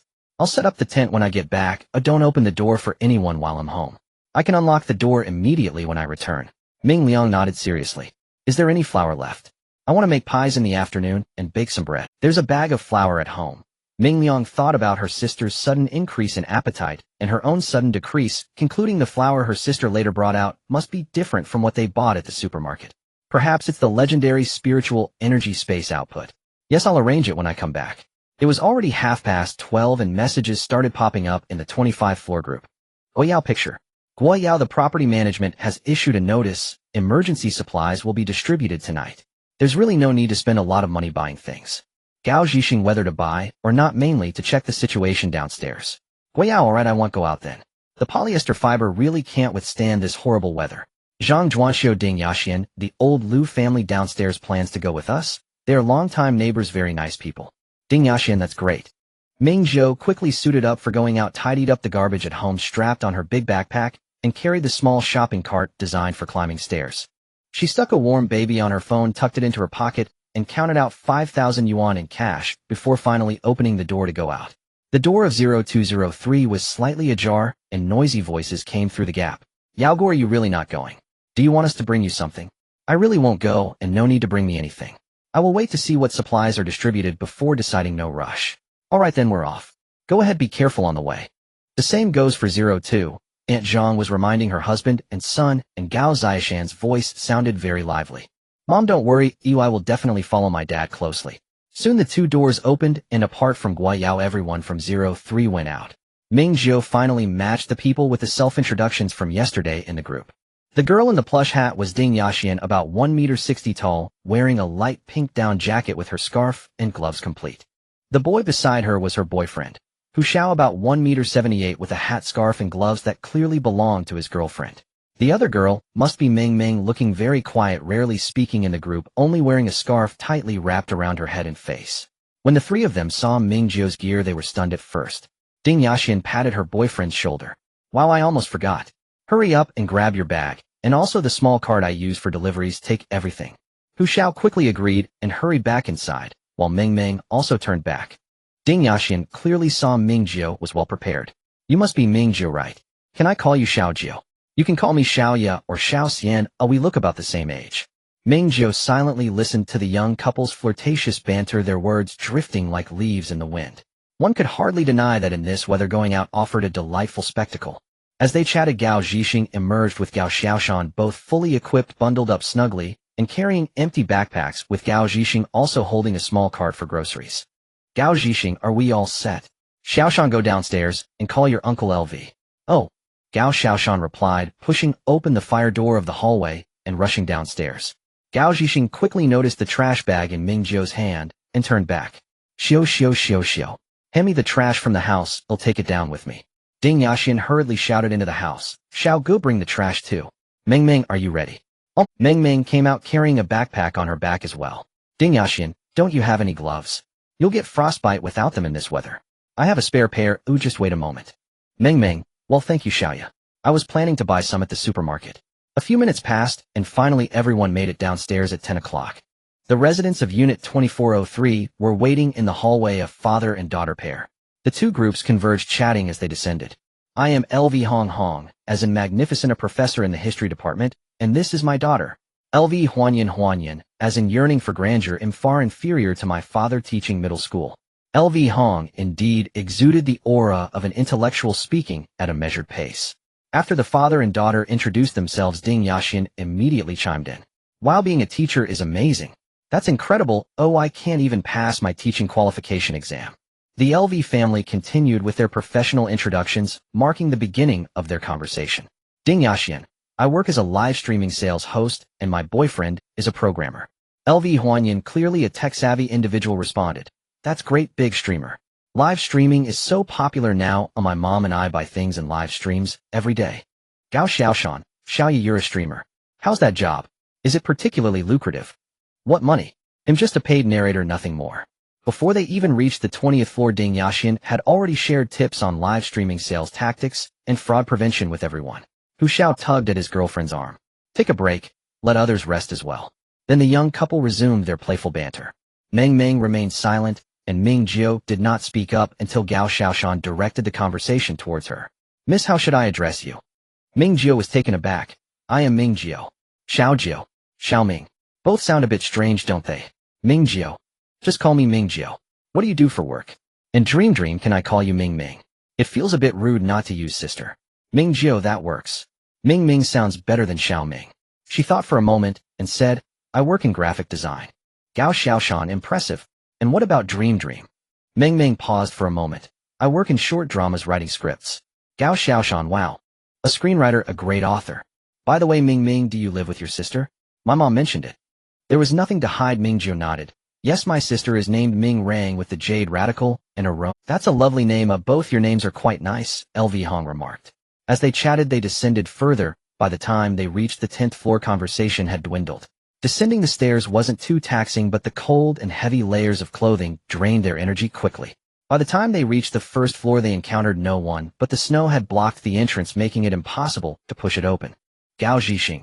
I guess they will organize snow clearing when distributing emergency supplies, otherwise we won't even be able to leave the door. The group continued downstairs until they entered the underground garage, where a trash bin was located at the entrance. The underground parking lot of Longjing Huading Phase 4 was not interconnected. The operating supermarket was in the central business district, which didn't have designated parking. Gao Zhixing was most familiar with the area. He provided everyone with specific route suggestions. Once we reach Building 1, we'll need to go up. We don't know the situation there. If the door is blocked, we'll have to think of a way. Gao Xiaoshan. We can jump out of the window on the 1.5 floor, just clear the snow outside. Gao Zhixing chuckled and patted his son's shoulder. Alright, all that sports practice over the past 2 years isn't in vain, at least it's useful for something. Soon everyone reached the underground entrance of Building 1, and as they climbed the stairs to the first floor, the snow outside the unit door had been cleared. Ding Yaxian let out a small cheer. It must have been cleared by someone who shopped before. Residents in our area probably have to go through Building 1 to buy things. Pushing open the heavy unit door, the cold wind whipped in, hurling large flakes of snow against everyone's faces, surrounding them in a blinding white haze. Most of the commercial district buildings were only 2 to 3 stories high, and with the snow piled high, it was impossible to see where the supermarket was. Gao Zhixing had to raise his voice. Everyone follow me, step where the snow isn't so deep. Outside, the snow was at least 1-2 meters deep. Fortunately, someone had walked the path from Building 1 to the commercial district before them, leaving clear imprints in the snow. The imprints in the snow were about 40 to 50 centimeters deep, and walking through the snow consumed energy 5 to 10 times more than walking on flat ground. Even with Gao's father and son leading the way, they hadn't even reached halfway to the commercial district when those following began to gasp for breath. Ming Jiu couldn't bear to lag behind any longer, so she bypassed Ding Yaxian and her boyfriend, who were closely following Gao's family. Uncle Gao, let me take over for a bit. I still have some stamina. Gao Zhixing turned his head, steam rising from his head. Are you really okay? Ming Jiu, I'll give it a try. If it doesn't work, you can take over again. She mimicked Gao Xiaoshan's actions, removing the bag from the small cart and pushing the snow while walking, finally feeling like she was getting a workout. The group's speed increased significantly, and after about 10 minutes, Ming Jiu spotted a path that had been carefully cleared. The snow situation in the commercial district was much better than in the residential area, with facilities like the property office and community center located in this area. They had only walked a few minutes along the cleared path when they saw several property staff busily working outside the activity center. Gao Zhixing pulled out a cigarette and lighter from his pocket. I'll go find out what's going on. You all head to the supermarket and wait for me. No one disagreed, and Gao Zhixing stepped towards the activity center while the others headed for the supermarket.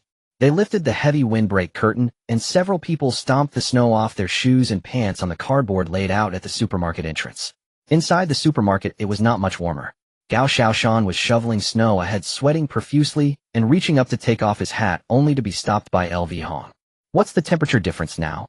Sweating profusely. If I take off my hat, I might have a hemorrhage. Just keep it on. Ding Yaxin asked. Xiaoshan, do you know what your family needs to buy? Or should we wait for Uncle Gao to come? Gao Xiaoshan patted the pocket of his down jacket and replied, I know. My mom has written a list. LV Huanyan added, then let's hurry up.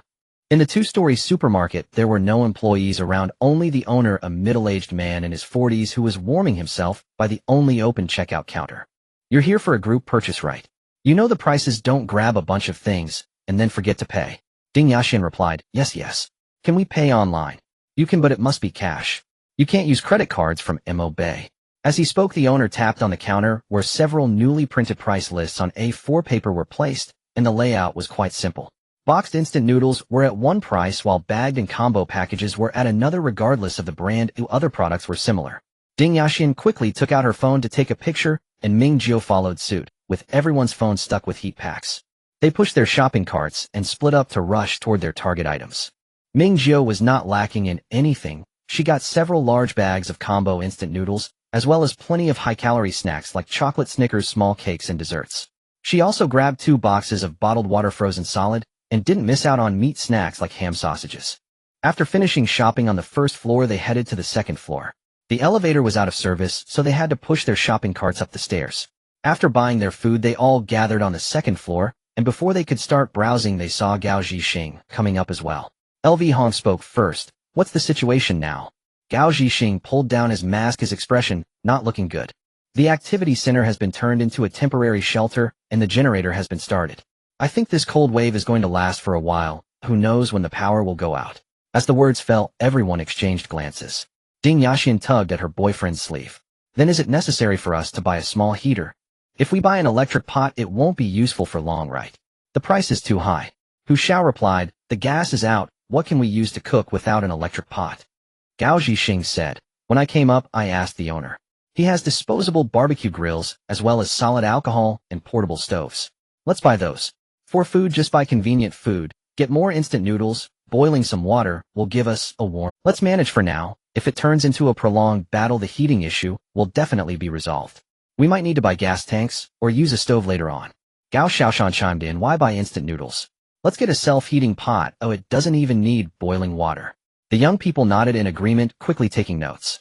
Gao Zhixing continued, the property management said they will deliver emergency supplies around 3 or 4 this afternoon. They only deliver to the underground parking lot, and residents will collect them with their ID cards. Did you all bring your ID cards? If we finish buying and go back, it will probably be around 2 or 3, which will save us from making multiple trips. Everyone had brought their ID cards, as they usually kept them in their wallets. This time, fearing the owner wouldn't accept online payments, everyone brought their wallets.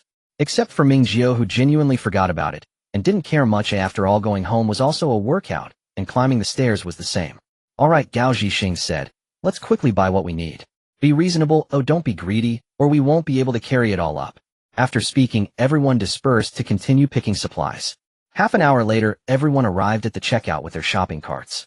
Ming Jiu glanced over, and saw that each cart was stuffed with bags of trash. After the water was cut off, residents had trouble using the restroom. It didn't matter if there was no convenient toilet, the one at home was already frozen and a bag could serve the same purpose. They bought quite a lot collectively, and Ming Jiu bought the least.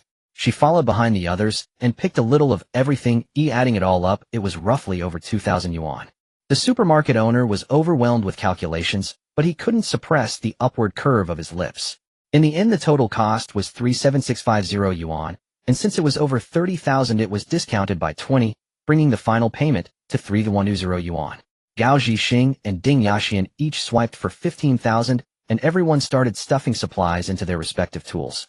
Ming Jiu's purchases fit perfectly into her backpack and small cart. The supermarket already sold small carts that could go upstairs, but Ming Jiu wasn't clear on the original price set by the owner. Now, it was directly marked at 200 yuan. To ensure they could transport their items back upstairs smoothly, everyone gritted their teeth and bought one. The return journey was fine. They had already cleared a path through the snow when they came, and though it was still snowing, it wasn't thick, making it easy to walk. On the way back to Building 1, they encountered 2 groups of people coming out to procure supplies. Seeing them return with their arms full, it was inevitable to ask a few questions. At such times, it all depended on Gao Zhixing and LV Hong. Fortunately, the weather was cold enough that they finished their inquiries quickly. There were even more people in the underground parking lot, many of whom were asking about the emergency supplies.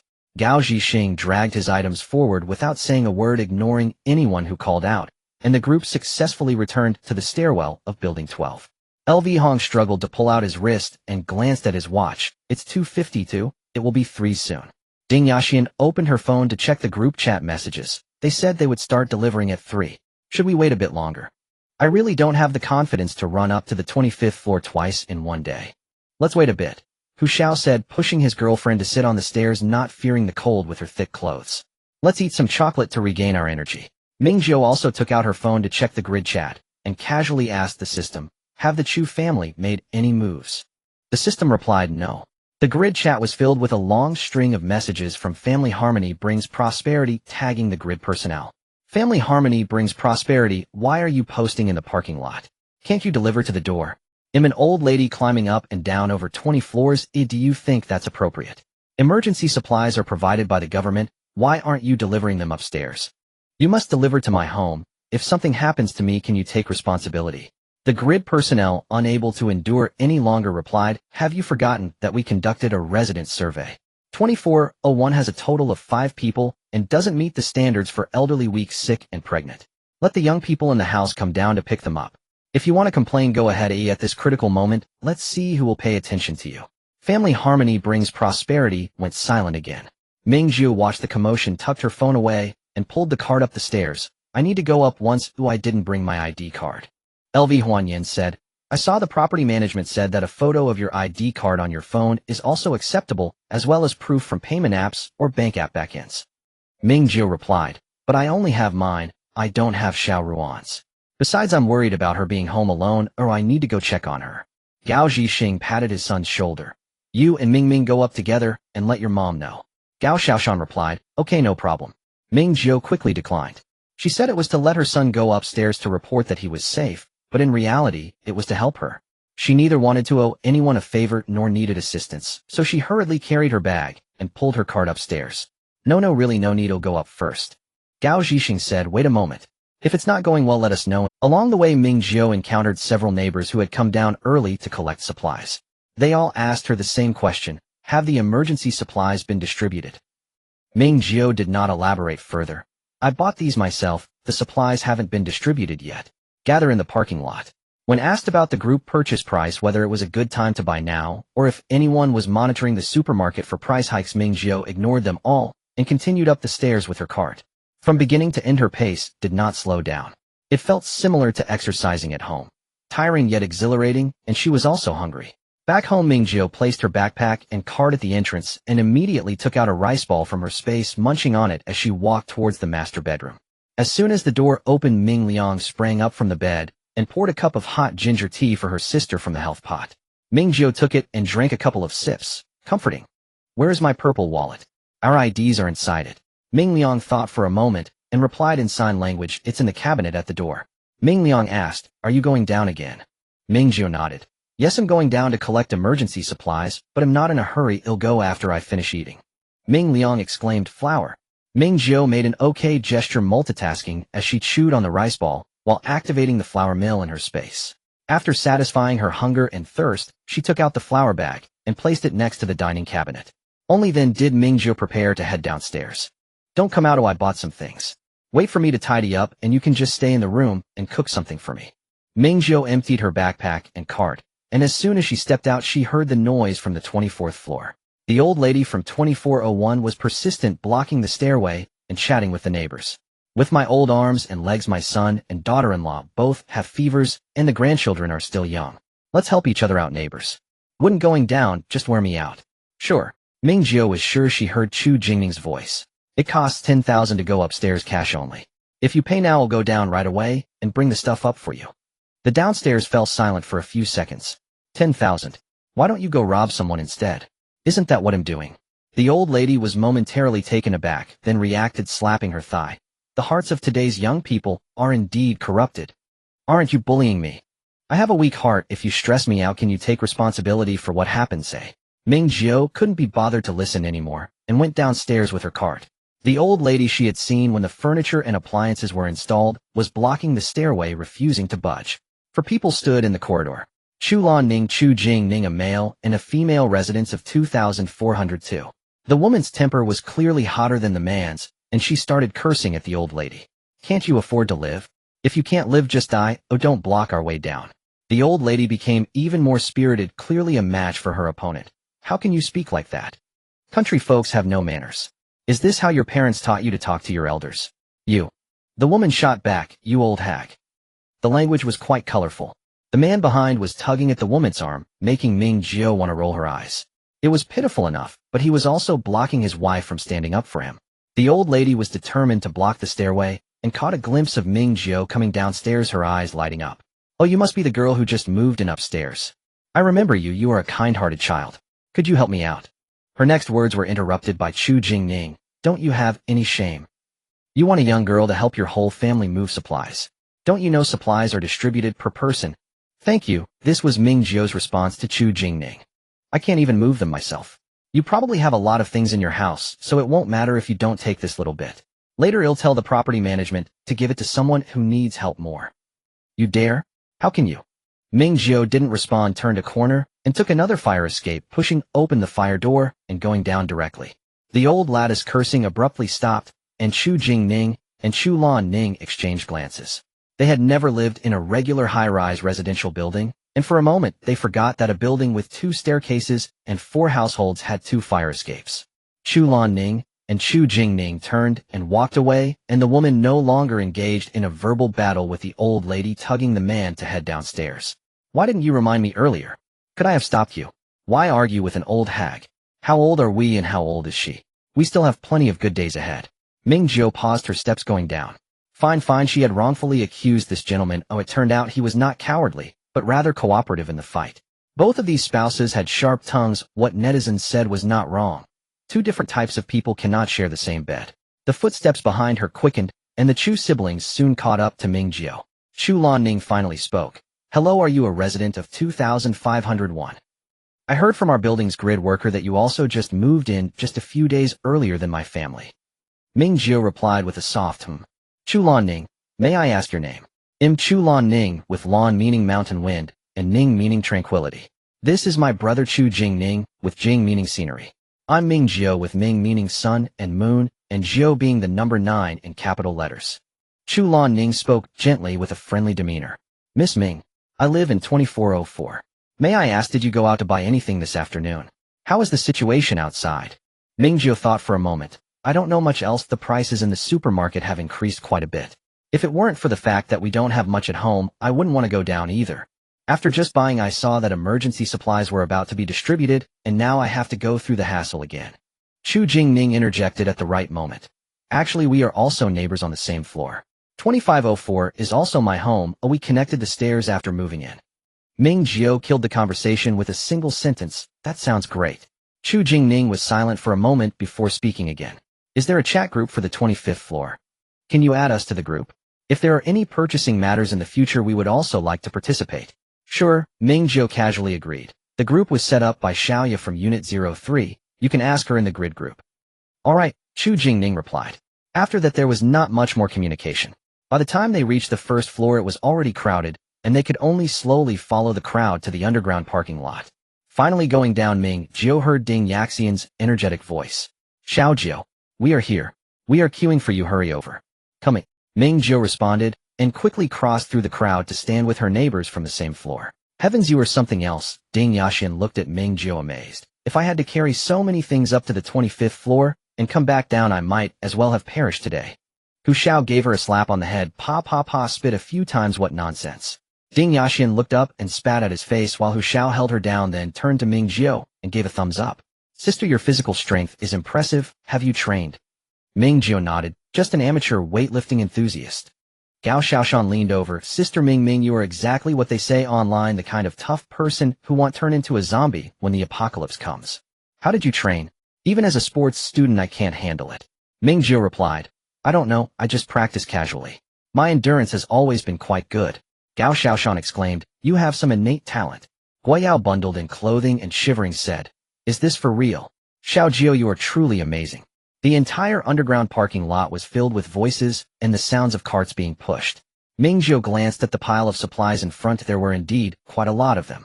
The system's voice echoed, there are winter clothing, emergency food, and drinking water, as well as lighting equipment, solid alcohol, and medicine. As someone with experience as an official rescue volunteer in G City, Ming Jiu couldn't help but marvel. This is great. The decision to move directly here was indeed correct. The weather was cold and the staff didn't bother with small talk. The loudspeaker echoed throughout the underground parking lot. Emergency supplies for low temperatures will be distributed immediately.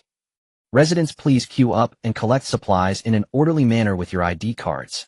Notice recruiting volunteers for snow removal and supply distribution ages 1850. Those who complete the work as required can receive extra emergency supplies. The announcement repeated 3 times, and the supplies were officially distributed. Those on the 25th floor were first in line, and soon it was Ming Jiu's turn. Ming Jiu took out her and her sister's ID cards. The staff took photos for record keeping and quickly matched the distributed supplies with the corresponding list. 1 military coat, belonging to Ming Jiu, 1 size S extreme cold down jacket, belonging to Ming Liang, a benefit for minors. In addition, there were 2 boxes of heat packs, each containing 100 packs, 2 hats, and 2 pairs of gloves. 2 rechargeable emergency lamps, 2 boxes of 400-gram milk chocolate, 10 boxes of self-heating rice, with braised beef and braised pork flavors, as well as a considerable amount of compressed biscuits and bottled water. 2 small boxes of solid alcohol, 2 tubes of frostbite ointment, and various cold medications, including Banlon Gin and ibuprofen. By the standards of latest natural disasters, the supplies each person received were enough to last an adult for nearly half a month. But it was uncertain when the next distribution of supplies would be. The system preliminary estimate the next distribution of emergency supplies will be on February 12th. Having gathered her things, Ming Jiu walked over to her neighbors and stuffed the supplies into her bag and small cart. She continued her conversation with the system's sister Tong. Have you seen the work arrangements for the rescue plan? The system replied yes. Ming Jiu calculated, she had ingested the gene agent on the night of the 7th, and the agent would take at least 70 hours to fully activate, meaning until early on February 11th. Originally, her plan was to act after the agent fully activated, as the importance of Zwid Junhouse supplies was far inferior to her own strength enhancement, and she didn't want any surprises. However, trying to go downstairs today to test the waters, even normal outdoor activities in such extreme weather could meet her exercise needs. Ming Jiu's desire to act early stirred within her. Moreover, the next supply distribution was on the 12th. She couldn't expect her 10-year-old sister Ming Liang to go collect emergency supplies alone, nor could she relax, making up an excuse to pay a neighbor for help. It was possible, but quite troublesome and likely to raise suspicions. Sister Tong, what do you think about me starting my actions tonight? I should be able to finish before the 12th. Just not sure if the exercise intensity is enough. The system, please wait, host. Calculating data. Outdoor activities can meet exercise intensity. Ming Jiu decided to head out tonight to raid Zwid Junhouse supply point. Xiao Jiu. Ming Jiu came back to her senses. Good day, right? What's up? Guo Yao had already donned the military coat, hat, and gloves, holding a plastic bag in one hand and cradling a box of heat packs and solid alcohol in the other. I was too anxious when I came down and didn't prepare anything. Can I put my things on your cart? I'll help you carry them upstairs. Ming Jiu's backpack and small cart were just enough to hold the supplies for her and her sister. She could fit in a bit more, but she didn't want to. Guo Yao would be slower than her in helping to carry. Hold on a sec. Ming Jiu reached to the side of her backpack and took out a non-woven bag used for grocery delivery. I just happen to have an extra bag. It's quite sturdy. You can use it for now. Guo Yao felt a bit embarrassed at first, then quickly accepted it, stuffing his loose items inside. Thank you. Gao Xiaoshan asked, Sister Ming, do you have any more bags? Can I borrow 2 for my family? We can't fit any more stuff. Ming Jiu took out 2 folded non-woven bags. Thanks, I'll return them once we get upstairs. Ming Jiu didn't refuse. Sure. It's inconvenient to do anything now. Every bag counts as supplies. Gao Zhixing asked, are you all packed? Let's go. The longer we wait, the more people will gather. Ding Yaxian replied, let's go. Ming Jiu led the way, walking steadily and quickly, leaving the others far behind. From a few floors up, she could still hear Gao Zishan's wheezing voice. I told you Ming Jiu is a natural talent. Now with that stamina, it's a pity she's not on the national team. Ming Jiu was the first to return to the 25th floor. Pushing open the fire escape door, she saw Aunt Zhang preparing to go out. Oh, you're back so soon. I was hoping to go pick up the 2 of them. Ming Jiu pretended to be out of breath. Uncle Gao and Xiaoshan are still on the way. I came up first. Oh, Zhang Xiujuan looked at her with admiration. You're tougher than Xiaoshan. He's a sports student and always complains of being tired at home. I think he's just being dramatic. Ming Jiu weakly waved her hand. Aunt Zhang am heading back first. Zhang Shoujuan quickly went downstairs, and Ming Jiu locked both doors and began to tidy up. In fact, there wasn't much to tidy. The storage cabinets at home were all full, and the supplies bought today that needed to be frozen had already been frozen, so there was no need to move them. She just left them at the door of the master bedroom. After thinking for a moment, Ming Jiu ran to the rooftop one more time to bring down the leftover dishes and dumplings that had been frozen there during the new year, placing them beside the bedroom door. After finishing all her tasks, she finally unlocked the fingerprint lock to the master bedroom. As soon as she entered, she saw Ming Liang kneading dough on a picnic mat. On the nearby camping table, there was cling film covering freshly made pastries. Ming Liang's tablet was playing the classic lines from Hua Fei's character in a length of red cloth, followed by cries for mercy. In that moment, Ming Jiu felt that home life was indeed promising. The bread maker in the corner of the bedroom was emitting a sweet aroma of baking as Ming Jiu sat down opposite Ming Liang. "Can you turn it off?" Ming Liang paused the video. "The emergency supplies have been brought back and are placed at the door. I might have to go out tonight for at least 2 days. Do you want to come with me?" Ming Liang thought for a moment, decisively shook her head, pulled out a wet wipe to clean her hands, and lowered her head to type on the tablet. "Sister, do you really have to go? Is it dangerous?" "It's not dangerous. Just a bit tiring. You can follow me or stay at home. It's up to you to decide. If we go together, Ming Liang can stay in the car. The modified all-terrain vehicle has excellent insulation, and a single electric heater will suffice. Staying home is better. The emergency supplies have just been distributed and residents have stocked up for the new year. The past week can be considered the safest period during the entire disaster." "When are we leaving?" "Around 1 or 2 in the morning. Ming Liang will stay at home. Heimyo and Heimi are both at home, so you don't have to worry about me." "Can the kitchen be used?" "You can take the baked pie with you, and the dumplings are ready, plus there's hot water." Ming Jiu cupped her sister's small face and gave her a kiss. Ming Liang pushed her away, her expression serious, as she continued to type, "Are there enough steamed buns and rice balls? I still have time, I can make more." There's enough. Ming Jiu held her down, intending to give some instructions, but the master bedroom light went out. She walked to the window, pulled back the curtain, and saw that the entire neighborhood had gone dark completely, without power. "It's okay, don't panic." Ming Jiu pulled down the blackout roller shade installed in the master bedroom and closed the blackout curtains in the bathroom, living room, and kitchen. She turned off all the circuit breakers, handled the dual power switch, and turned the circuit breakers back on to restore normal power.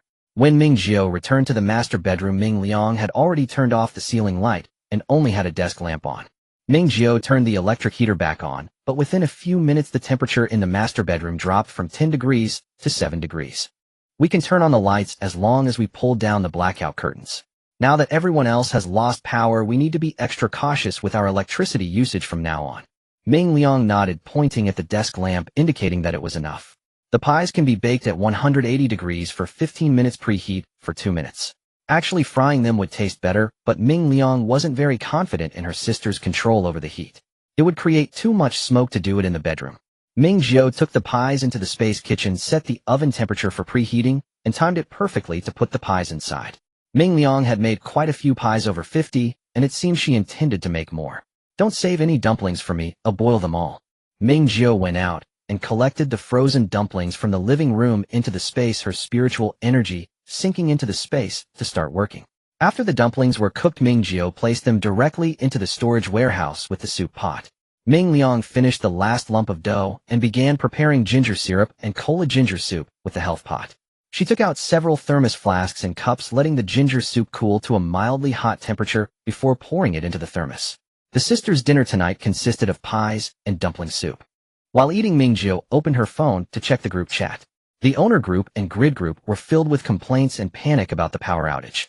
Even with the emergency supplies distributed today, including heating materials, it couldn't suppress the residents' negative emotions. Ming Jiu glanced at it and directly jumped to the everyone message. Housekeeper Chun Tian, the community emergency shelter has been activated, providing heating and power supply for refuge, and is open for free charging for electronic products and batteries to all residents. Eligible residents can submit long-term stay applications with requirements and application processes as follows. Opening the image, the Community Activity Center had limited space and prioritized care for pregnant women, the elderly, children, and the sick. Residents needing to charge could stay for a short period. Protesters were in the minority. Ming Jiu scrolled further up. There was only a notice recruiting volunteers. The group chat on the 25th floor was much livelier with 4 new members added, the Chu siblings and their parents. Ding Yaxian invited Chu Jingning, who then added their entire family to the group chat. Guiyao, aren't you from the 24th floor? I saw your notes in the grid group. Chu Lanning, hello everyone. Chu Jingning 2404 and 2504 are my homes. I bought both floors and connected them. Guiyao, impressive. Chu Donghua, hello neighbors. Yin, hello neighbors. We just moved in, sorry for the trouble. Ding Yaxian, welcome new neighbors. Let's look out for each other in the future. Hu Xiao, welcome. Several group members chimed in, and Ming Jiu also added a welcome. Soon 2 friend requests popped up on her WeChat page from the Chu siblings. Ming Jiu accepted them one by one and casually glanced at their moments, which were blank and empty. She returned to the group chat interface where they were discussing how to charge phones and emergency lights more efficiently and effortlessly. Gao Zhixing proposed a shift system, and everyone was discussing how to rotate shifts. Ming Jiu poked the system. Sister Tong, how did the Chu family solve their electricity problem? She could not hear the sound of the generator at all. System diesel generator soundproof room. Ming Jiu got it. Ming Jiu, I have several fully charged power banks, and they can last a few days. Once I use them up, it'll join the shifts. Zhang Zhuanxiu, Ming Jiu, I stuffed the shopping bags into the anti-theft door. Ming Jiu, okay. Ming, has anyone signed up to be a volunteer? Gao Xiaoshan, Ming, yeah, I signed up. Are you going too? Ming, I want to go, we can go together. Gao Xiaoshan, great. I asked the property management, and we're mainly clearing the commercial area for now. There's no arrangement for the community, and everyone can use the underground parking lot. Ding Yaxian, then I'll go with my partner. There's nothing we can do anyway, and earning some supplies isn't a waste of time. Guiyao, it's only been a day, or it shouldn't be that bad, right? Hu Xiao, it's only been a day, and the water, electricity, heating, and gas are all gone, or repairs can't even be done. I think it's dire. Guiyao stopped responding. Chu Jingning, I think Hu Xiao is right. The weather is too strange. Our community is relatively better off. Ding Yaxian, the situation seems worse in the southern regions. I can't even get in touch with my parents. I'm so anxious. Ming Jiu stopped reading the subsequent messages and instructed the system to pay close attention to the messages from the Chu family. After dinner, Ming Jiu boiled a kettle of hot water with the electric kettle and washed the dishes and kitchenware she used today. She filled the water tank and placed a large bucket of reserve water in the cloakroom repeatedly, reminding Ming Liang of safety precautions. At 1 o'clock in the morning, Ming Jiu jumped down from the power rack and found a white ski suit from the space. Sister Tong, what's the situation with the Zhua family now? The system directly popped up the surveillance screen. In the surveillance footage, the Zhua family of 4 was in the large study, which had several sofa beds, and Ming Jiu could clearly hear the sound of the generator running. No wonder they could still check the surveillance. System, the power outage in the villa area where the Zhua family is located occurred at 7:35 a.m. on the 8th, but the backup generator was quickly activated. In the footage, Zhua Juanhao was repeatedly dialing a number with an anxious expression. Zhua Zhenrong was lying on the sofa resting, while Zhua Juanxin sat quietly on the corner sofa bed staring out of the window without moving. Zhua Ma was beside her son, gently advising him not to worry. Sister Tong, he won't be contacting the warehouse management, will he? Yes, and it's for the nearest mall supply point. Ming Jiu tied her hair tightly and put on her hat, goggles, and gloves. Great, her first stop would also be the mall. After today's, Zhua Juanhao wouldn't have to worry about not being able to contact the security personnel. She wouldn't leave him a single hair. Leaving a note for the already sleeping Ming Liang, Ming Jiu checked her equipment one last time. A modified dagger lay in the pocket on the outside of her calf, while the pocket on her other leg held a powerful flashlight. The modified short blade, a shortened electric pig prod, and a transformed engineer shovel were all stored in her system backpack for easy access. No issues at all. Ming Jiu quietly stepped out. The system prompt sounded. Smart locks 2504 and 2404 have been modified. Ming Jiu. Quite good. There's another person as sinister as her living in this building. She secured her front door and descended the stairs with a light step. Sister Tong, how could I survive without you? She made her way down to the underground parking garage, crossing through it to the foot of building No. 1, where the area previously cleared was once again covered by accumulating snow. Ming Jiu changed into snow boots and stepped into the heavy snowfall. The unshoveled snow was nearly as tall as she was, but fortunately, it would continue to snow for the next few days, quickly covering the traces she left behind. Ming Jiu passed through the commercial area following the main road until she reached the entrance of the community. The barricade at the entrance had long been removed, and there were no signs of supply trucks or snowplows having passed through the freshly fallen snow. Ming Jiu turned into a small alley behind the old community, next to Longjing, hooting, finally bringing out the all-terrain vehicle modified by the system. Only a small part of the all-terrain vehicle's roof was visible above the thick snow. Ming Jiu opened the door, sat inside, and started the engine. Very good, it made almost no noise. Sister Tong, can we really drive on such thick snow?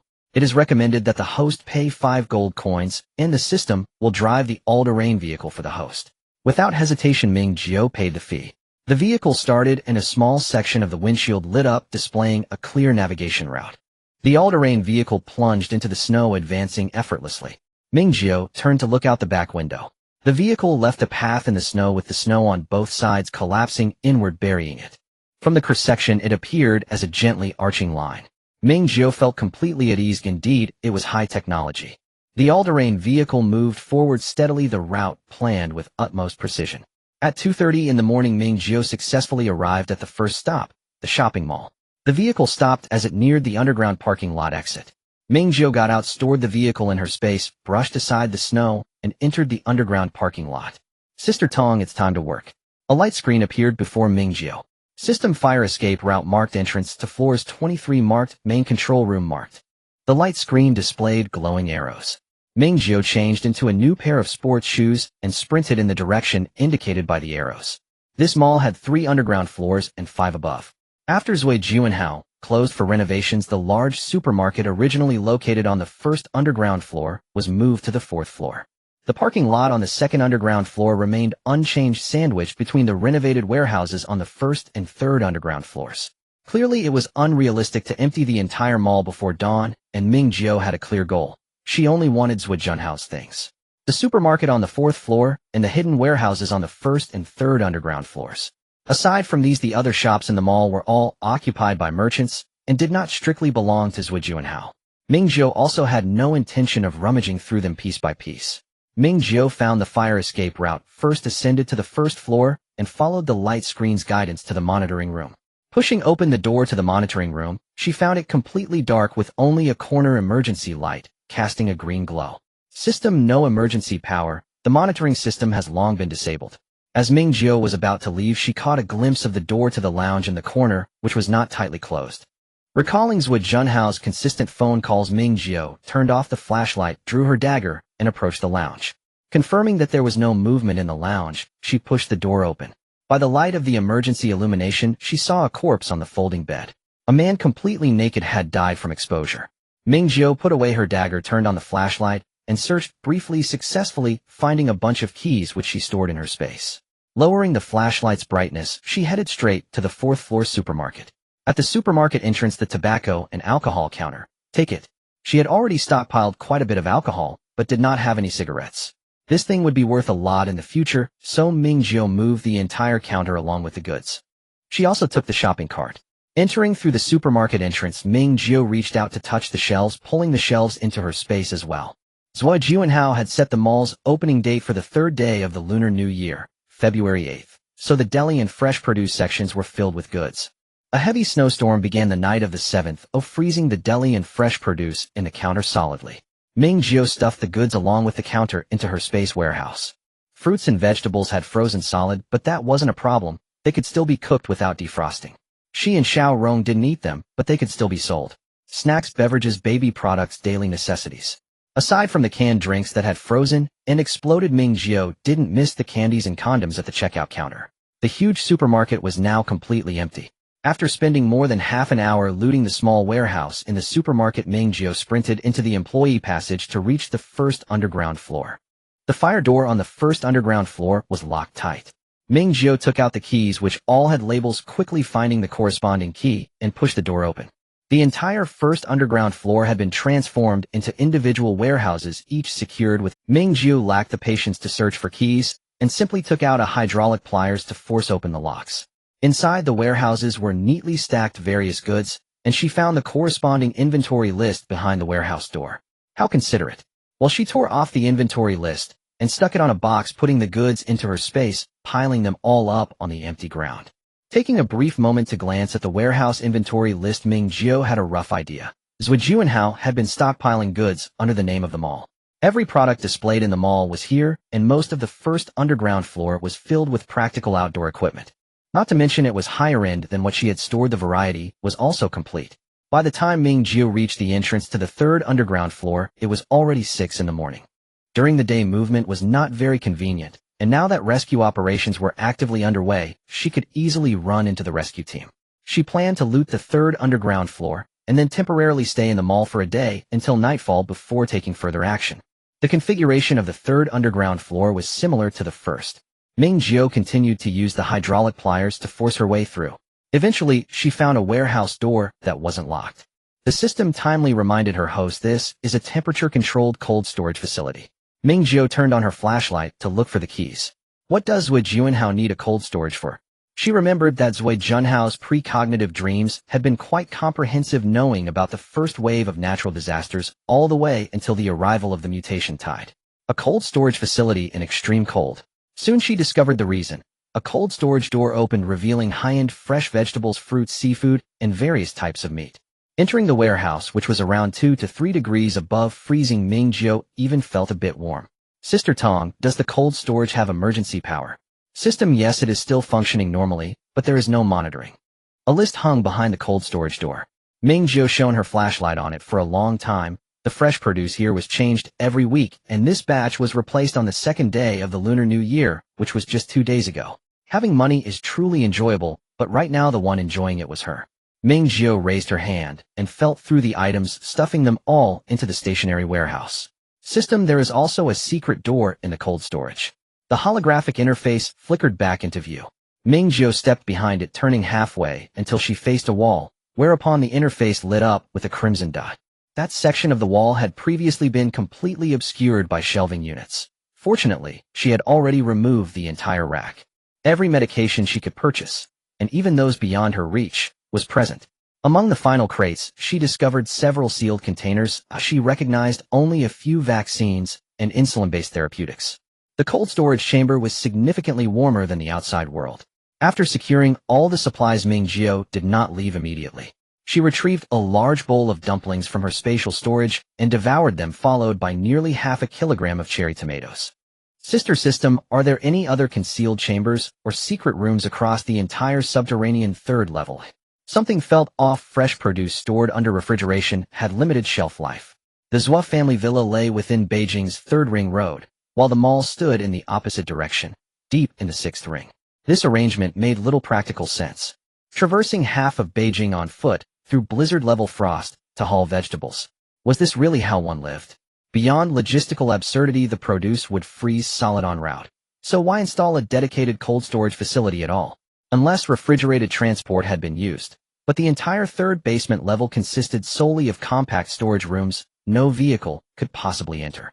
Ming Jiu did not believe Zui Junhao to be reckless or unintelligent. Within 6 months, he had amassed supplies valued at over 500 million yuan. An operation so meticulously concealed that it remained undetected until she secretly reported it. Would such a man engage in pointless self-defeating theatrics? System scanning.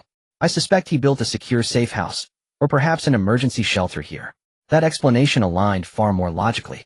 Perhaps Zui Junhao had planned to relocate his entire family here. Only then would these impeccably preserved provisions serve a coherent purpose. Yet it remained unclear why in the novel he abandoned this plan. In the original narrative, as the extreme cold began receding and official safe zones were being demarcated, Zui Junhao leveraged the hidden reserves stashed across the mall's first and third basement levels to strike a formal agreement with government authorities. Soon the system chimed again. Found it. Please activate the holographic interface host. The system calculated the total floor area of the subterranean third level and cross-referenced it with every warehouse Ming Jiu had already entered, identifying a missing segment located precisely between the cold storage chamber and the adjacent grain and oil warehouse. Another keypad locked flush against the floor. The hidden door opened just a narrow slit, and Ming Jiu paused before stepping through. Sister System: are there surveillance cameras or alarms? System: already disabled. Only then did Ming Jiu fully push open the door.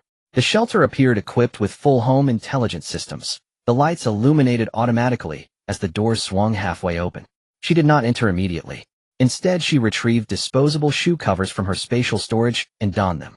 Zui Junhao had outfitted a compact 2-bedroom apartment here, approximately 70 to 80 square meters, complete with living room, kitchen, and bathroom.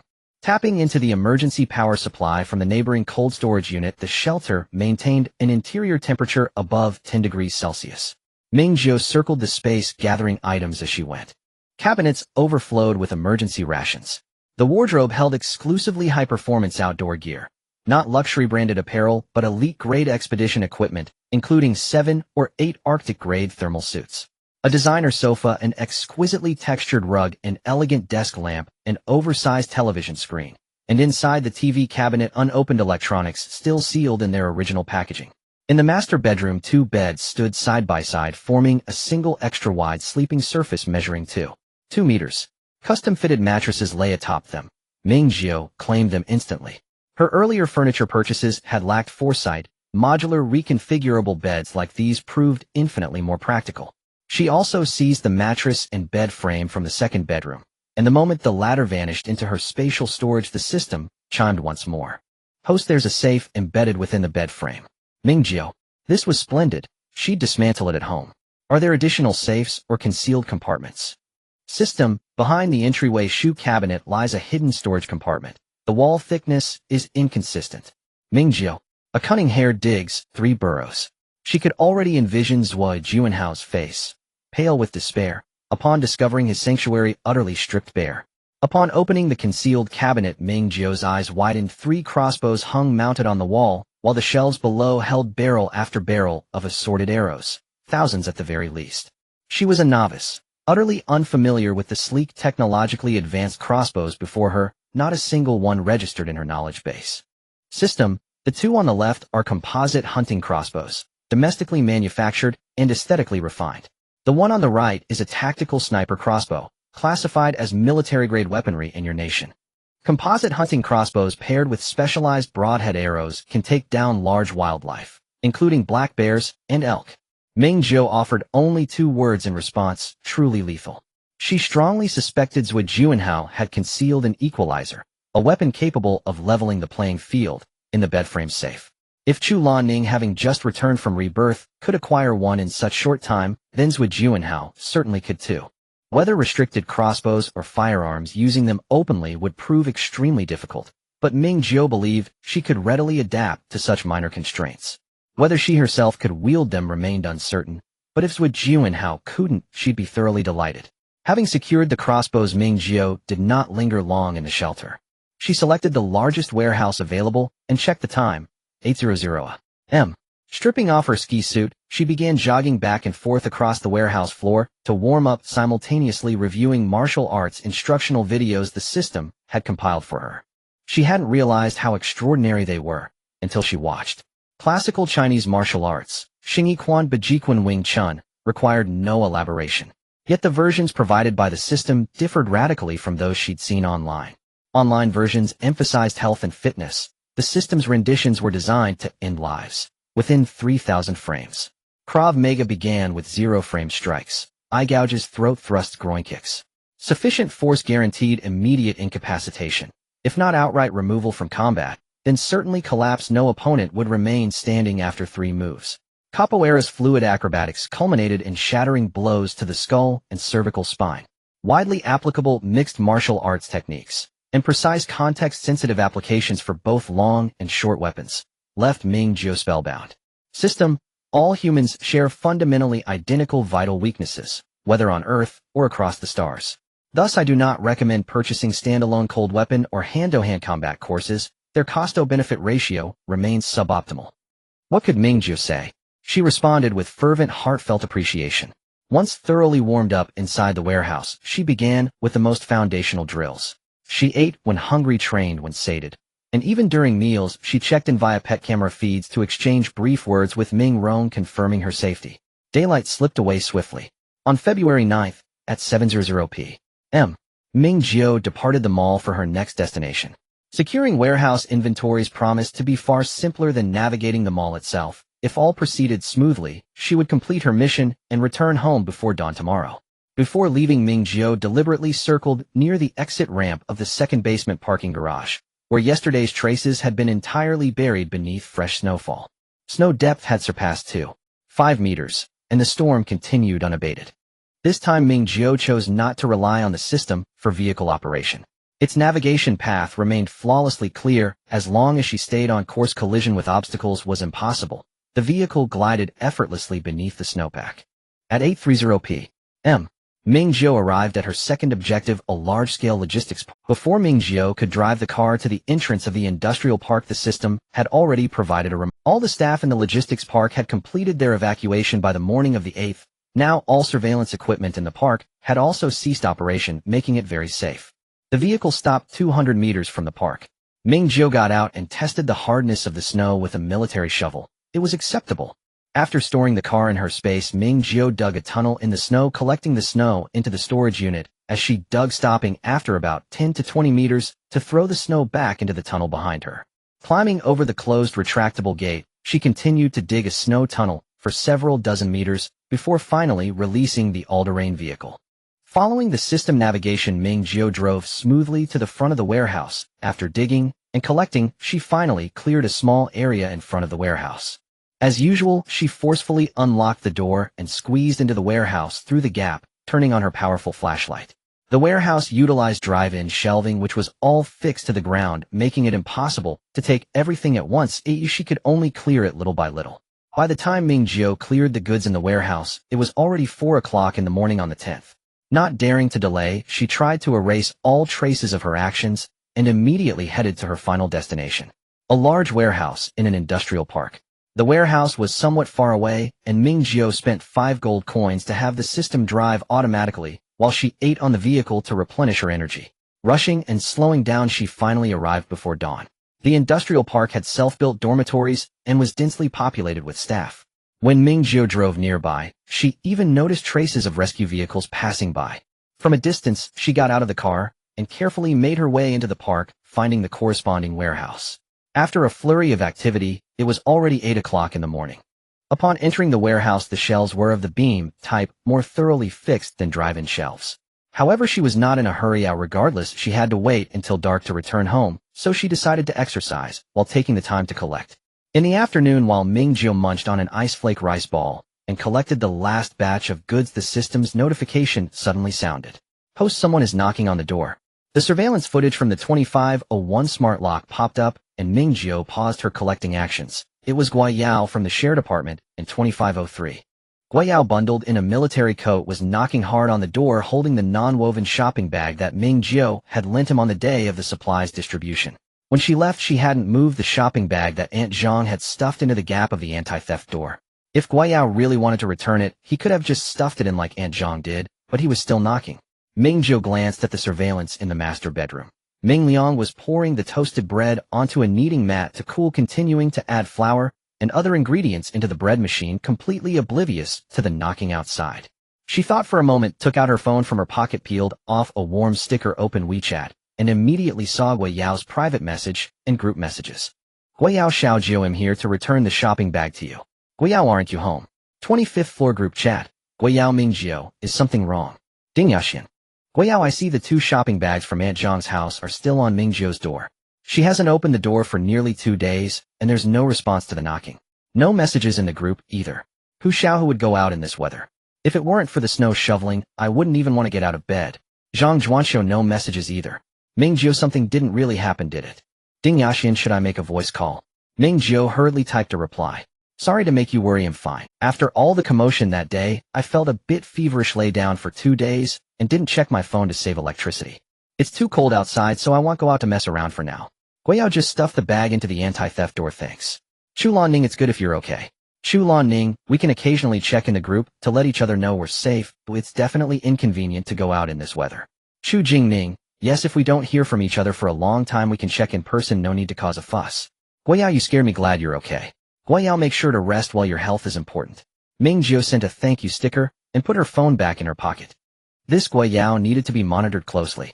The little incident with the neighbor didn't cause much of a stir. Ming Jiu finished collecting the last bit of goods and continued her cycle of eating and exercising. By 8 o'clock in the evening, Ming Jiu packed up and checked everything before driving back to Longjing Huading. After 10 o'clock, it was eerily quiet. Ming Jiu quietly returned to Building 12 along the route she had taken when she left, arriving home safely. She had already greeted Ming Liang through the camera in advance. As soon as she entered, she was greeted by the aroma of chicken soup. Ming Liang had stewed chicken soup in the rice cooker, and as soon as her sister returned, she immediately added noodles into the boiling chicken soup. In less than 5 minutes, Ming Jiu had a bowl of chicken soup noodles. Hey Neo and Hey Mi squatted beside Ming Jiu looking up with eager eyes.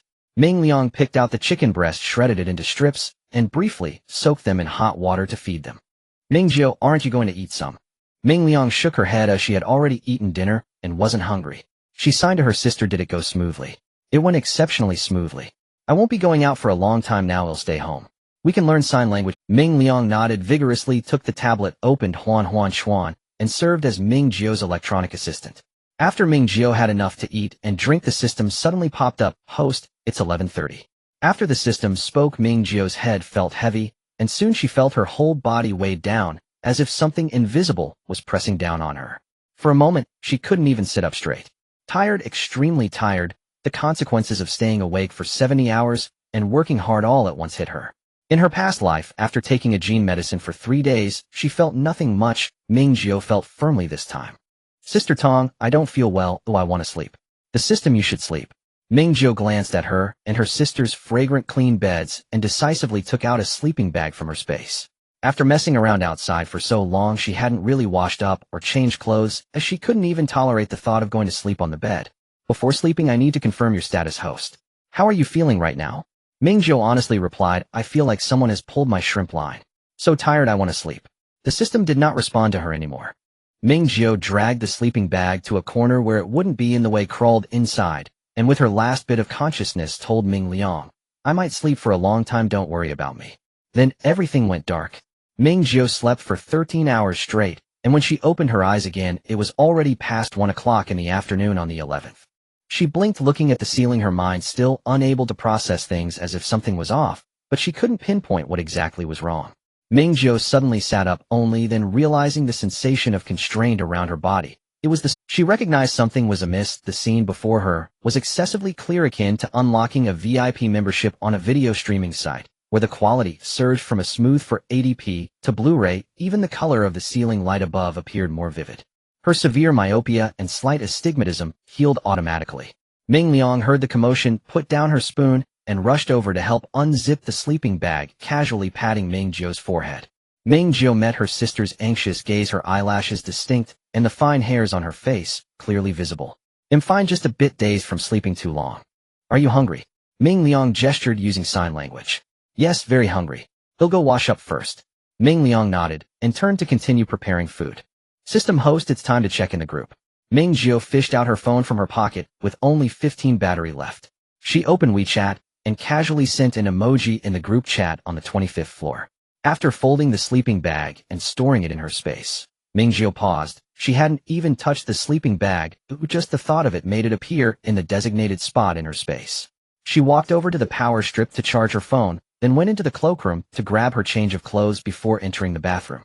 She wanted to take a proper shower. Her mental energy entered her space, filled a large tub with water, and then turned on the heat.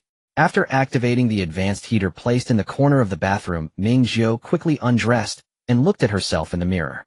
Her transformation was significant. She had always been very thin growing up. To be honest, her parents had indulged her a bit. She had a keen sense of taste as a child with a weak stomach and was particularly picky. Although her parents tried to correct her, they couldn't bring themselves to be strict and ultimately let her be. Her height of 1.7 meters was entirely due to genetics. She had never put in any effort herself. After stopping her growth, her weight had consistently maintained at around 98,105 pounds. Not overly thin, but not far off either. But now she looked like a different person altogether, radiating vitality, her eyes bright and spirited, her arms and legs fuller, and her body toned with muscle definition. Ming Jiu turned to the side. Not only had her vision improved, but her forward-leaning neck and slouched shoulders were gone. Even in a relaxed stance, her posture remained upright. Ming Jiu admired herself in the mirror for a while, then retrieved the scale from the bathroom cabinet. 126 pounds. She had gained over 20 pounds in just 3 days. Impressive. System, the absorption rate of the potion this time is exceptionally high, with effects almost perfect. All aspects of your body have improved. As long as you maintain your exercise, you will continue to improve until reaching your peak condition. Ming Jiu was quite satisfied and asked the question she was most concerned about. Sister, have I awakened my psychic abilities? System, yes. Ming Jiu screamed internally. Abilities. The powers she had longed for until her death in her past life. System, the host is in the initial stage after awakening. Please try and explore more. Ming Jiu wasted no time. She took the tub from her space, and the water temperature was just right. She placed the charging shower head into the tub and carefully took a shower while standing in the bathtub. It was surprisingly convenient. Ming Jiu dried her hair and wrote shower on the tub with a marker. She had plenty of tubs, and this one would be dedicated to heating water for showers in the future. She used a pump to drain the dirty water from the bathtub into a waste bucket. As the bucket neared full, Ming Jiu tightened the lid and stored it in her space, replacing it with an empty bucket before heading downstairs to find a place to dispose of it. After putting on her cashmere thermal underwear and a layer of flannel pajamas, she finally turned off the advanced electric heater. This outfit was the most convenient, allowing her to adapt flexibly to the temperature at home. With a long down jacket on, she could step out briefly to the living room. If going outdoors, she would add a pair of fleece-lined windproof cotton pants, a sweater on top, a thin down jacket, and wear a down coat outside, ensuring she was well protected with hand warmers, neck and head covered sufficient to withstand temperatures as low as -30 to 40 degrees. With the extreme environmental buff from the genetic potion gone, Ming Jiu dared not be reckless. Temperatures below -30 could easily be fatal. After tidying up, Ming Jiu returned to her bedroom, where Xiao Wan had already set the table with food. It was still the farm flour dumplings filled with celery and pork reheated from the steamed fish and white-cut chicken made during the New Year's Eve dinner, which was replaced with soy sauce chicken, and finally a large plate of stir-fried greens. Their refrigerator was still functional with enough vegetables inside to last another 3 to 5 days. However, Ming Jiu's fighting capability disappointed Ming Liang this time. To avoid eating leftovers for the next meal, Ming Jiu focused her offense on the chicken and fish, finishing off most of the greens, and was full after stuffing down 5 dumplings. Ming Liang hastened her eating speed, and as soon as she finished, she took out her tablet to type. "Sister, did you successfully transform? You look different from before." "Yes, the transformation was a great success.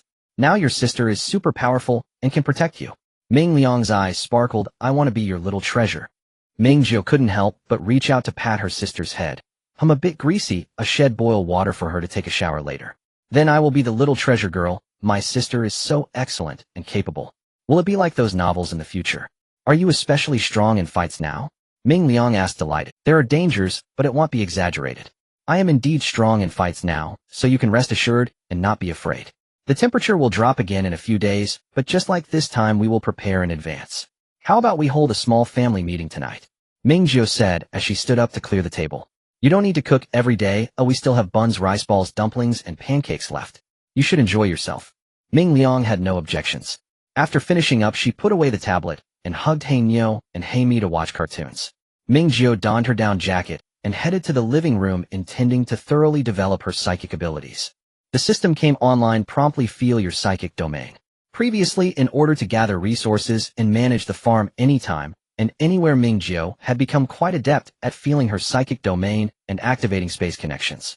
But this time the sensation was very different. Before, she could only perform one action per instruction. Now she only needed to use her thoughts. Ming Jiu tried to disrupt the system's sister's mental link within her psychic domain, seamlessly transitioning into the space link, collecting 2 plots of land and planting seeds with the harvested crops directly placed into her storage space. Unbelievably smooth. She attempted to make her body move. As long as the actions weren't too complex, they wouldn't be interrupted. Ming Jiu took notes. This was something she could practice. One day she would be able to multitask completely, for example practicing punches while harvesting crops, and having double the time would not be a dream. System, feel the boundaries of your psychic domain. Ming Jiu took a deep breath, feeling the boundaries of her mental domain as her mental energy spread out in the vastness like a starry sea, gradually extending and enveloping.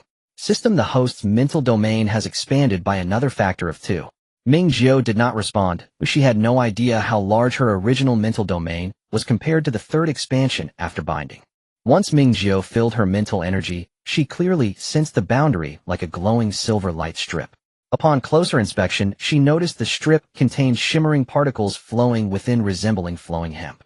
The shimmering particles gathered and dispersed within the light strip area, constantly in motion. Ming Jiu attempted to push the boundary with her mental energy. She succeeded, stretching the light strip like a rubber band, causing the shimmering particles to scatter and fade in color, but new ones quickly replenished. System, congratulations host, you have mastered a method to expand your mental domain. Ming Jiu. While it turns out that the expansion the system mentioned was indeed literal, she had overthought it. She continued to experiment, stretching the light strip a bit more, while a needle-like pain shot through her head. System, moderation is key. Ming Jiu. Okay. System sister, what exactly is the use of my abilities? Just having mental energy is not enough, knowing how to use it is crucial. In her past life, she had encountered ability users and had even made friends with a few hoping to gain insights in advance. However, all the ability users avoided discussing how to utilize their abilities. The reason was simple. Shortly after the mutation tide began, the B City Safety Base established a set of ability guidance courses to gather and manage ability users. The official capacities were reflected in various aspects: collective brainstorming and unity. The internal team of ability users was the first to explore the usage guidelines, then unhesitatingly put them up for sale. Ability users either joined the official program for free guidance or paid exorbitant fees for classes, or they could slowly figure it out on their own. The guidance courses were classified as confidential information, and she could not gather any details, especially regarding mental type abilities, which were particularly elusive. Initially, even the officials did not realize there was a mental type among the abilities. It wasn't until the third month of the mutation tide that the officials accidentally discovered a mental type ability user, which led to the establishment of free ability testing stations and mental type ability guidance classes. The system did not answer Ming Jiu's question. The direction and specific usage of abilities are closely related to the physical and psychological qualities of the awakened individual. Ming Jiu did not continue to explore the boundaries of her mental domain. She opened her eyes and attempted to guide her mental energy out of the mental domain. She succeeded. This was an indescribable and profoundly mysterious sensation. Standing on the carpet of the living room, the space around her felt empty, yet her mind conjured a completely different scene from what her eyes could see. In the scene centered around her within a radius of about 5 meters, everything appeared to be covered by a heavy gray filter. She could see the carpet beneath her feet, the sofa, not far away, the wall behind the sofa, and a small area of the gym behind the wall. In the gray void, shimmering particles floated like those in the boundary lights of her mental domain, very sparse. She could only catch glimpses of their shadows by changing her perspective and altering the angle of light. Ming Jiu relayed everything she saw to the system. She took a few steps toward the master bedroom, passing through the wall, where she saw Ming Liang lying on the crawling mat, who also appeared gray. System, congratulations, host, you have mastered one of the specific uses of mental type abilities, detection. Congratulations, host, you have discovered energy. Ming Jiu reached out to touch the floating shimmering particles in the void. They disappeared upon contact with her fingertips. The particles were too small, and she could not determine whether the energy had vanished or if she had absorbed it. Is it the silver shimmering particles? Yes, exactly. There are many other uses for mental type abilities like techniques, right? System, yes. Currently known uses include detection, telepathy, perception, shielding, danger warning, spider sense, and object manipulation. Detection can be further subdivided into several directions: spatial detection, weakness detection, and energy detection. Based on the host's description, you have at least mastered spatial detection and energy detection. A mental type ability user will master at least one of the above methods. It is not a one-time deal, but a long-term task. Host, you can continue to experiment. Ming Jiu wished she could jot down System Sister's words. System Sister, wait. Let me take some notes first. System, these are the basic contents of the mental type ability guidance course. If you plan to purchase the course. Bye. How much? He'll pay any price. She would even consider robbing a gold shop. She had no shame left. The system displayed a light screen revealing a new product in the system shop. Mental type ability guidance course priced at 999 gold coins. Ming Jiu had 7,552 gold coins in her account and immediately made the purchase. System Sister, did you give me a discount? Love you. Class time. I want to attend class. I want to learn. System, no, the gold is converted to our world's currency priced at 989 gold coins. The additional 10 coins are for translation fees. The ability guidance courses are not a secret in our world. They cannot suddenly elevate an ability user, but merely provide preliminary guidance.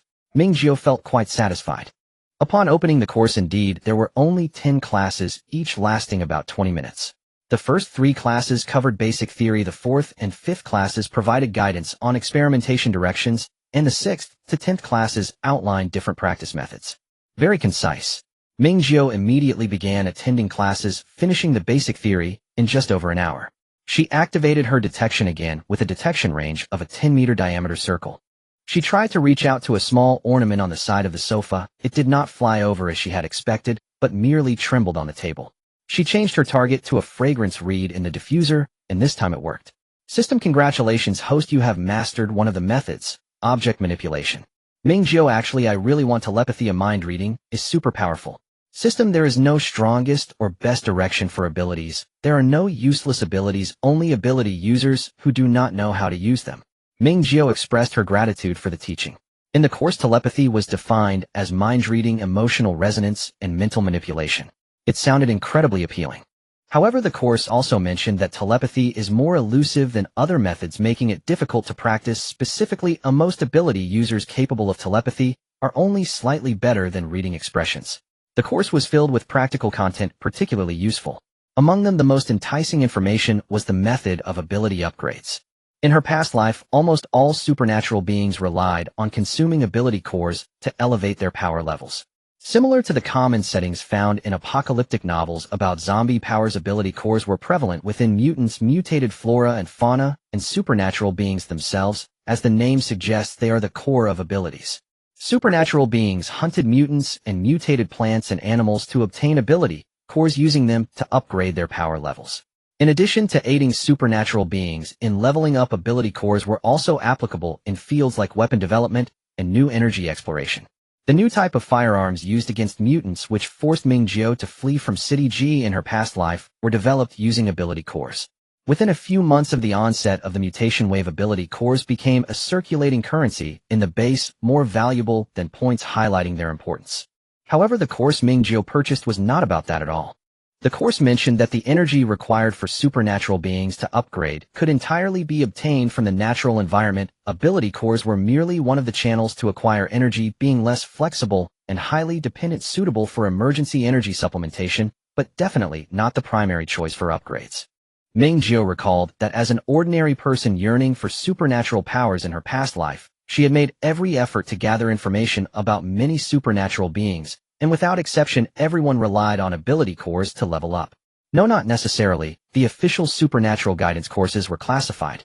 What if supernatural beings collectively accepted a lie, thinking that the methods of upgrading were also confidential? Ming Jiu decided to call the omnipotent system sister. System, based on my observations, the vast majority of supernatural beings on Blue Star have merely awakened their abilities and are unaware of the existence of the spiritual domain. Thus, there is no development or research. To upgrade through the energy found in the natural environment, one must first explore and develop the spiritual domain. Additionally, it should be noted that all supernatural beings, including ordinary people, possess spiritual power, albeit at varying strengths. Ming Jiu, if a supernatural being is strong enough, and their spiritual power is also strong, can they be considered a spiritual type supernatural being? No, that is not the same concept. For an entire afternoon, Ming Jiu transitioned from standing to sitting cross-legged on the carpet, repeatedly watching the course, attempting various exercises to absorb energy. Now, the energy in the surrounding environment was quite thin, but little by little it would accumulate. Ming Jiu was very patient. She also set a small goal for herself. She aimed to elevate her abilities to level 2, at least before the mutation wave arrived. Until a knock from the master bedroom interrupted her immersion in learning. She stood up from the carpet, and as soon as she entered the bedroom, Ming Liang handed her phone to her, which was still vibrating with an unfamiliar number from Port City.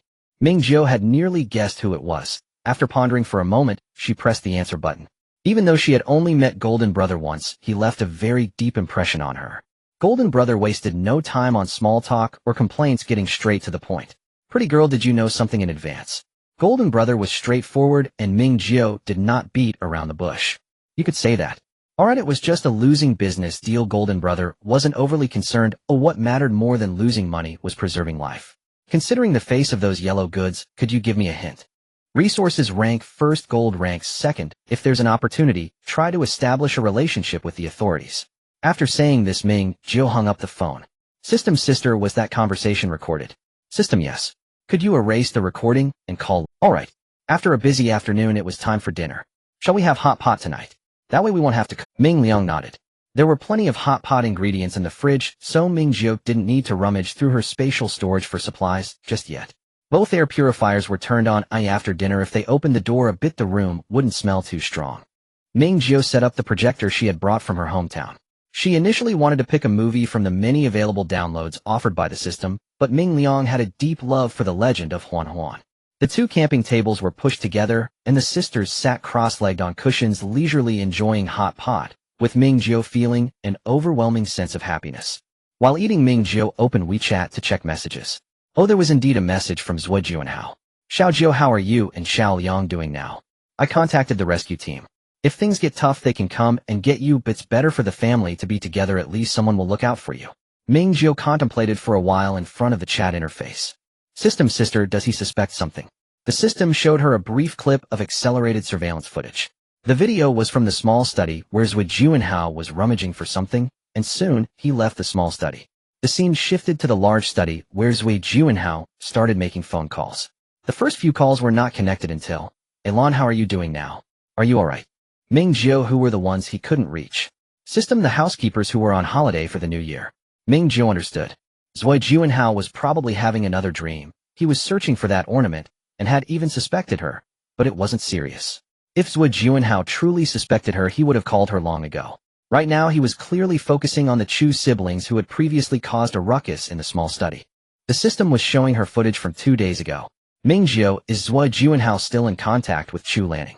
System, very frequently. They have entered a renewed romantic phase. System sister, if I were to sneak into Zhuo's villa and take out Zhuo Juanhao, would there be any consequences? Just like in those novels, the destined child can't die, or if killed there would be many after effects. According to scientific analysis, no. The system's tone shifted, but I am also unsure about what the novels you saw after dying entail, so I cannot be certain. The host can give it a try. Ming Jiu thought for a moment and decided to prioritize this matter. Trying it out would be best, if unsuccessful. Well, if unsuccessful, she could always find another resource point to console herself. If Zhuo Juanhao died under the premise that Chu Lanning knew about the golden finger, Ming Jiu wouldn't dare to go too far. Over these few days she had collected 3 resource points, and aside from the shopping mall, Chu Lanning was unaware of the other 2 warehouses. But if Zhuo Juanhao didn't die, he would serve as a convenient scapegoat, letting the male lead and the vengeful female lead guess away. She replied to Zhuo Juanhao's message. I've been having intermittent fevers these past few days and haven't been paying attention to messages. No need to go through so much trouble. Xiao Liang and I stocked up on a lot of food for the new year, and we also received emergency supplies. Once the cold wave passes, there will be no problem. Besides Zhuo Juanhao, Ming Jiu received several personal messages. Guiyao asked her how her health was. Chu Lanning and Chu Jingning also expressed their warm regards. Ming Jiu ignored Guiyao and only replied to Chu Lanning's message. Another person who surprised her was Ming Ming, the very low-key and quiet one from Unit 2503. Ming Ming also expressed concern for her health, and Ming Jiu replied politely. Messages in the homeowner and community groups had decreased significantly. Now that the power was out, they could only go to the community activity center for charging. Going out in this cold weather felt like undergoing tribulation, and with the cold, electronic devices drained power particularly quickly, leading everyone to reduce their phone usage. Ming Jiu noticed the owner of the supermarket she had visited before advertising in the group, selling frozen vegetables and fruits, and regarding the price, a frozen apple was selling for 80. The remarks below were filled with criticism. At that moment, a message from the housekeeper popped up in the group chat notifying all members. Many people asked what time it would be, and the housekeeper replied that the rescue team might encounter various unexpected situations, making it impossible to determine the time, and at most they could only notify an hour in advance. Ming Rang put down her bowl and chopsticks and saw the group message on her phone, looking at her sister with a hint of expectation. Can I go? Of course you can. Heavy snow had begun falling 5 days ago, and during this time Ming Rang had not stepped outside. With her accompanying her, it was safe to go out for some fresh air. A big smile appeared on Ming Rang's face, and she eagerly scooped a large portion of fatty beef for Ming Jiu, unable to contain her upward curving lips. She had originally thought her sister would not agree to let her go out at such a time. Her sister had never discussed with her why they suddenly moved to be city, why they had a space that only existed in novels, or why she knew in advance that it would get colder in snow. However, based on her valuable experience from reading novels during this time, Ming Rang guessed a little. Her sister must be the legendary protagonist of a Rebirth story. She could also feel that her sister had been particularly cautious with her during this time. Clearly she had been able to stay home alone since first grade, receiving deliveries and ordering takeouts, but her sister seemed to have forgotten all of that. She turned her clever mind and thought of a possibility. Something very bad might have happened to her future self, which caused her sister to be overly anxious. If she really died back then, her sister must have felt particularly lonely. Thinking of this, Ming Rang suddenly felt that going out for fresh air was not so joyful anymore. With the tablet occupied, she opened her sister's chat page and typed quickly, I can climb the stairs myself. Ming Jiu had no idea that her little sister's mind was racing with thoughts while she was showing off the fatty beef. To be honest, she found it quite challenging. This was the 25th floor. Generally, even adults struggled to run up and down. But it wasn't a big deal. Oh, she was strong enough now to carry not just one sister, but two, treating it as physical training. She did not want to discourage her sister's confidence. Xiao Rang, you are amazing. Ming Rang's little face showed no signs of happiness from the compliment. After we finished the hot pot and the meeting, how about taking a shower? Ming Rang nodded vigorously. The two sisters quickened their eating pace, and after they were full, Ming Rang simply threw the unfinished dishes into the pot to cook, planning to make a spicy mixed dish later. The hot pot broth was also easy to handle. Once brought to the living room, it could quickly freeze into ice cubes and be thrown away in a trash bag. Ming Jiu directly put the dishes into the space for cleaning and boiled water for a shower, while Ming Rang sprayed some air freshener in the bedroom. After everything was tidied up, the sisters sat back at the table with Ming Rang holding a pen ready while the black dog and black rice wrestled under the table. Ming Jiu briefly organized her main daily activities, managing the farm, organizing the chaotic supplies in the space, exercising, and practicing her abilities. Among them, managing the farm and practicing her abilities had a small overlap. Oh right, she also needed to plan a night to launch a surprise attack on Zhuo Juanhao. These matters would take up most of her time. The various logistical tasks at home would inevitably fall on Ming Rang. Ming Rang bowed her head and wrote quickly in her notebook. Sister, I can do it. I will handle the cooking. Ming Jiu thought for a moment. For simpler tasks, we can use the small kitchen. How about this? We set aside half a day each week for you to guide me while I cook big dishes in that kitchen. Ming Rang nodded vigorously. You also have to take care of the black dog and black rice. Ming Rang continued to nod. I will take care of the laundry. Oh, I have a laundry room set up here, and taking out the trash is the same. The daily cleaning of the master bedroom is your responsibility, and the deep cleaning is mine. Your sister has plenty of strength now. Also, you should set aside some time to read. I've signed you up for many online courses, and there are textbooks as well. The online courses for the 9 years of compulsory education come from the system, and the textbooks were purchased online by Ming Jiu. Ming Rang was originally a studious child, so she had no objections to this. Having said all that, Ming Jiu contemplated additional matters. They could not just sit idly by her. It would take nearly a year to establish a safe zone and convert the accumulated properties into cash, so the family could not have zero income. Tomorrow I will check how many emergency supplies we have. If the supplies continue to decrease and the interval between distributions becomes longer, I might sign up as a volunteer. That's fine, or I can work only half a day just clearing snow and moving things, treating it as physical training. Within 10 minutes, the family meeting officially concluded. Ming Jiu took out the hot water and taught Ming Rang how to install the convenient shower head, turned on the electric heater, and confirmed that she didn't need any help before exiting the bathroom with the clothes Ming Rang had just changed out of. She also took the dirty clothes from the cloakroom into space, sorted them for washing and drying. Unfortunately, the woolen clothes had excellent insulation, but were troublesome to clean. The washing took a long time. Ming Jiu pulled out the safe from under the bed in Zhuo Juanhao's safe house and suddenly thought of a question. Can the detection ability of her mental power be used in that space? The answer was yes. Her mental power easily penetrated the safe, and Ming Jiu saw neatly stacked gray bar-shaped objects, which should be gold bars. And as she expected, 2 equality devices and several hundred bullets. Sister Tong, can I open it? System, you can open it yourself. Ming Jiu realized control over objects. It made sense. Her mental power could see the structure of the lock cylinder, so controlling the unlocking was not difficult. It seemed she had become overly reliant on the system, which wasn't good and needed to change. Ming Jiu researched and tried for half a day, successfully opening the safe, revealing 2 identical handguns of which she had no knowledge. System CZ-75, one of the best 9mm handguns. Next to it is a silencer. Ming Jiu immediately slapped her face for her previous self. Is there a user manual? Soon the system found a video from somewhere. Ming Jiu followed the video for a while before putting the gun equipped with the silencer and a full magazine into her system backpack. All 5 compartments of her backpack were filled, 2 gun spare magazines, a folder with property certificates and purchase contracts, a short knife, and a Jade Mountain water ornament. Ming Jiu transferred the folder and ornament to the lightweight steel villa in the space, freeing up 2 compartments in her backpack. Zhuo Juanhao had quite a few gold bars. Ming Jiu counted. There were 100 gold bars of 100 grams each and 100 gold bars of 50 grams each, totaling 1500 grams of gold, all converted into coins, 1500 coins.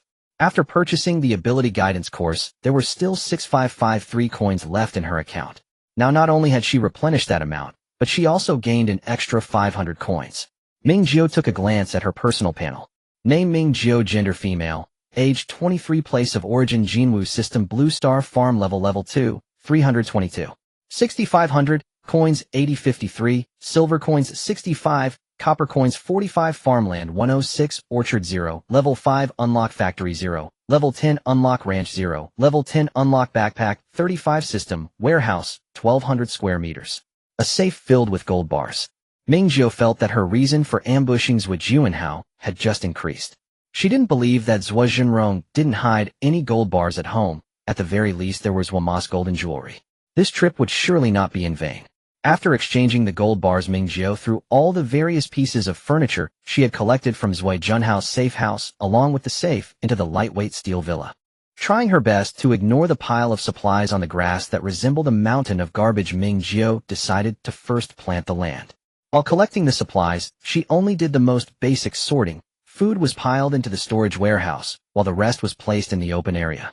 Organizing all of this would definitely be a huge project, so she decided to deal with it tomorrow. Just after harvesting a piece of farmland with a single key, Ming Jiu sensed something was off. Without the disturbance of the system, she attempted to cover more farmland with her mental energy. Upon reaching 20 plots, Ming Jiu felt she had hit her limit, then harvested with a single key. Success. The various agricultural products that could be recycled by the system piled up into a small mountain alongside a large heap of straw and other agricultural waste. After 6 consecutive harvests, the 106 plots of farmland were completely cleared, and Ming Jiu felt refreshed. The agricultural products were submitted for recycling and sold for money, while she uniformly piled the straw into the designated empty space beside the fields, which would come in handy for making a stove in a few days. Fortunately, in the space there was no need to worry about pests or diseases, so it was fine to leave it piled up like this. Once the breeding farm and processing plant were operational, these materials could also be made into feed or fertilizer to hasten the harvesting time of the fields. Looking at the empty farmland, Ming Jiu felt excited. Long live the ability. Previously, she could only operate one piece at a time. With 106 plots of farmland, the later ones hadn't been harvested yet, and the first piece had matured. She could only cycle through without rest, with no planning whatsoever. But now it was different, as she could group the farmland in units of 20, and then keep track of the maturity time for each group of crops, allowing her to manage both tasks simultaneously. Ming Jiu crudely divided the 106 plots of farmland into 6 groups, planting the same type of crops, or crops with maturity times differing by no more than half a minute in each group, letting the system assist in reminders. The clothes were washed. Ming Jiu took out the woolen clothes to dry separately, while the others were stuffed into the dryer. Withdrawing her mental energy from the space, Ming Jiu sat cross-legged on a cushion, once again expanding her exploration domain, gradually capturing the silver glimmers floating in the air. After finishing her bath and drying her hair, Ming Liang saw her sister reaching out her hand, seemingly feeling something in the air, with a rich expression on her face. Frowning in thought one moment, then suddenly enlightened the next. There must be a reason for what sister is doing. Ming Liang found a hair tie, tied her hair into a low ponytail, and turned back to the bathroom to clean up the dirty water. There was still some hot water left in the tub, though it was a little cool. Ming Liang poured the water into a foldable basin marked second blacks, using the shower head, mixed in some hot water from the thermos, added pet Norin's essence, wiped down the 2 black pets a bit, and then placed them near the electric heater to warm up. Sister said it was best not to bathe the puppies and kittens before they finished their vaccinations, but wiping them down was fine. Day 6 of the blizzard. Since morning, Ming Liang had been monitoring the group messages, occasionally taking out her phone to check, fearing she would miss any messages from the property manager. After breakfast, Ming Jiu went to the second bedroom gym, pulled the curtains tight, and took out the electric heater modified by the system from the space, maintaining the indoor temperature around 10 degrees. Dressed only in a sports short-sleeve shirt and shorts, Ming Jiu finished her warm-up and continued exercising according to the tutorial provided by the system. In the morning, she planted crops in the farmland that all had a maturity time of over an hour and a half, ensuring that while tending to the fields, she also had a considerable amount of time to exercise. From 8 to 11:30, Ming Liang knocked on the door of the master bedroom, signaling the 2 sisters that it was time to eat. Lunch consisted of leftovers from 2 New Year's Eve dishes, a stir-fried vegetable, and the staple food was the steamed buns Ming Liang had made earlier. The crops produced by the farm were very filling. Even though Ming Liang had been fed by her sister during this time, she only ate a quarter of a bun, a few bites of vegetables, and some meat. The rest was all flaunted by Ming Jiu. In the owner's group, 1 or 2 people occasionally tagged the property manager, but there was no response from the manager. The 25 chat group was also discussing emergency supplies. Ding Yaxian Lao who went downstairs this morning, he should be helping to transport supplies. It will definitely be distributed today, but I don't know how much they will send. Guiyao, I couldn't finish what was sent last time, but the fuel was a bit insufficient. Guiyao, how about we cook together when the time comes? Saving a bit is better than nothing. Half a day later Ding Yaxian replied I, and Lao who not only cook together, but we also heat up when it's cold. We use our shares, so isn't it unfair for everyone to use it together? Guiyao didn't say anything further. Gao Zhixing Xiaoya, did Lao who send you any messages? What emergency supplies are there this time? Ding Yaxian, no, his unlucky phone is difficult to turn on outside. Gao Zhixing, I have a spare phone, and it's quite good. They'll let Xiaohu use it when he goes out later. Ding Yaxian, that's too embarrassing. Gao Zhixing, it's fine, we also want to know the news. Ming Jiu looked at the chat content in the group and stroked her chin. She wasn't sure if it was her illusion, but Guiyao seemed to be ostracized by the roommates. However, it was quite normal. This person indeed had some issues and his intent to take advantage was too obvious, and he couldn't even pretend well. Chu Jingning, everyone look at the owners group. There's news. Ding Yaxian, we are tenants, and there is no owners group. Chu Lanning, it was also posted in the grid group. Ming Jiu didn't have to exit. Gao Xiaoshan had forwarded the message. Residents, please note that at 2 o'clock this afternoon, please bring your identification to the underground parking lot to collect emergency supplies. Ming Jiu glanced at the owners group where there were numerous messages tagging the property manager with everyone asking what was included in this distribution of emergency supplies, but the manager had not answered. 25th floor group chat. Zhang Zhuanxiu, it's almost 12:30. Should we go down now? I'm afraid it will be crowded if we go down at the time. Ding Yaxian, sure, together. The group responded one after another, and Ming Jiu also chimed in right away. Ming Jiu put down her phone and looked up to meet her sister's sparkling gaze. Let's go, put on your clothes. 10 minutes later, Ming Liang bundled up tightly followed her sister out the door, standing in the hallway, while Ming Jiu pulled a small cart with several trash bags. The two sisters were the first to come out. Ming Jiu reached out to adjust her sister's scarf, ensuring that not a single gust of wind could seep through. Do you feel cold? Can you adapt? Ming Liang nodded vigorously. A few minutes later, the door of 2502 opened, and a family of 3 came out. Gao Zhixing and Zhang Zhuanxiu were similar to Ming Jiu, each carrying a trash bag. Ming Jiu knew in her heart that such civilized behavior wouldn't last long. Just the day before yesterday, someone had thrown garbage out the window directly. Gao Xiaoshan came over to greet Ming Liang. Hello, you must be Ming Liang's little sister, right? Ming Liang nodded, raising her hand to point to her mouth, then waved her hand. Gao Xiaoshan's clear eyes showed confusion. Ming Jiu, my sister can't speak, but her hearing is fine. Gao Xiaoshan responded a couple of times, then fell silent, looking toward his parents for help with a pleading gaze. Zhang Zhuanxiu looked at Ming Liang, her eyes crinkling with a smile, clearly delighted. Oh dear, in such cold weather we are on the 25th floor. Can little Rong manage? Don't wear her out. Ming Jiu, she can manage, she hasn't been out in days, and needs to get some fresh air. Just as she was speaking, the door of 03 opened, and Ding Yaxian and Meng Meng walked out one after the other, with Guiyao being the last. Ming Jiu and Aunt Zhang's family chatted casually. Their homes were separated by a whole corridor, and her psychic ability couldn't reach room 2504. After some thought, Ming Jiu said, let's take the fire escape down from that side. Gao Xiaoshan asked, what's wrong? Isn't it all the same? Aunt Zhang understood immediately, saying, that family. Really? Gao Zhixing clearly did not want to say much. Let's go, let's go. Have you all brought the bags for carrying things? Except for Guiyao, everyone took a small cart that could be pulled up the stairs. Ming Jiu held her sister's hand and walked over slowly. Activating her psychic ability, she glanced inside the house as she approached the door of room 2504. The Chu family was indeed well prepared. Behind the entrance door of room 2504, there was another explosion-proof door, and supplies were already stacked in the foyer, leaving only a narrow passage inside the house. The Chu family seemed to have considered the load-bearing issue of the floor, as many cardboard boxes were only stacked to half a person's height. Residents on the 25th floor were going down the stairs, while the Chu siblings were already waiting at the door of room 2404.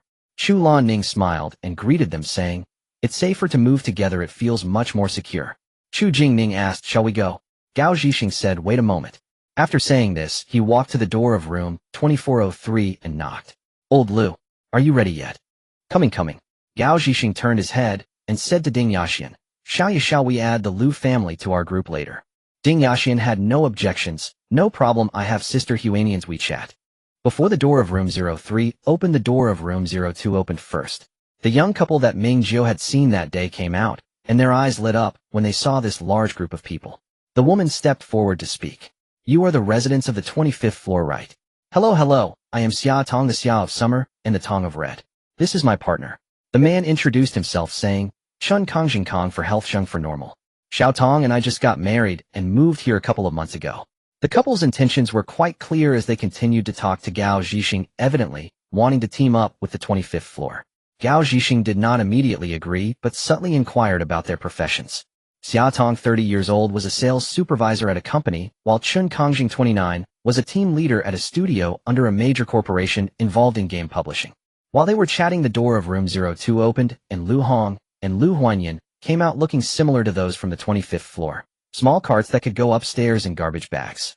Once everyone gathered ready to head downstairs, the door of room 2401 suddenly swung open, followed by the sound of an elderly woman cursing. I told you to go earlier. Who has a daughter-in-law as lazy as you? As she spoke, two figures, one tall and one short, tightly wrapped up, were pushed out of the house. They seemed to be a mother and daughter. Mom, it doesn't matter if we go early or late. At least let Pampan finish her lunch. What are you eating? Can it be the same? What you get at the front is better. Look how early others are going down. Hurry up, stop dawdling. After saying this, the old lady glanced at the people from the 25th floor and threw out the vegetable cart with a loud bang as it hit the door. Xia Tong said, "This old woman." Shin Kongjung tugged at his wife's hand, and Xia Tong reluctantly swallowed the rest of her words. The girl who was pushed out of the house looked only a few years older than Ming Liang. The woman turned around holding her child's hand, and when she saw the neighbors, her expression became somewhat awkward. Gao Zhixing signaled to everyone, and they quickened their pace down the stairs. Perhaps the woman felt safer following the large group, as she did not take the fire escape beside room 01, but instead followed behind them. Ding Yaxian and Meng Ming linked arms, exchanging glances, looking as if they wanted to make a comment, but didn't know how to. The descent down the stairs was quite silent, with hardly anyone speaking. The further down they went, the more people there were in the stairwell. The fire escape was narrow, and after finally managing to reach the underground parking lot with the flow of people, quite a few people were already lined up in front.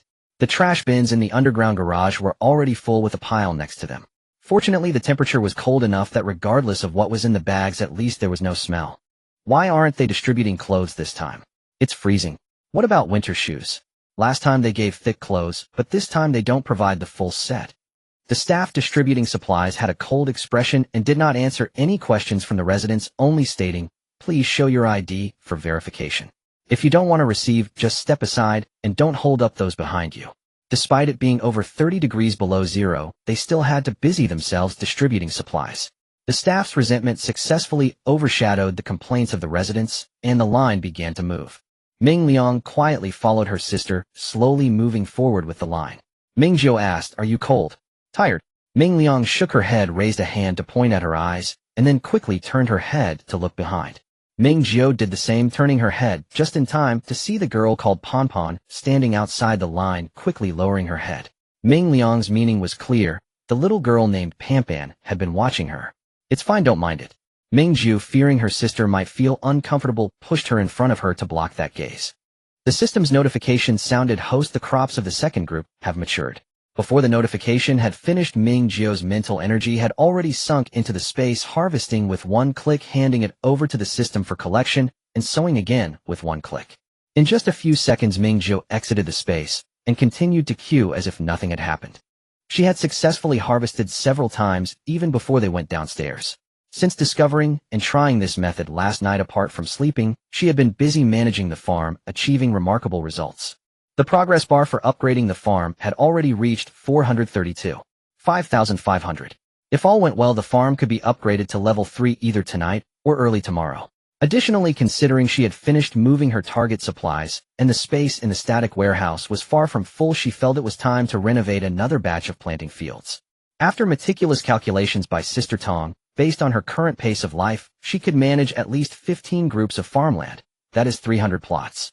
Just as she was thinking, the line moved forward a little, and the Liu family in front of them had already collected their supplies. Ming Jiu handed over her and her sister's ID cards, and the supplies distributed this time were indeed less. There were no winter clothing, emergency lights, or basic medicines, only food and solid alcohol. The two sisters received a total of 6 boxes of self-heating hot pot, 2 packs of 5 bags of instant noodles, 10 pieces of compressed biscuits, a bag of frozen vegetables, and 2 small boxes of solid alcohol. These items could be easily handled with a small cart, requiring no travel backpack at all. Ming Jiu pulled her sister to join the neighbor's large group, and just happened to see Hu Xiao coming by with a small cart. Where's Xiaoya? Lu Huanyin pointed to the queue and curiously asked while looking at Hu Xiao's cart. Did you receive your supplies separately? No, this is our wages, Hu Xiao replied as he placed the cart among them. Can you watch it for a moment? They'll go help Xiaoya and chat more when I return. Ming Liang propped up the bag on the small cart, while Ming Jiu placed the supplies inside. The last item was frozen vegetables. Ming Jiu opened the plastic bag to find 5 or 6 large potatoes, 2 frozen cabbages, and 4 plastic containers of frozen tomatoes. That was already quite good. Soon everyone gathered again except for Gao Zhixing. My dad saw an acquaintance and went to chat. Let's wait a moment. Ding Yaxian lowered her voice. Why do I feel like the atmosphere for distributing supplies is a bit strange this time? Hu Xiao replied, we'll talk about it later. Suddenly, everyone's verbal communication turned into silent exchanges. Ming Jiu was observing the expressions of the Chu siblings when she suddenly felt a chill and instinctively pulled Ming Liang aside. In the next moment, an automatic sprinkler head from the garage ceiling along with a section of pipe fell with a loud crash right where Ming Jiu had just been standing. Ouch, are you two okay? Zhang Zhuanxiu was the first to react. Let's not stand here. Let's wait. Ming Jiu showed no expression, seemingly startled, but she was actually listening to the system prompts. Congratulations, host, you have discovered a new use for your ability, Spider Sense. Huh, so sudden. Perhaps you already had this skill but just didn't have the opportunity to discover it before. A group of people had already moved to the stairwell, arriving on the first floor and waiting in the lobby. The snow had already covered the second floor. Outside the unit door was a sea of white. Fortunately, the stairwell was well ventilated and the residents on the first floor were not at risk of suffocation for now. Ming Jiu was debating with the system whether Spider Sense was stronger or danger warning. The system responded, these are 2 different approaches. One is an enhanced sixth sense, and the other involves prophetic elements. I have mentioned before that there is no good or bad way to use abilities.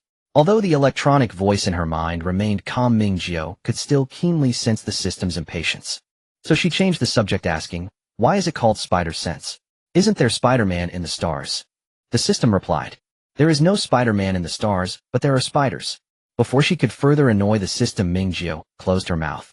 Gao Xiaoshan leaned in mysteriously and said, sister, you must have trained before. This guy didn't even add the prefix Ming Ming. Sister, what do you think of me? I'm a sports student after all. I may not have extraordinary bones, but I do have some athletic talent, right? Should you consider taking me as your apprentice? Zhang Zhuanxiu slapped him on the back. Behave yourself. Chu Jingning also joined in. Today we really encountered a martial arts expert, Miss Ming. What have you trained in? Can I also become your disciple? Ming Jiu was sure that the Chu siblings were aware of her and Ming Liang's relationship with the Zhua family. Perhaps at first they didn't know. After all, even a rich second generation wouldn't have the time to investigate their upstairs neighbors. During her previous life, when Xu Lanning was still alive, she wasn't even in B City's safe base, so they had no intersection at all. This was also the main reason Ming Jiu was sure that Xu Lanning dared to live in the same building after her rebirth. In Xu Lanning's case, she and Ming Liang were not considered unexpected developments after rebirth. As Zhua Junhao's fiancé in a commercial marriage, the Zhua family would absolutely not disclose anything about the Ming family to the Chu family. Xu Lanning would definitely investigate everything about the Zhua family upon her return, and information about her and Ming Liang would only incidentally appear in her view. Names, known familial relationships, known reasons for over a decade of no contact. Perhaps known, but that was about it. Ming Jiu, unable to withstand the relentless questioning, finally revealed the truth. My family previously settled in Ji province.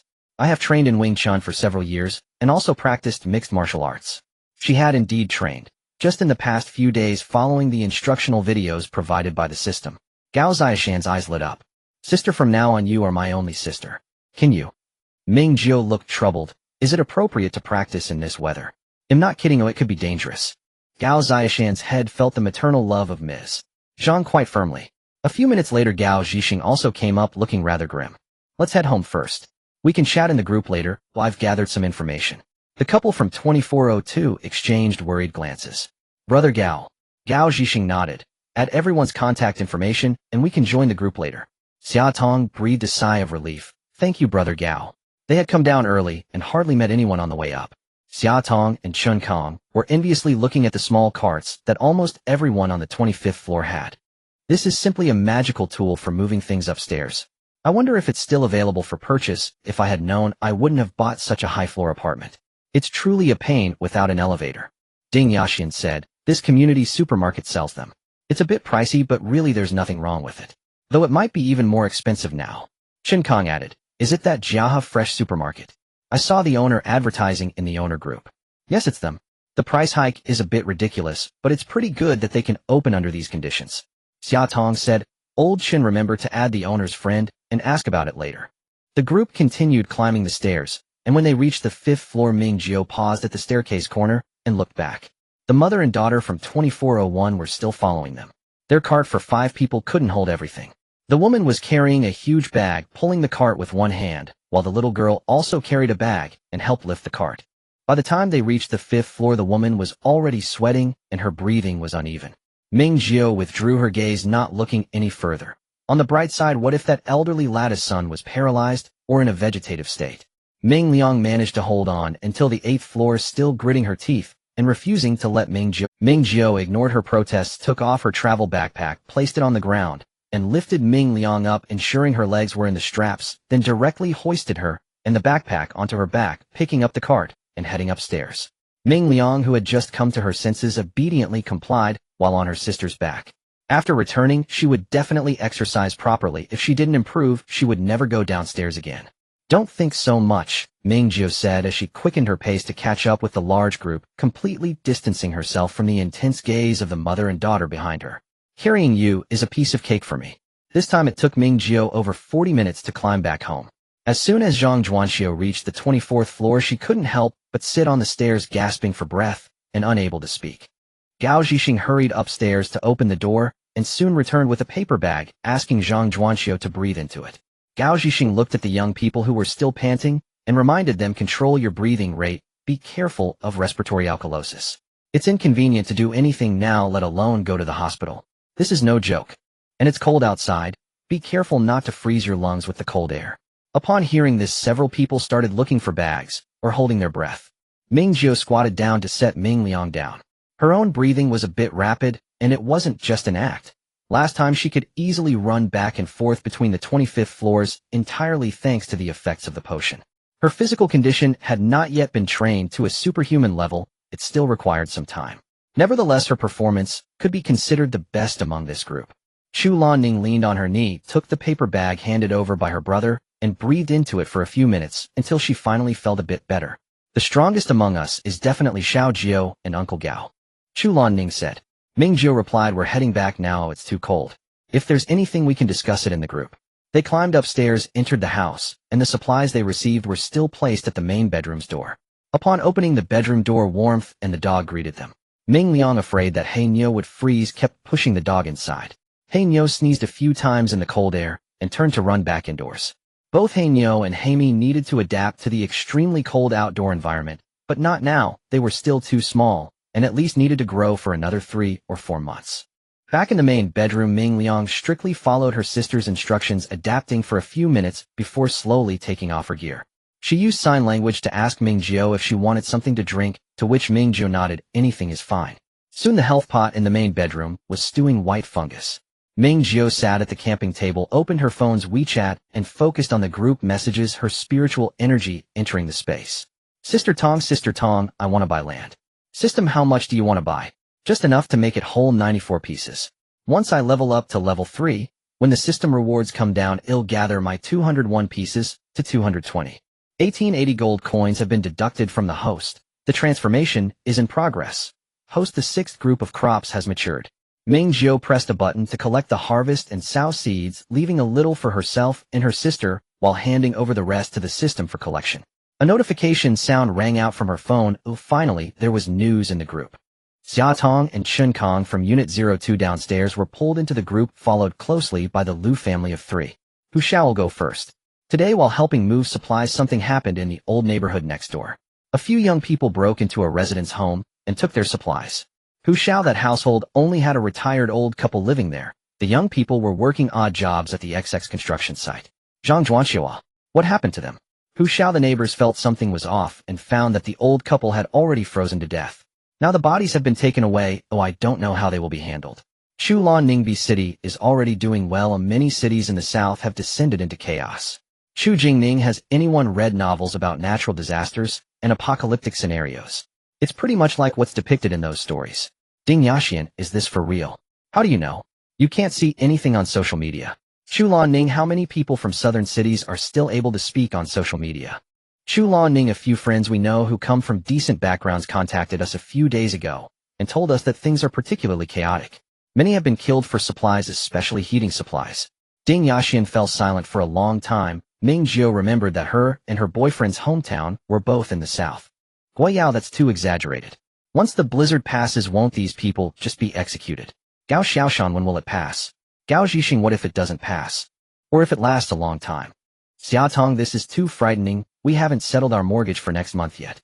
Guayao, in this situation the bank wouldn't be so heartless. Besides, even if we can't pay, they can't just come and forcibly repossess the house. The reasoning is sound. At least we don't have to worry about this issue before the safe zone is established. Ming Jiu, Gao Zhixing, Uncle Gao, have you heard any news? Gao Zhixing, the community is going to hold a market regularly scheduled at the activity center. Gao Zhixing, this is a collaboration between the government and merchants. I've heard that people in other places have already started doing business. That's not the main point. Gao Zhixing, the key is the government's decision to open the market. Gao Zhixing, if it were just a normal disaster, it would be like the pandemic years ago where essential supplies would be controlled during the lockdown. Gao Zhixing, do you understand what I mean? The group fell silent for a moment. Ming Jiu stared at her phone, her eyes sparkling. Her opportunity had come. Sister Tong, Sister Tong. System, the farmland is being transformed. No, Sister Tong, I have a request. Can you help me find out who in B City or nationwide might be holding a large amount of gold? Also, who in B City owns a gold shop? Not just their personal information and photos, but also information about their family or particularly valued subordinates and assistants. While the internet isn't completely down yet, I need to get this done quickly. System, this may take some time. No problem, I can wait as long as it takes. If you need to store the data, you can use a portable hard drive. Data is crucial, and Sister Tong is even more important. Ooh, I can't let this data slow down my adoptive mother's operational speed. Once the government makes its stance clear, a large number of people will follow the policies. Official markets, personal markets, black markets. Her endless supplies will find their place. With the system helping to gather information, she can act more strategically, reducing the chances of being discovered or tricked. Ming Jiu pressed her hand on her heart. I still want telepathy. Not to mention controlling the other person's mind directly during transactions so that they won't remember her, maximizing her sense of security. System perception masking can achieve this as well. Its mechanism is to blur the strong impression of the specific object on the host. Once the power level increases, the host can completely achieve energy invisibility. I suggest the host take the course seriously, understand it carefully, and ask me questions in a timely manner if any issues arise. Ming Jiu remained silent. Is this a question for class? This is a question she never had. No, wait. Ming Jiu recalled what the system had said. She discovered that spider sensing could occur in two scenarios. One is that she originally didn't possess it, and it gets activated in the face of danger. The other is that she already possessed it, but didn't have the opportunity to discover it while practicing or exercising at home. So, how should she attempt to use telepathy and perception masking? Currently, the extraordinary abilities are not the focus. Ming Jiu temporarily set aside her thoughts and continued to pay attention to the group chat on the 25th floor. Gao Zhixing, that's not the case, but they will definitely become less and less. The disaster range is too vast. Simply providing disaster relief won't work. The officials can only find ways to mobilize people, restore order, and rely on self-sufficiency. Chu Jingning, in the absence of extreme weather, a bite of compressed biscuit and a sip of water can sustain a person for a day. Chen Kanjing, at this point what matters is the ability to cope with risks. For example, my wife and I have basically zero risk resistance. Ding Yaxian, has everyone forgotten that volunteers can receive supplies? Although it's not much, a little income is still something. Gao Zhixing, it will be in a few days. The emergency supplies must be consumed before the official. Gao Zhixing, it's hard to say about the prices. Given the current weather, with only consumption and no production, prices will definitely rise. We need to clear the snow on the rooftop. We residents on the top floor are the priority. The salary is 1 pack, 2 pieces of compressed biscuits per day, or 2 bottles of 1.5 liters of purified water. Compressed biscuits and purified water are considered universal currency and can be exchanged for other supplies such as winter clothing and heat sources. The property management will confirm the work daily with binoculars and check in online. Of course, Ming Jiu could refuse, but for the safety of the building, the snow on the top floor must be cleared. The additional staff sent by the property management must pass through her house to access the rooftop. What else could Ming Jiu do? Naturally, she agreed. This arrangement was advantageous. She had direct work with flexible scheduling, though the pay was a bit low, only half that of regular volunteers. Just after Ming Jiu successfully communicated with the property manager, she saw that Chu Lanning had her in the group. Ming Jiu, yes, I received it, and I agreed. Chu Lanning, clearing the snow on the rooftop. The pay is half that of volunteers. The group continued discussing whether to use coal or gas canisters. Gao Jijia, try to choose a stove that can provide warmth and cook food. Remember to buy a carbon monoxide. Coal is tricky, so I'll think of a way to see if I can hoist it up from downstairs. 200 square meters of planting fields are neatly arranged in the space with 10 in a row for. Currently there's no one outside, so there's no need to worry about the problem of objects being thrown from high places. Ming Jiu's tools are simple: a plastic dustpan and a magic broom with a rubber scraper. She opened the door to the attic leading to the rooftop, where the snow was already higher than the door, definitely a bit dangerous. Just right for clearing out the frozen ice blocks. The low wall on the rooftop is about 60 centimeters high, with a railing about 60 to 70 centimeters. She bought a large number of various models of stainless steel basins when renovating the kitchen space. The edible ice blocks will freeze indoors, while the large ice blocks frozen on the rooftop will be used to cool down during extremely hot periods. Of snowfall is not an issue. Extreme heat will last for 3 months, so calculating based on 100 days, at least 2 large ice blocks should be placed in the master bedroom, and they need to be changed every 3 to 4 hours, totaling at least 1,200 blocks. No big deal. After all, extreme cold is still to come. After clearing the snow and placing the extra-large stainless steel basin, it was almost dark. When she returned to the master bedroom and spoke with the property manager, she received feedback within minutes. The photo showed a table which should be a list of all the residents on the top floor of the community. Ming Jiu saw that her row was checked successfully, checking in remotely. Ming Liang shoved her phone into her sister's hands, opened the photo gallery, which contained screenshots of chat notifications from the homeowner group and the grid group. The property manager sent a long string of notifications. First, they continue to recruit volunteers to clear the snow, and the range of cleaning has expanded to the residential area, no longer limited to the commercial area of the community. The second notice was about the official market mentioned by Gao Zhixing in the 25-floor group chat. The third notice addressed the issue of household waste among community residents. The property management decided to designate an area on each floor for residents living on higher levels to directly throw their garbage downstairs within a fixed time. The property management will regularly clean up and has tried to avoid locations that are too close to the windows of lower floor residents. Ming Jiu enlarged the image to take a look. The temporary garbage site for Building 12 had been selected right where she and the Chu family could directly push the snow from the top floor downstairs, serving multiple purposes. The homeowner group erupted in discussions, and many people realized the deeper meaning behind the affair. Sure enough. Gao Yao, it's over. I just went to the property management to sign up, and they told me the spots are already full, and they don't need anyone for now. It seems everyone is catching on that something is amiss.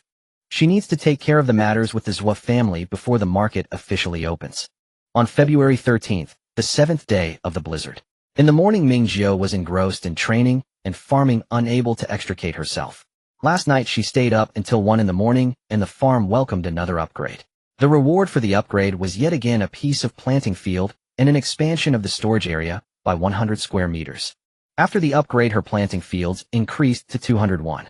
After careful consideration, Ming Jiu felt that whether she planted early or late, it was still planting. She decided not to piece it together bit by bit, but to push the number of planting fields to the maximum. Decisively, she invested 1980 gold coins, pushing the number of planting fields up to the limit she could manage. 15 sets, 300 fields. Now her system personal panel changed to name Ming Jiu, gender female, age 23, origin Jingwu system blue star, farm level 33. 64700, gold coins 4126, silver coins 55, copper coins 34, farmland 300, orchard 0, level 5 unlocks, processing plant 0, level 10 unlocks, breeding farm 0, level 10 unlocks, backpack 35, system warehouse 1300 square meters. To quickly upgrade the farm, she had to invest money into it.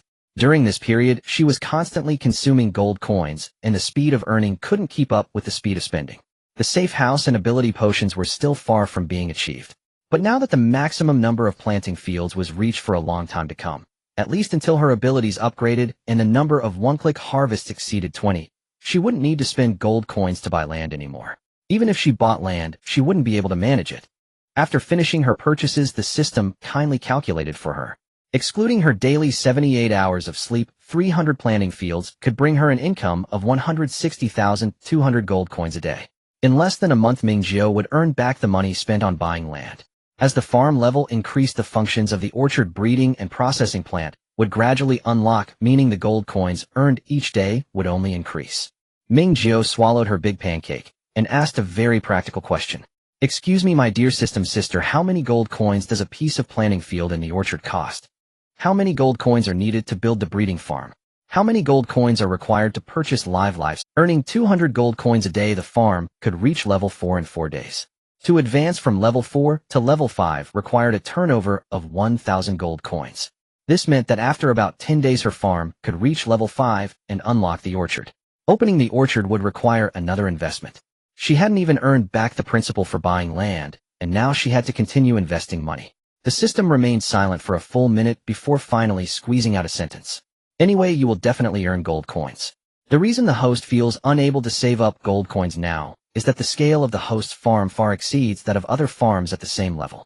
Upgrading before accumulating assets, then reinvesting and waiting for returns, and this cycle continued.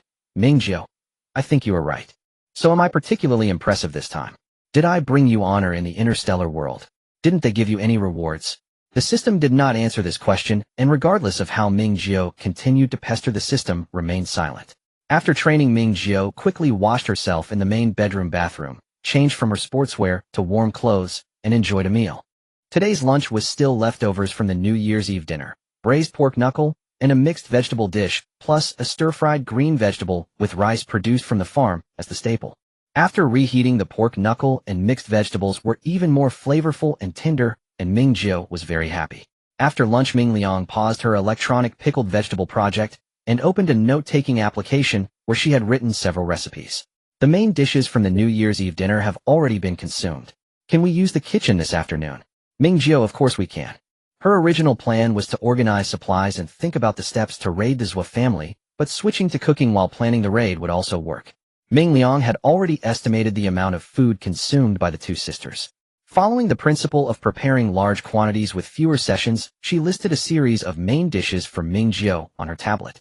Ming Jiu turned around and closed the curtains of the main bedroom, rummaging through the space warehouse for the ingredients on her sister's list. Fortunately, she had a vivid memory of her stock, and in less than half an hour all the ingredients passed before Ming Liang.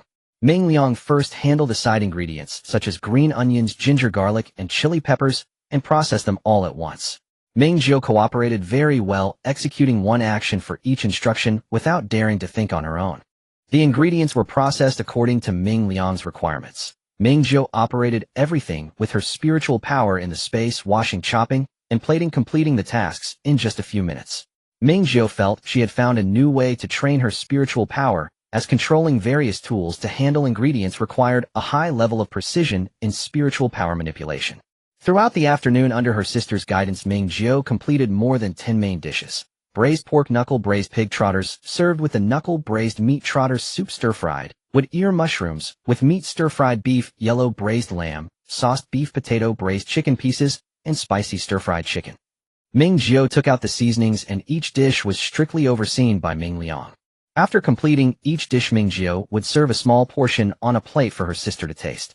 The flavors weren't top-notch, but they were impressive enough among home-cooked meals. The kitchen's powerful fire and the efficiency of the professional large pot were particularly high. Each dish was enough for them to have 3 or 4 meals. Ming Jiu packed the dishes into disposable containers according to their portions and stored them in the storage warehouse while still warm. This was great. They could store a little more each week, and in case of any emergencies, they wouldn't have to worry about not having ready-to-eat food. The first collaboration between the sisters in cooking was very successful, concluding on a high note. Ming Liang was also very happy, and as a reward for her sister not deviating from the plan during the cooking process, she decided to stew the last chicken in the fridge and enjoy some chicken soup. Ming Jiu sat cross-legged on the cushion, her spiritual power sinking into the space, and began organizing the supplies. The market was about to open, and she had to at least organize some supplies she could offer, such as those vegetables that had already been frozen in extreme cold when she collected them.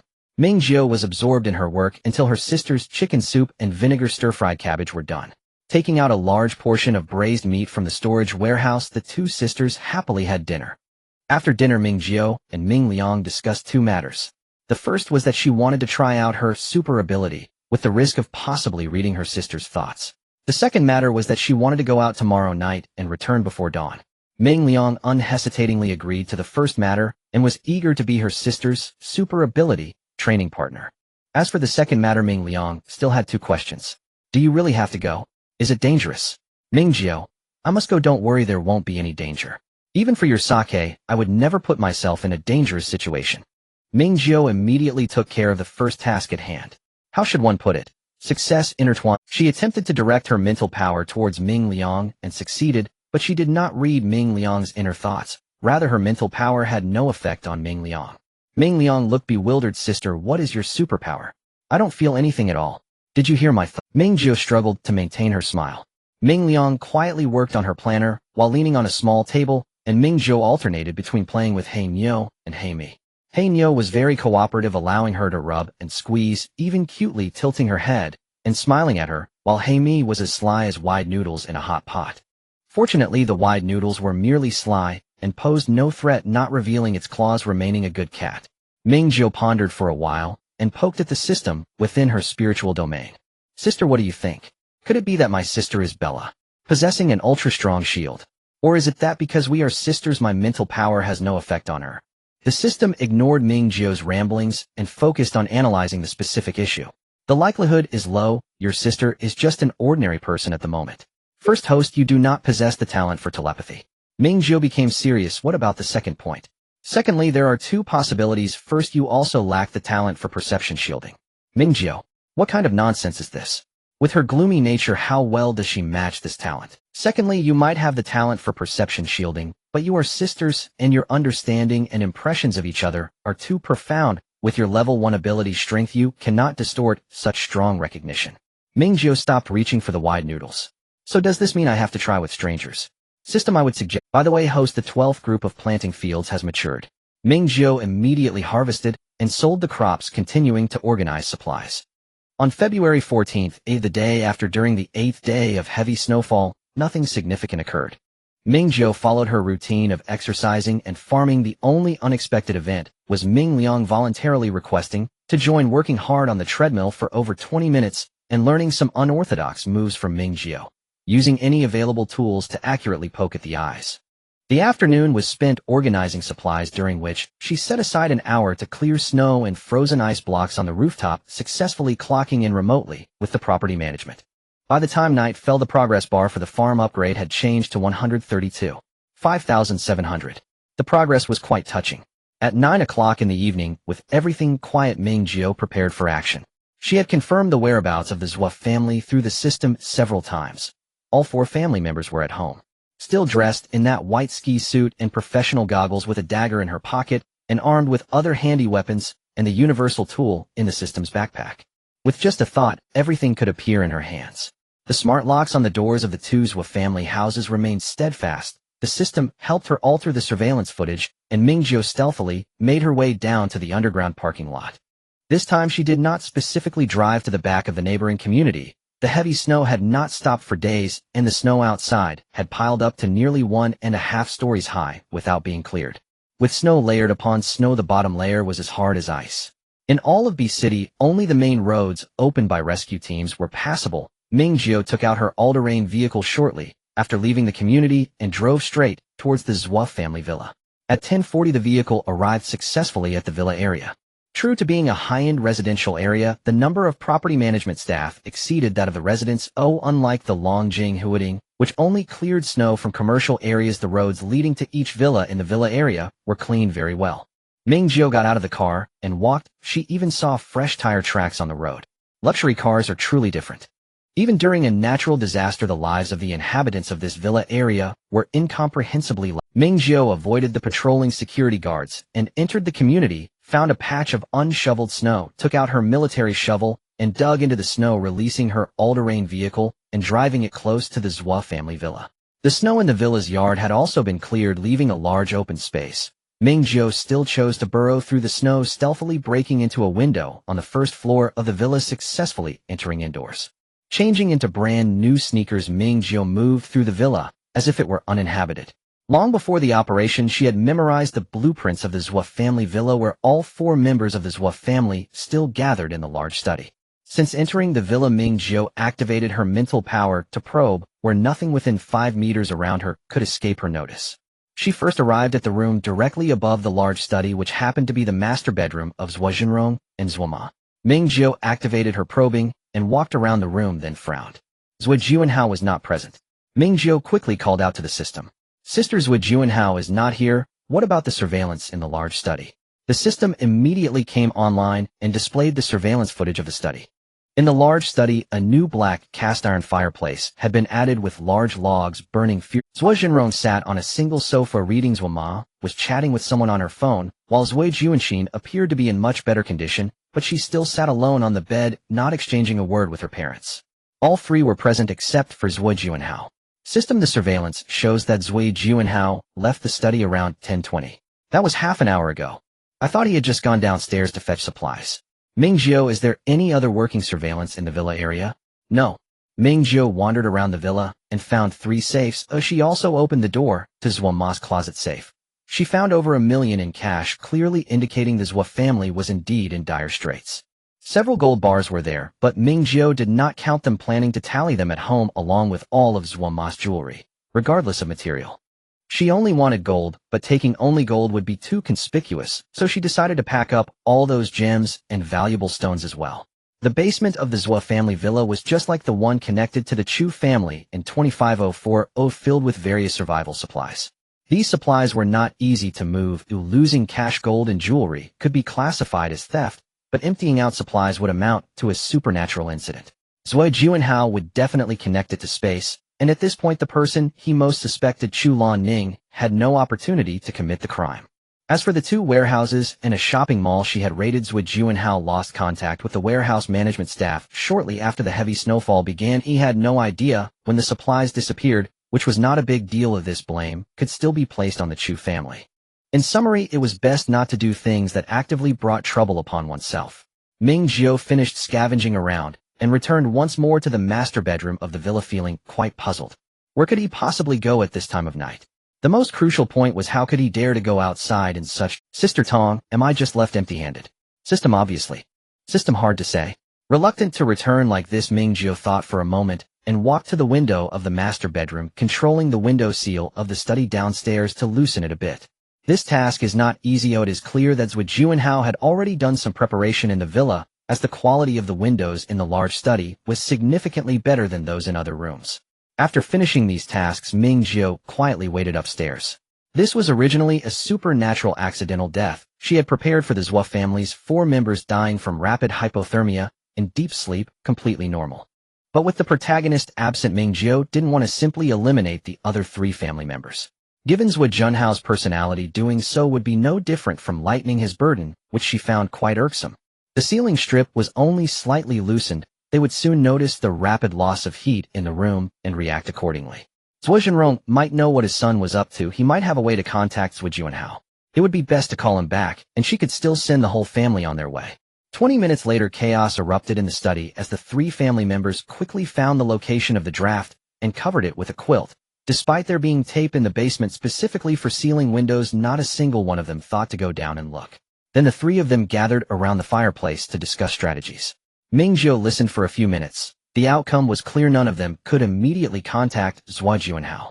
Ming Jiu sat quietly in the master bedroom until after 3 in the morning. Unable to wait any longer, she decided to leave. If one attempt failed, there would be a second. She didn't believe Zhuo Juanhao would always be out. Hurrying back, Ming Jiu arrived home around 5 o'clock. Her current physical condition was significantly better than before, and not sleeping for a night didn't have much of an impact. Not wanting to disturb Ming Liang, who was sound asleep in the master bedroom, Ming Jiu directly walked into the gym to start her workout. Sister Tong, could you let me know when Zhuo Juanhao gets back? Ming Jiu had never considered the possibility of Zhuo Juanhao dying outside. System: okay. How many gold bars are there? After the system scan, the answer was provided: 50 bars of 100 grams, 100 bars of 50 grams, 200 bars of 20 grams, and the total weight of gold jewelry is 2023 grams. Ming Jiu exchanged all of it for gold coins. Exchange successful, totaling 1600. 23 gold coins. Ming Jiu distractedly glanced at her gold coin balance. Plus the earnings from farming in the past 2 days, she still had 6028 gold coins in her account. Until after 7 o'clock the system notification sounded.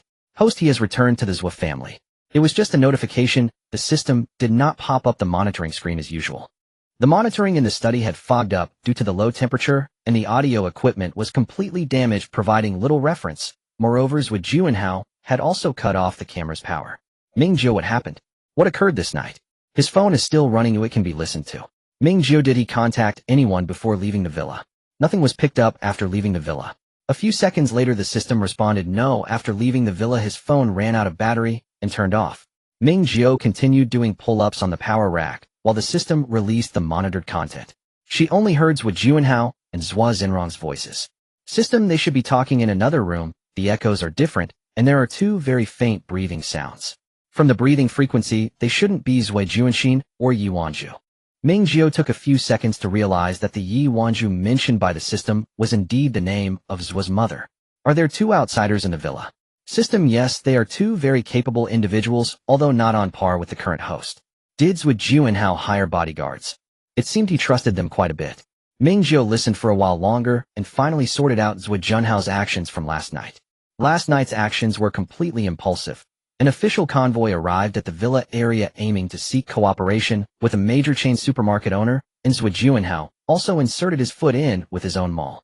The route of the convoy was fixed. Juanhao inquired about the places the convoy passed by, and there was one location very close to his mall. More importantly, the convoy would pass by the neighborhood where the Zwa family's housekeeper lived. Without a second thought, Zwa Juanhao took people out using the large amount of outdoor supplies in the mall and collaborating with the authorities as a reason to follow the official convoy to do 2 things. First, he found the housekeeper. Second, he went to the mall. Ming Jiu didn't know what exactly he asked the housekeeper or how the housekeeper responded, but Zwa Juanhao's attitude hinted at something. He said, "Dad, I have to get in touch with the Chu family." Ming Jiu felt assured. Zwa Zhenrong's attitude was hesitant, and more importantly, he did not fully trust what his son said. What precognitive dreams, what disaster warnings, what treasures that could change fate, allowing the whole family to survive natural calamities. He even doubted that his son, whom he had carefully raised since childhood, had lost his mind. Zwa Juanhao blocked Zwa Zhenrong's mouth with just a few sentences. "You saw what was in the basement. I can now tell you where that money went. For the past 6 months I've been trying every means to collect various supplies. Besides the mall I have 3 large warehouses."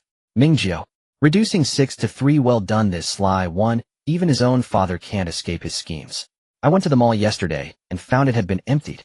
Zwa Juanhao's cooperation with the authorities was not just a mere speech. He had planned it well, intending to build relationships with the authorities while taking advantage of the market opening, using the supermarket and outdoor store on the 4th floor of the mall.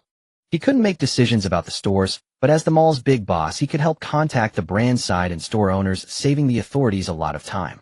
He didn't want to use the real substantial resources that belonged to him in the mall. As a result, "Dad, the supermarket on the 4th floor has been emptied, and all the supplies on the 1st and 3rd floors have been taken. I've set up a safe house on the underground 3rd floor, and everything inside is also gone. Besides the Chu family, I can't think of anyone capable of doing this." The attitude of those siblings was very strange on the day of the incident. The more I think about it, the more I feel something is off.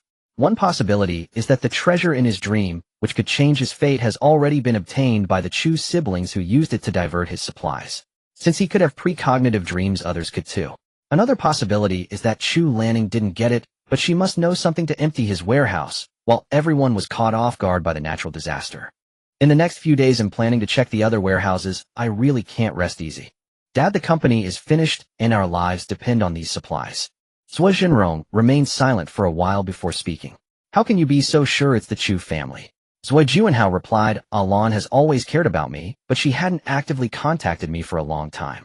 I only realized it before the new year and had someone check. Alan did something similar to me in Yunjing district. She leased a mall with no business prospects, closed it for renovations, and hoarded a lot of goods. Now the Chu family of 4 is living in Longjing Huading. They suddenly moved there on the 1st day of the new year. Zwa Zhenrong, Longjing Huading. Isn't that? Zwa Juanhao, Xiao Jiu, and Xiao Ruan are living there now." It must be said that hearing his and his sister's names from Zwa Juanhao was truly unsettling. Moreover, wasn't the rhythm of this conversation a bit off? It seemed like it was about to burn her. In the Zwa family villa, the conversation between father and son continued. Zwa Juanhao asked, "Dad, what do you think?" After a moment, Zwa Zhenrong finally spoke. "How confident are you?" I don't know. Before Zhuo Jinrong could lose his tempers, Wu Jiuanhao continued. Dad, you still can't see the situation clearly. Do you really think the success rate is still important now? No matter what the success rate is, we have to do it this way. If we don't, our family's future will be just like those victims. The Zhuo group isn't anything remarkable. The products from our own factory aren't official necessities. Dad, you've seen the official stance. If it weren't for the mall under my name, they wouldn't even bother to glance at us. Another silence ensued. Even if we don't take action, the supplies you've prepared are enough for our family of 4 to live well. Zhuo Jiuanhao replied. But the supplies from the mall are already lost. Dad, do you think natural disasters only come in the form of extreme cold? Even if the Chu family doesn't touch the remaining warehouses, those supplies can be well preserved in low temperatures. What about after the extreme heat? Have you thought about these things? The final outcome of this conversation was that Zhuo Jinrong said he needed to think it over and asked Zhuo Jiuanhao to find a way to check on the remaining warehouse situation in the next couple of days. System, what would happen if he finds out that the warehouses in the logistics park and industrial park are already empty? Ming Jiu loosened one hand, hung it on the power rack, and continued training. I think the possibility is low. The warehouses in the logistics park and industrial park are originally very concealed. I believe Zhuo Jiuanhao will only check the nearby ones. For example, the remaining 4 warehouses located south of City B. The Zhuo family villa is in the southern 3rd ring, while Longjing Huoding is between the 4th and 5th rings, and the logistics park and industrial park are located on the outskirts beyond the 6th ring. When Zhuo Jiuanhao was procuring supplies from these 2 warehouses, he was cautious and took several steps. If it weren't for Ming Jiu having her sister's cheating tool, it wouldn't have been found out at all. The Chu siblings didn't find out either. Ming Jiu had previously requested the system to conceal the information about these 2 warehouses. In the end, her sister's intervention wasn't needed. Zhuo Jiuanhao was already careful enough. System, what if the Zhuo family contacts you, host? What do you plan to do? I don't know, we'll figure it out then. Ming Jiu let go of her grip, got off the power rack, and Ming Liang was knocking on the master bedroom door, calling her to come back for dinner. I feel a bit pleased. The system raised a question mark in Ming Jiu's mind. It turns out that watching them suffer is quite enjoyable too. Although it doesn't compare to stabbing someone, this sense of satisfaction can last, you know. She was also very clear about why her mindset had changed. In her past life, she had no other choice. Using a bag and a knife to deal with enemies was the most reliable solution. She wanted to survive. Little Liang was still young, and she couldn't afford any accidents. It was indeed very satisfying to stab someone. That was a sense of security that eliminated the unexpected, completely different from watching Zhuo Junhao's confused struggles and powerless rage. It's hard to say which is better. Back in the master bedroom, Ming Liang made wontons with the chicken soup left over from yesterday. Worried that her busy sister wouldn't have enough to eat, she also steamed rice and made 2 chicken rice balls for Ming Jiu. Ming Jiu ate with great satisfaction. After finishing, she took out a small basket of cherry tomatoes from the farm. Ming Liang specifically wanted strawberries, and Ming Jiu found a box. If we can't finish them, we can make strawberry jam. Just eat as much as you want. In about 10 days, the farm will open the orchard. There will be plenty of strawberries, even better than the ones bought. After breakfast, Ming Liang handed her phone to her sister and pointed to the group chat on the WeChat page for the 25th floor. Ming Jiu scrolled up, and early in the morning, Ding Yaxian and Hu Xiao, this young couple, had already posted a lot of photos in the group. The photos were taken inside the community activity center with all the tables and chairs cleared away, and even the bulletin board on the wall was changed, leaving only a front desk. Guiyao, is this going to be the market from now on? Hu Xiao, yes, half of the area is official and the rest are merchants who have reached cooperation with the officials, similar to street vendors. The activity center is this small, and the supermarket nearby has also been requisitioned. Xiaoye is working in the supermarket. There might be vendors in the underground parking lot, but those are free vendors. Everyone will have to check the goods and prices. Gao Zhixing, thank you for your hard work. Today Xiao Shan is working in the basement dismantling the smoke detectors and sprinklers from the ceiling. Zhang Zhuanxiu, it has to be dismantled. Last time it almost hit little Jiu and her sister. Gao Xiaoshan, someone already got hit, bleeding from the head, and there was rust involved. Chu Lanning, won't that cause tetanus? Gao Xiaoshan, I didn't go to the hospital. The property management has a car, but it's no longer free. A trip to the hospital costs over 1,000. Ming, is it that expensive? Gao Zhixing, I heard from a friend that a bank outside our community has opened, and I was thinking of withdrawing some cash. Want to go together? Gao Zhixing, that old neighborhood had murders, it's safer to go together. Chu Jingning, how much can you withdraw at a time? Is it the same as before? Do you need to make an appointment to withdraw more? Gao Zhixing, you can't make an appointment, it's a maximum of 50,000 per person per day. Ming Jiu immediately opened her mobile banking app and transferred 50,000 yuan to Ming Liang's card. That's good. Together they can withdraw a total of 100,000 cash. She only had around 200,000 left in her card, and withdrawing cash is better than letting it sit there. She still had quite a bit of cash on hand.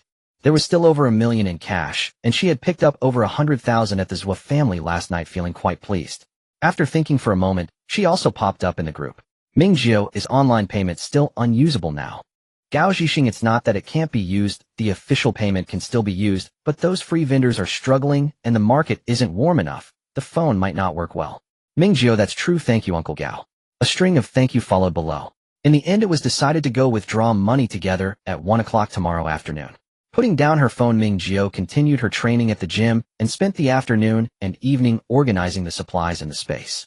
Until late at night, the Zhou family finally made a move. System Zhou Jinrong finally realized that there were thieves in the house. Ming Jiu, what a statement. Can things belonging to one's own family be called stealing? The system fell silent for a few seconds. The host's moral bottom line was so flexible that it felt quite pleased. Ming Jiu turned over in bed and glanced at her younger sister beside her. Ming Liang was sleeping deeply, her cheeks flushed with the black dog sleeping at her feet and the black cat resting on her head. Quick live broadcast.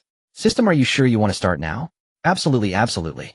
Then Ming Jiu listened for a few minutes to the sounds of things crashing and breaking, clearly indicating that Lao Deng had lost his composure. Little Deng was also at his breaking point. The gold from the safe house, the heavily priced controlled bow and crossbow, and the universal equality device were all gone, as were the gold and cash stored at home. Now Zhou Juanhao didn't need to say anything, as Zhou Jinrong had already realized the seriousness of the problem. Someone was deliberately targeting them. The Zhou family reported the incident to the police, who arrived and circled the large villa repeatedly, finding only one suspected trace of the crime: the window on the first floor that had been pried open with professional tools. The snow path behind the window had long collapsed, and even if it hadn't, the investigation would be limited. Moreover, neither the safe nor the home vault showed any fingerprints, nor were there signs of forced entry. In the end, the conclusion was drawn: it was highly likely that the culprit was someone familiar. To this, Ming Jiu could only say, the reasoning was correct. What was not explicitly stated was which acquaintance knew the safe's password and had the key to it. Thus Zhou Jinrong flew into a rage, first suspecting Zhou Juanxin, then his son, and finally suspecting that his wife was keeping a young lover outside. Ming Jiu lay in bed, unable to suppress a smile that was more difficult to hide than an AK. It was truly entertaining. Such delightful little shows were perfect for aiding sleep before bed. On the 9th day of the blizzard, at 1 in the afternoon, Ming Jiu stood by the master bedroom door with a bag of trash. Are you sure you don't want to go down for a walk? Don't think too much about it.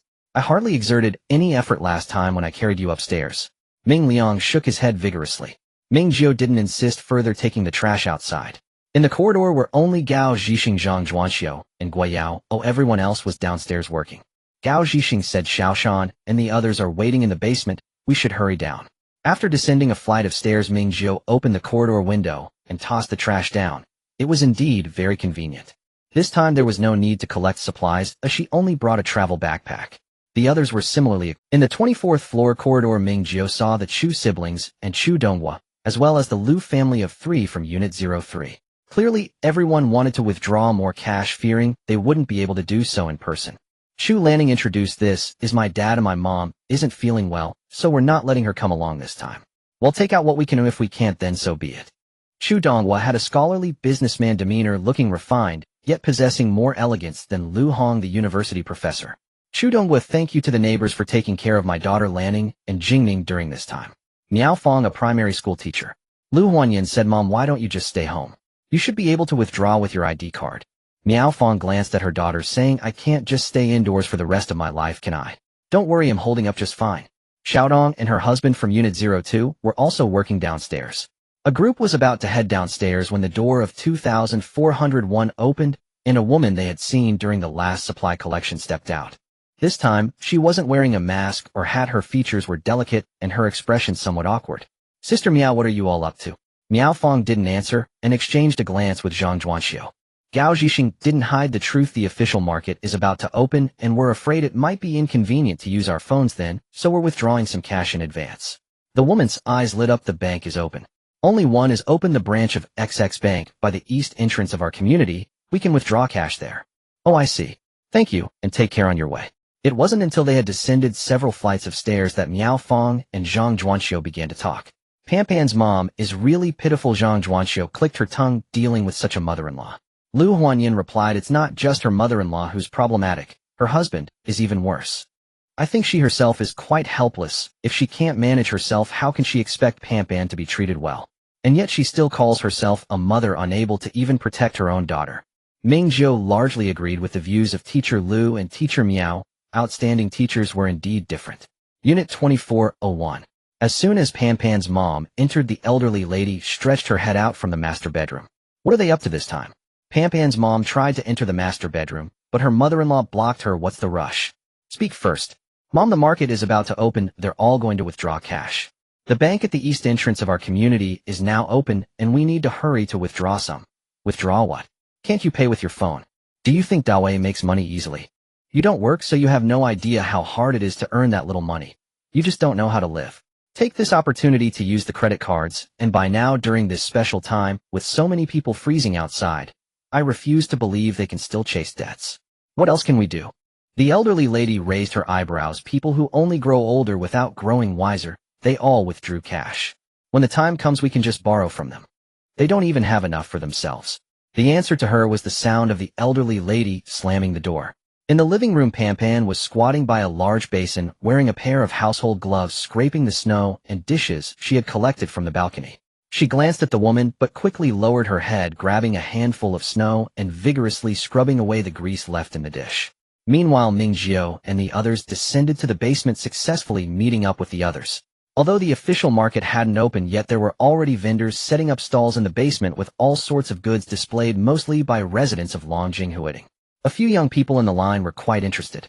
Gao Zhixing said, let's take care of the main business first, then come back to browse slowly. Gao Xiaoshan added, after we finished dismantling the items on the top of the basement in the morning, these people came out to set up stalls. It's not just our phase, the other 3 phases in the basement have stalls too. As they were talking, the group reached building 1, ascending along the fire escape. Ming Jiu opened her backpack and took out her snowshoes, fastening them onto her snow boots. Gao Xiaoshan's eyes brightened. This is great. I have a classmate who especially loves hiking. He has this. Ming Jiu took out her goggles again. These weren't very conspicuous, as the property management would provide a pair free of charge for volunteers like Ding Yaxin. Others didn't have professional goggles, but sunglasses could suffice. Ming Jiu also established a personal persona, just an ordinary outdoor sports enthusiast.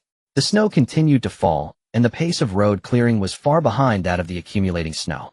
Now the main road had a nearly 30-centimeter thick layer of snow. On both sides of the road were sturdy snow walls, and looking down from the building, it resembled a maze with only simple lines. The group passed through the commercial area, reached Unit 1 of the community Phase 2-0, and re-entered the underground garage, walking all the way to the entrance near the east gate. After much effort, they finally exited the community and arrived at the bank, where the not-so-large hall was already crowded with people there to withdraw money. The ATM had long been out of service, and they could only withdraw cash at the counter. Gao Zhixing, Gao Xiaoshan, and Chu Jingning forged ahead, squeezing into the crowd, and after taking numbers at the front desk, the group passed through the throng, occupying a small corner of the hall. This wait lasted for over 2 hours. The bank staff have been working hard. ID card, bank card, enter password, take money and leave. If everything goes smoothly, it can be done in just a minute. When encountering unreasonable people, they simply skip to the next customer. With the hall so crowded, it's difficult to cause a scene. After withdrawing their money, people leave, and soon others come in to fill the spaces, making the air in the hall murky. During the 2 hours, Ming Jiu was also busy ignoring Gui Yao's intentional or unintentional chatter. She harvested a batch of crops and planted those that matured quickly. In less than 2 hours, over 50 gold coins were in hand. Chu Jingning said, it's our turn. Our numbers are together, let's go out together and not scatter. Ming Jiu deliberately walked at the back. There was no choice. Gui Yao kept getting closer to her. The Chu family of 3 all withdrew cash, but they got stuck at Yuanzu's turn. The staff's voice was a bit hoarse. You can only withdraw cash in person with your ID card, and the maximum withdrawal is 50,000 at a time. Chu Lanning did not argue. Okay, thank you. Ming Jiu's number was called. She walked to window number 2 and smoothly withdrew 50,000 cash from her card, then handed over Ming Liang's ID card and bank card. The staff glanced at the ID card, said nothing, and directly processed the cash withdrawal. Ming Jiu remained silent, only saying thank you after receiving the cash. Perhaps to accommodate minors, or because this young lady was particularly kind, Ming Jiu remembered her employee number and decided to write a thank you letter later. But she wondered if a thank you letter would still be useful in this situation. A group of people squeezed out of the bank returning to the icy, snowy world where the sky was dimming. Ding Yaxian said, I wonder if we can still go shopping. Gao Xiaoshan replied, let's go take a look, there must still be stalls open. Everyone returned to the underground parking of Phase 2, where many lights were on, flashlights and emergency lights from the first batch of supplies, and most stalls were still set up. Gao Zhixing asked, are we going to browse together or separately? Meng Meng replied, together. It's not safe to separate right now. Ming Jiu quickened her pace, I can manage on my own, you don't need to wait for me. Her goal was not to shop, or as she passed through the underground parking she took a cursory glance, and found that the stalls had nothing of real survival value, just a bunch of miscellaneous items. Brand name bags, various accessories, designer clothes, and shoes, books, and so on. She wanted to test whether she had awakened the perception shielding. Ming Jiu wandered around with her flashlight, and indeed found a stall that piqued her interest. The stall owner was either a planner enthusiast or a seasoned stationery lover with various types of pens, notebooks, and decorative tapes, covering an entire bedsheet, many of which were still unopened. Would you like to take a look, miss? I'm selling them cheap. Ming Jiu squatted down and discreetly activated her abilities, directing her mental energy towards the stall owner. Sure enough, she still didn't hear any inner voices, but felt a strange sensation. When she focused her mental energy on the stall owner, the gray silhouette of the owner became hazy. She pointed to a few sets of acrylic pens and asked for the price.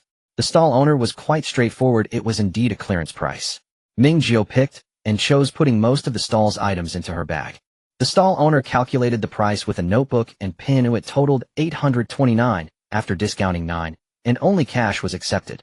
After paying, Ming Jiu turned and went to another stall selling jewelry a few meters away. The stall had some affordable luxury brand accessories, but there was no gold that Ming Jiu wanted.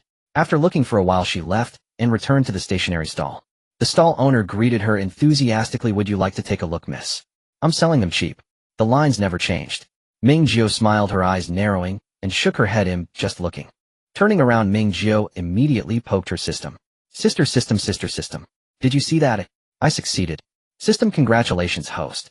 Ming Jiu nearly jumped with joy. Great. From now on, as long as she wished, the people within a 5-meter radius wouldn't remember her. Of course, this excluded those she was familiar with. After leaving the Phase 2 underground parking, Ming Jiu wandered around Phases 1 and 3, buying plenty of cat and dog toys.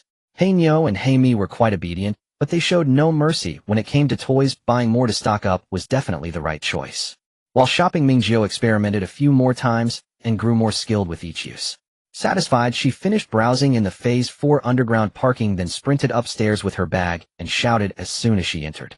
Your sister is back from hunting. Opening her bag, Ming Liang, Hey Nyo, and Hey Mi all eagerly gathered around. Ming Liang's eyes lit up at the sight of the stationery in the bag, and she quickly asked Ming Jiu in sign language where she bought it.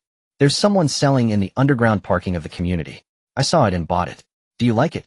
Ming Liang nodded vigorously and immediately poured a large cup of red date ginger tea for her sister. Will you accompany me to shop when the market opens?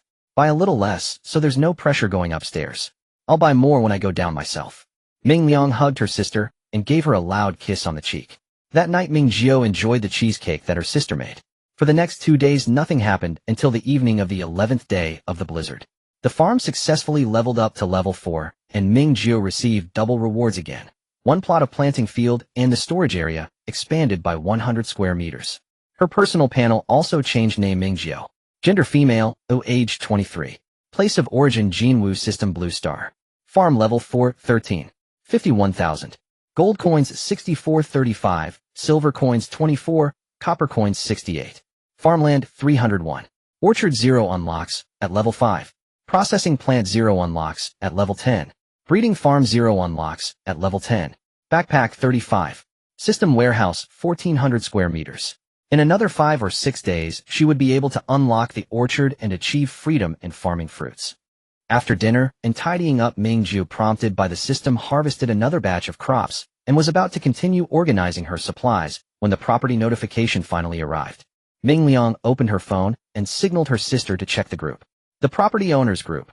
Butler Spring, all members. The market will officially open tomorrow at 9 a.m. A location, Community Activity Center, Mation Community Fresh Supermarket. Butler Spring image. Ming Jiu clicked on the image and saw a floor plan of the activity center and supermarket indicating what areas sold which products. Once the property notification was sent, the group immediately erupted.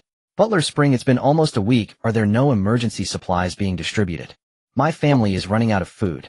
Isn't there supposed to be supplies distributed every week? Ming Jiu recalled that the first batch of emergency supplies was sent out the day after the blizzard started, and the second batch was sent out on the 6th day. 5 days had passed since the last distribution, and it was normal for some people to be impatient. Butler Spring, why don't I see a stall for medical supplies? I really need frostbite ointment. The butler did not reply to any of the messages. Ming Jiu continued to scroll down, finally finding some useful information. Has anyone helped move goods? Can you reveal the price of the items? Someone in the group posted a photo showing the prices of natural gas honeycomb coal stoves and honeycomb coal. A deposit of $2,000 for a 12-kilogram gas cylinder. Is this a golden cylinder? $50 for 1 kilogram of natural gas. What does this mean? A gas cylinder costs nearly $3,000, and it can only be used for cooking and not for heating. Is this an official scam? 1.5 gene of honeycomb coal, originally 70 cents each, now selling for 5 yuan. That broken stove should be 200 at most, and now it's over 1,000. Burning the stove, cooking and heating in this weather, it costs at least 20 a day, over 100 a day. Who can afford that? I live on the 20th floor. How can I move these things up? What did I say? Living on the 25th floor. Ming Jiu scrolled through. To be honest, the prices were much lower than she had imagined. Everyone complained, but when it came time to buy goods, they would not hold back. In the 25th floor group chat, no one complained about the high prices, or everyone was worried about how to get the items upstairs. Gao Zhixing image. It was a photo, and Ming Jiu clicked it open. She had seen similar devices before. Ming Jiu hand-cranked winch elevator. Gao Xiaoshan, that's right Ming, you got it right. Gao Xiaoshan, with this thing we can move items upstairs. Ding Yashin. Big shot. The group was showering compliments for nearly a minute. Gao Zhixing, I gathered some parts and managed to make this. Its load-bearing capacity is average, and we need to consider the low temperature can only transport small amounts multiple times. Ding Yashin, Uncle Gao is too humble. This is much better than moving things by hand. Hu Xiao, then Xiaoya and I will buy honeycomb coal stoves and coal balls tomorrow. Gao Zhixing, the situation is getting worse each day. We can only rely on this skill to make a living. Ming Jiu understood. Uncle Gao wanted to charge. This is great, very good. Ming Jiu, is Uncle Gao planning to rent it out? Or will you include delivery? Renting isn't very safe right now. Ming Jiu, this is too practical. A business will surely flourish. Gao Zhixing, I think so too. Renting out carries too much risk. I want to find 2 people to help and just include delivery. Gao Zhixing, I still need to calculate the specific price. Since we are neighbors, 100 will do. Ming Jiu, I'll make a reservation first. Before Ming Jiu could find Gao Zhixing's WeChat for the transfer, Zhang Zhuanxiu sent her a private message. Xiao Jiu, you don't need to pay. Your uncle has been struggling at home for half a day over how to charge, not knowing how to bring it up. Thanks to you giving him a way out, let's not talk about anything else. This job is free for you. By the way, Xiao Jiu, do you want to earn some money? Ming Jiu thought seriously for a moment. It seemed feasible. Not that practicing at home was different from practicing outside, and she could take the opportunity to get a feel for the situation in the community, increasing her sources of information. Sure, but I can only keep an eye on it in the morning. I have to go back in the afternoon to clear the snow on the roof. And I don't feel comfortable leaving Xiao Rong home alone all day. Zhang Ai, alright, I'll discuss it with your uncle. Oh, don't worry, I guarantee the pay will satisfy you. Ming Jiu put down her phone and told Ming Hua her decision. Ming Hua fully supported all of her sister's decisions, with just one line: just don't overwork yourself. Definitely. In the 25th group chat, a string of reservation messages appeared below Gao Zhixing's last message. Gao Zhixing directly added Gui Yao and Xu Jingning, and Gui Yao immediately agreed. Ming Jiu also thought about it. On the day everyone withdrew money, everyone took the maximum amount, while Gui Yao hesitated for a long time and only withdrew 10,000 yuan, clearly not very affluent, and he didn't catch the property recruitment, so he wouldn't miss this rare opportunity. What surprised Ming Jiu was that Xu Jingning, the young master of a wealthy family, also agreed.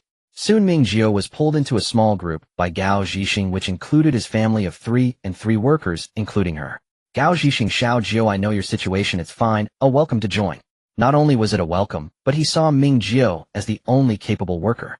Gao Xiaoshan, my mom is an accountant, I'm just a laborer. Ming, you keep watch in the morning, and I'll keep watch in the afternoon.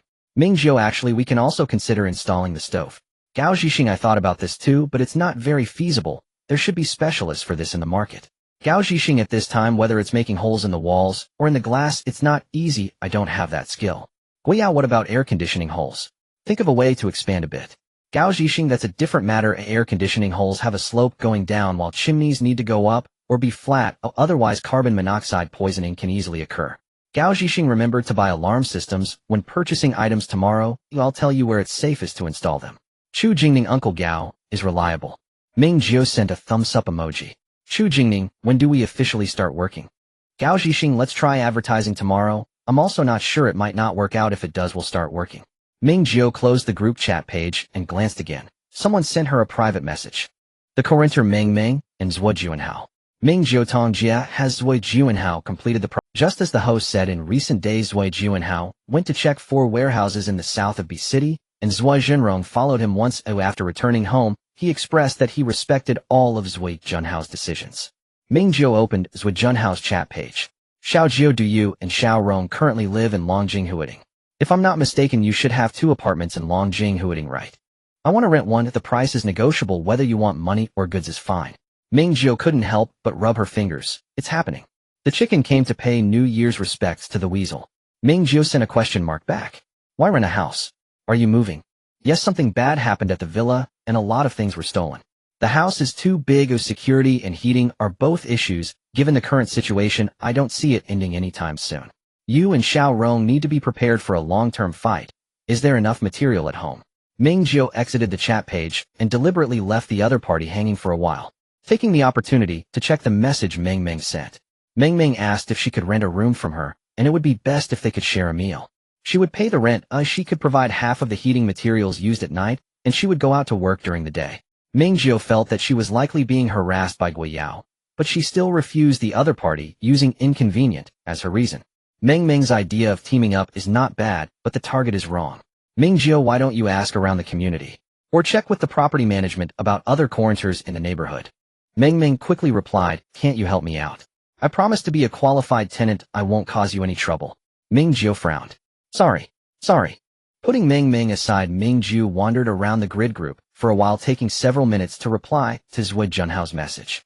Zhuo Juanhao was clearly anxious and immediately sent a voice message via WeChat to Ming Jiu, who unhesitatingly hung up. The chat page displayed typing continuously, and Ming Jiu patiently waited. This time Zhuo Juanhao had a lot to say. I know my family has wronged my little uncle, so it's only natural for you to have grievances against us. Ming Jiu could only respond in line with Zhuo Junhao's sharp and comprehensive thinking. Is it only my dad that your family has wronged?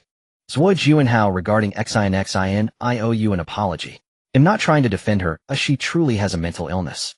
Ming Jiu couldn't help but chuckle. He also knew that Zhuo Juanxin had wronged her, yet for all these years he kept silent. During those years when we sent her abroad, it was said she was going to study, but in fact she was receiving treatment overseas.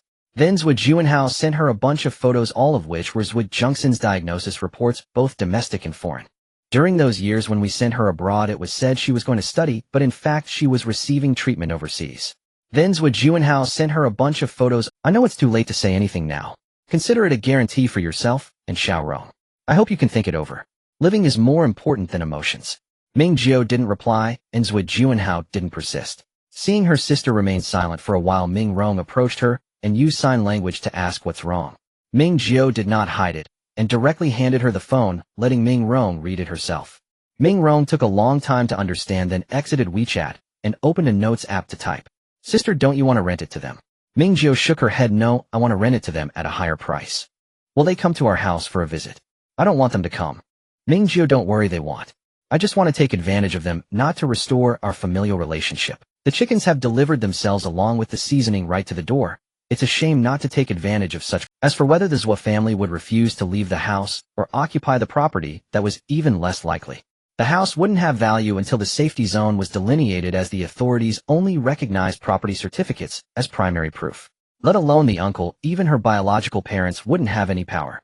To put it another way, she had no moral obligations, and the Zhuo family couldn't kidnap her. Once the time came, or she became displeased, she could throw them out of the house in an instant.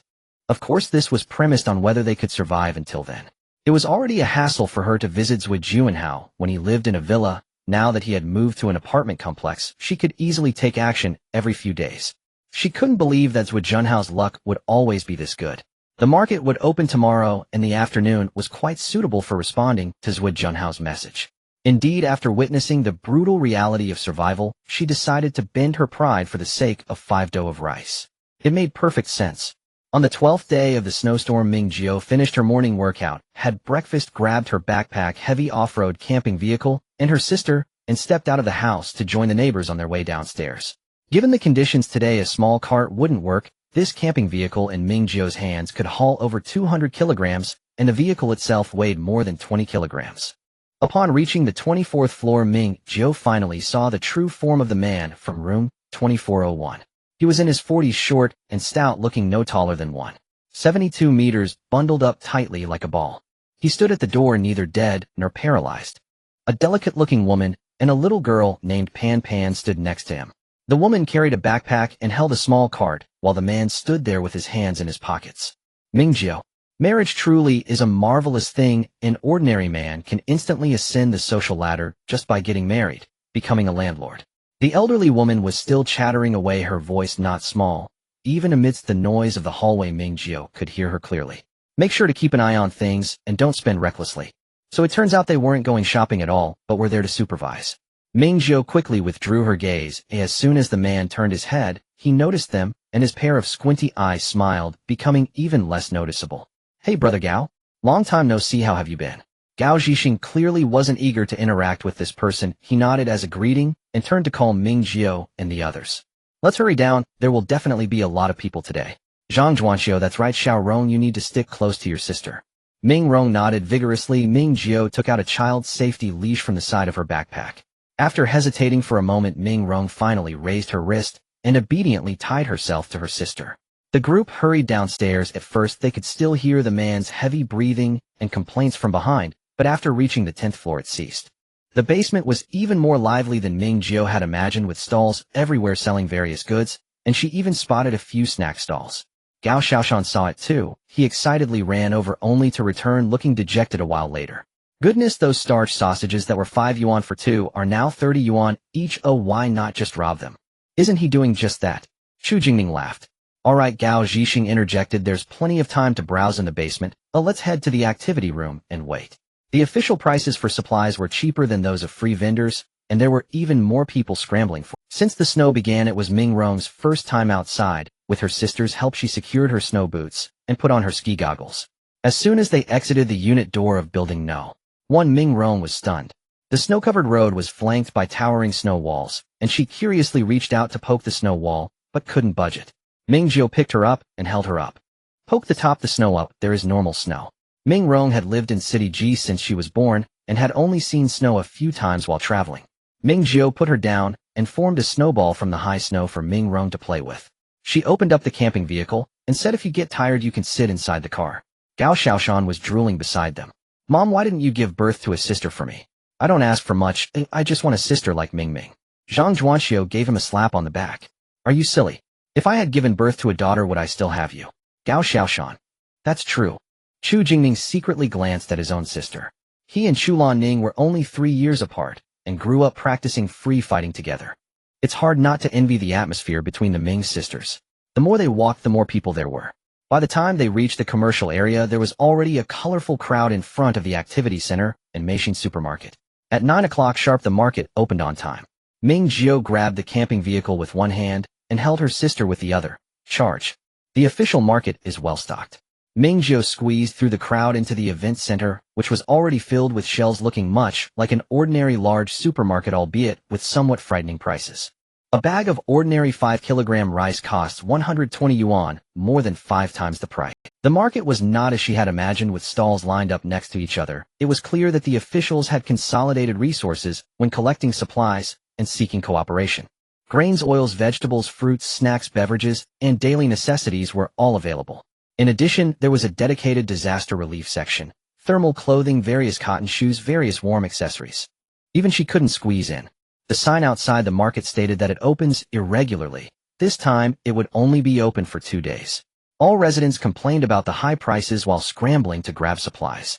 Ming Jiu managed to grab 2 bags of 5-kilogram wuchang rice, a box of ham sausages, a box of compressed biscuits, and a few frozen broccoli from the vegetable and fruit section. She then moved to the snacks and drinks area and bought some treats that both she and her sister liked, decisively stopping after that. At the checkout, Ming Jiu saw the QR code on the counter allowing for online payment.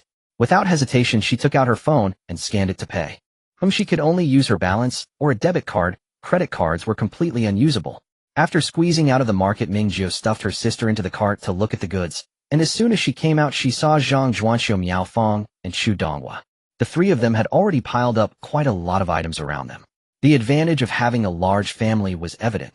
Those with good stamina went to fight for supplies while those without could stay behind and keep an eye on the items coordinating together. Zhang Zhuanxiu took a glance into Ming Jiu's cart, noting that there was still a little space left. Why didn't you buy more? She lowered her voice. Your uncle said things will only get more expensive in the future. Buy more while it's still cheap. Ming Jiu waved her hand. No more, it's too crowded. I'd rather spend a bit more to buy from the underground. Just wait a little longer, things in the underground market are much more expensive. Your uncle and Xiaoshan will come out soon, let them help you grab more. Ming Jiu shook her head repeatedly. She had plenty of supplies, just putting on a show was enough. There was no need to snatch others' survival resources. Really, it's fine, Aunt Zhang. I'm going to buy a stove and coal balls first, and then I'll check the underground market later when it gathers again. After saying that, Ming Jiu quickly pulled the cart away and entered the neighboring supermarket. There were far fewer people in the supermarket than in the event center. Upon entering, there were two tables set up. One was for the natural gas company, and the other was selling coal and stoves. The floor was covered in dirty black snow with baskets of honeycomb coal stacked inside. Ming Jiu took a quick glance at the stove models, which came in 3 sizes from small to large. The medium model was identical to the stove she had bought when she purchased honeycomb coal, complete with a water tank and oven. When she bought it back, then it was only a little over 300 yuan, and now it was selling for 2,000. Ming Jiu approached the honeycomb coal stall and ordered 2,000 coal balls. The staff member said, "We can deliver the stove and coal balls to your door and install them. Currently, due to limited conditions, we can only make holes in the glass. For floors below 5, the delivery fee is 500. For floors 5 to 10, it's 1,000, and for above 10, it's 2,000. 2,000 coal balls equal 1.5 tons. The upstairs fee is 2,000, and they only deliver to the hallway, not the baskets." Ming Jiu felt that Gao Zixing's business was secure. "I want to carry it myself." The staff member showed no enthusiasm for sales. Ming Jiu paid 10,000 yuan and received a slip. The staff member replied, "Carrying it yourself is fine too. The property can help you store the goods for 3 days. Just take the slip to the back door of the supermarket to collect it." Ming Jiu thanked him, tucked the slip away, and then pulled her small cart out of the supermarket, heading straight for the underground market.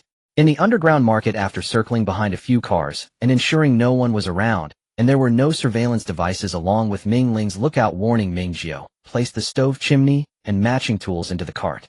After strolling around the underground market with the cart, she finally found something of interest. A middle-aged man was sitting on a folding stool with an A4 paper placed on the ground in front of him, on which were written 4 words, "Golden jewelry." Is someone selling gold at this time? Ming Jiu dragged her cart over, preparing to ask first. "What brand is it? What's the weight? How much is it?" The man looked up to assess Ming Jiu, who had already released her mental probe. "There's no brand. I'm just a gold processing artisan from a goldsmith studio. We have bracelets, necklaces, and rings in stock. If you want, I can make them on the spot, but the labor cost has gone up now. Gold is 1,100, no bargaining. If it weren't for the difficulty in withdrawing cash, I wouldn't want to sell it either." Ming Jiu nodded, and then walked away. It seemed this person had quite a bit of goods on hand. Her over 200,000 yuan in cash could finally be spent. There was no need to waste it by not using it to buy overpriced supplies. Though she couldn't buy much gold, at least it was worth it. But now was not a good time for transactions. It would be better for her to come out alone in the afternoon for easier. The prices of goods at the underground stalls were increasingly outrageous, and many were making purchases. After Ming Jiu and Ming Ling strolled for a while, they heard Gao Zishan's voice. Ming Jiu, we're over here." Gao Xiaoshan was standing at the fire escape on the 12th floor next to Chu Jingning. Ming Jiu hurriedly pulled her cart over. "Did everyone finish buying?" Gao Xiaoshan nodded. "We finished buying, but it's hard to carry. My dad asked me to find you to see if you could lend. My dad plans to fix the lift to the stair railing. Isn't the window below the 04 unit a garbage dump? We'll just use the window on the 01 side." Gao Xiaoshan explained for a long time, and Ming Jiu understood. Gao Zixing intended to use the lift to directly transport the goods to the 25th floor. The only problem now was that the snow in the residential area had barely been cleared. To get the goods up, they would have to clear the snow outside the unit door and the snow under the 01 corridor themselves. Not only that, transporting the items from the market was quite a hassle. First through the underground garage, then moving from the underground garage to the first floor lobby, exiting through the unit door to the empty space outside, and finally taking the lift upstairs. That was why Gao Xiaoshan was here to borrow the cart. It was a hassle, but compared to lugging coal balls up the stairs, the workload was negligible. "That's fine, just put something down when transporting the coal balls so it doesn't get too dirty." No problem, my dad is all set with thick plastic sheets, it will definitely be clean. Brother Chu and I will help you take the goods to the first floor first. After moving the items, Gao Xiaoshan and Chu Jingning pulled the cart away. The first floor lobby was empty. Ming Jiu watched as Ming Ling ate 2 pieces of chocolate to replenish her energy. When they come over, if someone is watching the goods, I'll take you upstairs first. You go back and make me something delicious. Ming Ling nodded vigorously. About 20 minutes later, Gao Xiaoshan and the others returned bringing up 2 stoves and a pile of supplies from the underground garage. Miao Fong was too tired to move and stayed behind to watch. Ming Jiu greeted the neighbors and took her sister upstairs first. Knowing Ming Jiu had more to do, Ming Ling didn't resist this time and climbed directly onto her sister's back. Ming Jiu jogged all the way. Halfway, the 2 sisters ran into Pan Pan. The little girl was struggling up the stairs carrying a nearly bursting backpack and a bucket of 1.8 liters of peanut oil. She was making her way up the stairs with great difficulty. Pan Pan heard Ming Jiu's footsteps and pressed her body against the stair railing to make way. Ming Jiu did not stop, nor did Ming Liang make any unnecessary movements. Wrap your scarf tightly, don't breathe in the cold air directly, or it will freeze your lungs. Pan Pan probably wanted to say thank you, but when she opened her mouth, no sound came out. Her throat was already hoarse. Once home, Ming Liang quickly poured a cup of warm water for her sister and brought over a cheesecake. High in sugar and calories, it was perfect for replenishing energy. Ming Liang took out her phone and typed, "Sister, are we having spring pancakes for lunch?" Of course. We won't have time to make braised pork knuckle. Braised pork knuckle with sauce beef will do. Sister, take out the ingredients, I'll chop them in a bit. Ming Jiu pulled out 2 dishes from the space and stuffed the last bite of cake into her mouth. I'm going downstairs first, you stay safe at home. By the time she returned to the first floor, most of the supplies and stove everyone bought had already been moved, and a few people were guarding the supplies, munching on compressed biscuits with hot water from thermoses. Ming Jiu glanced around. What about the coal balls? Gao Xiaoshan swallowed hard on a biscuit. They're all being stored for now. My dad said if it really comes to it, we can transport the coal balls tomorrow. Exercising vigorously in the freezing cold was a tremendous challenge, and everyone was exhausted. After finishing their food and resting for a while, Gao Xiaoshan took out the snow-clearing tool borrowed from the property management, and several of the men in the group consciously took it. Gui Yao was no exception. Ming Jiu also grabbed a large shovel, which she still needed to make up for her lack of exercise earlier. Gao Zhixing said, I've told Xiaoshan the area we need to clear. It doesn't have to be too clean, or as long as the unit door can open and the snow can support the weight of things, it's fine. So we need to clear the snow before working in the future. Gao Zhixing replied, no need. I've inquired, the official service uses elevators to go upstairs. They will probably clear most of the snow downstairs this afternoon or tomorrow. Gao Xiaoshan led the way, climbing out through the window in the stairwell, and Ming Jiu followed, jumping into the snow, which sank about 70 to 80 centimeters. Gao Xiaoshan said, just clear the loose snow. My dad said there's no need to touch the compacted stuff. The area by the unit door needs to be cleaned well, otherwise the door won't open. Gao Xiaoshan first drew a simple line with the shovel, and everyone began to work. The loose snow was just over a meter deep, and the snow layer below was frozen solid like ice. After digging and prying, they finally cleared the entrance enough to open the door. As soon as the door opened, Gao Zhixing joined in digging a gentle slope on the snow layer. Xiaoshan Jingning and I will go upstairs to install the elevator. You guys stack the things downstairs. A group of people was bustling with activity, and many neighbors returning from shopping came to ask. Upon hearing that they could directly transport items upstairs, they eagerly inquired about the price. Gao Zhixing had already discussed the pricing with his wife. They charged 1 yuan per kilogram with additional costs for floors, 50 yuan per floor, only accepting jobs above the 3rd floor, with a starting fee of 150 yuan, capped at 1,000 yuan. Ming Jiu calculated, the 2,000 coal briquettes she bought weighed 1,500 kilograms. If she asked Gao Zhixing to transport them upstairs, charging by kilogram plus the floor fee, it would cost 2,500 yuan. That was 500 yuan more than the official service. However, the official price was fixed, while Gao Zhixing charged based on the floor, making it more cost-effective for residents on lower floors.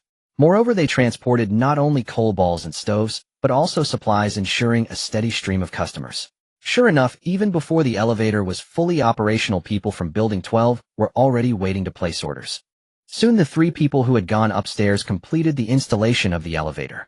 A large logistics box converted into a basket slowly descended with elastic ropes featuring iron hooks inside. Zhang Zhuanxiu said, Xiao Jiu, your type of stove can only lift 1 at a time, while Xiaohu's type can lift 2. For other supplies we should be cautious, it's best not to exceed 60 kilograms at a time. The first operation was experimental in nature. They placed a bunch of unbreakable items in the basket and secured them with elastic ropes. Zhang Zhuanxiu first taught Ming Jiu how to control the guiding rope, then waved her arms vigorously towards the upper floor, and the logistics box ascended smoothly. Success. Following that, Ming Jiu's stove and various supplies were also transported upstairs, and it was almost noon. Gao Zhixing clearly wanted to start business immediately, but Ming Jiu wasn't scheduled for the afternoon shift. After saying goodbye to Zhang Zhuanxiu, Ming Jiu packed up the camping vehicle and took it upstairs to have lunch. After going upstairs, Ming Jiu first dragged the stove and her purchased supplies back home with a cart. Guiyao wanted to help her move things inside the door, but was once again rejected by Ming Jiu. When she got home, the spring pancakes Ming Liang had just made were coming off the stove. In addition to sliced pork knuckle and sauced beef, there were also stuffed intestine with pine flower, green pepper, scrambled eggs, and stir-fried mixed vegetables. There were plenty of cucumber strips and onion shreds filling the table to the brim. Ming Jiu ate with great satisfaction. In the afternoon, she continued organizing space supplies and exercising her abilities until 3 o'clock, when she planned to go down to see what was happening with the gold. The elevator originally installed on the 25th floor was nowhere to be seen, and the stairwell was noisy. When she got to the 23rd floor, Ming Jiu encountered Gao Zhixing and the others again. The residents on this floor directly asked them to transport their stove coal balls and supplies altogether, filling the stairwell to the brim, leaving only a tiny space to step. The residents of the 23rd floor were bustling in and out of the stairwell, moving supplies. Ming Jiu stopped Gao Xiaoshan to ask, and only then did she learn that Gao Zhixing had made a concession and allowed 2 households to share the 1,000 yuan fee for going upstairs. In total, it was much cheaper to hire him than the official service. Ming Jiu said, "Uncle Gao is really something." Gao Xiaoshan chuckled, "Sister Ming, why are you going downstairs?" "I didn't finish exploring the market in the basement this morning. I'm planning to go down to see if there are any suitable supplies to buy." "Well, then you should hurry. If you wait a bit longer, the stalls outside will be closing. Right now, they can only leave with the official convoy." Upon reaching the 7th floor, Ming Jiu encountered the residents of 2,401 again. A woman carrying large and small bags, while the man carried 2 buckets of cooking oil, panting like a pig about to be slaughtered. There was also Pon Pon, who had 2 backpacks strapped on her back stuffed full, and could only climb the stairs while holding onto the railing. The skin around her eyes, exposed, had lost all color, even the bridge of her nose. In this weather, this amount of exercise could truly be fatal. Ming Jiu maintained a stern expression, thinking of Ming Liang, and found it hard to completely ignore the situation. After some thought, she took out her phone and snapped a picture of Pon Pon, who was climbing the stairs. "What are you doing?" A man set down the oil bucket and reached out to grab Ming Jiu's phone, but she easily dodged. "I'm just taking a photo to document the child abuse I see. It's a civic duty." "Are you sick? Did I make it obvious? What part of me looks like I'm abusing a child?" Ming Jiu replied flatly, "Both of my eyes." "Don't you think this is abuse? Fine, I'll post this in the neighborhood group and let everyone judge. A girl in her teens running up and down 20 floors in a day. If something happens, neither of you will escape. Don't say it's just a heavy snow. Even if it were a knife, it wouldn't stop the police from taking you to jail. Are you her biological parents? You two aren't human traffickers, are you?" In the end, the middle-aged man, with a grim expression, unloaded the 2 backpacks from Pan Pan's shoulders, took them in his hands, glared at Ming Jiu, and continued to climb upstairs. The woman kept her head down, and Pan Pan did not dare to speak. She only glanced at Ming Jiu with gratitude as she passed by, and nodded at her. Ming Jiu's mood remained unsettled until she found someone selling gold in the underground parking lot. She knew that such actions addressed only the symptoms rather than the root cause. A mere quarrel or threat would not suffice. Whether one is harmed or not, indifference remains indifference. If Pan Pan wanted to survive, she had to find her own way out. Otherwise, only 2 fates awaited her: either working herself to death during stable times, or being disposed of for various reasons during chaotic times. In fact, being an orphan was quite nice. The welfare home in Ji province was still operating normally when she fled from the safety base there. The children might not have lived well, but at least they were safe and alive without having to deliver goods on the 24th floor. The situation in B City was likely even better. In the underground parking lot, the middle-aged man was still set up selling, and Ming Jiu approached him, repeating her questions from the morning. The man showed no suspicion and answered her queries adequately, clearly not remembering her. "Can I take a look at the goods, eh?" The man perked up. "I have photos on my phone, you can choose first. Just to be clear, I only accept cash, not transfers." Ming Jiu patted her backpack and said, "I have it with me." The man pulled out a phone with a warming pad attached, opened the gallery, and it was evident that his craftsmanship was quite good. The gold jewelry had a strong design aesthetic. I don't want anything flashy, I need something with substantial weight and no craftsmanship fees. Do you have that? It's at home, I didn't dare to bring it out. Do you want to come to my place and take a look? If you're worried about safety, you can bring a friend. Ming Jiu naturally had no fear. Then let's go right now. The man lived in Unit 0201 of Building 10, which had the same layout as Building 12, with Unit 01 considered the prime spot. Ming Jiu followed him home, pausing in the foyer and not entering the room. The man walked into a small bedroom, producing a jewelry box, a weight scale, and other items. Take a look and see which one you want. It's 1100 non-negotiable. Ming Jiu selected 3 bracelets and 4 rings. Their designs were quite simple. The jewelry box contained a fair number of items, but the others were clearly just for show, intricately designed, requiring additional craftsmanship fees, which were not very cost-effective. Of course, she didn't trust the man, nor did she have much faith in the certificates he produced. After a system check, several items fully met the standards for converting into gold coins, and the weights were accurate. In total, there were 150 grams. Ming Jiu opened her backpack and took out 165000 in cash. The man's expression didn't show much excitement when he saw the cash. It was clear he had some assets, but was short on cash.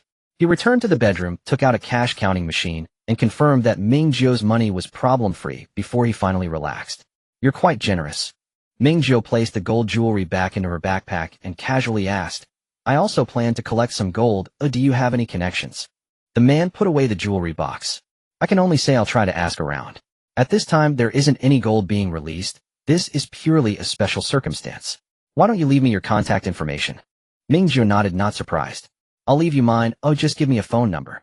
After noting down the man's phone number, Ming Jiu added, how about I call you in 2 days? Don't worry, if it works out, there will definitely be a brokerage fee. As for why it was 2 days later, because the second temperature drop would come at dawn on the 15th day of the blizzard. To put it bluntly, she couldn't be sure if the man or the customers he could connect her with would survive the second temperature drop. Or are you planning to release any other gold jewelry without craftsmanship fees? I'd be interested. I really don't have any left here, but I'll ask around for you later. Leaving Building 10, Ming Jiu took another round in the underground parking lots of other phases, but found nothing particularly special. Before heading home, she took a quick look at the activity center. The shelves were basically cleared. She specifically asked the staff and confirmed that they would restock tomorrow before returning home. After a long day of hustle, it wasn't long after Ming Jiu got home that night fell. Dinner was still spring pancakes. Ming Liang used the leftover pickled vegetables from the last time she made rice balls to stir-fry new ingredients.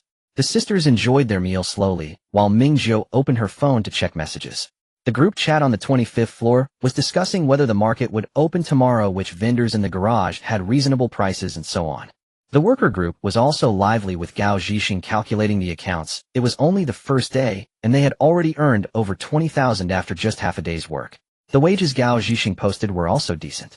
He took half for each job, and the remaining workers split the rest with Guo Yaochu Jingning and Gao Xiaoshan, each earning over 3,000. Ming Jiu chimed in, Uncle Gao, what time do I start work tomorrow? Gao Zhixing, you need to come a bit earlier. There were too many appointments today, starting at 5 in the morning. How does that sound? Ming Jiu replied with an OK emoji. There were also 3 friend requests, all from the grid chat of Building 12, Family Harmony, Endless Struggle, and AAA Security Captain. If she remembered correctly, Family Harmony should be that old lady downstairs. Ming Jiu was about to open the grid chat to check the profile pictures when the system unexpectedly spoke. Family Harmony is resident 2401, Niu Lanhua 62 years old. Endless Struggle is Niu Lanhua's son, named Wang Dawei 39 years old. Ming Jiu. Oh, I almost forgot she had a cheating tool. Who was the last one? These 2 mother and son won't be adding me to scold me, right? System, not exactly. They are trying to add all the neighbors from the 24th and 25th floors on WeChat. The last one is resident 1704, named Yujun 21 years old. Oh, and looks like this. The system popped up a photo in Ming Jiu's mind. In the photo, a young man posed in front of a gym mirror shirtless. He had well-defined chest, abs, and arm muscles, and his face was quite handsome, fitting the type of a puppy. There was a stark contrast between his face and physique. Ming Jiu stroked her chin. Is he doing something inappropriate? If so, he should be quite popular. System. He just has a pure passion for fitness. Ming Jiu, why is he adding me? Has my fitness enthusiast persona been too successful? Or does he want to ask for a discount from Gao Zhixing? The system was also puzzled, and even specifically pulled out the photo to show her. Could it be that he particularly fits your aesthetic, Sister Tong? The system fell silent. There was a sense of futility, as if telling a joke to a German. Ming Jiu did not approve any of the 3 requests. Finally, and most importantly, Zhuo Junhao's message. Xiao Jiu, have you made up your mind? The message had been sent an hour and a half ago, and Ming Jiu typed her reply. How long do you plan to rent? What supplies are you bringing? Ming Jiu's message had barely been sent when Zhuo Junhao replied almost instantly. Rent for a year, we can sign a formal lease contract. Rice flour, compressed biscuits, instant noodles, self-heating meals, freeze-dried fruits and vegetables, and powdered milk. 1 ton in total, 1,004-liter containers of purified water, 10 large family first aid kits, 10 boxes of cassette stove gas canisters. Each box contains 48 canisters. There were indeed a great many supplies, yet Ming Jiu remained dissatisfied. Double all the supplies. I want 100 family first aid kits. During the rental period, do not appear before me, and shall roam. If we must meet, pretend not to know us. When she had stormed the Zhua household, she had the system tally the basement's stored goods. Apart from a few professional-grade outdoor items, what she requested amounted to roughly half of the Zhua family cellar. The price Zhuo Junhao first offered would already cover renting a place in Longjing Huading, assuming he could reach the landlord and coordinate with property management. Travel was inconvenient now. Longjing Huading lay far from the villa district, and a second cold snap was imminent. If it were not for saving time, Zhuo Junhao would never allow himself to be taken for a ride. I can agree to the other terms, but there aren't that many first aid kits. At most 50. Ming Jiu deal.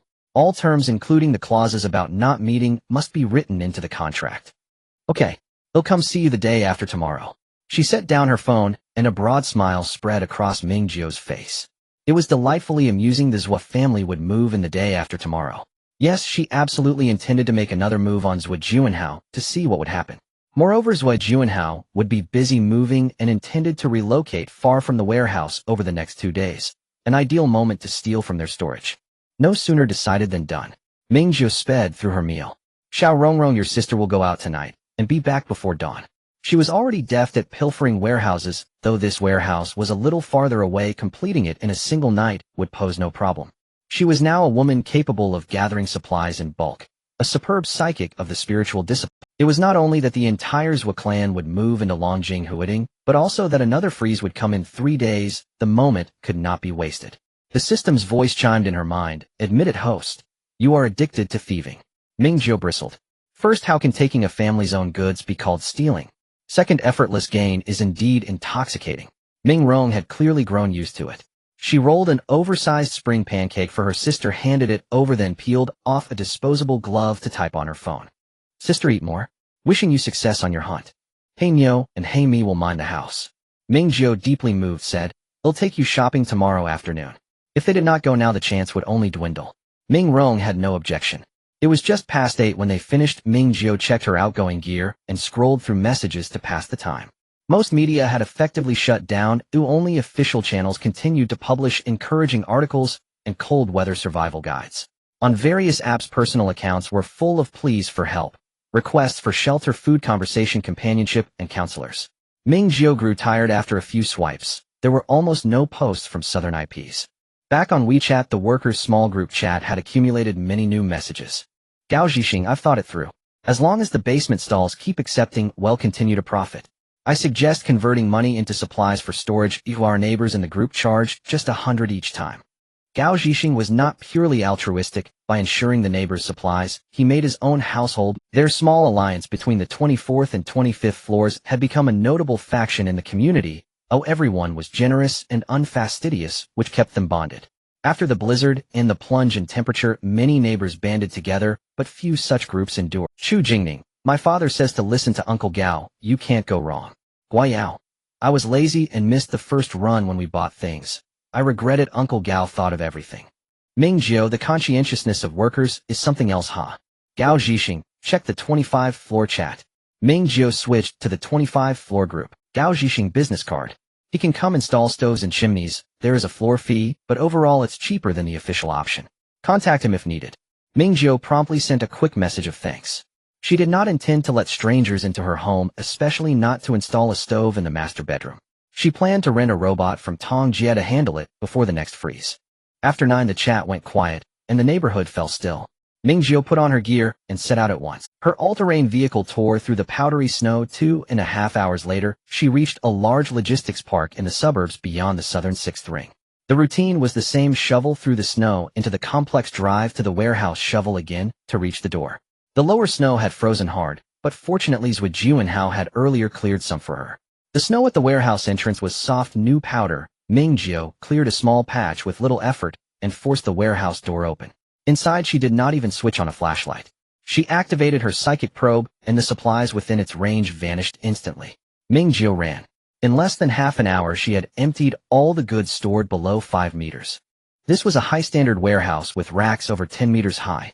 Ming Jiu climbed the shelving and spent nearly another hour retrieving everything from the upper levels. By the time she finished it was nearly 2 in the morning. She checked for traces and then drove home at speed. Rushing she managed to arrive before 5. Ming Rong was still asleep, but had left breakfast in the insulated rice cooker for her. Ming Jiu shed her raiding gear, finished breakfast in minutes, changed into her ordinary going-out clothes. Gao Zhixing had already begun a group voice chat in the 25th floor group. She glanced at the messages.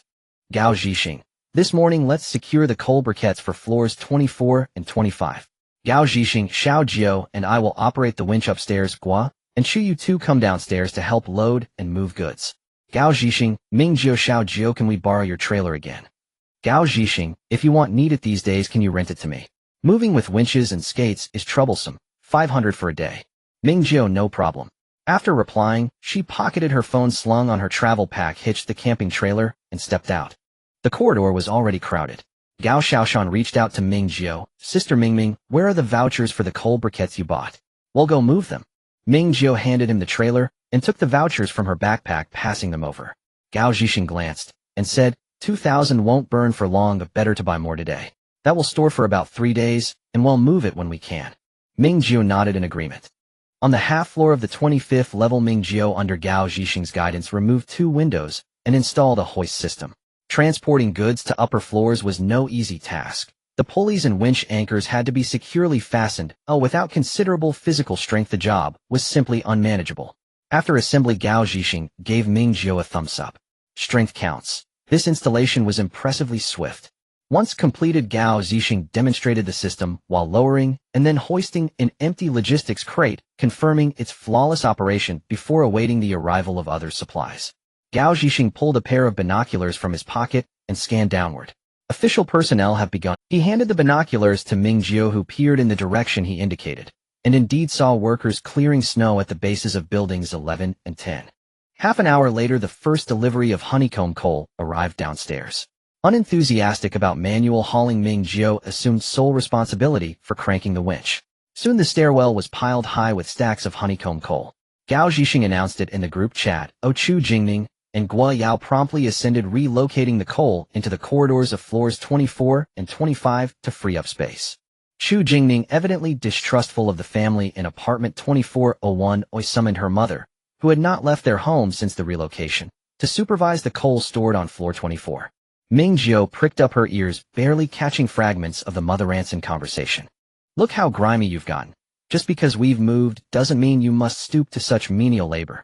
Your father and sister are simply overcautious. Her words were cut short by Chu Jingning's sharp shush. Ming Jiu quickened her pace once more. Admittedly, she could understand Chu Lanning's relentless drive, though after all she herself had endured hardship during the cataclysm. But Chu Jingning, he truly astonished her. The novel she'd glimpsed after death had indeed been poorly written. How could such a family ever fall completely under Zhuo Juanhao's control? A quiet curiosity stirred within her what precisely had transpired in Chu Lanning's past life. They worked steadily until 8:30 am, by which time every household in the group chat had successfully delivered their honeycomb coal. Everyone then headed back to the activity center to compete for supplies. Gao Zhixing, Xiao Jiu, won't you go buy some more? Xiao Shan could grab extras for you. No trouble at all. Ming Jiu, no need. I found a small reliable channel. I won't need to scramble for supplies just yet. Gao Zhixing wisely refrained from pressing further. While the supply runners were still away, Ming Jiu opened her apartment door and began hauling coal inside. She had already laid down furniture dust covers on her balcony, intending to store the coal there. The living room carpet had been rolled away, the television cabinets, sofa, and decorative items were all wrapped in plastic sheeting. Finally, she laid down a clean passage between the living room and balcony, and began carrying coal balls in earnest. When nearly halfway done, Ming Rong rose and joined her. The sisters swiftly finished the task. Ming Jiu ushered her sister back into the master bedroom, bundled up the dust cover, tossed it onto the balcony, and left the living room pristine as before. Pausing to consider, she retrieved her camping cart, filled it with fresh snow from the rooftop, collected the frozen ice blocks, and refilled the molds with water. Once she'd finished, Gui Yao and Gao Zhixing likewise transported all the coal from the 25-floor corridor into their respective homes. Ming Jiu then scattered clean snow across the corridor and stairwell, sweeping the floor spotless before gathering the soiled snow into a neat pile. Having swept the floor, garbage disposal was no longer her duty. Gao Zhixing emerged from his apartment, spotted the pile of dirty snow at the stairwell entrance, and immediately launched into another round of praise. Truly only Xiao Jiu could execute this so flawlessly. The market opened at 9 o'clock. Youthful residents rushed to secure supplies while elders handled transportation to open spaces downstairs. By nearly 10 o'clock, both floors 24 and 25 had completed their assigned tasks.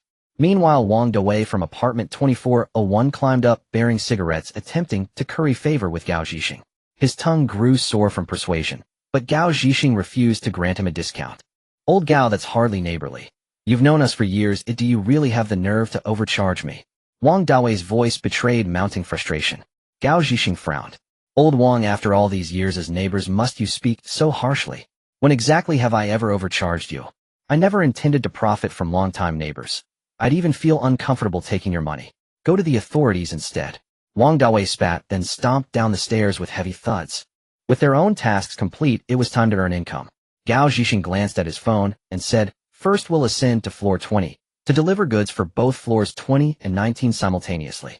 They dismantled the hoist, reinstalled the windows, packed all loose components and logistics crates into the trailer, and carried the load directly downstairs, for people lifting together. Costs were split evenly between 2 households per delivery.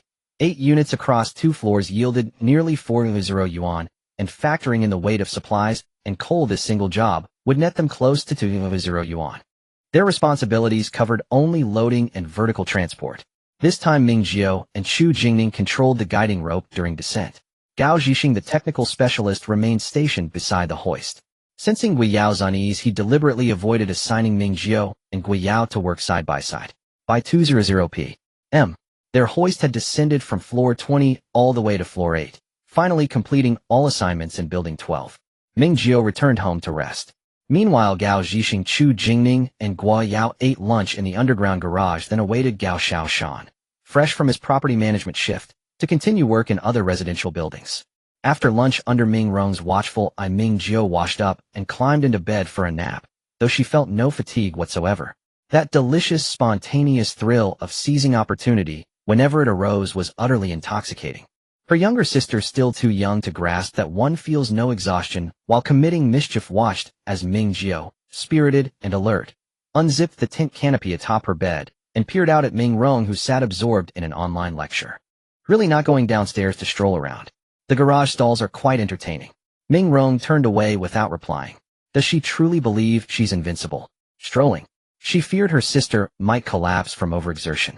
Ming Jiu obediently zipped the canopy shut and settled back beneath the covers, her spiritual energy slipping into her spatial realm to continue organizing supplies. She had long since refined her method. A single scan revealed the contents of each crate. A marker labeled categories externally, identical items were grouped together. Perishables were stored in the stasis zone, non-perishables stacked neatly upon the grassy expanse of the space. System alerts chimed intermittently. Each chime demanded her immediate attention. Harvest plant or sell crops without delay. Straw rice stalks and seedlings piled high beside the cultivation plots. Not until 4:00 p.m. did Ming Jiu finally sense a gentle weariness. She closed her eyes for an hour's rest, then awoke ravenous. Emerging from her bed tent, she caught the delicate savory aroma of seafood congee, faint thanks to Ming Rong's activated air purifier. Delicious. These ingredients were likely the last remaining seafood reserves from their refrigerator. If you need specific ingredients, just send me a list. I'll replenish the fridge. I'm usually out mornings, and I wouldn't want to dampen the enthusiasm of our prodigious young chef. Ming Rong turned, gave a crisp OK sign, then pointed toward her phone resting on the collapsible camping table. The group chat for part-time workers. Gao Zhixing, let's hold a meeting in the corridor at 5:30 p.m. to distribute earnings. Ming Jiu finished a bowl of warm porridge, filling her stomach before putting on her thick clothes to go outside. Today involved moving supplies and coal balls. Her outerwear and gloves were covered in coal dust, but fortunately there was snow everywhere. After finishing work, she rubbed herself in the snow for a while and was relatively clean. This is perfect, very suitable for blending in with the crowd. A few minutes later, Gao Zhixing, Gao Xiaoshan, and Guo Yao stepped out, and Chu Jingning also came up from downstairs. Gao Xiaoshan glanced at the door of 2504, a bit curious. Brother Chu, why didn't you come out through this door directly? What else could it be? It's simply because the supplies were piled up, and there was no place to step. Chu Jingning, I didn't plan to enter and exit from here during the renovations, so it was sealed off. Gao Xiaoshan wanted to say something more, but was interrupted by his father. Stop the nonsense. If you have something to say, let's chat on the phone back home. It's freezing out here. Gao Zhixing took out 2 printed A4 sheets on which was the account he recorded with his phone during work, calculating money order by order. Ming Jiu worked until 2 in the afternoon, and with the additional 500 yuan for the rental car, she received a total of 6,700 yuan. Actually, it was 6,692, and Gao Zhixing rounded it up. Ming Jiu pulled out 100 yuan. Uncle Gao, this is the payment for today's moving of the anthracite coal. Gao Zhixing wanted to say something, but she interrupted. A payment is a payment. Chu Jingning and Guo Yao had worked the whole day, and their earnings amounted to 11000. Guo Yao was so exhausted he looked like he was about to collapse, yet his eyes still sparkled when he received the money. Gao Xiaoshan also received nearly 4,000 yuan. It was evident that Gao Zhixing and Zhang Zhuanxiu were not the kind of parents who exert strong control over their children. They calculated their child's wages for work, clearly allowing him to keep the money. Chu Jingning and Guo Yao were no exception. Both took out 100 yuan. Gao Xiaoshan tightened his pocket. Dad, for our family's things I shouldn't have to pay for the moving fee, right? Aren't you eating or drinking? Give me 50 quickly. Gao Xiaoshan obediently handed over the money, and Ming Jiu watched with amusement, chatting a bit about the plans for tomorrow. No work is needed for family members tomorrow, so they could start a little later at 7 o'clock. It was the 14th day of the blizzard. Under her sister's supervision, Ming Jiu slept for nearly 9 hours, waking up at 5 in the morning feeling refreshed. She went to the gym to exercise on an empty stomach, and when leaving the gym, Ming Jiu placed the bicycle treadmill and sandbags in the corner, covering them with dust covers, just like the other furniture in the living room, and put away the crawling mat, yoga mat, and electric heater. She climbed up to the attic, bringing down the frozen food ice blocks along with their basin to the storage room, as well as the stainless steel basin from the rooftop. Today's Wu Juanhao was expected to come to pay the rent, so she tidied up everything that shouldn't be around. She emptied the refrigerator, cut off the power, and securely blocked the modified distribution box with a high bookshelf. After making sure everything was fine with a final check, she returned to the master bedroom to have breakfast with her sister. The electricity was temporarily unavailable, but there was still the electric heater directly consuming energy from the system conversion, and cooking could be done with a portable stove, so managing a day wouldn't be a problem. She didn't expect Zui Juanhao to arrive so early. Just after 6:30, the system's voice rang out. Host Zui Juanhao is knocking on your door. Is he alone? Yes. Ming Jiu quickly got up to put on her clothes, reminding Ming Liang. People from the Zhou family are here. You stay inside and don't go out, okay? Ming Liang nodded obediently. Ming Jiu went to the living room, secured the master bedroom door, and opened the front door. Zui Juanhao stood outside dressed in a professional-looking polar cold weather suit, with only his eyes exposed. The doors of 02 and 03 also opened a crack due to the knocking. Gao Zhixing, Xiao Jiu, are you okay? Ming Jiu, I'm fine, Uncle Gao. She looked at Zui Juanhao with a cold gaze. Did you bring the contract? Where are the items? Zui Juanhao took out several neatly folded and bound A4 sheets from his pocket. Ming Jiu took them and carefully read through them. The system quickly completed the scan. There were no issues of both contracts already bore Zui Junhao's signature and name. The vehicle for transporting the supplies is in the basement downstairs, and there are quite a few items. I have to busy myself with the relocation, so I can only deliver the items to you tomorrow or the day after. Tomorrow or the day after. Ming Jiu reasonably suspected that this guy wanted to be a deadbeat. Tonight it would drop significantly in temperature. Who knows what the situation would be after today. Ming Jiu fully opened the door, found a pen on the entrance cabinet, and signed the contract. No need, it's fine to deliver now. Ming Jiu knocked on door 02, and it quickly opened, revealing Gao Zhixing's face. Uncle Gao, can I cut in line? I want to move a batch of supplies upstairs. Gao Zhixing, sure, no problem, I'll go call Xiao Guo and Xiao Chu. Ming Jiu turned around and pointed at Zui Juanhao. He's paying Uncle Gao, please let him know our pricing standard, and he'll go call people. There's no reason to let Zui Juanhao take advantage of a reliable neighbor, and she could also share the earnings from this money. Gao Zhixing's gaze darted between Zui Juanhao and Ming Jiu, agreeing verbally, while extending his hand to Zui Juanhao. Hello, I'm the one in charge of transporting goods to high floors. Let me explain the pricing standard to you. On the other side, Ming Jiu had already knocked on door 03, informed Guiyao, and then went downstairs to call Chu Jingning. In the hallways, Wei Juanhao shook hands with Gao Zhixing, his gaze landing on the door of 2504. I'm Xiao Jiu's cousin Wei Juanhao. Gao Zhixing was taken aback as Wei Juanhao explained again, both of my cousins have their mother's surname. Gao Zhixing understood and grasped the situation thoroughly. Combined with Ming Jiu's attitude, he drew the correct conclusion. Xiao Jiu's relationship with this relative was definitely not good. After Gao Zhixing finished explaining the pricing standard, he asked Wei Juanhao how much he needed to transport. 200 kilograms of food, 200 buckets of 4-liter water, 50 large family, first aid kits, and 20 boxes of portable stove gas cans, totaling at least 500 kilograms. Gao Zhixing showed no intention of rounding down. This was a big order, a great start. Including 1,000 yuan for the high-rise fee, this order would cost 11,000 yuan. No wonder Ming Jiu was reluctant to go downstairs to buy things. If he had this connection, he wouldn't buy either. Soon Guiyao finished tidying up and came out, and Ming Jiu and Chu Jingning also returned. The anticipated family recognition scene had arrived. Wei Juanhao exclaimed in surprise, Jingning. Chu Jingning was even more astonished. He was genuinely surprised. He knew his sister had not given up the things Wei Juanhao held, but he truly did not know Wei Juanhao would move to Longjing. Moreover, the relationship between the Zhua family and the Ming Jiu sisters was not very good, was it? What was going on now? Brother-in-law. Ming Jiu.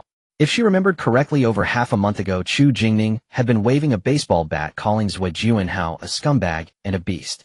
Gao Zhixing and Guiyao looked bewildered. After a long exchange, they finally figured it out. Both doors 03 and 02 were opened, revealing pairs of inquisitive eyes behind them. Wei Juanhao was Chu Lanning's fiancé, and Ming Jiu was Wei Junhao's cousin, so Chu Jingning's acting skills were superb. Xiao Jiu. What a surprise, I didn't expect our families to be relatives. How old are you this year? Should I also call you sister? Ming Jiu did not react much, quietly watching the two men put on a performance. While she was also acting, her role was the unrecognizable relative, requiring her to maintain a blank expression and ignore people, which was much easier than what these two men were doing. On the 25th floor big stage, Wei Juanhao appeared to be in good spirits. You should call me sister, you are 2 years younger than Xiao Jiu. I didn't expect you to live so close. I was originally planning to wait until I settled down before visiting uncle and aunt. I haven't told your sister about moving here. I wanted to give her a surprise. Are you moving in, brother-in-law? Which building? I can help you move later. I will be living in a vacant apartment of Xiao Jiu's in building 7A, room 602. I'm going to drop off the rent first. My parents and Xin are still waiting downstairs in building 7. They will come over for dinner once they finish tidying up tomorrow. Gao Zhixing brought the elevator lift from home and looked at Ming Jiu. Is it still being installed on the 25th floor? Ming Jiu nodded. Thank you, Uncle Gao. Brother-in-law, I won't talk to you for now. Oh, I have work to do. This time Wei Juanhao was genuinely surprised. You have work? Well, since I'm idle anyway and cash is hard to come by, I might as well earn some more. Why didn't you say so earlier? I still have some here. If you need money, just come to me. Ming Jiu rolled her eyes and went to help Gao Zhixing install the lift in the corridor. Chu Jingning reminded, you can start moving things downstairs. We can slowly bring them up with the lift later. Is anyone downstairs? Yes, Wei Juanhao took out his phone to send a message. They'll have him move the items to the empty space downstairs right away. How many people? Wei Juanhao hesitated slightly. Just one, you know how it is now. Hey, that's not a problem. I'll go. Chu Jingning shouted into the corridor. Uncle Gao, I'm going down with Brother Gua. Go ahead, go ahead. You won't need to come back upstairs to Xiao Jiu, and I will tidy up and go downstairs to find you. We'll head to building 13. Chu Jingning and Guiyao jogged down the stairs while Ming Jiu and Gao Zhixing tested the lift as they did yesterday. In the corridor, Wei Juanhao nodded to the curious neighbors peeking out, acknowledging them before entering the staircase. Let me do it, Xiao Jiu. Ming Jiu replied, forget it, you are the client. Are you working too, just like I don't have shares in the company or $1 billion inheritance, unlike you young masters and ladies. Of course, I have to earn my keep. Wei Juanhao sighed helplessly and turned to glance at Ming Jiu's wide-open front door. How is Xiao Rong doing now? She is doing quite well. Gao Zhixing remained silent, only using binoculars to focus on the area downstairs. After a while, a pile of items appeared in the empty space below. We can lower the lift now. Ming Jiu responded, lowering the lift, and waited until it was full before steadily raising it back up. Wei Juanhao felt awkward just standing around, so he proactively helped Ming Jiu carry things inside. The official market had temporarily closed, and they had finished all the work in Building 12 yesterday, so everyone was quite free today. While Ming Jiu was working, she heard the frequent sound of doors opening and closing in the corridor. Many residents braved the cold to come out and watch.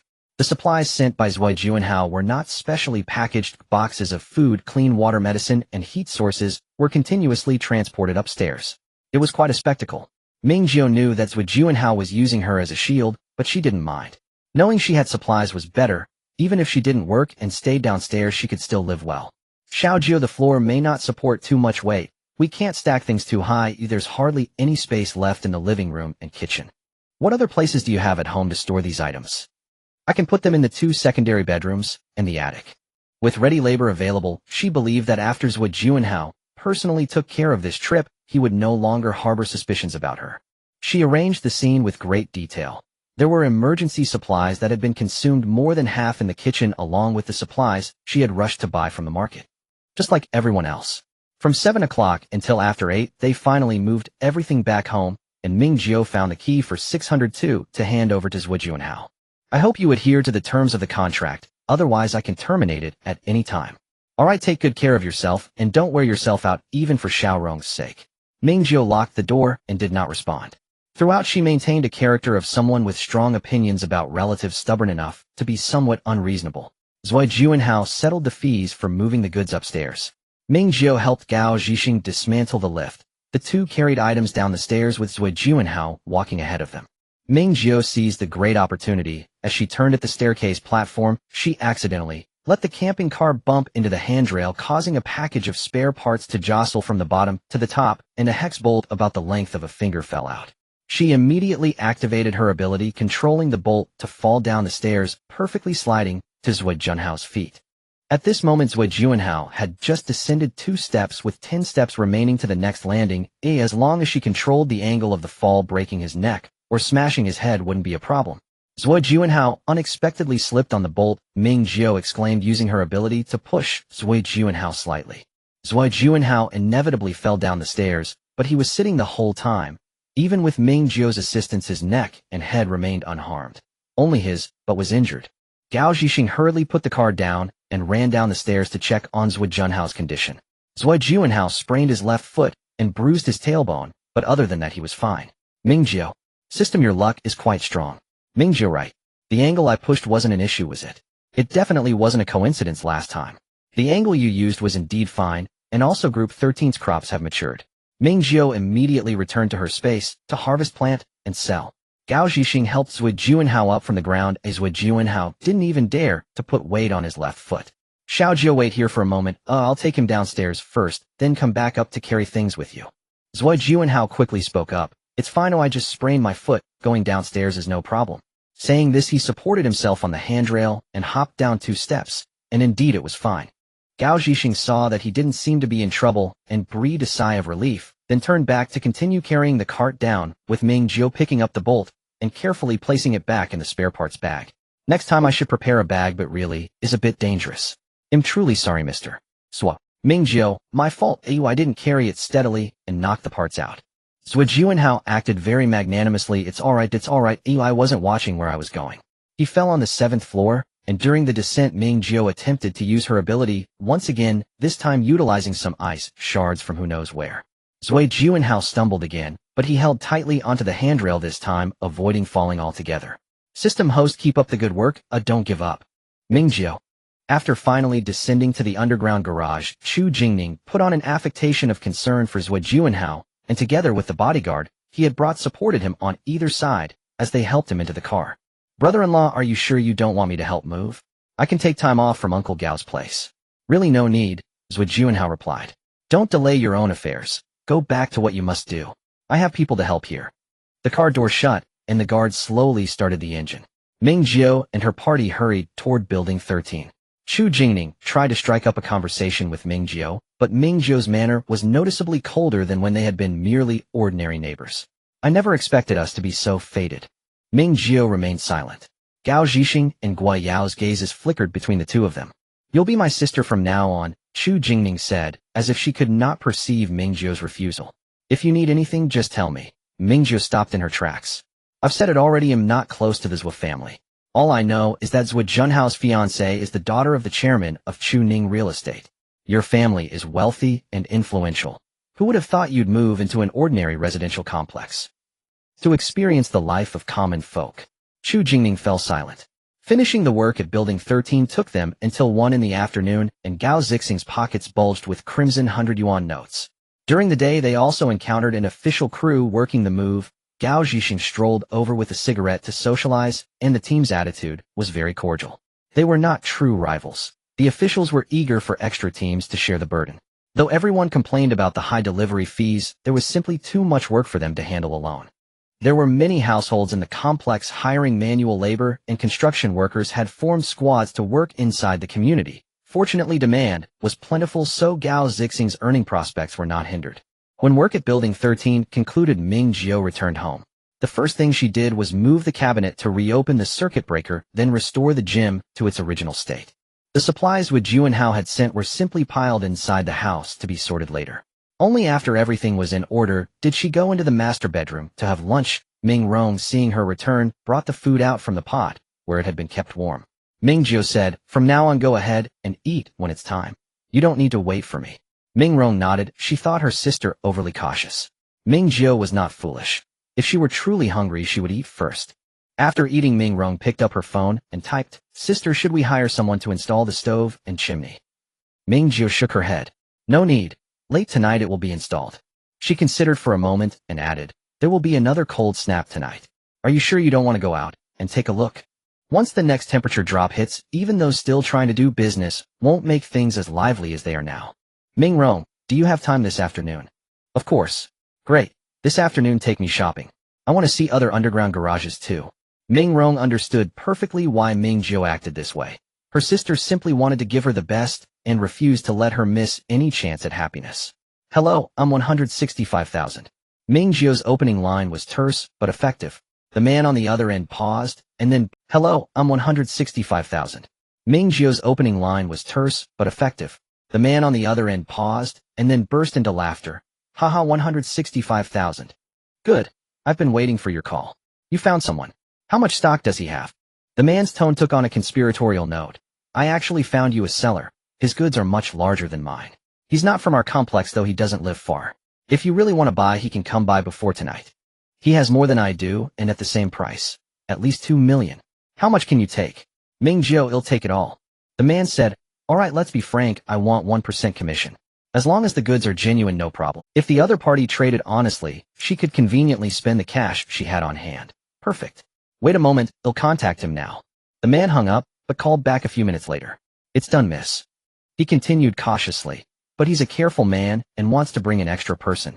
He won't come into our complex. Around 5 this afternoon at the basement exit by Phase 2's west gate. Do you know the place?" Ming Jiu blurted, "I live in Phase 1, am not very familiar with Phase 2. The man chuckled, "Then let's meet under Building 1 of Phase 4 at 5 this afternoon." "No problem. Make sure you bring enough money. They'll only come once. If it works, it works. If not, they won't wait. Don't worry." After hanging up, the system's voice sounded, "Host, what do you think?" Ming Jiu, see it in person. Her first trade had indeed been quite good. The man had been fairly honest, and the gold was sound. But this one raised a few concerns. The officials did not forbid gold trading, so if the seller feared being robbed, why not meet in a commercial district? Meeting after 5 when darkness falls at such a remote spot, it seemed risky. She thought for a moment, but did not ask the system whether it had intercepted calls from the man to others. Instead, she framed the question differently. "Ming Jiu, system, do you think I should go?" "System, you won't lose out either way." Ming Jiu understood the man was proposing a meet-and-see deal. If the buyer was dangerous, they would transact quietly. If the buyer seemed harmless, one could not be sure what might happen. She had to admit she felt a small thrill. Since the blizzard and cold snap order in B City had been maintained too well, apart from stealing from unoccupied homes, she had no chance to stir up trouble. Possessing strength, yet being limited to hard labor frustrated her deeply. System, host Group 9's crops have matured. Ming Jiu turned to tend the fields. In the afternoon, she and Ming Rong toured the underground garages of Longjing Huading Phase 4, and actually bought a few things. One stall was selling pet clothes. Ming Jiu and Ming Rong picked out several pieces. All brand new. Pet supplies that had been outrageously expensive before the catastrophe now cost barely 100 yuan apiece.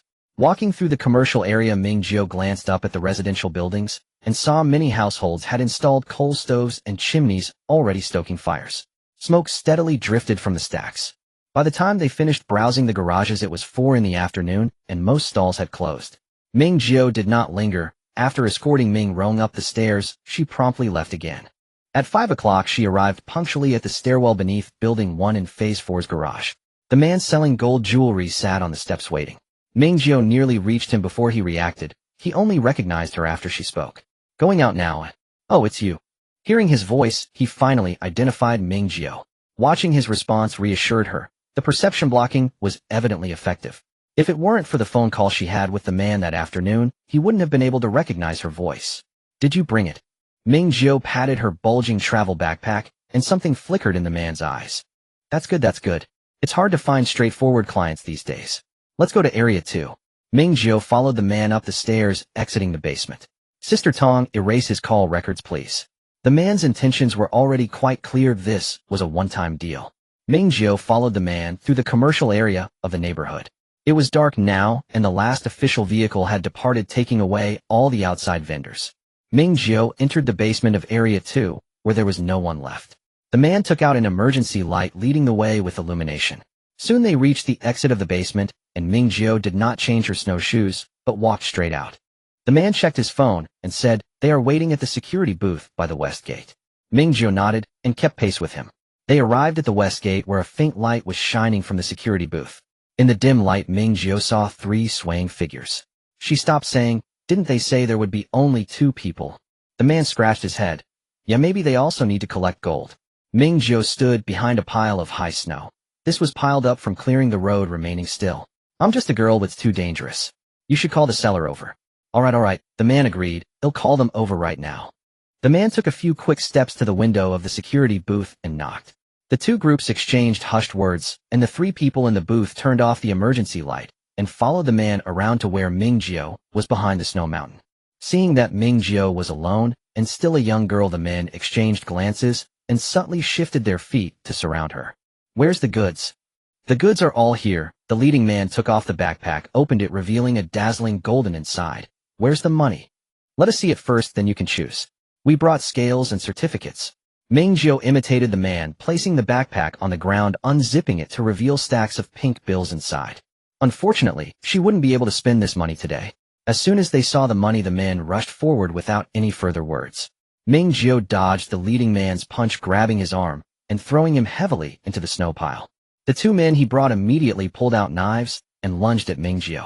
She effortlessly kicked one down and controlled the other. Ming Jiu used her arm to choke the man from behind, applying slight pressure, using the crook of her arm to precisely compress the sides of his neck.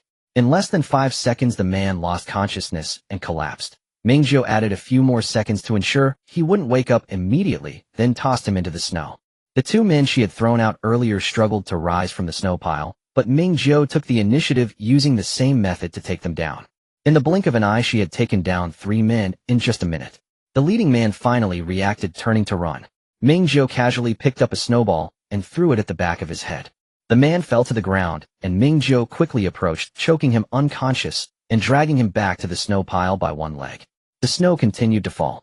Ming Jiu checked the system for the time, leisurely organizing her backpack, and casually stored the money in the backpack filled with golden jewelry into her space. 10 minutes passed, and one person woke up. Ming Jiu used her old trick again, choking him unconscious and tossing him into the snow. After waiting for more than half an hour, Ming Jiu checked the pulses of the men. They were already very weak. At this point, even if the King of Heaven came, he couldn't save them.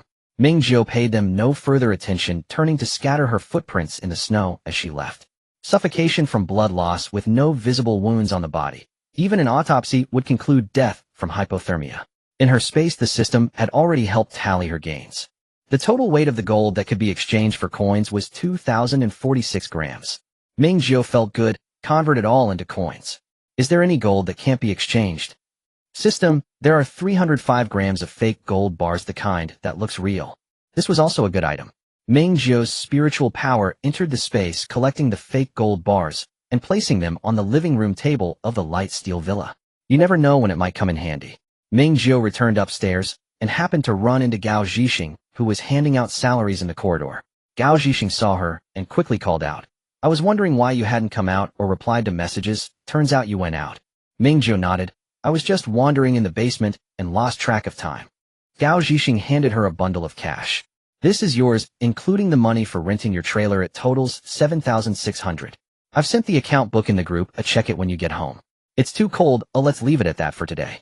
Ming Jiu thanked him, took the money, and opened the door to go home. Ming Liang had just finished cooking dinner. Pea shoots and pork soup mixed grain rice. Ming Jiu took out some stir-fried beef from her still space, and the sisters enjoyed a delightful meal together. After dinner, and cleaning up, Ming Jiu had Ming Liang put on warm clothes, turned off all the lights in the bedroom, carried the stove and chimney from the living room over, removed a mat, and found some fireproof bricks from her space. With the preparations complete, Ming Jiu requested a robot from the system, deducting 12 coins. Soon the robot was delivered, and Ming Jiu saw nothing until she activated her detection field. The system explained, "This is a robot with an invisibility feature." Ming Jiu, wow, was my bread god vehicle also modified by this kind of robot in my past life? System, yes. The robot started working, and Ming Liang's eyes widened as she saw the chimney floating up with the light reflected off the snow outside. The mechanical arm selected the position for installing the stove, which was different from the spot Ming Jiu had cleared beforehand. To make space, the robot even moved the large bed.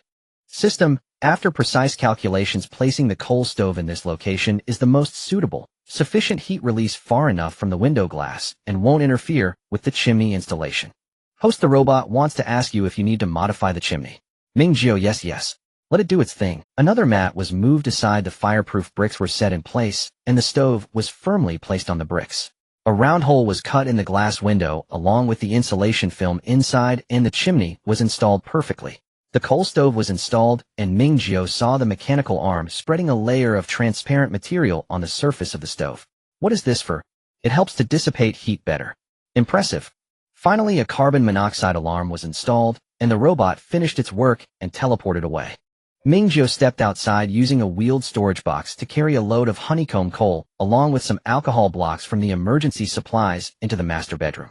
He placed a piece of honeycomb coal into the stove, lit it with the alcohol block on top, and soon the coal was ignited. Ming Jiu added 2 more pieces and closed the lid, opening the stove door halfway. The window for the chimney could no longer have curtains drawn. Ming Jiu took out a silver blackout film from the space and securely covered both windows of the chimney. This way the curtains could still be drawn on both sides for privacy, and opening them during the day wouldn't affect the lighting. Ming Jiu felt quite satisfied with her handiwork. How is it? Ming Liang unhesitatingly gave a thumbs up. Her sister was the best. The stove was heating up, and the room's temperature quickly rose to around 15 degrees. Ming Jiu pulled the curtains, turned on the lights, boiled water, mixed the hot water with cleaner, and wiped down the entire room inside and out. She recut and laid out the crawling mat, leaving a circle of floor space around the stove. After all the fuss, it was already past 9 in the evening. Ming Liang took out 2 camping stools and sat with her sister in front of the stove, unable to resist a yawn. "If you're tired, you can watch a show on the tablet for a bit. We can't sleep tonight." Ming Liang nodded, then thought of something and retrieved 2 apples and 2 sweet potatoes from under the dining cabinet. After carefully washing the apples and using a small knife to dig out the cores, Ming Liang went to the door to grab some thick clothes, only to be called back by Ming Jiu. "What do you need?" "I'll go out and get it." Ming Liang directly wrote in Ming Jiu's palm, "Butter in the fridge." Ming Jiu put on her clothes and quickly returned. She thought of something. Thanks to the energy box, the electricity at home could still be used normally, but after tonight, it would only be limited to the master bedroom with a normal temperature. Any appliances left outside would likely be damaged due to low temperatures, which would be a waste. Ming Jiu put on her hat, scarf, and gloves, and moved all the household appliances like the fridge into the space. She removed the water heater from the guest bathroom and the air conditioning units from the 2 guest rooms, storing them as well. Much more reassuring now. Ming Jiu returned to the bedroom where the sweet aroma of baked apples filled the air, mingling with the buttery scent.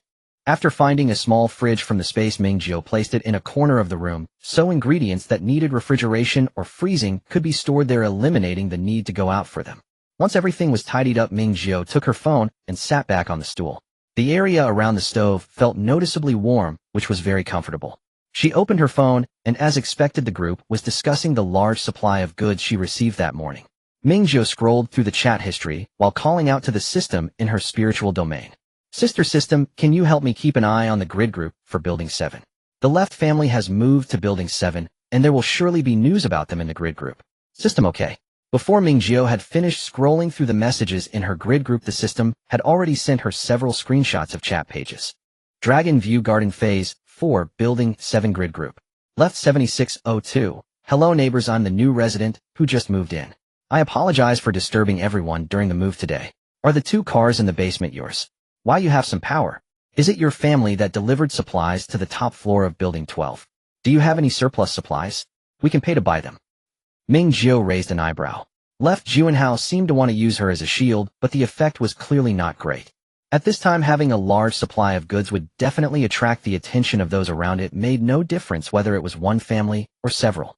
Left Jiuanhao had only sent this one message in the group, and for some unknown reason Left Zhenrong Yi Wanju and Left Juanxin had not joined the group. Ming Jiu continued to browse her own grid group, and the chat content was not too different from that of Building 7. There were more residents in Building 12, and the number of messages about her was countless, with quite a few tagging her to buy supplies, all of which Ming Jiu ignored. Just then 2 friend requests popped up. Mama Pampan and AAA security team leader. Mama Pampan was from downstairs 2401, and Ming Jiu still had some impression of the security team leader, primarily due to the bare-chested photo. Ming Jiu did not accept either of the friend requests. The messages in the 25 floor group chat were also refreshing. Ding Yaxian, Chu Lan Ning Lan Lan's sister, was that person you encountered this morning really your fiancé? Are you still a wealthy young lady? Ding Yaxian sent a cat surprised emoji to the group. Ding Yaxian, and your fiancé, is also Xiao Jiu's cousin. Are you all still family? Ming Jiu directly replied in the group, not familiar. The group fell silent for a moment, and Chu Lan Ning stepped in to smooth things over. Chu Lan Ning, he is indeed your fiancé. If it weren't for this blizzard we might have already gotten married. Chu Lan Ning, Xiao Jiu's family has always been settled in Ji province, which is why I didn't recognize them at first. Ding Yaxian smoothly emphasized the fiancé part. While pursuing your wife across 1,000 miles in this weather is really romantic. Guiyao link. Ming Jiu glanced at it. It was an article about Chu Ning real estate posted on a public account. Guiyao, is this really your family? Guiyao, I never expected to work alongside the legendary young master in my lifetime. Chu Lan Ning, we only moved in after going bankrupt. Who would have thought we'd encounter such a severe blizzard? We are all ordinary people. Guiyao, your ordinary is not the same as our ordinary. Chu Jingning Wagu, what's the difference? What's the difference? Ming Jiu looked at the messages in the group and felt that things were likely to get lively in the future. The atmosphere in the group was a bit strange, and Gao Zhixing logged in to change the topic. Gao Zhixing, has everyone installed their stoves? Has the carbon monoxide alarm been set up? Gao Zhixing, make sure to install the alarm in the correct area. The property management has also reminded everyone, don't take it lightly. The young people in the group all responded. LV Huanyan, it has to be my Uncle Gao reliable. Xiaotong, LV Huanyan, we are sisters, you call him Uncle Gao, and my husband calls him Big Brother Gao. LV Huanyan, what's the matter? Each to their own, don't take advantage of me. The atmosphere in the group returned to a normal state.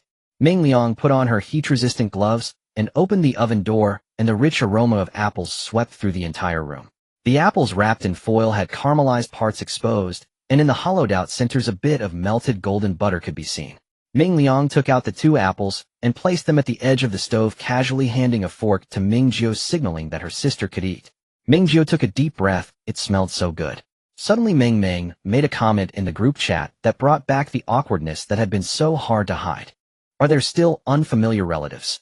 In room 2503, under the covers, Ding Yaxian elbowed her boyfriend Hu Xiao. Look at the group chat.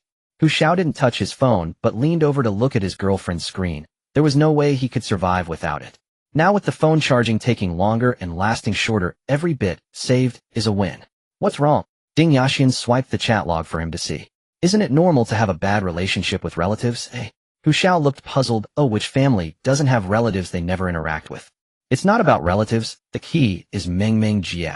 She never meddles in other people's business. What's going on with her? Hu Xiao brushed it off. It has nothing to do with us. Aren't you tired? You've got to go shovel snow tomorrow, so hurry up and sleep. You don't understand. Ding Yaxian clicked her tongue. I'm surviving on this little bit right now. Haven't you noticed? These past few days I've felt something odd between Yao Gu and Ming Jiu. It seems like Ming Jiu is always avoiding him. Hu Xiao thought for a moment and said, I think Guiyao isn't a good guy. Be careful when you're home alone. Ding Yaxian shivered at the thought, rubbing the goosebumps on her arms. You're making me a bit scared. Otherwise I'll apply for the whole class tomorrow, so I can earn more supplies that way. Can you handle it? Forget it, you're fine for half a day. Normally you can keep an eye on the supplies at home. If anything happens, just smash the wall of Uncle Gao's house. Ding Yaxian wanted to say more, but the already dimmed phone screen lit up again. Mumming, anyway, I think he's a nice person. Renting a house among relatives and paying that much rent is already considerate.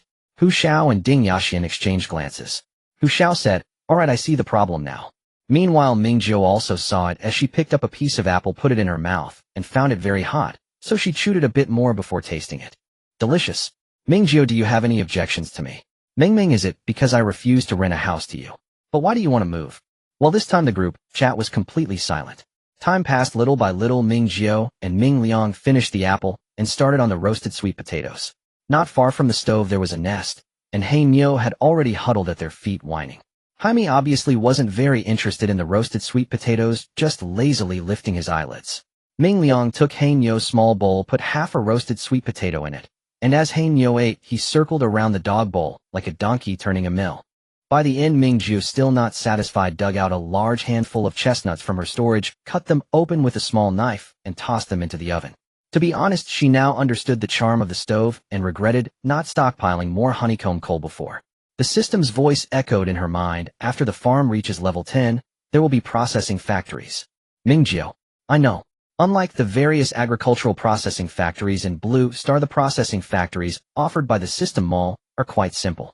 For example, the flour processing factory and the rice processing factory. The former can turn starchy staples like wheat potatoes and sweet potatoes into flour and various starches, while the latter's function is even simpler. It can only dehusk rice. The feed factory can process various feeds needed for breeding farms.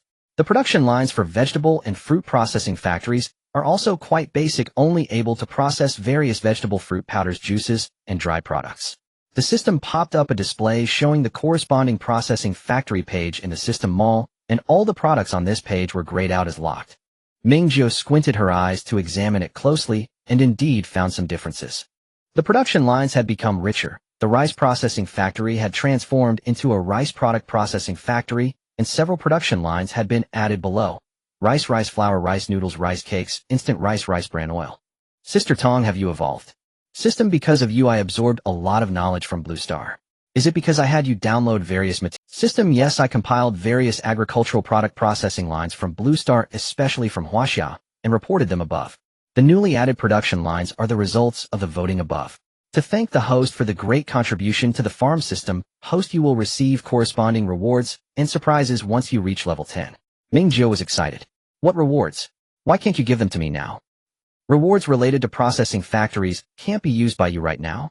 Reminder, the 6th group of crops has matured. Ming Jiu set aside her questions and immediately went to farm. After finishing the 6th group of planting fields, she returned to the original topic. So Sister Tong, what does my regret about not buying more honeycomb coal and unlocking processing factories have to do with this?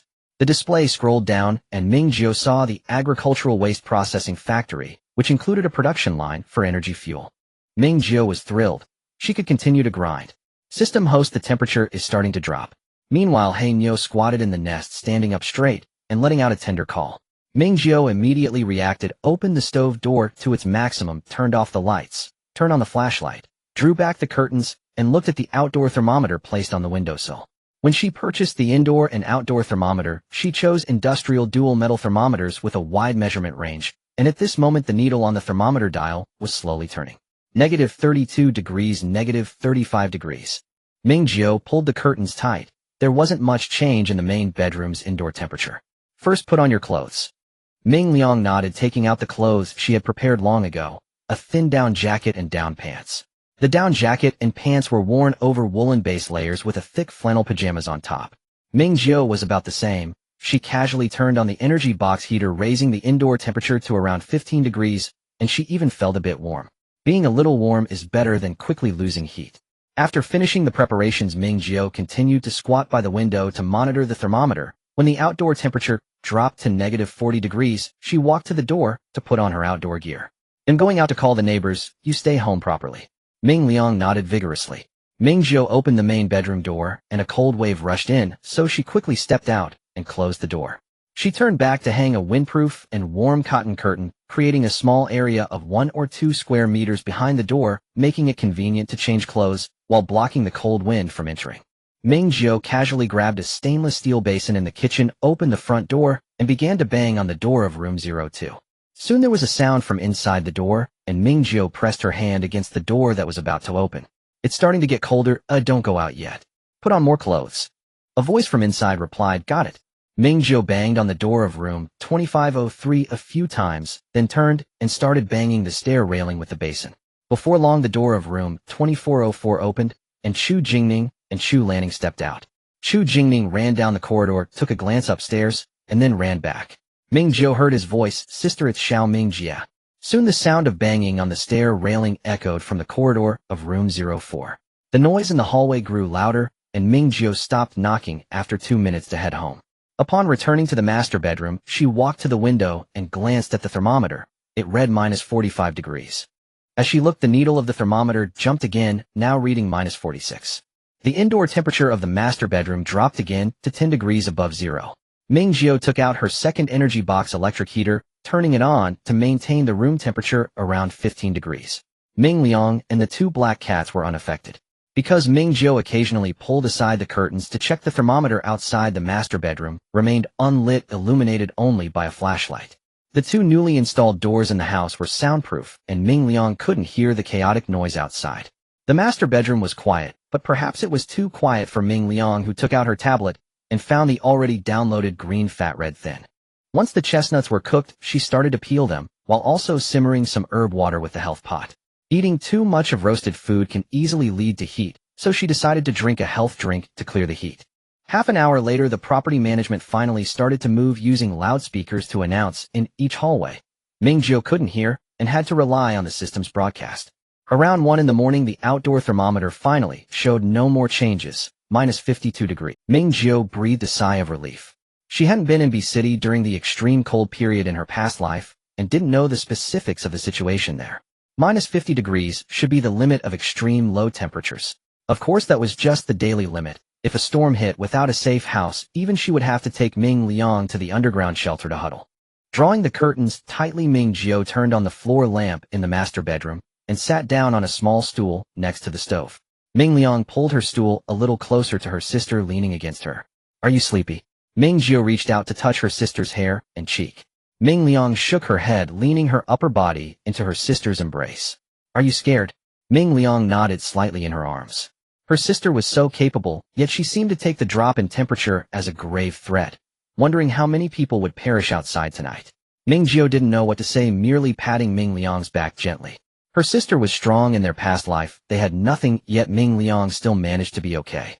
A moment of discomfort and weakness was all, it would soon pass, and once it was over, everything would be fine. Indeed, a few minutes later, Ming Liang sat up by herself, continuing to peel chestnuts, handing one to her sister as soon as she finished peeling it. Ming Jiu took out her phone and glanced at the messages. In the group chat on the 25th floor, many people were Gao Zhixing. Ming Jiu, thank you so much. If you hadn't noticed something was wrong and knocked, it would have been really dangerous this time. Zhang Zhuanqiu, how is Xiao Rong? Are you all okay? Lu Huanyin, that was a close one. Thankfully we have Ming Jiu, and Chu Lan Ning, and my stove hasn't started yet, and we almost faced a real crisis. Ding Yaxian. Ming Jiu, savior. From now on you are my one and only sister. Xiaotong, same gratitude. Hooray for reliable neighbors. Xiaotong, how can it be this cold? I saw in the big group that it's now over -50 degrees outside. Ding Yaxian. Over -50 degrees.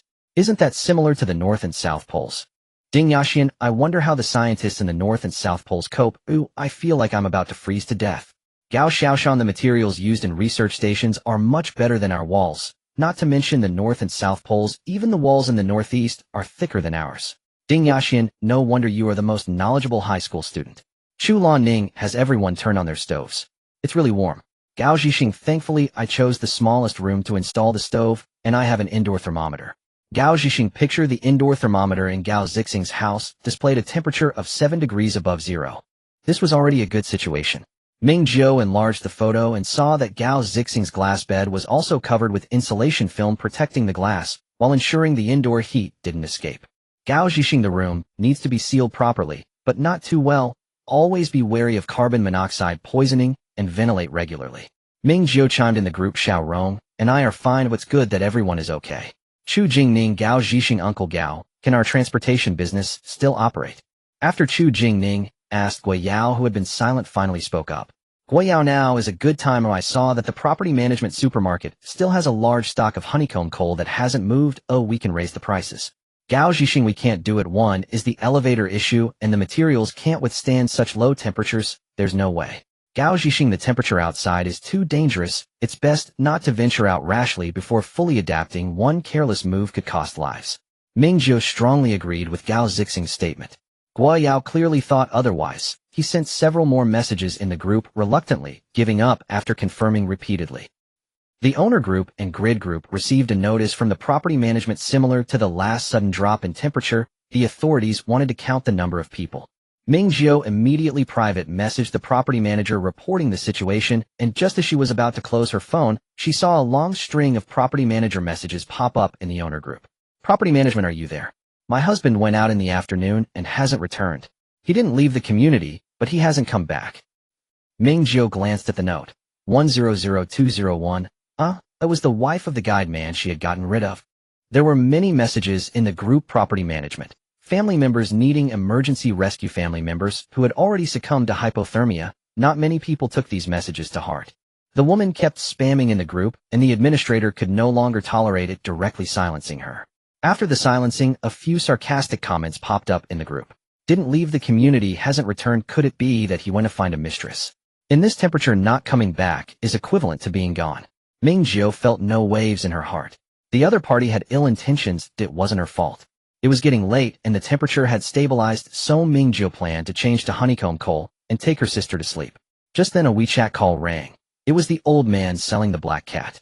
Ming Jiu immediately answered the call, and the old man's voice came through the phone, strong and clear. Little girl, how are you and your sister doing? Ming Jiu put the call on speaker so that Ming Liang could hear too. We're both fine. What about you, Grandpa? I'm fine too. My grandson is afraid of the cold. As soon as the temperature dropped, he reacted immediately, and the whole family is doing well. After the old man finished speaking, his tone turned hesitant. How is the black cat doing? He didn't hold out much hope. It was normal for things to go wrong when people couldn't survive. Ming Liang picked up the black cat, scratching its belly, and the black cat responded with a couple of meows, showing its appreciation. Laughter from the old man immediately filled the phone. Good. Luckily I sold it to you, otherwise it would have been in trouble with me. Ming Jiu also smiled and explained Hainiu and Jaime are both doing well. Jaime doesn't like to call out. After chatting for a while, Ming Jiu learned that not long after the temperature dropped, her grandfather took his son and family back to their hometown, a small town near El City. The house was renovated a few years ago, and the family still had plenty of supplies. The stove coal and honeycomb coal were all ready to use. Old houses are the best. They are comfortable to live in. The apartment in the city has no elevator, and climbing the stairs nearly exhausted me. A few days ago, our town organized a gathering to set up a heated Kong. Thankfully, we managed to do that. Ming Jiu called Tong Jie, staring at the map provided by her, and confirmed that her grandfather's hometown was indeed within the future safe zone. Quite nice. As long as they can endure the extreme cold and heat, future life should be worry-free. Just after hanging up her grandfather's call, another call came in, this time from Bai Jie. Bai Jie was also doing quite well. She was naturally capable and joined the volunteer team immediately after the blizzard started. Currently, she was relatively secure in terms of food and shelter. After confirming the safety of Ming Jiu and her sister, Bai Jie shared a lot of gossip. For instance, the wife of a family downstairs in her new apartment was frozen to death, and no one in the family seemed to care. There was also the story about how on the day of the blizzard the husband from the neighboring building trapped his mistress inside. Now the relationship between the first wife and the second wife was quite harmonious. Ming Jiu and Ming Liang listened with great interest. Especially Ming Jiu, who suddenly realized that her psychic ability might be a gossiping artifact. Unfortunately, the range of 5 meters was still too short, but there was nothing to be done. Currently, the mutated energy in the natural world of Blue Star was too sparse, and she had a long way to go before upgrading. Until Bai Jie exclaimed, "It seems the snow has stopped." Ming Jiu turned off the light and walked to the window to take a look. Indeed, the snow had stopped. For the next 2 days, Ming Jiu stayed indoors, resuming her routine of exercising, farming, enhancing her abilities, and organizing supplies. The temperature dropped even further. In the gym, even with the energy box heating on, the temperature could only be maintained around 0 degrees. Ming Jiu was wearing thin sportswear to exercise. Initially, she felt a bit cold, but now she had completely adapted and even turned down the heating function of the electric heater. In the freezing temperature of -10 degrees, she practiced punches and knife techniques on a crawling mat in short sleeves and shorts without any issues. Throughout this time, the entire neighborhood was as quiet as a dead city. After the property management counted the number of residents in the community, there were no further updates. At first, various messages tagging the property management could be seen in the group chat, But as time passed and the phone batteries drained, the messages dwindled. Ding Yaxian and the others also had not received any notifications about volunteer work and could only stay cooped up indoors. Occasionally, a few words popped up in the group chat on the 25th floor, all expressing concerns about the future living conditions. On the 18th day of extreme cold, Ming Jiu and Ming Liang were having lunch when the system notification sounded. The last little bit is ready, host. The 8th group of crops has matured. They paused their meal, and Ming Jiu harvested the 8th planting field with a single click, turning over all the crops to the system for collection and planting new ones. A few seconds later, the system notified her, congratulations, host, for upgrading the farm to level 5. The orchard function has been activated. Rewards: 1 planting field space warehouse expanded by 100 square meters. 1 orchard planting field rewarded. Rewards have been issued. Please choose the placement location for the orchard planting field. Ming Jiu exclaimed, wow. 3 times the rewards. And an orchard planting field as a bonus. In my past life, when I upgraded my farm to level 5, I didn't have this kind of treatment. Will every upgrade in the future reward an orchard planting field? If that's the case, wouldn't it be a windfall? After the processing plant and breeding farm open, would every upgrade reward breeding farms and processing plants? The system responded, host, one shouldn't be too greedy. However, you are currently a quality farmer, and each upgrade will provide rewards related to orchards, processing plants, and breeding farms, not necessarily planting fields. Ming Jiu understood that the orchard planting field was merely an opening reward. Future upgrade rewards might be less generous, such as rewarding seedlings. With that thought, Ming Jiu immediately opened her personal panel. Name: Ming Jiu, gender female, age 23, hometown Jinwu, system blue star, farm level 50. 51500, gold coins 7856, silver coins 21 of copper coins 8, farmland 302, orchard 1 I, processing plant 0 unlocked, at level 10, breeding farm 0 unlocked, at level 10, backpack 35, system warehouse 1500 square meters. After reading her personal panel, Ming Jiu's mental energy entered the space and chose the only available orchard planting site, on the hillside at the end of the grass. An orchard should be planted on a hill. Then Ming Jiu closed her personal panel and switched to the system mall. The renovation cost for the orchard planting site was also 20 gold coins each, and most fruit trees had a growth period of 3 to 5 days, starting to bloom and bear fruit after that, maturing within 6 to 12 hours. However, herbs like strawberries, bananas, watermelons, and pineapples had no growth period, only a maturity period, similar to crops in farmland with a maturity time of about 1 to 3 hours. For bushes, blueberries, raspberries, pomegranates, figs, etc., the growth period was about 2 to 5 hours, with a maturity period of 2 to 4 hours. As long as the growth period is past, the average income from a single fruit planting site is about 4 to 5 times that of farmland. Roughly calculated, if she owned 300 orchard plots, the gold coins earned daily from the orchard would be approximately 800 to 1,000 gold coins. However, Ming Jiu did not have that much time. For her now, improving her strength and managing the farm were equally important. Even if she bought 300 orchard plots, she wouldn't have enough energy to manage them all. Ming Jiu decided to ask the all-powerful Tong Jie for help. Tong Jie, could you help me calculate something? I want to know how many orchards I can manage in addition to the existing planting fields. After all, the maturity period for orchards was relatively long, and they could be interspersed. Host: the actual planting area of the orchard planting field is different from ordinary planting fields. I suggest you first try out the number of orchard planting fields that can be harvested with 1 click. That made sense. Ming Jiu first purchased 29 orchard plots, deducting 580 gold coins, then quickly resolved her lunch while the system was renovating the orchard. Ming Liang had already become accustomed to her sister's occasional spacing out. Knowing her sister was busy, she immediately cleared the table and washed the dishes after their meal, wiping the table clean with kitchen wipes and placing the dishes in a stainless steel basin. As long as the stove wasn't in use, a kettle sat on top, and Ming Liang poured some hot water into the basin for soaking. Every day, the bowls and utensils they used were saved for Ming Jiu to clean in the space kitchen at night. Ming Jiu continued to space out. 30 orchard plots were neatly arranged on the gentle hillside. Ming Jiu opened the system mall and purchased seedlings of the herbaceous fruits with the shortest growth and maturity times, strawberries and watermelons. Similar to the seeds of planting fields, they were cheap for one-time use, and permanent planting was more expensive. Ming Jiu chose the latter, and her account was deducted by over 100 gold coins. She attempted to cover as much of the orchard as possible with her mental strength. No more, no less, 30 plots were precisely her limit. It seemed the area of the orchard was smaller than that of the planting fields. She truly had no experience with orchards. In her past life, even after upgrading the farm to level 5 and unlocking the orchard, she had no suitable place to grow fruits. Her farmland could only be placed in the cellar. Although she could choose to grow herbaceous fruits, the cost was too high, so rather than investing in the orchard, it was better to continue focusing on ordinary planting fields. With one click to plant, half of the 30 plots in the orchard were filled with strawberries, and the other half with watermelons. System: the host can increase by 5 sets, which is 150 plots of orchard planting fields. Ming Jiu thought about the gold coins required to renovate the planting fields, feeling a pang of heartache. Let's elaborate. The system provided a plan that was very suitable for her. One set consists of 30 plots, a total increase of 5 sets numbered from 1 to 5. I suggest the host plant herbaceous fruits in sets 1 and 2 year-round, use set 3 for shrubs, and finally use sets 4 and 5 for trees. Shrubs, trees, and some herbaceous fruits are perennials, so once decided and planted, it is best not to change them easily. Therefore, it is necessary to ensure diversity from the very beginning. The host can choose varieties with a maturity time difference of 12 hours among shrubs and trees, planting different types of fruits in each plot or every 2 plots. This way, it not only saves time, but also maximizes variety. Ming Jiu thought for a moment and gladly accepted the system's plan. After renovating 120 plots of orchard planting fields, 240 gold coins flew away from her account, and Ming Jiu felt a sharp pain. Indeed, this was the price of rapid development and the need for constant investment. Then she began to select tree species for fruit trees.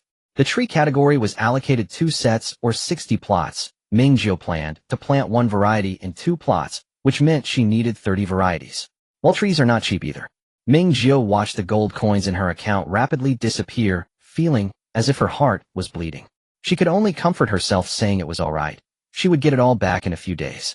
To keep the maturity times consistent for easier management later, Ming Jiu first sowed 20 plots in the tree group, which were 10 fruit tree varieties with a growth cycle of up to 5 days. Durian, lychee, longan, and nut varieties like chestnuts, walnuts, cashews, and pecans.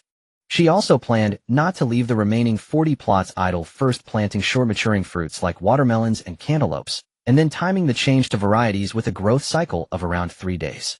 For example, commonly found apples, citrus fruits, plums, cherries, mangoes, etc. When purchasing tree species with a growth period of 34 days, Ming Jiu also spotted cocoa and coffee trees and decisively bought them. If her thoughts were correct, as long as she grew them, the corresponding cocoa and coffee processing factories and production lines would soon appear in the system mall. The planting for shrubs only had 30 plots. Without gathering 15 varieties, she only had blueberries, pomegranates, figs, mulberries, raspberries, blackcurrants, kiwi fruits, soft-shelled kiwi grapes, and passion fruits. When buying, Ming Jiu also asked, aren't grapes a vine? Are they counted as shrubs? System: the primary standard for classification is not herbaceous shrubs and trees, but rather growth and maturity time. Ming Jiu thought for a moment as well. With one click to sow, the last 2 sets were planted with strawberries, watermelons, cantaloupes, bananas, and papayas similar to the planting fields, and she would soon be able to harvest. After planting everything that needed to be planted, Ming Jiu glanced at the gold coin balance in her account, feeling a pang in her heart. Renovating the orchard cost 2980 gold coins, and purchasing saplings cost almost 2500 gold coins. In just over an hour, 5,500 gold coins flew away with wings, leaving only 1795 gold coins in her account. In the space, Ming Jiu looked at the vast orchard. The system popped up: host, how does it feel? Are you filled with a sense of accomplishment? Ming Jiu: I want to rob a bank vault. Impossible, host. When the temperature dropped and the blizzard began, the authorities completely sealed off and gradually relocated major bank vaults. At that time, Ming Jiu was still busy stealing from homes with no time to spare. Actually, if the host does not continue to expand the farm, the gold coins can accumulate quickly. Ming Jiu maintained a smile. Not expanding was not an option. The system skillfully painted a picture. After 5 days, host, you will earn at least 1,000 gold coins every day. 1,000 a day means 30,000 a month. After 35 days, host, you will be able to buy a discounted safe house. Ming Jiu thought for a moment. What if she didn't use the discount coupon to buy the safe house? Originally priced at 50,000 gold coins, she had thought it was exorbitant when the farm was just opened, but now it seemed she could save up after a few more days. That would free up a 50% off coupon, which could be used to purchase an ability activation potion or a hosting robot. Buying a hosting robot would save her even more money. Originally priced at 100,000 gold coins, she could save a full 50,000. As for the ability potion, there was no rush. She already possessed psychic abilities, and waiting until the mutation tide arrived to drink a potion would be just right. Currently, the mutated energy was thin.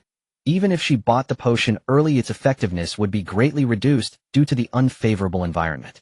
Moreover, Ming Liang wouldn't be able to take the potion until 5 years later. She would first use the gene potion as a foundation and then take the ability potion. There was no hurry. Forget it would take more than a month to accumulate 30,000 gold coins. She could think slowly. Ming Jiu's mental power withdrew from the space, and coincidentally, saw Ming Liang replacing the coal balls in the stove. First, she clamped the coal balls into a stainless steel basin. In general, after burning, the coal residue would stick together, needing to be pried apart with a fire tong. Ming Liang was already quite skilled. Their stove could stack a maximum of 4 coal balls. Ming Liang pried apart the 2 bottom ones that had burned out, put the 2 on top back, and added new ones. The water in the kettle boiled, and Ming Liang looked at her sister. Generally, whenever Ming Jiu had time, she would take the boiled water and store it.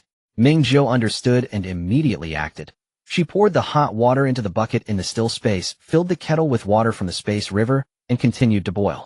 The large kettle had no scale at all, and although the water in the space river was not a spiritual spring, its quality was top-notch. Moreover, it was extremely clean. Ming Jiu had even asked the system if she could directly engage in aquaculture in the river, but the system gave a negative answer. After replacing the coal, Ming Liang continued to sit at the camping table. Instead of continuing her studies with online courses, she was typing on the tablet. Sister, were you busy just now?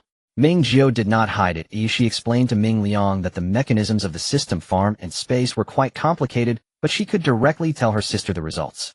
We are about to achieve fruit freedom. Ming Jiu had stockpiled quite a bit of fruit in advance. During this time, Ming Liang had fruit to eat every day, and it didn't seem particularly exciting, but seeing her sister's excited expression, she felt a surge of joy. Is it the kind of fruit that makes you feel full like those rice flour and vegetables? Ming Jiu gave a thumbs up. Exactly. Just then the system came online. Host, the crops in orchard set 1 have matured, and the crops in set 12 have matured. Wait a moment. Ming Jiu's mental power sank into the space, quickly processing everything, and when her mental power left the space, she conveniently brought out a large bowl of strawberries and 2 round plump watermelons. Ming Liang's eyes widened, and she silently exclaimed, wow. Her sister was definitely a master at managing farming games. Beware of overeating strawberries, you might get too full. Ming Jiu couldn't help but remind Ming Liang, who was staring intently at the large red strawberries. Ming Liang nodded vigorously and continued typing on her tablet. Sister, there will be especially hot days in the future, right? Yes, what's wrong? If there are plenty of fresh fruits, we can use this opportunity to freeze a lot of fruit popsicles. Ming Jiu gave a thumbs up. There will be enough fruits. What other ingredients do we need? As she spoke, Ming Jiu took the strawberries back into her space, washed them in the kitchen, and pulled them out again. The crops produced by the system's farm were quite clean, but some surface dirt was unavoidable. The sisters tasted a few strawberries, finding the sweetness to be 7 parts sweet and 3 parts sour, a perfect balance of flavors with a strong strawberry taste. Ming Liang just add a tiny bit of sugar and simmer, like making jam, to freeze into delicious popsicles. Watermelon juice with sugar can be frozen directly. Ming Jiu rummaged through the stock of seasonings and pulled out a box of white sugar, a box of powdered sugar. She had bought many ice cream molds, but clearly the ice cream sticks were not enough. No problem, she had stocked up on a lot of disposable chopsticks. Ming Jiu arranged all the ingredients and tools while Ming Liang didn't rush. She insisted on finishing watching the online course before starting to work. Ming Jiu continued to sort through the supplies in her space. There was still 1/3 of the supplies she had hastily retrieved from the Southern Logistics Park left to sort. She planned to finish organizing the supplies completely today, so that in the afternoons she could focus solely on training and enhancing her abilities. Not long after she began organizing, Ming Jiu's phone on the table rang with a voice call. The ringing lasted only a few seconds before it was cut off. Leaving the space, Ming Jiu picked up her phone and noticed that the voice message was from Guiyao. After another drop in temperature, her phone's signal fluctuated between 1 and 2 bars. It was currently minus 53 degrees outside, and regular civilian base stations could hardly withstand such low temperatures. Just as her monthly information collection service with the system was about to end. The system's information collection operations relied on the network of Blue Star, and Ming Jiu secretly praised her frugality. There were private messages from Guiyao and WeChat, as well as numerous messages from the 25th floor chat group and the work group. Ming Jiu first opened the 25th floor group chat, scrolled up a few times, and waited a while before the messages appeared. Guiyao, my supplies are running low, and I only bought a few hundred blocks of honeycomb coal. What should I do? No one is setting up stalls in the basement now, and the property management isn't responding at all. Guiyao, I'm panicking to death now. Gao Zhixing, Didn't we say you should spend your money on supplies before finishing work? Guiyao, I didn't expect the situation to get this serious. Guiyao Ming Jiu, are you there? Guiyao Ming Jiu Xiao Jiu, you have plenty of supplies, can you sell me a bit? Just a little will do. Guiyao Ming Jiu, I can pay double the price. Ming Jiu pursed her lips. She hadn't found a place to spend her 2 million cash yet. Did she really need his few measly supplies? She replied directly in the group, sorry, I'm not selling supplies Guiyao, I'll offer 3 times the price. You have so much stuff, please. Ming Jiu did not respond, and no one else spoke in the group. Guiyao, we're all neighbors, we worked together a few days ago. Can you help me out? A life-saving grace, I'll never forget it. Guiyao, are you all that cruel? You all? Ming Jiu raised an eyebrow. It seemed Guiyao had no intention of hanging on just one tree, as he had also tried to reach out to others. Guiyao, after being together for so long, are you all just going to watch me die? Gao Xiaoshan, I warned you several times, but you didn't take it seriously, and now you blame us. Gao Xiaoshan, who knows what will happen in this damned weather? Who dares to take that risk? Rather than moral kidnapping, you might as well think of a solution. Gao Xiaoshan, I saw your number in the owners group. There are supermarket owners selling supplies in the big group. Isn't it that you just don't want to spend more money? Soon a small notification appeared in the group that Guiyao had been kicked out of the chat. Ming Jiu didn't linger either and quickly blocked Guiyao. Guiyao must have been furious, posting frantically in the grid group to complain. Although he was quickly silenced, he still managed to send out quite a bit of content. For example, how rich her supplies were, how much money the Gao family father and son had made recently and turned into supplies, how much stuff Ding Yaxian and Hu Shao had stored in their rooms. Ming Jiu scoffed. He didn't dare to offend the Chu family. There wasn't a single message about the Chu family among so many. There were a few more messages in the group. Really?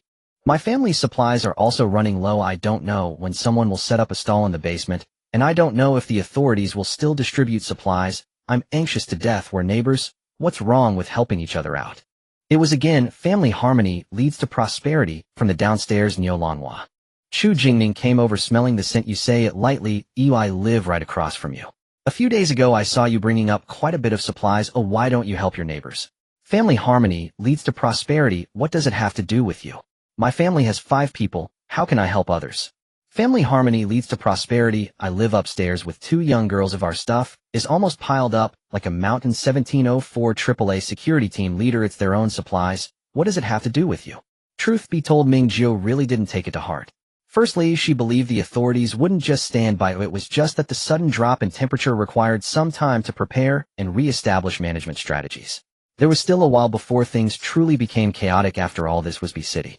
Secondly, she would rather someone come to provoke her. She had been practicing for so long her hands were itching. The last time she dealt with those 4 golden boys, it required speed, precision, and stealth. It truly lacked a sense of touch. In the 25th floor group chat, Ding Yaxian chimed in. Ding Yaxian, we received notifications from the property and the street. Gao Xiaoshan, why didn't I receive? Ding Yaxian, it might take a while. After all, they need to send them one by one, and the signal is terrible. Right now, Xiaotong, I got it too. Xiaotong, my husband just received it, as well. Gao Zhixing, what notification? Can you tell us? Ding Yaxian, the notification says if there are no special circumstances, we will work normally tomorrow with a 1/3 increase in salary and work arrangements.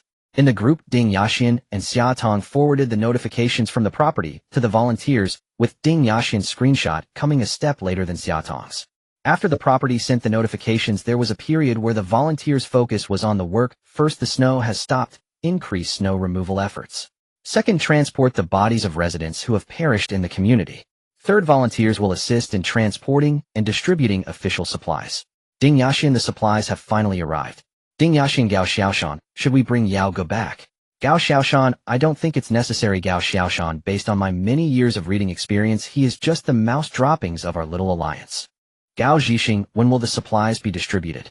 The property hasn't sent out any notifications. Ding Yaxian, I've asked. This notification includes other things besides supplies, and too many people are missing. Everyone's phones are out of battery these days. Ding Yaxian, the property might arrange for volunteers to notify each building with a loudspeaker. My partner thinks it should be ready by tomorrow.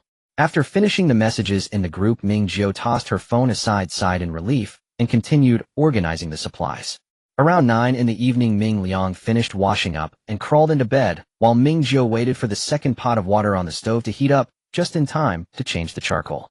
Sitting on a small stool in front of the coal stove, she activated her ability to probe, her fingers incessantly tapping in the air, focused on collecting the silver glimmers floating in the atmosphere. Collecting one by one. Ming Jiu thought of the boundary in her mental realm that resembled a silver river and couldn't help but sigh. It had been over half a month, and every day she collected energy whenever she had the time, yet not only had there been no noticeable changes, there was simply no feeling at all. If the energy required for upgrading her ability were a pot of water, then the results of her efforts over the past half-month wouldn't even fill 1/10 of a drop. When would she be able to gather enough energy to naturally expand her mental realm and subsequently upgrade her ability? Two closely drifting glimmers passed before her eyes, and Ming Jiu swiftly extended her finger to poke at them. 2 points of energy landed on her fingertip, and Ming Jiu felt a slight chill. Her eyes widened as she withdrew her ability, staring intently at her finger. This was the first time she felt something different while absorbing energy. What if? She was saying what if? There was a way to attract energy to converge upon her, instead of manually collecting it one by one. Ming Jiu poked the system, where's my online class? I want to watch it again for inspiration. In the next moment, a system interface that only she could see popped up, displaying a course on spiritual abilities worth 999 gold coins. Before Ming Jiu could even drag the progress bar to the start, the system's voice sounded. Host someone is not. Another layer of the online class interface overlapped, showing the surveillance content of the entrance door. It was the woman from downstairs, Pampan's mother. Pampan's mother was bundled up tightly, constantly raising her arms to knock on the outermost security door, her eyes filled with urgency. Ming Jiu raised an eyebrow. Had something happened to that little girl downstairs? Open the door, please. I beg you to open the door. Pampan has a fever. Can I borrow some antipyretics? I beg you. I can even kneel for you. Please open the door. Please. Ming Jiu. Host, it seems you care a bit about the girl downstairs, or do you want to give her the medicine? Ming Jiu shrugged. Do I look like a good person? The system did not answer this question. Truth be told, at least since the disasters began, she had indeed been a good person to those around her. Of course, this comes with the premise of not touching her interests. I don't think she's in such a hurry. If she were truly desperate, she would have come with money to buy some. Kneeling. Just offering something worthless. Ming Jiu continued to tend to the stove, keeping warm, and closed the surveillance interface. After all, the soundproofing in her home was sufficient, not affecting her online classes. 5 minutes later, she left. Host, take a look at the chat group. Ming Jiu casually picked up her phone and opened WeChat. 2401 Wang Dawei 2501 Ming Jiu, I've been knocking for ages. Why won't you open the door? I just want to borrow a few antipyretics. My daughter has a high fever. Please save her. Clearly, it was Pampan's mother downstairs using her husband's phone to send messages. Pampan is only 12 years old, not yet graduated from elementary school. Didn't you help her last time? I'm begging you. I really have no way out.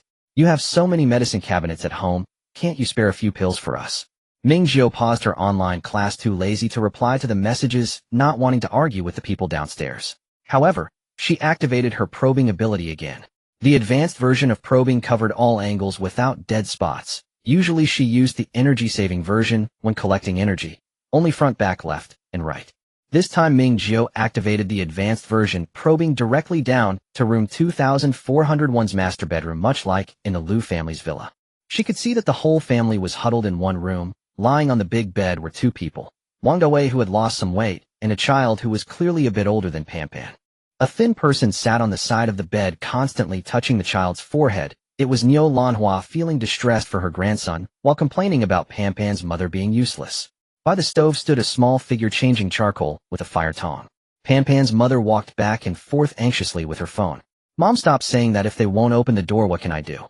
How can I not be anxious as a mother with Hao having a fever? Wang Dawei, did you tell her it's Pampan who has a fever? I did. Ming Jiu rolled her eyes, withdrew her ability, and continued with her online class. On the 19th day of extreme cold, Ming Jiu rose to exercise at 5 o'clock as usual. Around 7 o'clock, the system reminded her host the door lock surveillance shows that Ding Yaxian, Hu Xiao Ming, and Gao Zhixing have left. Ming Jiu got it. Gao Zhixing didn't sign up for volunteer work. He was likely filling in for his son. Working outside in this weather is indeed very dangerous, and Gao Zhixing's ability to gather information is much stronger than Gao Zhixian's. Knocking sounds came from the master bedroom. Ming Jiu got down from the power rack. She had just been hanging upside down on the horizontal bar, doing sit-ups, feeling quite invigorated. While changing clothes, she couldn't help but admire her clearly defined abs and the well-defined line in the full-length mirror behind the door after the blood flow had increased. Perfect. After changing into thick clothes, Ming Jiu returned to the master bedroom, where the windproof curtain had already been hung using a telescopic rod. To the right of the entrance is a wall, and to the left is a cloakroom with enough space to place the clothes she was changing. Lifting the curtain leads to the living area, creating a very reasonable flow. Today's breakfast consisted of homemade toast by Ming Liang, 4 sandwiches, and several slices of French toast paired with strawberry jam. Ming Liang nibbled on half a sandwich and had a couple of bites of French toast before feeling full. The rest all went into Ming Jiu's stomach. Just as breakfast was not yet finished, the long-awaited property notice finally arrived. The property manager is shouting in the hallway with a loudspeaker. Does the host want to listen? Ming Jiu felt it was unnecessary. Her phone was still usable, and she could read the messages in the group. Property manager Spring, all members, the third batch of disaster relief supplies will be distributed at 3 p.m. this afternoon. Residents are requested to line up orderly with their ID cards at the underground parking lot. Property manager Spring, all members, the property management and neighborhood committee have grasped the population situation in the community. The current situation is severe and supplies are scarce. Please do not use the IDs of deceased individuals to claim supplies, otherwise staff have the right to refuse distribution. Then there were 2 location messages, one for a nearby gym and the other for a shopping mall. Property manager Spring, all members, the gym and XX shopping mall have been turned into temporary shelters providing heating. The property manager sent out a series of images. Ming Jiu waited for a long time for it to load. The photos appeared to be of the gym, with a 10-meter ceiling divided into 3 layers with metal frames and precast concrete panels, each layer containing countless small rooms separated by color steel sandwich panels with iron-framed beds inside. The back of the glass exterior of the gym was covered with silver insulating bubble wrap, the same material commonly used for food delivery bags. The shopping mall was similar, but the first floor remained untouched while all the stores on the upper floors had been converted into partitions with iron-framed beds. The official mother who loved infrastructure never did anything superficial. In the owners group, the property notifications continued. The steward Chuantian announced all members an important reminder. Signal base station malfunction has been detected and it cannot be repaired in the short term. Communication devices, such as mobile phones, will be completely non-functional in the next 12 days. Residents are advised to pay attention to the property loudspeaker notifications. The radio is still operational and the authorities have established a broadcasting network to regularly announce survival information and weather alerts. The official market will not be open within the community. An official market and a temporary bank counter will be open once a week on the first floor of XX Mall, and cash payments are required at the official market. The management of the shelter welcomes everyone to set up stalls in the mall to promote the exchange of goods. Ming Jiu put down her phone. This time the authorities took significant action, no longer confining the shelter to the community property, but expanding the management scope, forcing everyone to take action. Her plans could finally be set in motion. There were too many excess supplies to deal with, such as frozen vegetables and fruits collected only after the extreme cold set in, along with a batch she had stored before the extreme cold at the farmer's market. Now, aside from meat, the staple foods, vegetables and fruits needed by her and Ming Liang could completely be covered by the system farm. They no longer needed these vegetables and fruits. The extreme cold would last for 6 months, followed by extreme heat. Agricultural production would not recover during this time. If they didn't sell these vegetables and fruits, now they wouldn't have the chance to do so later. While she was thinking, Ming Liang poked her arm. What's wrong? Ming Liang shook her phone. Ming Jiu nodded. Yes, supplies will be distributed this afternoon. Do you want to come downstairs with me? Ming Liang shook her head and typed on her phone. I'm not going. I'm watching the house. Be careful, sis. Ming Jiu replied, don't worry, I've been training hard during this time. She even lifted her shirt to show her sister her impressive abs, causing Ming Liang's eyes to light up as she excitedly signed, I want that too. Keep exercising, eat well, and in a few years you'll have it too. Ming Liang believed her sister's words without doubt, blocking Ming Jiu's hand as she tried to pull her shirt down and raised her phone to take pictures of her sister. Her sister was truly amazing. Actually, Ming Liang didn't realize that her appetite had been increasing. Initially, she could fill up on just 2 dumplings made from flour produced by the farm, but now she could devour more than half of the sandwiches, 80% of which came from the system farm. Her physical condition had also significantly improved, as she could sustain her time on the treadmill longer, and most importantly, since the onset of the extreme cold, Ming Liang's health had remained stable, without any illness.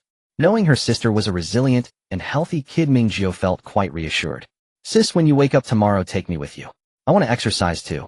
Kids should sleep a bit more. If you don't sleep, you won't grow. You can exercise with me for an hour after breakfast. How? Ming Liang nodded vigorously, quickly tidying up the dishes and putting on her clothes to follow her sister to the secondary bedroom gym. System Zhang Zhuanxiu is knocking on the door. Ming Jiu stuffed the last bite of steamed bun into her mouth, walked behind the curtain to put on her outdoor gear. The black down jacket she used to wear in sub-zero temperatures was now replaced with polar cold-proof clothing. Of course, these were not the few items confiscated from Zui Junhao's safe house, but were taken from Zui Junhao's mall warehouse. Don't ask, just know that as an outdoor sports enthusiast, she has a dream of going to the poles. After dressing, Ming Jiu walked to the bathroom to rinse her mouth, put on her hat and scarf bundled up tightly, and stepped out with a backpack and a small cart. Outside the door were only Zhang Zhuanxiu and Gao Xiaoshan. "And Zhang, are we heading down now?" Zhang Zhuanxiu nodded. "The workers are already downstairs, including Xiaoya Xiaohu and Xiao Ming, as well as your uncle Gao. Let's go downstairs and see if Xiao Chu is coming." At this point she seemed to remember something. "Forget it, we can go down ourselves." Ming Jiu locked the door. "It's fine, Aunt Zhang. In times like this, those trivial matters aren't so important. We can just be like before." Zhang Zhuanxiu nodded, raising her hand to pat Ming Jiu's arm. What a sensible and generous child. Her father was right, those from the Zhua family definitely didn't treat people well. Gao Xiaoshan, bundled up like a ball, looked at Ming Jiu's gear with envy. "So professional, sis. If only I had a passion for outdoor sports, but unfortunately it's too expensive." The three of them joked and chatted as they went downstairs. Gao Xiaoshan tactfully knocked on the door of 2404. Zhang Zhuanxiu knocked on the Lu family's door, and soon Lu Hong came out. "Nian Nian's mother has a fever, and after taking medicine she still feels a bit dizzy, so she won't be going down." Lu Hong closed the door. Lu Huanyin and her husband Xiaotong were all working downstairs. Before long the Chu siblings and Chu Donghua also came out. Gao Xiaoshan exclaimed again, "Wow, Lan Jie, Chu Gu, your gear is impressive too." Chu Jingning patted her one-piece polar cold-proof suit and smiled. "I originally planned to go see the aurora after the new year, but who knew the aurora was coming right to our doorstep?" Chu Lanning nodded at Ming Jiu, but did not rashly say anything. Ming Jiu's emotions seemed much more stable. She nodded back and greeted Lan Jie. Lan Jie, not sister-in-law, her attitude was clear. The Chu siblings understood this unspoken agreement, and during this joint operation Chu Jingning did not further probe Ming Jiu. Upon reaching the basement, they were the first group. Previously there were people coming down early to queue for supplies, but that was not the case now. It was simply too cold. The cold-proof equipment couldn't keep up, and staying outside for a few more minutes posed a risk of frostbite. Zhang Zhuanxiu clearly regretted her decision, as she dared not stop walking back and forth in the basement to keep moving. "If I had known I wouldn't have come down so early. This is deadly." Ming Jiu opened the conversation. "Aunt Zhang, what's the deal with the official market opening at the mall? What did Uncle Gao say?" "He came down to work today, just for that news. I don't know the specifics. All the phones at home are dead, so we have to wait for him to come back to discuss." Ming Jiu nodded. She trusted Gao Zixing's information-gathering abilities and knew he wouldn't withhold any details. Guiyao, who had fallen out with everyone, was a good negative example. Only when those around them were doing well could their own lives be stable. After waiting a while longer, the sound of sparse footsteps echoed in the corridor. The staff did not appear in the basement until 3:10, and the supplies on the truck were even fewer than last time. Compressed biscuits, self-heating pots, chocolates, 2 buckets of 4 liters of pure ice blocks, a tube of frostbite cream, and a box of antipyretic medicine. Ming Jiu received supplies for herself, and Ming Liang, with minors, getting 1 more tube of frostbite cream than adults. The supplies for both of them barely filled a small cart. The residents protested, but the staff had clearly been briefed beforehand. Facing the questions, they could only respond with one line: "Do you still want it?" Those wanting to continue the argument were quickly ignored, and soon everyone fell silent. The line for receiving supplies slowly moved forward, mainly because the staff needed to verify identities and the list of the deceased. At first some people tried to cheat the system, but they were quickly kicked out of the line. The staff refused to distribute supplies and protests were futile. The first person who tried this was rejected and had to give up. The second, more aggressive, attempted to grab the supplies directly, only to have the staff pull out a rubber baton. The man, disbelieving, still wanted to act violently, and was struck on the back with the baton. Despite wearing thick clothing, he cried out in pain. After that, no further cases of supply grabbing occurred in the queue. Zhang Zhuanxiu looked at the baton in the staff's hand, her eyes filled with shock. Gao Xiaoshan said, "There's nothing we can do, it's a special situation." Lu Hong sighed, "It's like this in the community, it might be worse outside." Chu Lanning asked, "Are we still waiting for—" Gao Xiaoshan replied, "My dad and the others won't finish work that early. Oh, let's head upstairs first." Chu Donghua asked Lanlin, "Which building does Juanhao live in? Let's go greet him." So the Chu family of 3 separated from the others. As they walked towards the stairwell, Ming Jiu saw Guiyao shivering in line. Guiyao clearly saw them as well, and quickly lowered his head to feign humility. Gao Xiaoshan, full of youthful exuberance, could not help but scoff, how did I never notice he was like this before? In response, Zhang Zhuanxiu gave him a maternal reprimand. Less talk from you, no one thinks you're mute. The officially distributed supplies were indeed, as they had previously speculated, becoming increasingly scarce. Even as natural disasters intensified. On the way home, hardly anyone spoke. Ming Jiu hurried upstairs with the small cart, citing her concern for her sister being home alone. Upon returning home and changing clothes, Ming Liang first lifted the curtain inside and handed her sister the phone, pointing to the signal displayed on the screen. The phone received no signal at all. It's fine, we have a radio. He'll take it out to use in a bit. Ming Liang nodded, lowering her head to look at her phone, clearly unhappy. He'll give you a surprise later. Entering the space with her spiritual energy, Ming Jiu collected ripe strawberries, bananas, and pineapples from garden groups 4 and 5, and planted 5 types of fruit trees that take 4 days to mature on the 10 plots of the orchard. Tomorrow afternoon, she will fill groups 4 and 5 with fruit trees that take 3 days to mature, and in 3 more days, she and Xiao Liang will be able to eat durian. Delightful. A batch of blueberries, grapes, and kiwis also matured. Ming Jiu sold 95% of the fruit, washing the remaining ones in the kitchen and placing them in a large stainless steel basin to serve. Since yesterday, Ming Liang had transformed into a relentless ice cream machine. The frozen popsicles were packed in disposable plastic bags, neatly arranged in storage boxes with labels for Ming Jiu to store.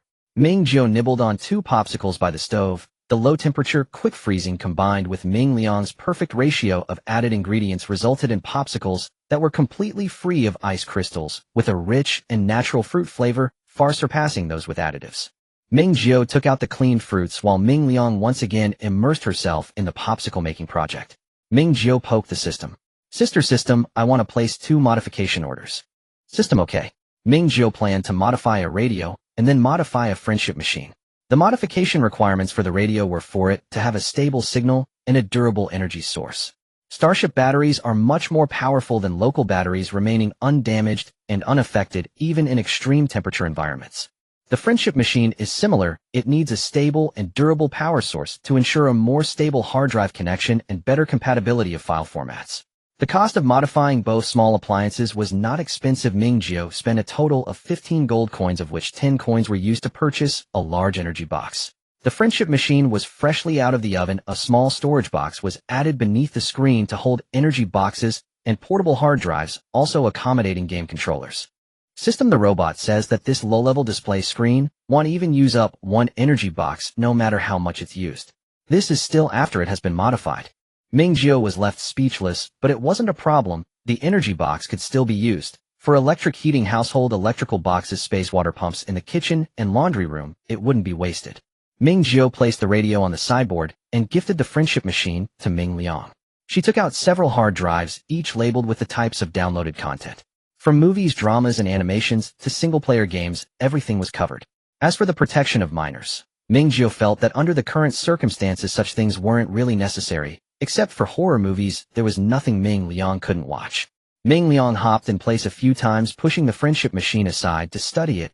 Ming Jiu glanced at the screen of the friendship machine. With her current eyesight and greatly enhanced perception, due to her awakened abilities, the clarity and color of the modified friendship machine screen had indeed improved significantly. Thus, for the remainder of the afternoon, Ming Liang explored her new toy along with the popsicles, while Ming Jiu continued her online courses, trying various methods to attract energy to her. Until around 6 o'clock, Ming Liang busied herself with cooking. Having the stove meant she directly abandoned the electric pot, opting instead to stir-fry vegetables and stew soup on the stove. The meat and vegetables were still those stored in Ming Jiu's stasis space. At that moment, host Gao Zhixing is knocking at the door. Ming Jiu immediately got up. He'll step out for a moment, but I'm not going downstairs. Ming Liang waved her hand to indicate she understood. When Ming Jiu got ready to go out, the stairwell was full of people. Gao Zhixing said, I've gathered some news. Let's meet to hold a meeting. The phone has lost signal. Ding Yaxian raised her hand and asked, can we talk in the stairwell? It's too cold and... She didn't finish her sentence, but everyone understood her meaning. If other neighbors overheard, the advantage of the information gap would be lost. Hu Xiao suggested, come to our place. After all, it's a rental, and the living room is a public area. At least it's not as cold inside as it is outside. A large group of people then surged into room 03's living room. Due to the addition of a bedroom, room 03's living room was small, quickly filling up with about 10 people. Zhang Zhuanxiu looked around and asked, where is Xiao Meng? One of the bedroom doors opened and Meng Meng and Guo Yao walked out together. The crowd exchanged glances, and the atmosphere became somewhat awkward. Ming spoke first. Guo Yao and I are together now. He wants to apologize to everyone. Guo Yao's apology was quite sincere. He admitted his mistakes and explained the reasons. He was too panicked and anxious, and in a moment of impulse his emotions exploded. He hoped everyone could let bygones be bygones. His performance was fairly genuine. Guo Yao finished apologizing, but for a long while no one spoke up to respond. To show his sincerity, he took out the frostbite ointment and fever-reducing medicine from the supplies he had just distributed as compensation. Gao Zhixing said nothing, but Gao Xiaoshan was not one to be polite, directly taking a tube of frostbite ointment. Alright, I forgive you. Ming Jiu also took a tube, while Chu Jingning took the fever-reducing medicine. Why not take it? At this stage they had no way to truly drive anyone away, and they still had to face each other regularly. That should be enough. Oh, just keep a low profile and stay vigilant in the future. Miao Fong from room 2403 stepped forward to smooth things over. It's quite good the two of them together can save a lot of fuel, and it's safer to look out for each other. Ming remained silent, but her eyes were fixed on Ming Jiu. Ming Jiu met her gaze. Congratulations, best wishes to you. Ming said nothing and looked away. Ming Jiu was well aware. Gao Zixing's family, the Chu family, and the downstairs Lu family, along with Xia Tong and his wife, had all refused to rent a place to Ming. She had merely made the same choice as others, but Ming didn't resent anyone else, only fixated on her. It was simply because she felt that Ming Jiu was the most solitary among these families, the easiest to bully. Ming Jiu began to consider the possibility of quietly dealing with these two people, as well as the unstable factor of room 2401. Gao Zhixing cleared his throat, interrupting Ming Jiu's thoughts. I have gathered some information about the official trading post. Everyone's attention was redirected back to the serious matters. Gao Zhixing continued. The situation is similar to what the property management informed us. They haven't announced when the market will open. I have heard some news that it will probably open once every 5 or 6 days. There are currently some small vendors there, but not many selling supplies, and prices have gone up again. Lu Hong said, how about we set a time to go there in the next couple of days? Gao Zhixing shook his head. What I'm saying is if you want to go, the more people the better. When clearing the snow outside today, we dug out 4 men from the snow pile near the entrance of Phase 2, one of whom lived next door in the adjacent building. The body has already been claimed. Miao Fong asked, what did they die from? Ming Jiu showed no expression. Yes, she was the one who killed them. She didn't expect them to be discovered so quickly, but it wasn't a big problem. Originally, it was thought they died of frostbite, but the wife of the man from Building 10 kept insisting that he went out to help someone buy gold, and the person buying the gold was from our community. But when asked who it was, she didn't know. In any case, the officials have also come to check, and they didn't find any signs of injury. It was just frostbite. The identities of the other 3 men have not yet been confirmed, and I believe the officials will not pursue it further. For people have died, and such a big case is just going to be dismissed. Gao Zhixing replied, there are already gangs outside robbing people by the roadside. If the officials see them, they might intervene, but once these people flee, the officials won't pursue them. There aren't enough resources, they can't even manage disaster relief. A heavy silence fell over the group.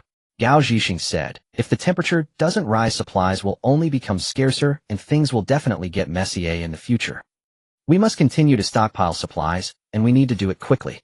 The prices at the official market will definitely rise, but they will still take care of us, ordinary citizens. Gao Xiaoshan spoke hesitantly. Isn't this just like what I read in a novel, where they directly abandon those without money? No one at the scene responded to him. The answer was obvious. Natural disasters are a massive elimination round, and only a portion will survive. In the end, Gao Zhixing summarized the situation. We have to go to the market and monitor for notifications to leave early, even if it means neglecting the property management's tasks. What I mean is, as soon as we hear the notification, we hurry out. Those working outside shouldn't be delayed. Oh, we will meet at the underground parking lot and leave together. Everyone agreed. Chu Lanning hesitated and spoke up. Can I bring my fiancé and his family along then? After saying this, she turned to Ming Jiu. I promise I won't let him say another word. Ming Jiu replied, I don't mind. It would be fine if Zhu Jiu and Hao came out to stroll. If he didn't come out, how would she continue to work hard? Chu Jingming asked, sister has his leg, but healed yet? Not yet. Anyway, the market isn't opening right now. We'll see when the time comes. Before the meeting ended, Guo Yao called out to Gao Zhixing. Is there any news from the shelter?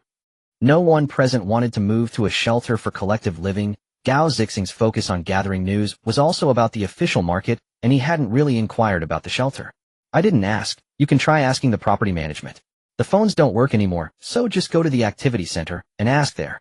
Guo Yao nodded in agreement, and everyone gradually left room 2503, each with their own worries. Ming Jiu returned home, deciding to head to the market tomorrow morning. She asked Ming Liang, but he still. After finishing breakfast, Ming Jiu stuffed a pillow and over 100,000 cash into her travel backpack and set out with the garbage. Walking through the hallway near Building 04, she tossed the garbage out of the window and lightfootly ran downstairs. The surveillance cameras at the two doors of the Chu family had malfunctioned due to the low temperatures, and there was no need for her to hide her actions this time. Descending to the underground parking lot, passing through the commercial area, and traversing through Phase 2 of the community, Ming Jiu once again arrived at the site of the last murder and smuggling incident, walking out the door without looking aside. It hadn't snowed in the past few days, and the officials finally had the resources to focus on clearing the snow from the roads. When Ming Jiu came out, she even saw snowplows slowly moving along the road. Layer upon layer of snow frozen like ice was being lifted and crushed, the cracking sound particularly. Ming Jiu walked briskly on the road apart from the snowplows and a few people wearing armbands or uniform work clothes. There were virtually no idle pedestrians. She stopped a staff member and inquired about the cleared route to the market. The staff member pointed her in the right direction but seemed hesitant to say more. "You should head back. Bring a few more people back with you, or you can wait for us. After we finish our work, we'll head to the market too." Ming Jiu was dressed too well, and with a backpack so full she seemed to lack any fighting capability. She was definitely a prime target. Ming Jiu thanked the person for their kind warning, slipped a piece of chocolate in their hand, and continued forward.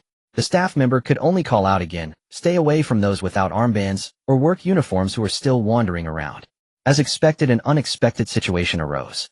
Ming Jiu looked at the three disheveled men approaching her and swiftly pulled out a solid white 60-centimeter long silicone rolling pin from her backpack. This was inspired by her observation when Ming Liang was buying baking tools. The silicone material could function properly even at extreme temperatures, unlike rubber, which was too fragile. At this moment, she didn't need a knife, and sticks would be too fragile. This rolling pin was just right. Unfortunately, the longest solid silicone rolling pin she could find on online shopping was only 60 centimeters. Ming Jiu wasted no time and directly targeted the arms and legs of the opponents. With her current strength, it wouldn't matter how thickly they were dressed. In less than a minute, two of the three men's arms were broken and one leg was shattered. The robbery gang even displayed loyalty, dragging their injured companion away. Ming Jiu returned the rolling pin to her backpack and continued on her way. When Ming Jiu arrived at the shopping mall, it was already 9 in the morning. Although it hadn't snowed in the past few days, the sky remained heavily overcast, completely blocking out the sun. She was able to know the exact time thanks to the assistance of the system. The situation inside the mall was similar to the photos she had seen in the property notice. Currently, only one of the 4 entrances to the mall was open, the others were tightly sealed. Large sheets of glass were covered with aluminum foil insulation, and many panes already showed spiderweb-like cracks, yet they still hadn't been replaced. Staff used tape to mark large X shapes on the shattered glass, then covered it with insulation film. Ming Jiu approached the entrance, lifted the curtain, and was met with a wave of murky warmth. She tightened her scarf and stepped inside. The mall's insulation was quite effective, but the warmth it offered was limited. Ming Jiu asked the system, which replied with a temperature of 6 degrees above zero. Behind 2 glass doors were several tables with 2 staff members wearing armbands seated behind them. Ming Jiu walked over. In front of the staff were 3 forms. She glanced at them. One was a shelter admission application, another was for vendors, and the last one was presumably for visitors. "Do you have your ID? What are you here for? Please open your bag. Let's check for prohibited items."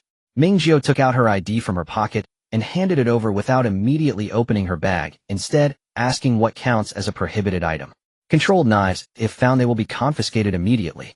Ming Jiu felt relieved, opened her bag, and while reaching inside, she discreetly swapped her pillow for cash, leaving the rolling pin untouched. "I heard there are vendors selling supplies here, so I came to try my luck." The staff scanned Ming Jiu's ID with a phone while another wrote down her name and a serial number. Glancing at the items in her bag, the staff picked up the rolling pin, weighed it in his hand, nodded at Ming Jiu, and put it back. "Not bad. This is good for self-defense. You're allowed to enter, but be careful of scams. If you can wait, it's best to hold out for the official market." Ming Jiu asked, "Thank you. When does the official market open?" The property notice didn't specify a time. "Maybe in 5 or 6 days. They will definitely notify us then. If you have a radio, tune into FM6. This channel is for notifications for our area quicker than the property or neighborhood committee. The notification time is still uncertain, so keep an ear out.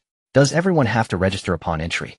Yes, the same goes for the opening day of the market. It helps control the flow of people. If you hear the notification, come as early as you can. Alright, thank you. Ming Jiu put her ID away and walked into the mall. There were indeed quite a few vendors inside scattered about with a simple stall every few steps. However, like the stalls in the basement of Longjing Huading, most of what was offered was a hodgepodge of items with very few survival supplies available. Ming Jiu almost circled the entire first floor of the mall and found fewer than 10 stalls willing to sell survival supplies, food heat sources, and warm clothing. She inquired about the prices. A 5-kilogram bag of ordinary rice, which usually cost around 20 to 30 yuan, was now selling for 2,500 yuan cash only. Gold could also be used for payment at a rate of 900 yuan per gram. There were no medicines available. The first step of the official disaster response was to stockpile pharmaceuticals. There were quite a few clothing vendors, but most were spring and summer wear. Ming Jiu bought some sportswear for herself, and Ming Liang carrying them in plastic bags provided by the vendors. She was already prepared to purchase supplies with the remaining cash of over 200,000 yuan and then exchange it for gold. There wasn't a single stall related to gold in the entire mall. After wandering around for a while longer, Ming Jiu finally spotted a stall that wasn't really a stall at all, tucked away in a corner. The vendor was wearing a bright red women's down jacket, clutching a scarf and gloves in her arms. The hood of the jacket was pulled down tightly over her head, and she sat against a pillar, completely still, looking as if she were asleep. In front of the vendor was a flyer held down by a phone advertising a certain gold jewelry brand. There weren't many people around the vendor, so Ming Jiu stepped forward and activated her powers. Are you selling gold? The vendor looked up, removed the hood from her head, and Ming Jiu finally got a clear look at her face. She was a very thin man in his 40s wearing glasses. If one ignored the overly conspicuous down jacket, he still carried a certain aura of a successful person. Yes, I sell. Do you want to buy? I only accept cash. The man's situation was similar to what Ming Jiu encountered last time. He had plenty of money stored in the bank, but couldn't withdraw it. Now gold could be directly purchased from vendors, but the prices were too high, making it less economical than the official market. That was why he was here trying his luck. Ming Jiu thought, this routine feels familiar. I run my own store, all branded goods, quality guaranteed. If you want to buy, I'll price it the same as those vendors, 900 per gram. Where's the goods? The man replied, they're at my home in the apartment just behind the mall, but it's on a higher floor. If you want to buy, you'll have to come to my place. I don't dare carry them on me. Ming Jiu thought. The system suddenly chimed in. Host, have they all received unified training in their talking points?